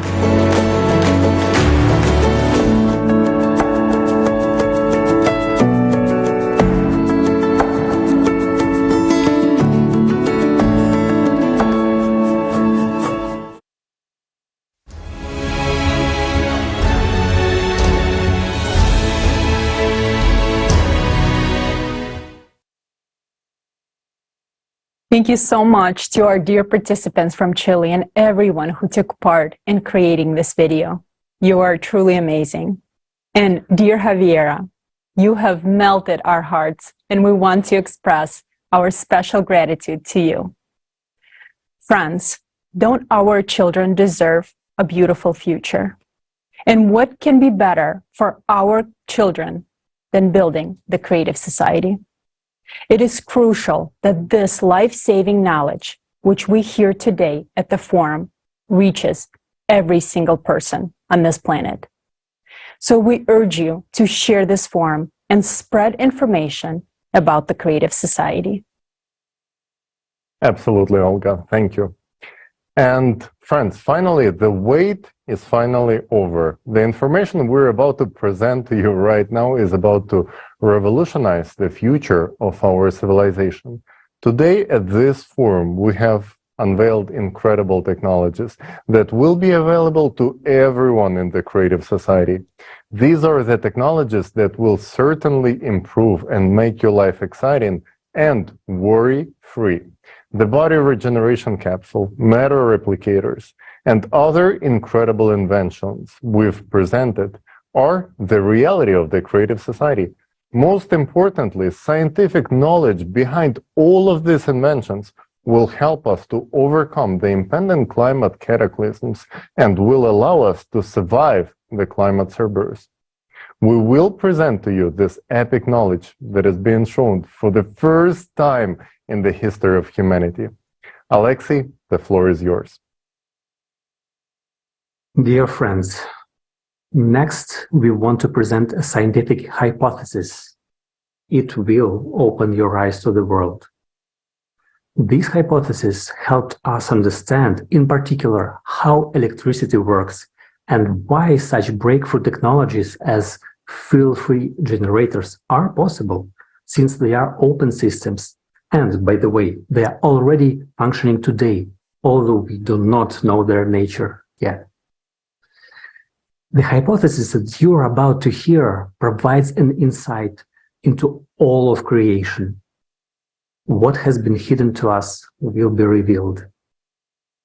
By uniting and studying this scientific hypothesis, scientists will be able to understand how to stop the influence of outside forces on our planet. And that means saving all of humanity from an impending climatic catastrophe. No scientist today understands that you will understand in 50 minutes. 50 minutes from now, you will be able to explain what all the scientists in the world could not explain and would not be able to explain for another 1,000 years, even if we had 1,000 years. Such knowledge never appears by chance. And it opens up not only vast prospects, but gives great hope. Hope for the future. Enjoy watching.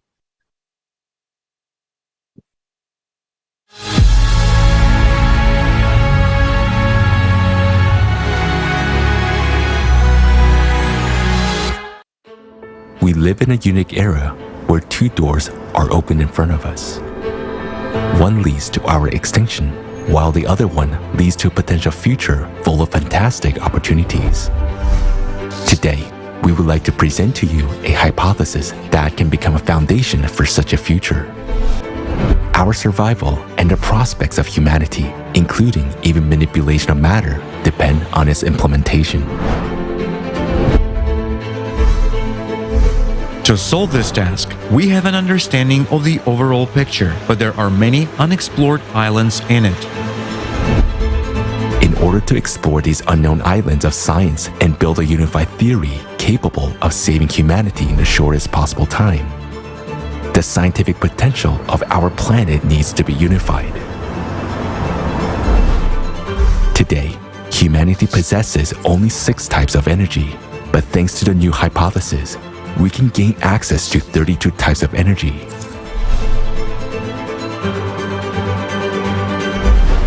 In order to simplify the understanding of the fundamental processes of the world's structure, this hypothesis is presented in the form of animation with associative examples.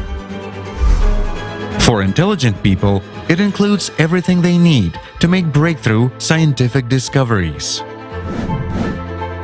Our team of volunteers received this knowledge, and we have only slightly elaborated on it and found historical evidence to support it. We understand that this knowledge carries immense value and consider it our duty to share it openly with the entire scientific community. We believe that none of us should claim the laurels of victory. After all, no individuals may be considered winners since a huge team from around the world worked on this hypothesis. Starting a new world requires honesty. Deserved recognition should be given to those scientists who will be able to explain, thanks to this hypothesis, what electricity is, how many types of it exist, what radiation is, what the electromagnetic field is, and most importantly, recognition should be given to those who will be able to find a way out of the climate crisis. For us, that's the most important task, because it's a chance to save all of humanity.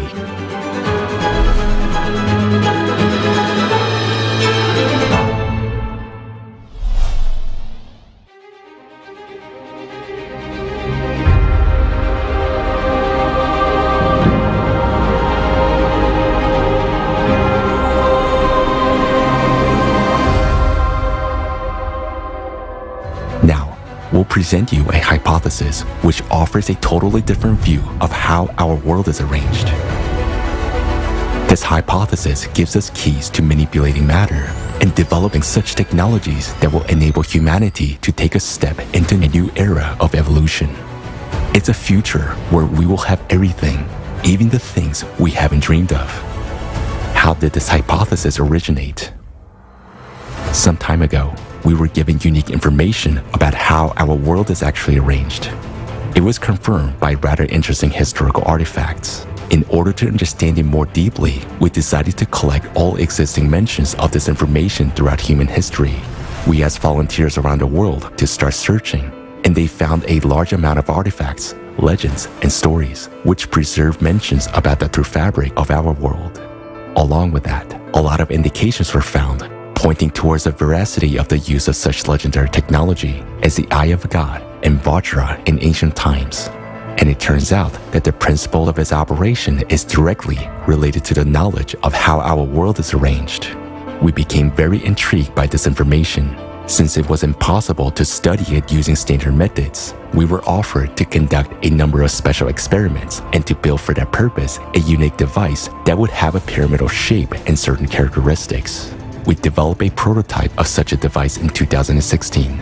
It is made of aluminum and contains 11 tori. We conducted a series of experiments with this device using certain programs. Some of them were publicly demonstrated. The purpose of those experiments was to verify the possibility of transmitting information to a large number of people, regardless of distance, by means of thoughts. The operator, an experienced person, transmitted information remotely, a symbol or a number, while being inside the pyramid. Meanwhile, participants of the experiment, who were in various countries of the world, received this information through their thoughts. They sent their answers with a symbol and a number they received to an email address that had been given before the experiment. It's important to point out that the symbol which the operator transmitted was picked randomly during the experiment. Nobody knew what exactly was going to be transmitted. All the experiments were conducted exclusively in the presence of a dedicated committee of volunteers, and the whole process was recorded. Thousands of people all around the world took part in the experiment. The result of this experiment shocked us. Why? We were struck by the fact that 70 to 80% of the answers were accurate. This means that people actually perceived the symbol transmitted by the operator. And this cannot be explained by the theory of probability. because the percentage of correct answers was too high to consider it a mere coincidence. Yet, there was another thing that struck us the most.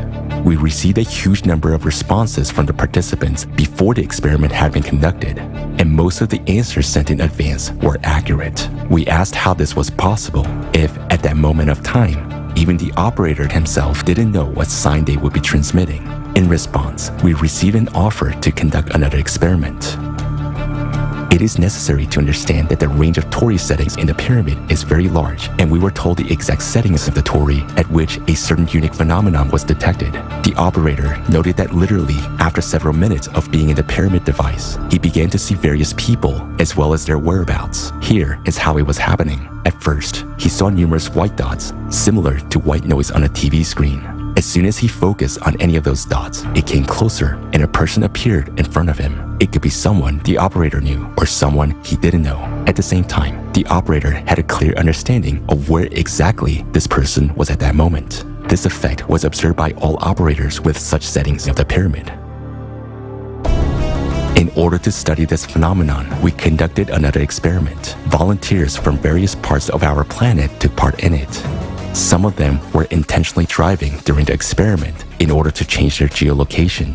Each volunteer who participated was assigned a number. Before entering the pyramid device, the operator of the experiment looked through the photos of those people and their numbers. The operator knew some of them indirectly, seeing some of them previously on videos. Some other people were known to him personally, while others were totally unfamiliar to him. After the operator entered the pyramid, the head of the experiment announced the numbers of the participants. Then, the operator recalled the person's face, and among a multitude of white dots, the corresponding dot approached, and the operator began to clearly see the person whose face he had remembered. He saw exactly and in detail the location of that person at that moment, and he voiced this information out loud. Then the head of the experiment immediately called that person on the phone and clarified where he or she was at that moment. The results were astonishing. The exact location of the person was determined correctly in 100% of cases. We became very interested. How did such abilities appear in the person who was in the pyramid device functioning at certain settings? We conducted the experiment in Ukraine, while the operator was able to clearly see and determine the location of people even on the other side of the globe. And in further experiments, the operator was even able to feel what the person was feeling at that moment, whether it was taste, smell, heat, or cold. After all, this is actually an immediate transmission of information at enormous distances. How is this possible? During our further research, we realized that it was not all that simple. It turns out that besides the known radiations, thermal, electromagnetic, X-ray, and others, the human brain is able to generate, transmit, and perceive another, completely different type of radiation. These are special waves unexplored by science. The work of neurons of the human brain is unique and inimitable. Just like a fingerprint or retina, the neuronal imprint of the brain is unique to every individual. It cannot be confused with any other imprint. It is possible, under certain conditions, to register this specific radiation coming from neurons of the human brain. And as it turns out, it's impossible to shield the signal. With each subsequent experiment, we were amazed at the immensity of horizons and unexplored prospects opening before us. One of the most fascinating facts, which was also established thanks to the pyramid device, is the possibility of increasing a person's internal energy, as a result of which we observed an increase in static electricity. This experiment was also conducted publicly, recorded on a video camera, and this video is available to general public. During this experiment, a person stayed inside a pyramid device with specific Tori settings for a certain period of time. Then, after leaving the device, he touched the glass of an aquarium with his hands. The aquarium was filled with water, and there were 2 electrodes inside, which were connected to a voltmeter. The moment the operator's hands touched the aquarium, the voltmeter clearly indicated an increase in voltage. From the point of view of modern physics, this is impossible, but dozens of people saw that and it was recorded on a camera. This experiment has been repeated many times, but here it should be noted that not all people could show such a result. We came to the conclusion that personal qualities of the operator can affect the results. The person touched a glass, which is an electrical insulator. The electrodes of the voltmeter were confined in water, and yet we all observed the result. The laws of physics also say that the human body is not capable of accumulating electricity in such quantities. But what we have recorded is a fact. We were offered a hypothesis that fully explains all this phenomena. We invite you to take a look at several artifacts that our volunteers have found. These are the best known and simplest examples. As you can see, this clearly illustrates the discreteness of our world and what the world is made of beyond the quantum level. Nothing special. Well, it's nothing special until you know the details. So now, let's go through it in order.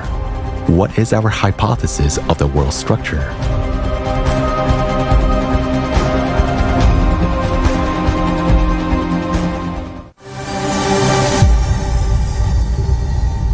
Modern science knows that all substances consist of molecules and atoms.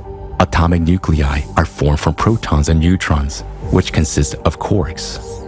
It is generally believed that quarks are the smallest particles, along with leptons, electrons, and neutrinos, and they are structureless.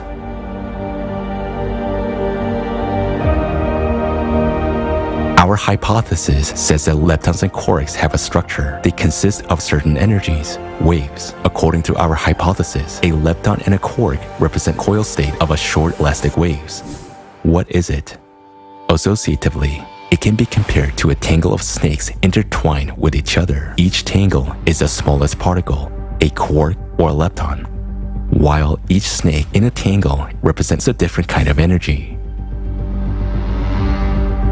When the snakes are in a coil state, we observe a particle. When under certain conditions, a tangle becomes untangled and the snakes line up linearly one after another, we observe a wave, that is, a wave state of the same particle. This is clearly demonstrated by the double-celled experiment, in which a wave passed into a particle state when the conditions changed, in the presence of an observer. In essence, the intertwined tangle represents the quantum level, the level of particle manifestation, while short elastic waves, the snakes that make up everything, represent the beyond quantum level. What processes take place at the beyond quantum level? We know that already at the quantum level, the laws of classical physics stop working. But at the beyond quantum level, everything is radically different. The entire beyond quantum world is filled with short elastic waves, snakes, that is, different kinds of energies. When snakes are woven into a tangle, the invisible becomes visible. This is a process of the quantum world. Each such tangle is nothing but that very elementary particle of the material world. In the beyond quantum world, there are lots of kinds of energies, that is, snakes. Associatively, you can imagine that they have different patterns, colors, and thicknesses. Some are poisonous, some are not. Combinations of these energies, meaning short, elastic waves, or snakes, make up all the waves known to science today: electromagnetic, thermal, and so on.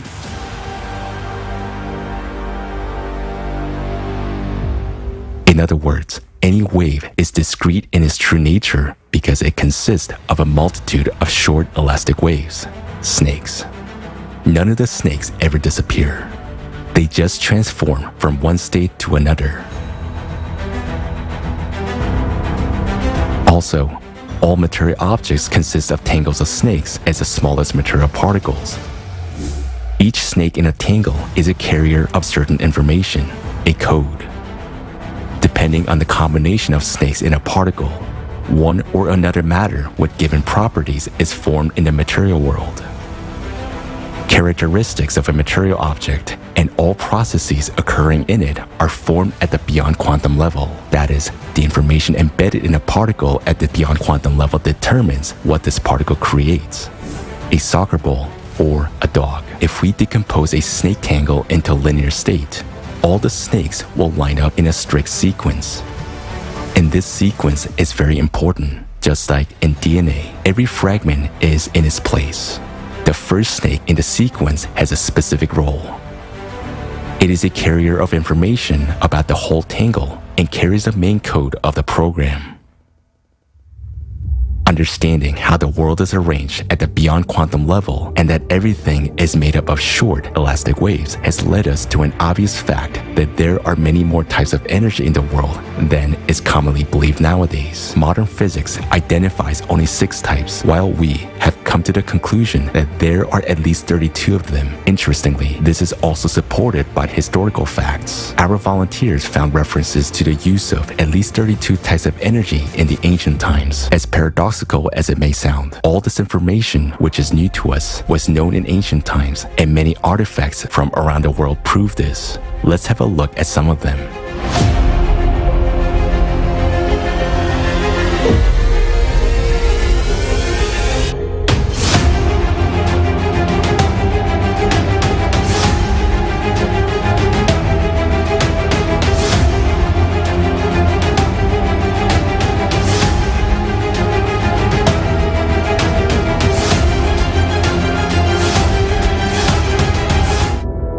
Now understand what special meaning they carry. Snakes and snake tangles were not coincidental depictions. They were an associative example to explain the structure of matter at the beyond quantum level, as well as the ways to manipulate it. We will talk about that too, but a little bit later.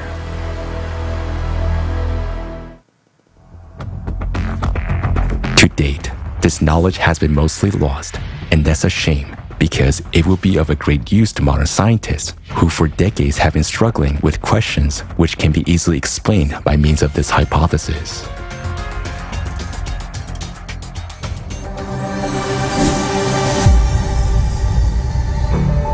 As an example, let's take the Large Hadron Collider, the most powerful particle accelerator in the world. What happens there? In order to study processes in the microworld, scientists use electromagnetic fields to accelerate 2 beams of charged particles, such as protons, at enormous speeds in the collider, and then they collide them. As a result, after the collision, scientists observe the formation and dispersion of much larger particles with a much greater total mass than they had before the collision. And science cannot explain this phenomenon. It is as if 2 tennis balls collided with each other, and their collision would produce a bunch of scattering basketballs. How can this be possible? It's very simple. All these particles are nothing but snakes in the coil state.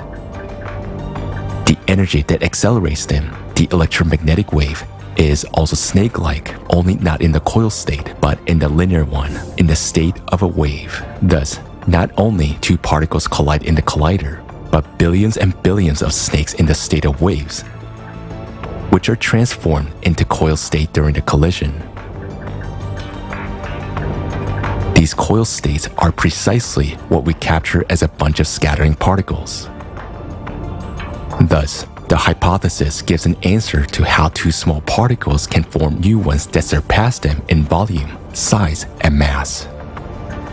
In our regular logic, it seems impossible that something larger could emerge from something smaller. It is like Jesus Christ feeding over 4,000 people with just 7 loaves of bread and a few fish, and there were even some leftovers. He made more out of less to us. It is perceived as a miracle. But our hypothesis explains exactly how this happens at the quantum and beyond quantum levels.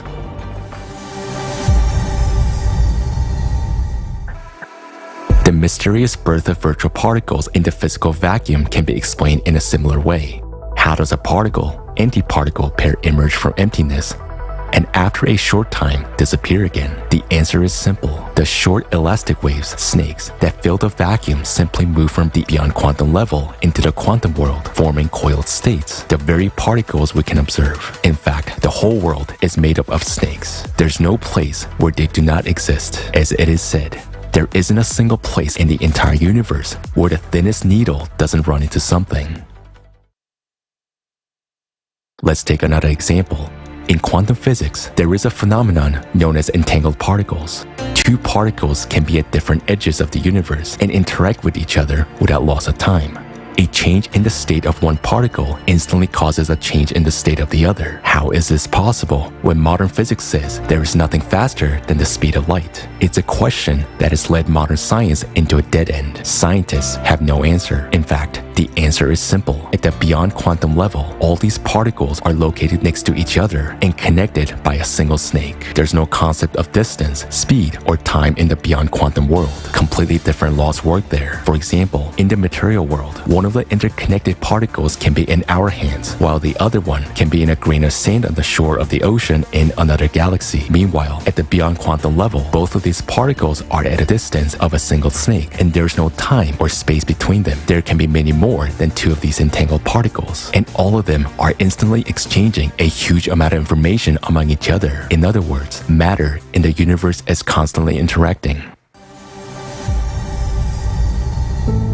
Another phenomenon, the nature of which our hypothesis explains, is electricity. Today, we all use electricity. We know that there is direct and alternating current, that there are electromagnetic waves and static electricity. But what electricity is in its essence, modern science cannot explain. For example, let's take static electricity. Each of us experiences it in everyday life when brushing our hair. Both hair and a comb are dielectrics.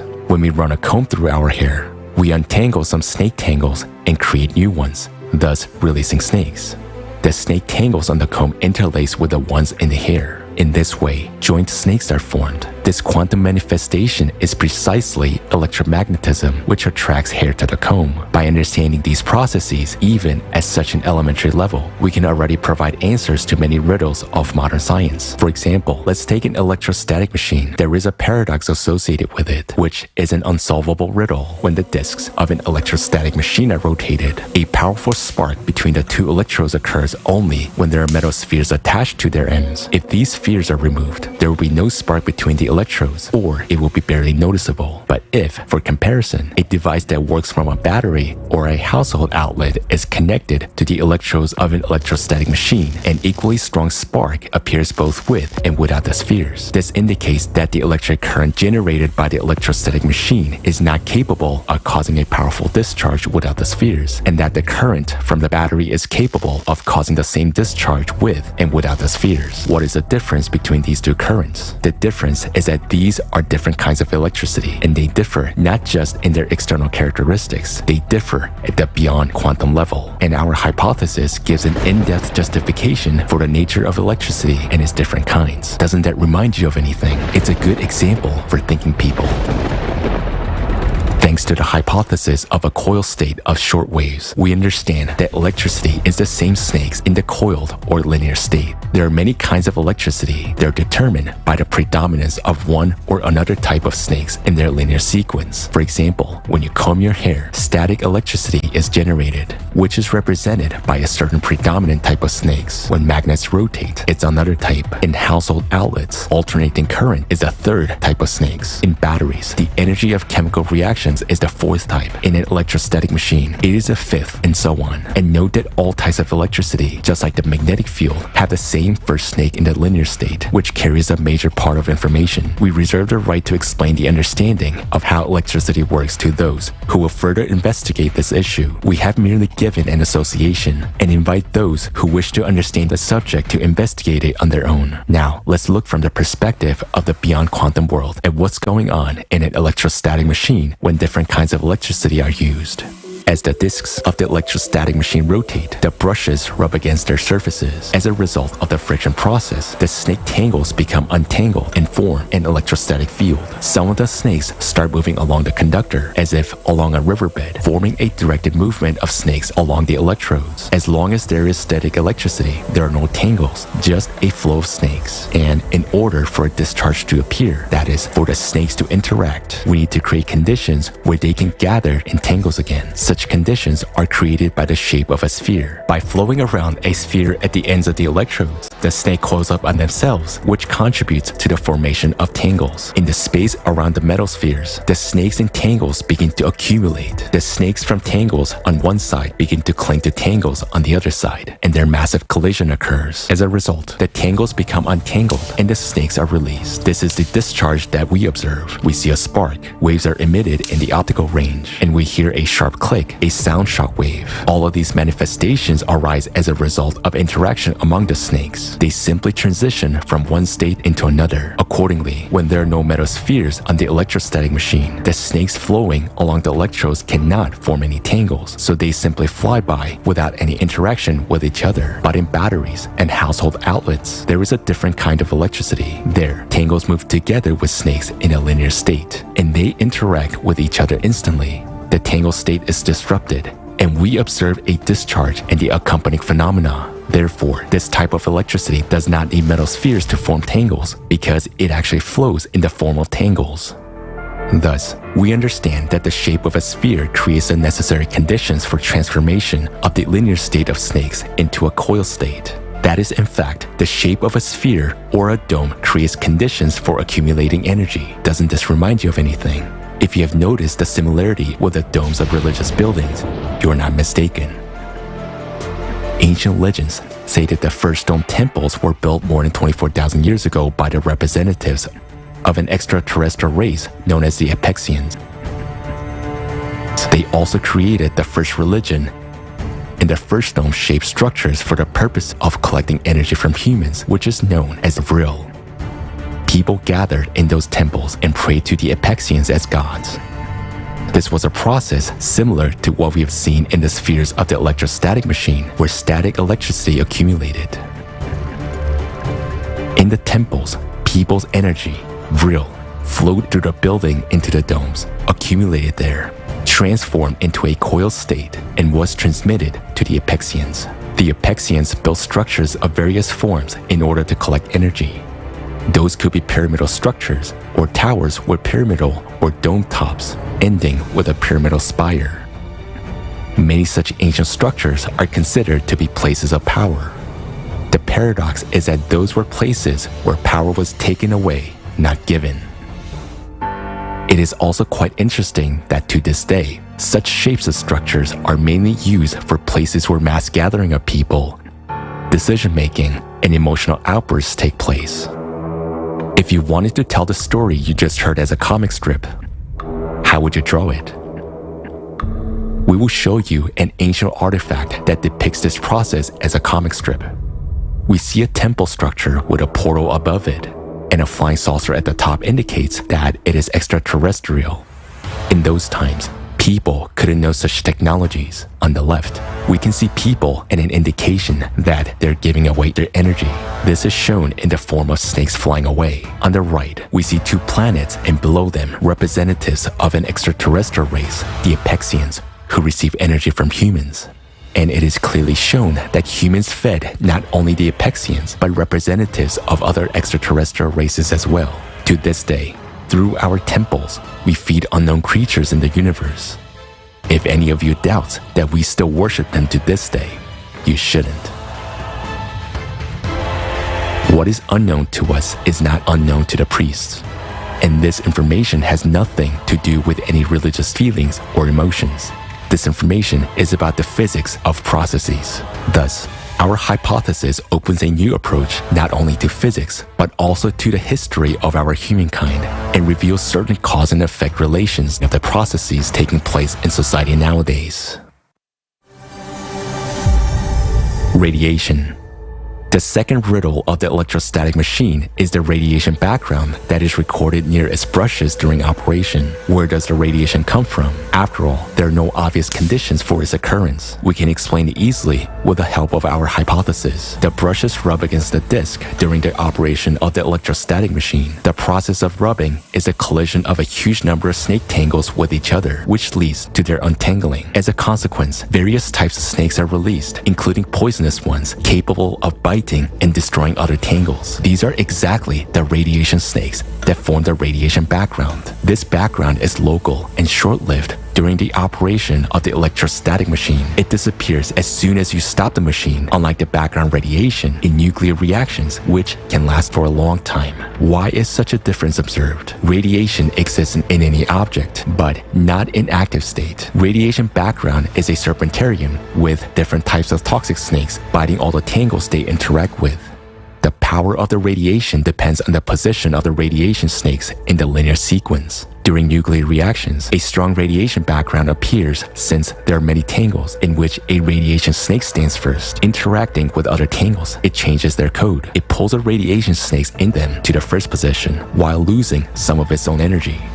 Therefore, the farther away from the center of contamination, the weaker the radiation background. Meanwhile, during the operation of the electrostatic machine, short-lived radiation appears because when the tangles become untangled, radiation snakes that were not in the first place are released. Such single snakes biting another tangle very quickly lose their energy and transition into another state. That is, they quickly lose their toxicity. Radiation snakes can penetrate anywhere, but there are exceptions. For example, lead is good at shielding radiation because the viscosity and the density of its tangles are very high, so it's not easy to destroy them. Figuratively speaking, tangles of lead consist of small sticky snakes. Interacting with them, radiation snakes quickly lose their toxicity and power. It is important to note that the position of radiation snakes in a tangle determines the strength and durability of materials. The closer these snakes are to the beginning of the linear sequence, the stronger the interaction exhibited by the tangles they're part of. Of course, this is all a figurative comparison, simple associative examples to explain what happens at the beyond quantum level, and it gives an understanding of what processes actually occur during a nuclear reaction and what radiation is. Taking this hypothesis as a basis, it is up to scientists to discover this. Understanding the structure of the beyond quantum world, even such an associative level, already opens up possibilities that seemed science fictional not so long ago. Manipulating matter, creating material objects, using elementary particles, prolonging human life for at least 1,500 years, rejuvenating cells in the body, and completely revitalizing it at any stage. How will the technologies work that will allow us to do it all? The replicator and the health capsule.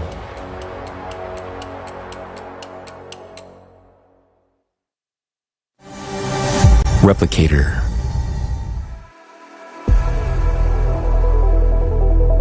In the creative society, thanks to such technology as replicator, each person will have the opportunity to get everything necessary for life. A device the size of a microwave oven can be installed in every home. A household replicator. You can forget about the arduous chores, cooking, washing, dishwashing, and even buying many products. Because with a replicator, it will be possible to create anything out of elementary particles.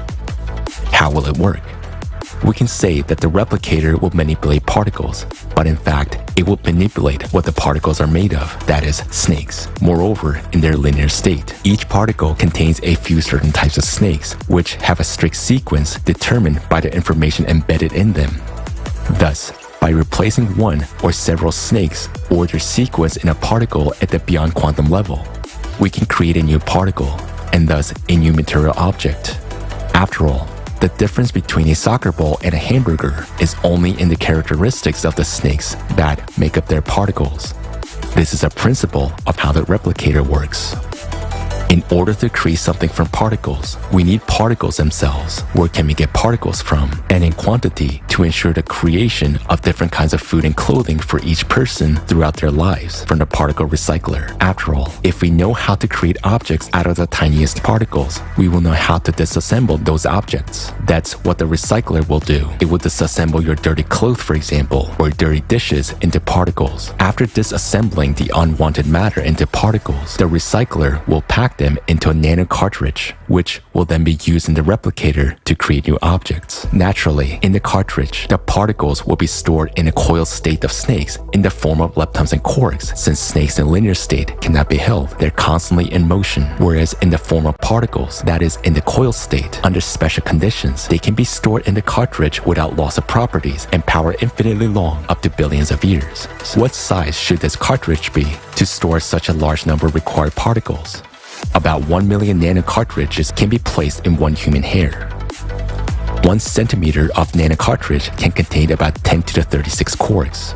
So, 1 centimeter of human hair can store as many particles as to create a great number of material objects about the volume of an entire city. Thus, a cartridge the size of a human hair is able to serve a person for a lifetime and much longer. It seems incredible that such a small size can hold large volumes. In a cartridge, particles will be stored in a compressed, compact manner, not interacting with each other. While there are enormous distances between the particles that make up material objects, the distances between elementary particles in the microworld are similar to the distances between stars and galaxies in the universe. And the reason for this fractality is in the beyond quantum world. Having this knowledge, we will rethink the value of different materials. For example, the same plastic that we simply throw away today will become the most valuable material. Why? Because the tangles of hydrocarbons contain the largest number of different snakes, 33 types, from which you can create a lot of combinations, gold, hamburgers, and so on. For the same reason, cotton will also be valued because it is close in characteristics to plastic and many other particles can be created from it. To understand the process of replication better, we'll give you a figurative example. Imagine that we put knitted jumper into a device similar to a microwave oven. At that time, a special device reads the shape of the jumper and the position of each hair in the threads of the jumper. A special device, like a crochet hook, is then used to pick up one thread and unravel the jumper all the way down to the hairs, and each hair is disassembled into its component parts. All these components are stored compactly and tightly packed. Thus, our seemingly large jumper fits into a small box. When we need to make a jumper again, the previously recorded program reconstructs the hair components in the right sequence and converts them into wool strands, which are then converted into the yarn that will knit the jumper anew. All this information gives the understanding that everything in this world has been programmed and created. It's a whole programming table, but there's nothing complicated about it. Now in programming, we only use zeros and ones, whereas in the beyond quantum world, we use several hundred combinations. By comparison, our alphabet has only about 30 letters, but over 1 million words are made up of them. It is not difficult for a human to manipulate letters and form words, nor is it difficult for an artificial intelligence to analyze all the possible combinations of snakes, which can be quite numerous, and to analyze the characteristics of any material object at the snake level, and thus recreate its exact copy according to this information matrix. Health capsule. The health capsule works on the same principle.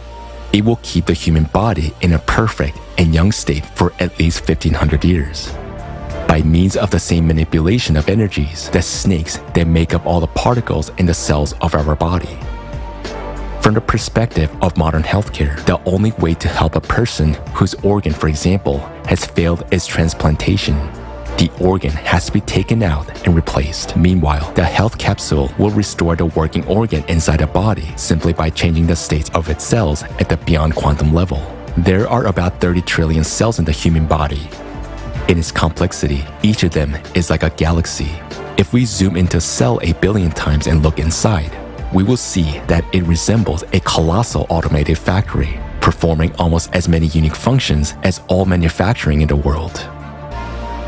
Moreover, this factory would possess a characteristic that none of the most modern machines have: the ability to reproduce its own structure in its entirety in a matter of hours. A cell is such an interconnected and fine-tuned system that if even one of its components fails, the cell will die.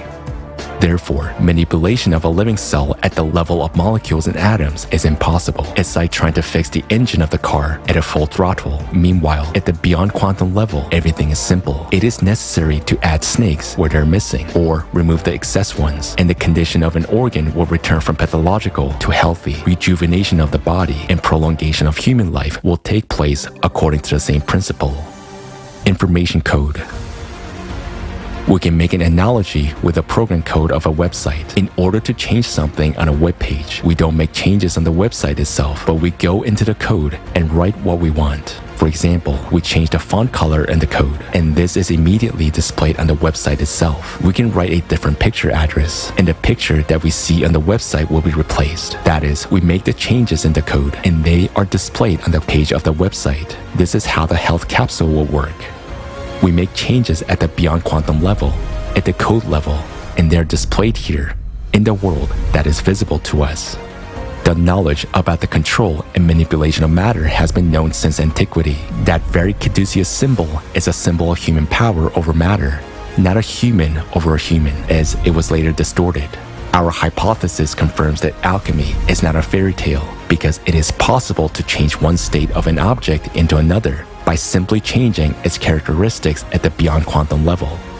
Also, our hypothesis gives an understanding on what principles the exchange of information between entangled particles takes place, which means that the same principle can be used by humankind in technologies. All this is available already at the first level of civilization development. And we become a civilization when we enter the creative society. From that moment, completely new technologies based on the understanding of the beyond quantum world will be available to us. What technologies open up before us? Today's technological development is hindered by the limited speed of information transfer. But using the principle of instant interconnection of entangled particles removes any limitations. We cannot even imagine the amount of information which all matter in the universe exchanges every moment. We, humanity, only need to fit harmoniously into this flow. And then our lives will change tremendously. How exactly? Information exchange. First, the internet. The speed of information transfer will increase billions of times. Across the entire planet, data exchange will be instantaneous without loss of time, no longer requiring satellites, TV towers, or wires. In just a few years, an ordinary wristwatch will be able to process millions of times more information than the most advanced supercomputer nowadays. Compared to the future technology, today, we're like primitive tribes, transmitting signals using smoke from campfires. This also reveals enormous opportunities in human communication, instant connection, and communication in the form of the most realistic holograms, simulating the full presence of a person. Being thousands of kilometers away, we can see each other and communicate as if we were in the same room, or we can without leaving home, be at the seashore or on a fishing trip, experiencing all the sensations. The Eye of God, Vajra. Secondly, guided by the hypothesis presented, humanity will be able to use not 6, but all 32 types of energy as in ancient times. This means that such legendary technologies of ancient times, which we have already mentioned, Vajra and the Eye of God, will become available to us. How do they function? And what opportunities do they open? The Eye of God makes it possible to see and identify a person by their individual neural signal, no matter where they are, while Vajra allows us to remotely influence the operation of neurons. In essence, these are two components of a single technology that work with brain neurons and the human body as a whole. Neurons, during their work, produce a certain radiation, a signal which is yet unknown to science and which is unique for every person, like a fingerprint or a retina. This is a kind of individual neurocode that remains the same from birth throughout life. The kind of energy that Eye of God and Vajra operate with is impossible to shield.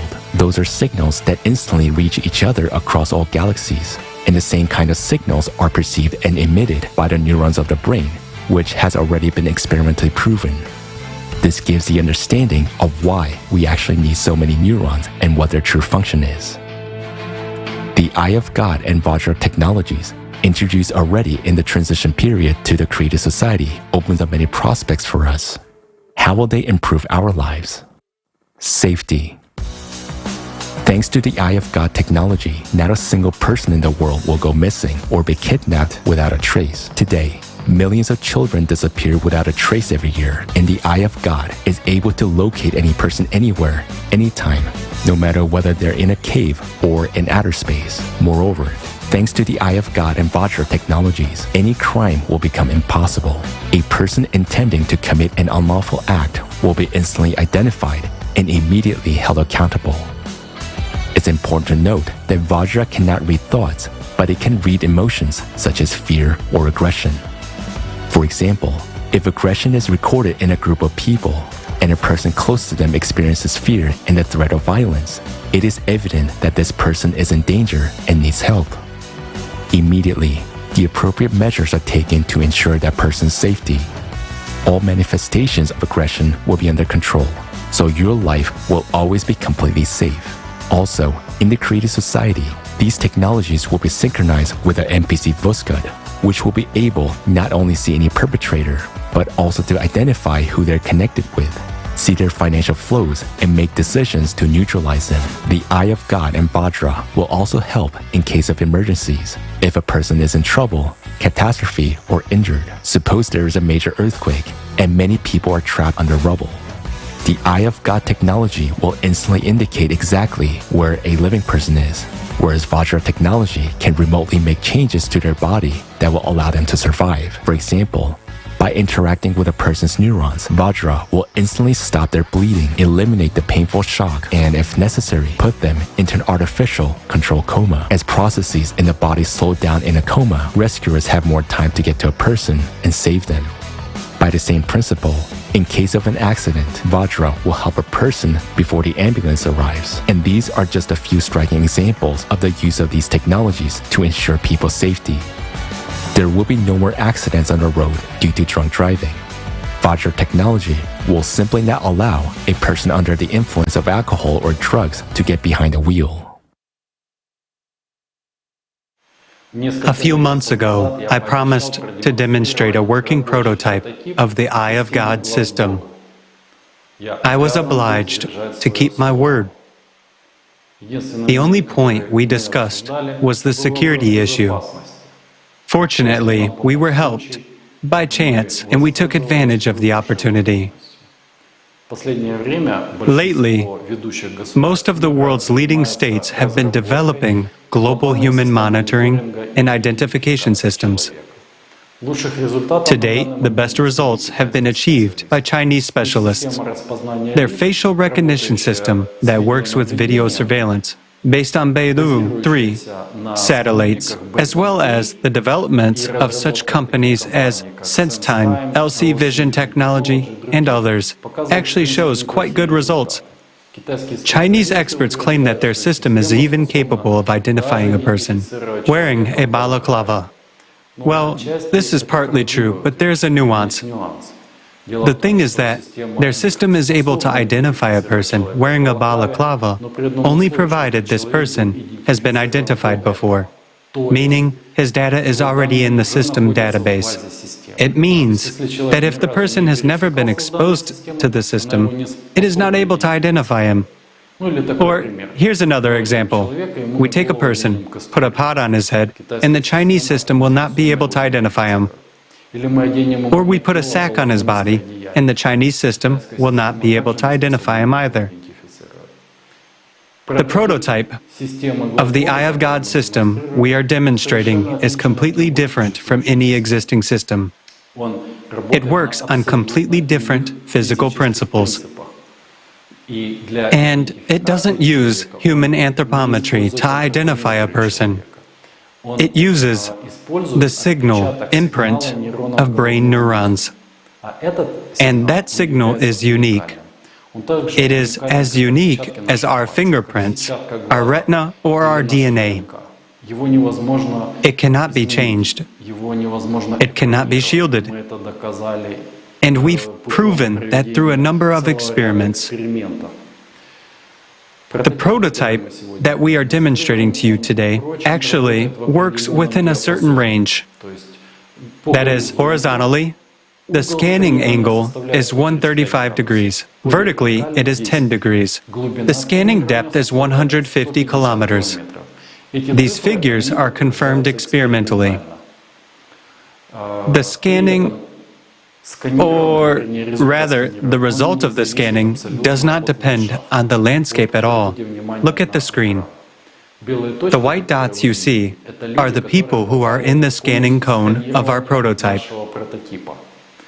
Let me remind you that we are in Switzerland, and this is not the most densely populated country on the planet. Plus, we have mountains behind us. So, the population density here is quite low. So, if we were to hold this presentation somewhere, let's say in Tokyo or, for example, in Beijing, of course, the result would be completely different. Also, I think you noticed the linearity of the signal reflection, which is merely a result of the vertical fan-like operation of the prototype. What does this mean? It means that our prototype is unidirectional and unilinear. In other words, there is a constant vertical scanning. This is why there is a 0.3 second delay.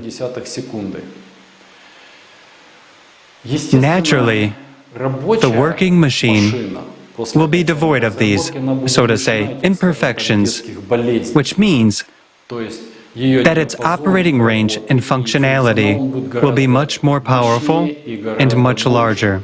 Thus, when the development is complete, the system will not only be able to identify all living people on planet Earth, but it will also be able to determine in real time the location of a person anywhere on the planet. It doesn't matter if he is on the surface, at any altitude above the surface of the planet, or he is under the ground or underwater. Nothing will limit the eye of God. Well, let's draw the parallels we already voiced. For example, we can take a person, put a pot on his head, and the eye of God will see and identify him. We can put a sack on a person, and the eye of God will see and identify him. We can even take a person, give him plastic surgery, and completely change his appearance. Or we can even, pardon me, do surgery to change his gender. Still, nothing will confuse the eye of God. It will accurately recognize the person by verifying their true identity. Talking about the work of our prototype and the fact that its functionality is somewhat narrower than the future working machine. Still, we can place it in the center of a large city. Let's say Abu Dhabi, for example. So, being in the center of Abu Dhabi, this prototype will not only be able to identify all the residents and visitors of the capital of the United Arab Emirates, but it will also control the territory within a radius of 150 kilometers. This means that it will also cover cities such as Dubai and Sharjah.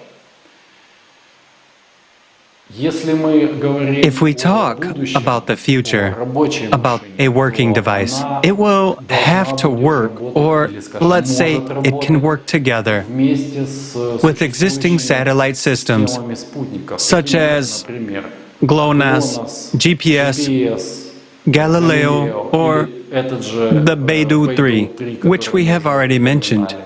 At the same time, it can be combined with all the existing databases, and it can be combined with video surveillance systems. Thus, the system will not only identify a person and determine their location, but it will also permanently record a data file on each person.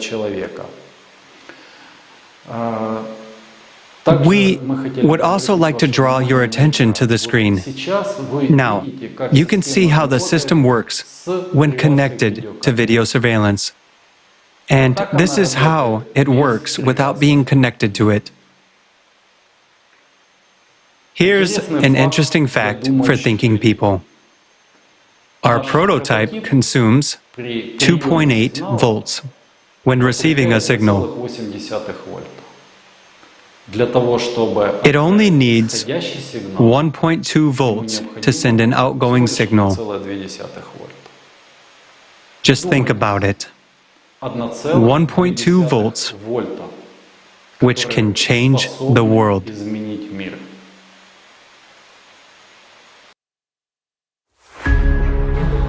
Health and Medicare.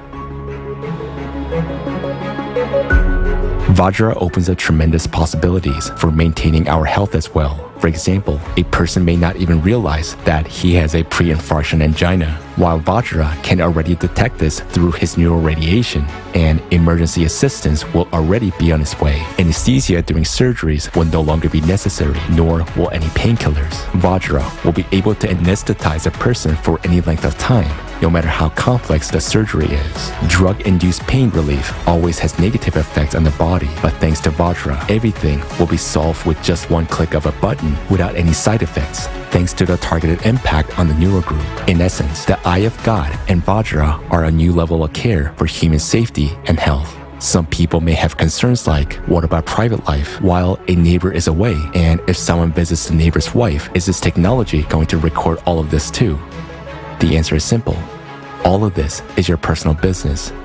Technology is not responsible for that. If there is no violence, fear, or threat to life, then it is not within the sphere of Vajra functioning. This technology does not monitor who came to visit whom and why, but it is obliged to monitor the fact that you have a pre-infarction or pre-stroke condition.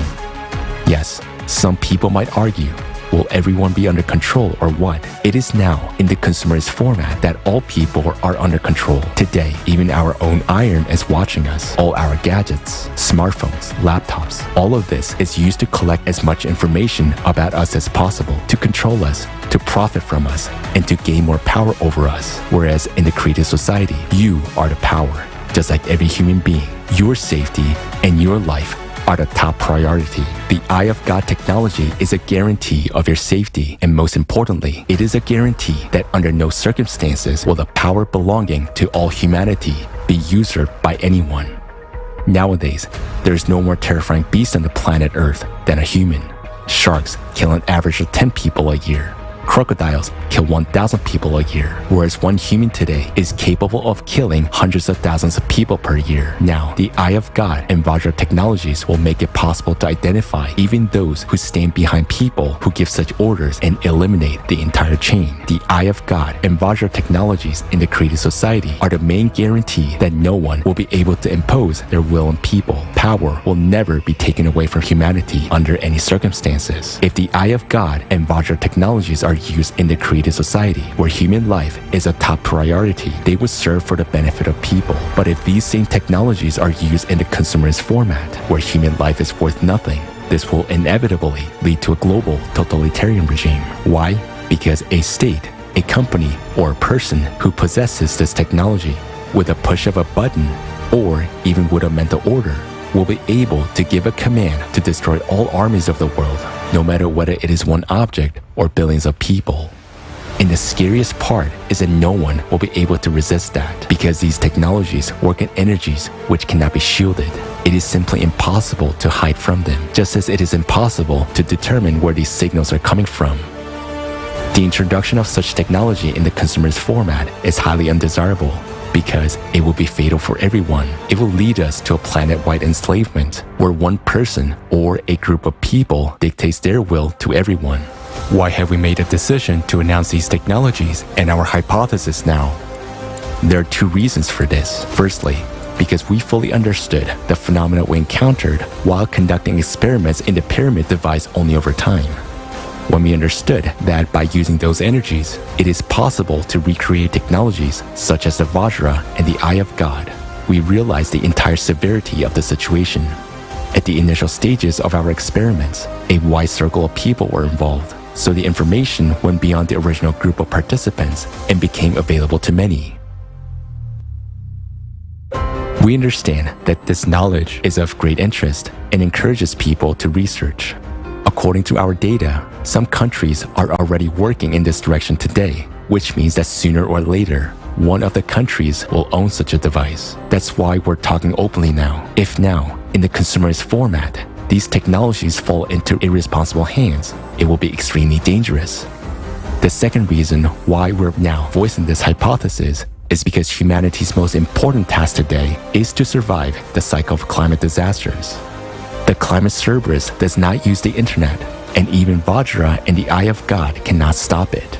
Today, the Earth's core is being affected by the impact from the space, which causes cataclysms every 12,000 years. The proposed hypothesis gives us an opportunity to understand what kind of energy affects the core and what are the principles of its impact. By studying this energy at the beyond quantum level, humanity will be able not only to neutralize its negative impact on our planet, but also to use it as a source of additional energy for the benefit of humankind. This can only be achieved if the world's best scientists are able to unite their efforts and focus precisely on solving this problem. This is possible only in the creative format of society. For this to become our reality, we as humanity must make a request to change the format from the consumerist to the creative one. This requires active participation of every member of society, and I would like to address the representatives of the scientific world. The hypothesis you have just heard is just information to ordinary people, but for you, it's a real chance to save all humanity.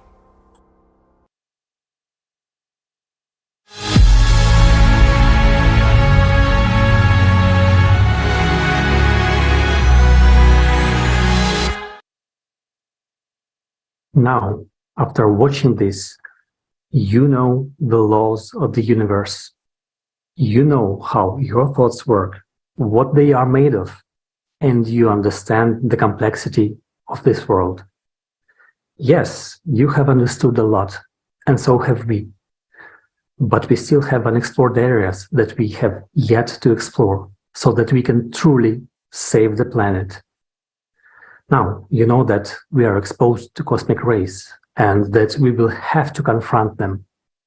In order for us to stop processes that are destructive to all humankind, we need to fill in the gaps and explore the unknown. There is not as much time for this as we think.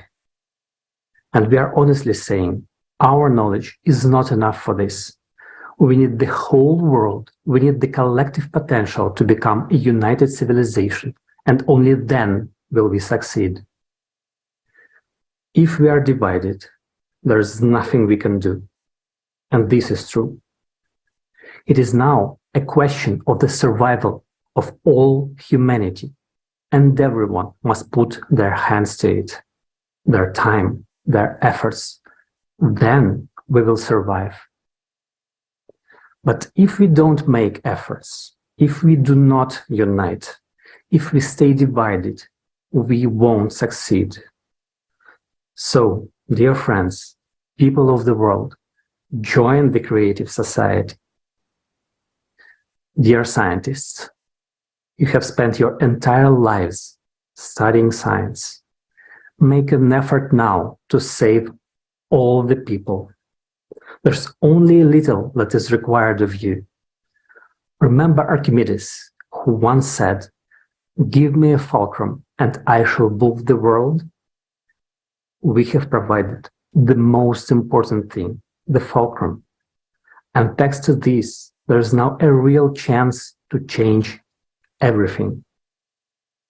We have provided the fulcrum, and all that remains is for you to use science instead of a lever. And then you will finally be able to turn this world upside down. Dear scientists, make every effort now to save yourselves, your loved ones, and all of humanity. Believe us, people are worth it for humanity to be saved. Nothing makes sense without the perspective of humanity's existence. The climate situation is indeed severe. Now you understand that. We only have one chance to save ourselves and save our entire planet. The situation is extremely difficult, and today many could feel hopelessness. But believe us, there is a way out, and we have voiced it today. People, unite.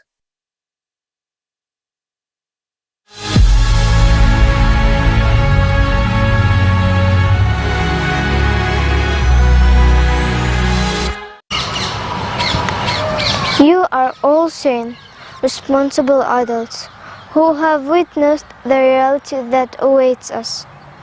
Make the right choice and build a creative society. Please do not deprive me of my future.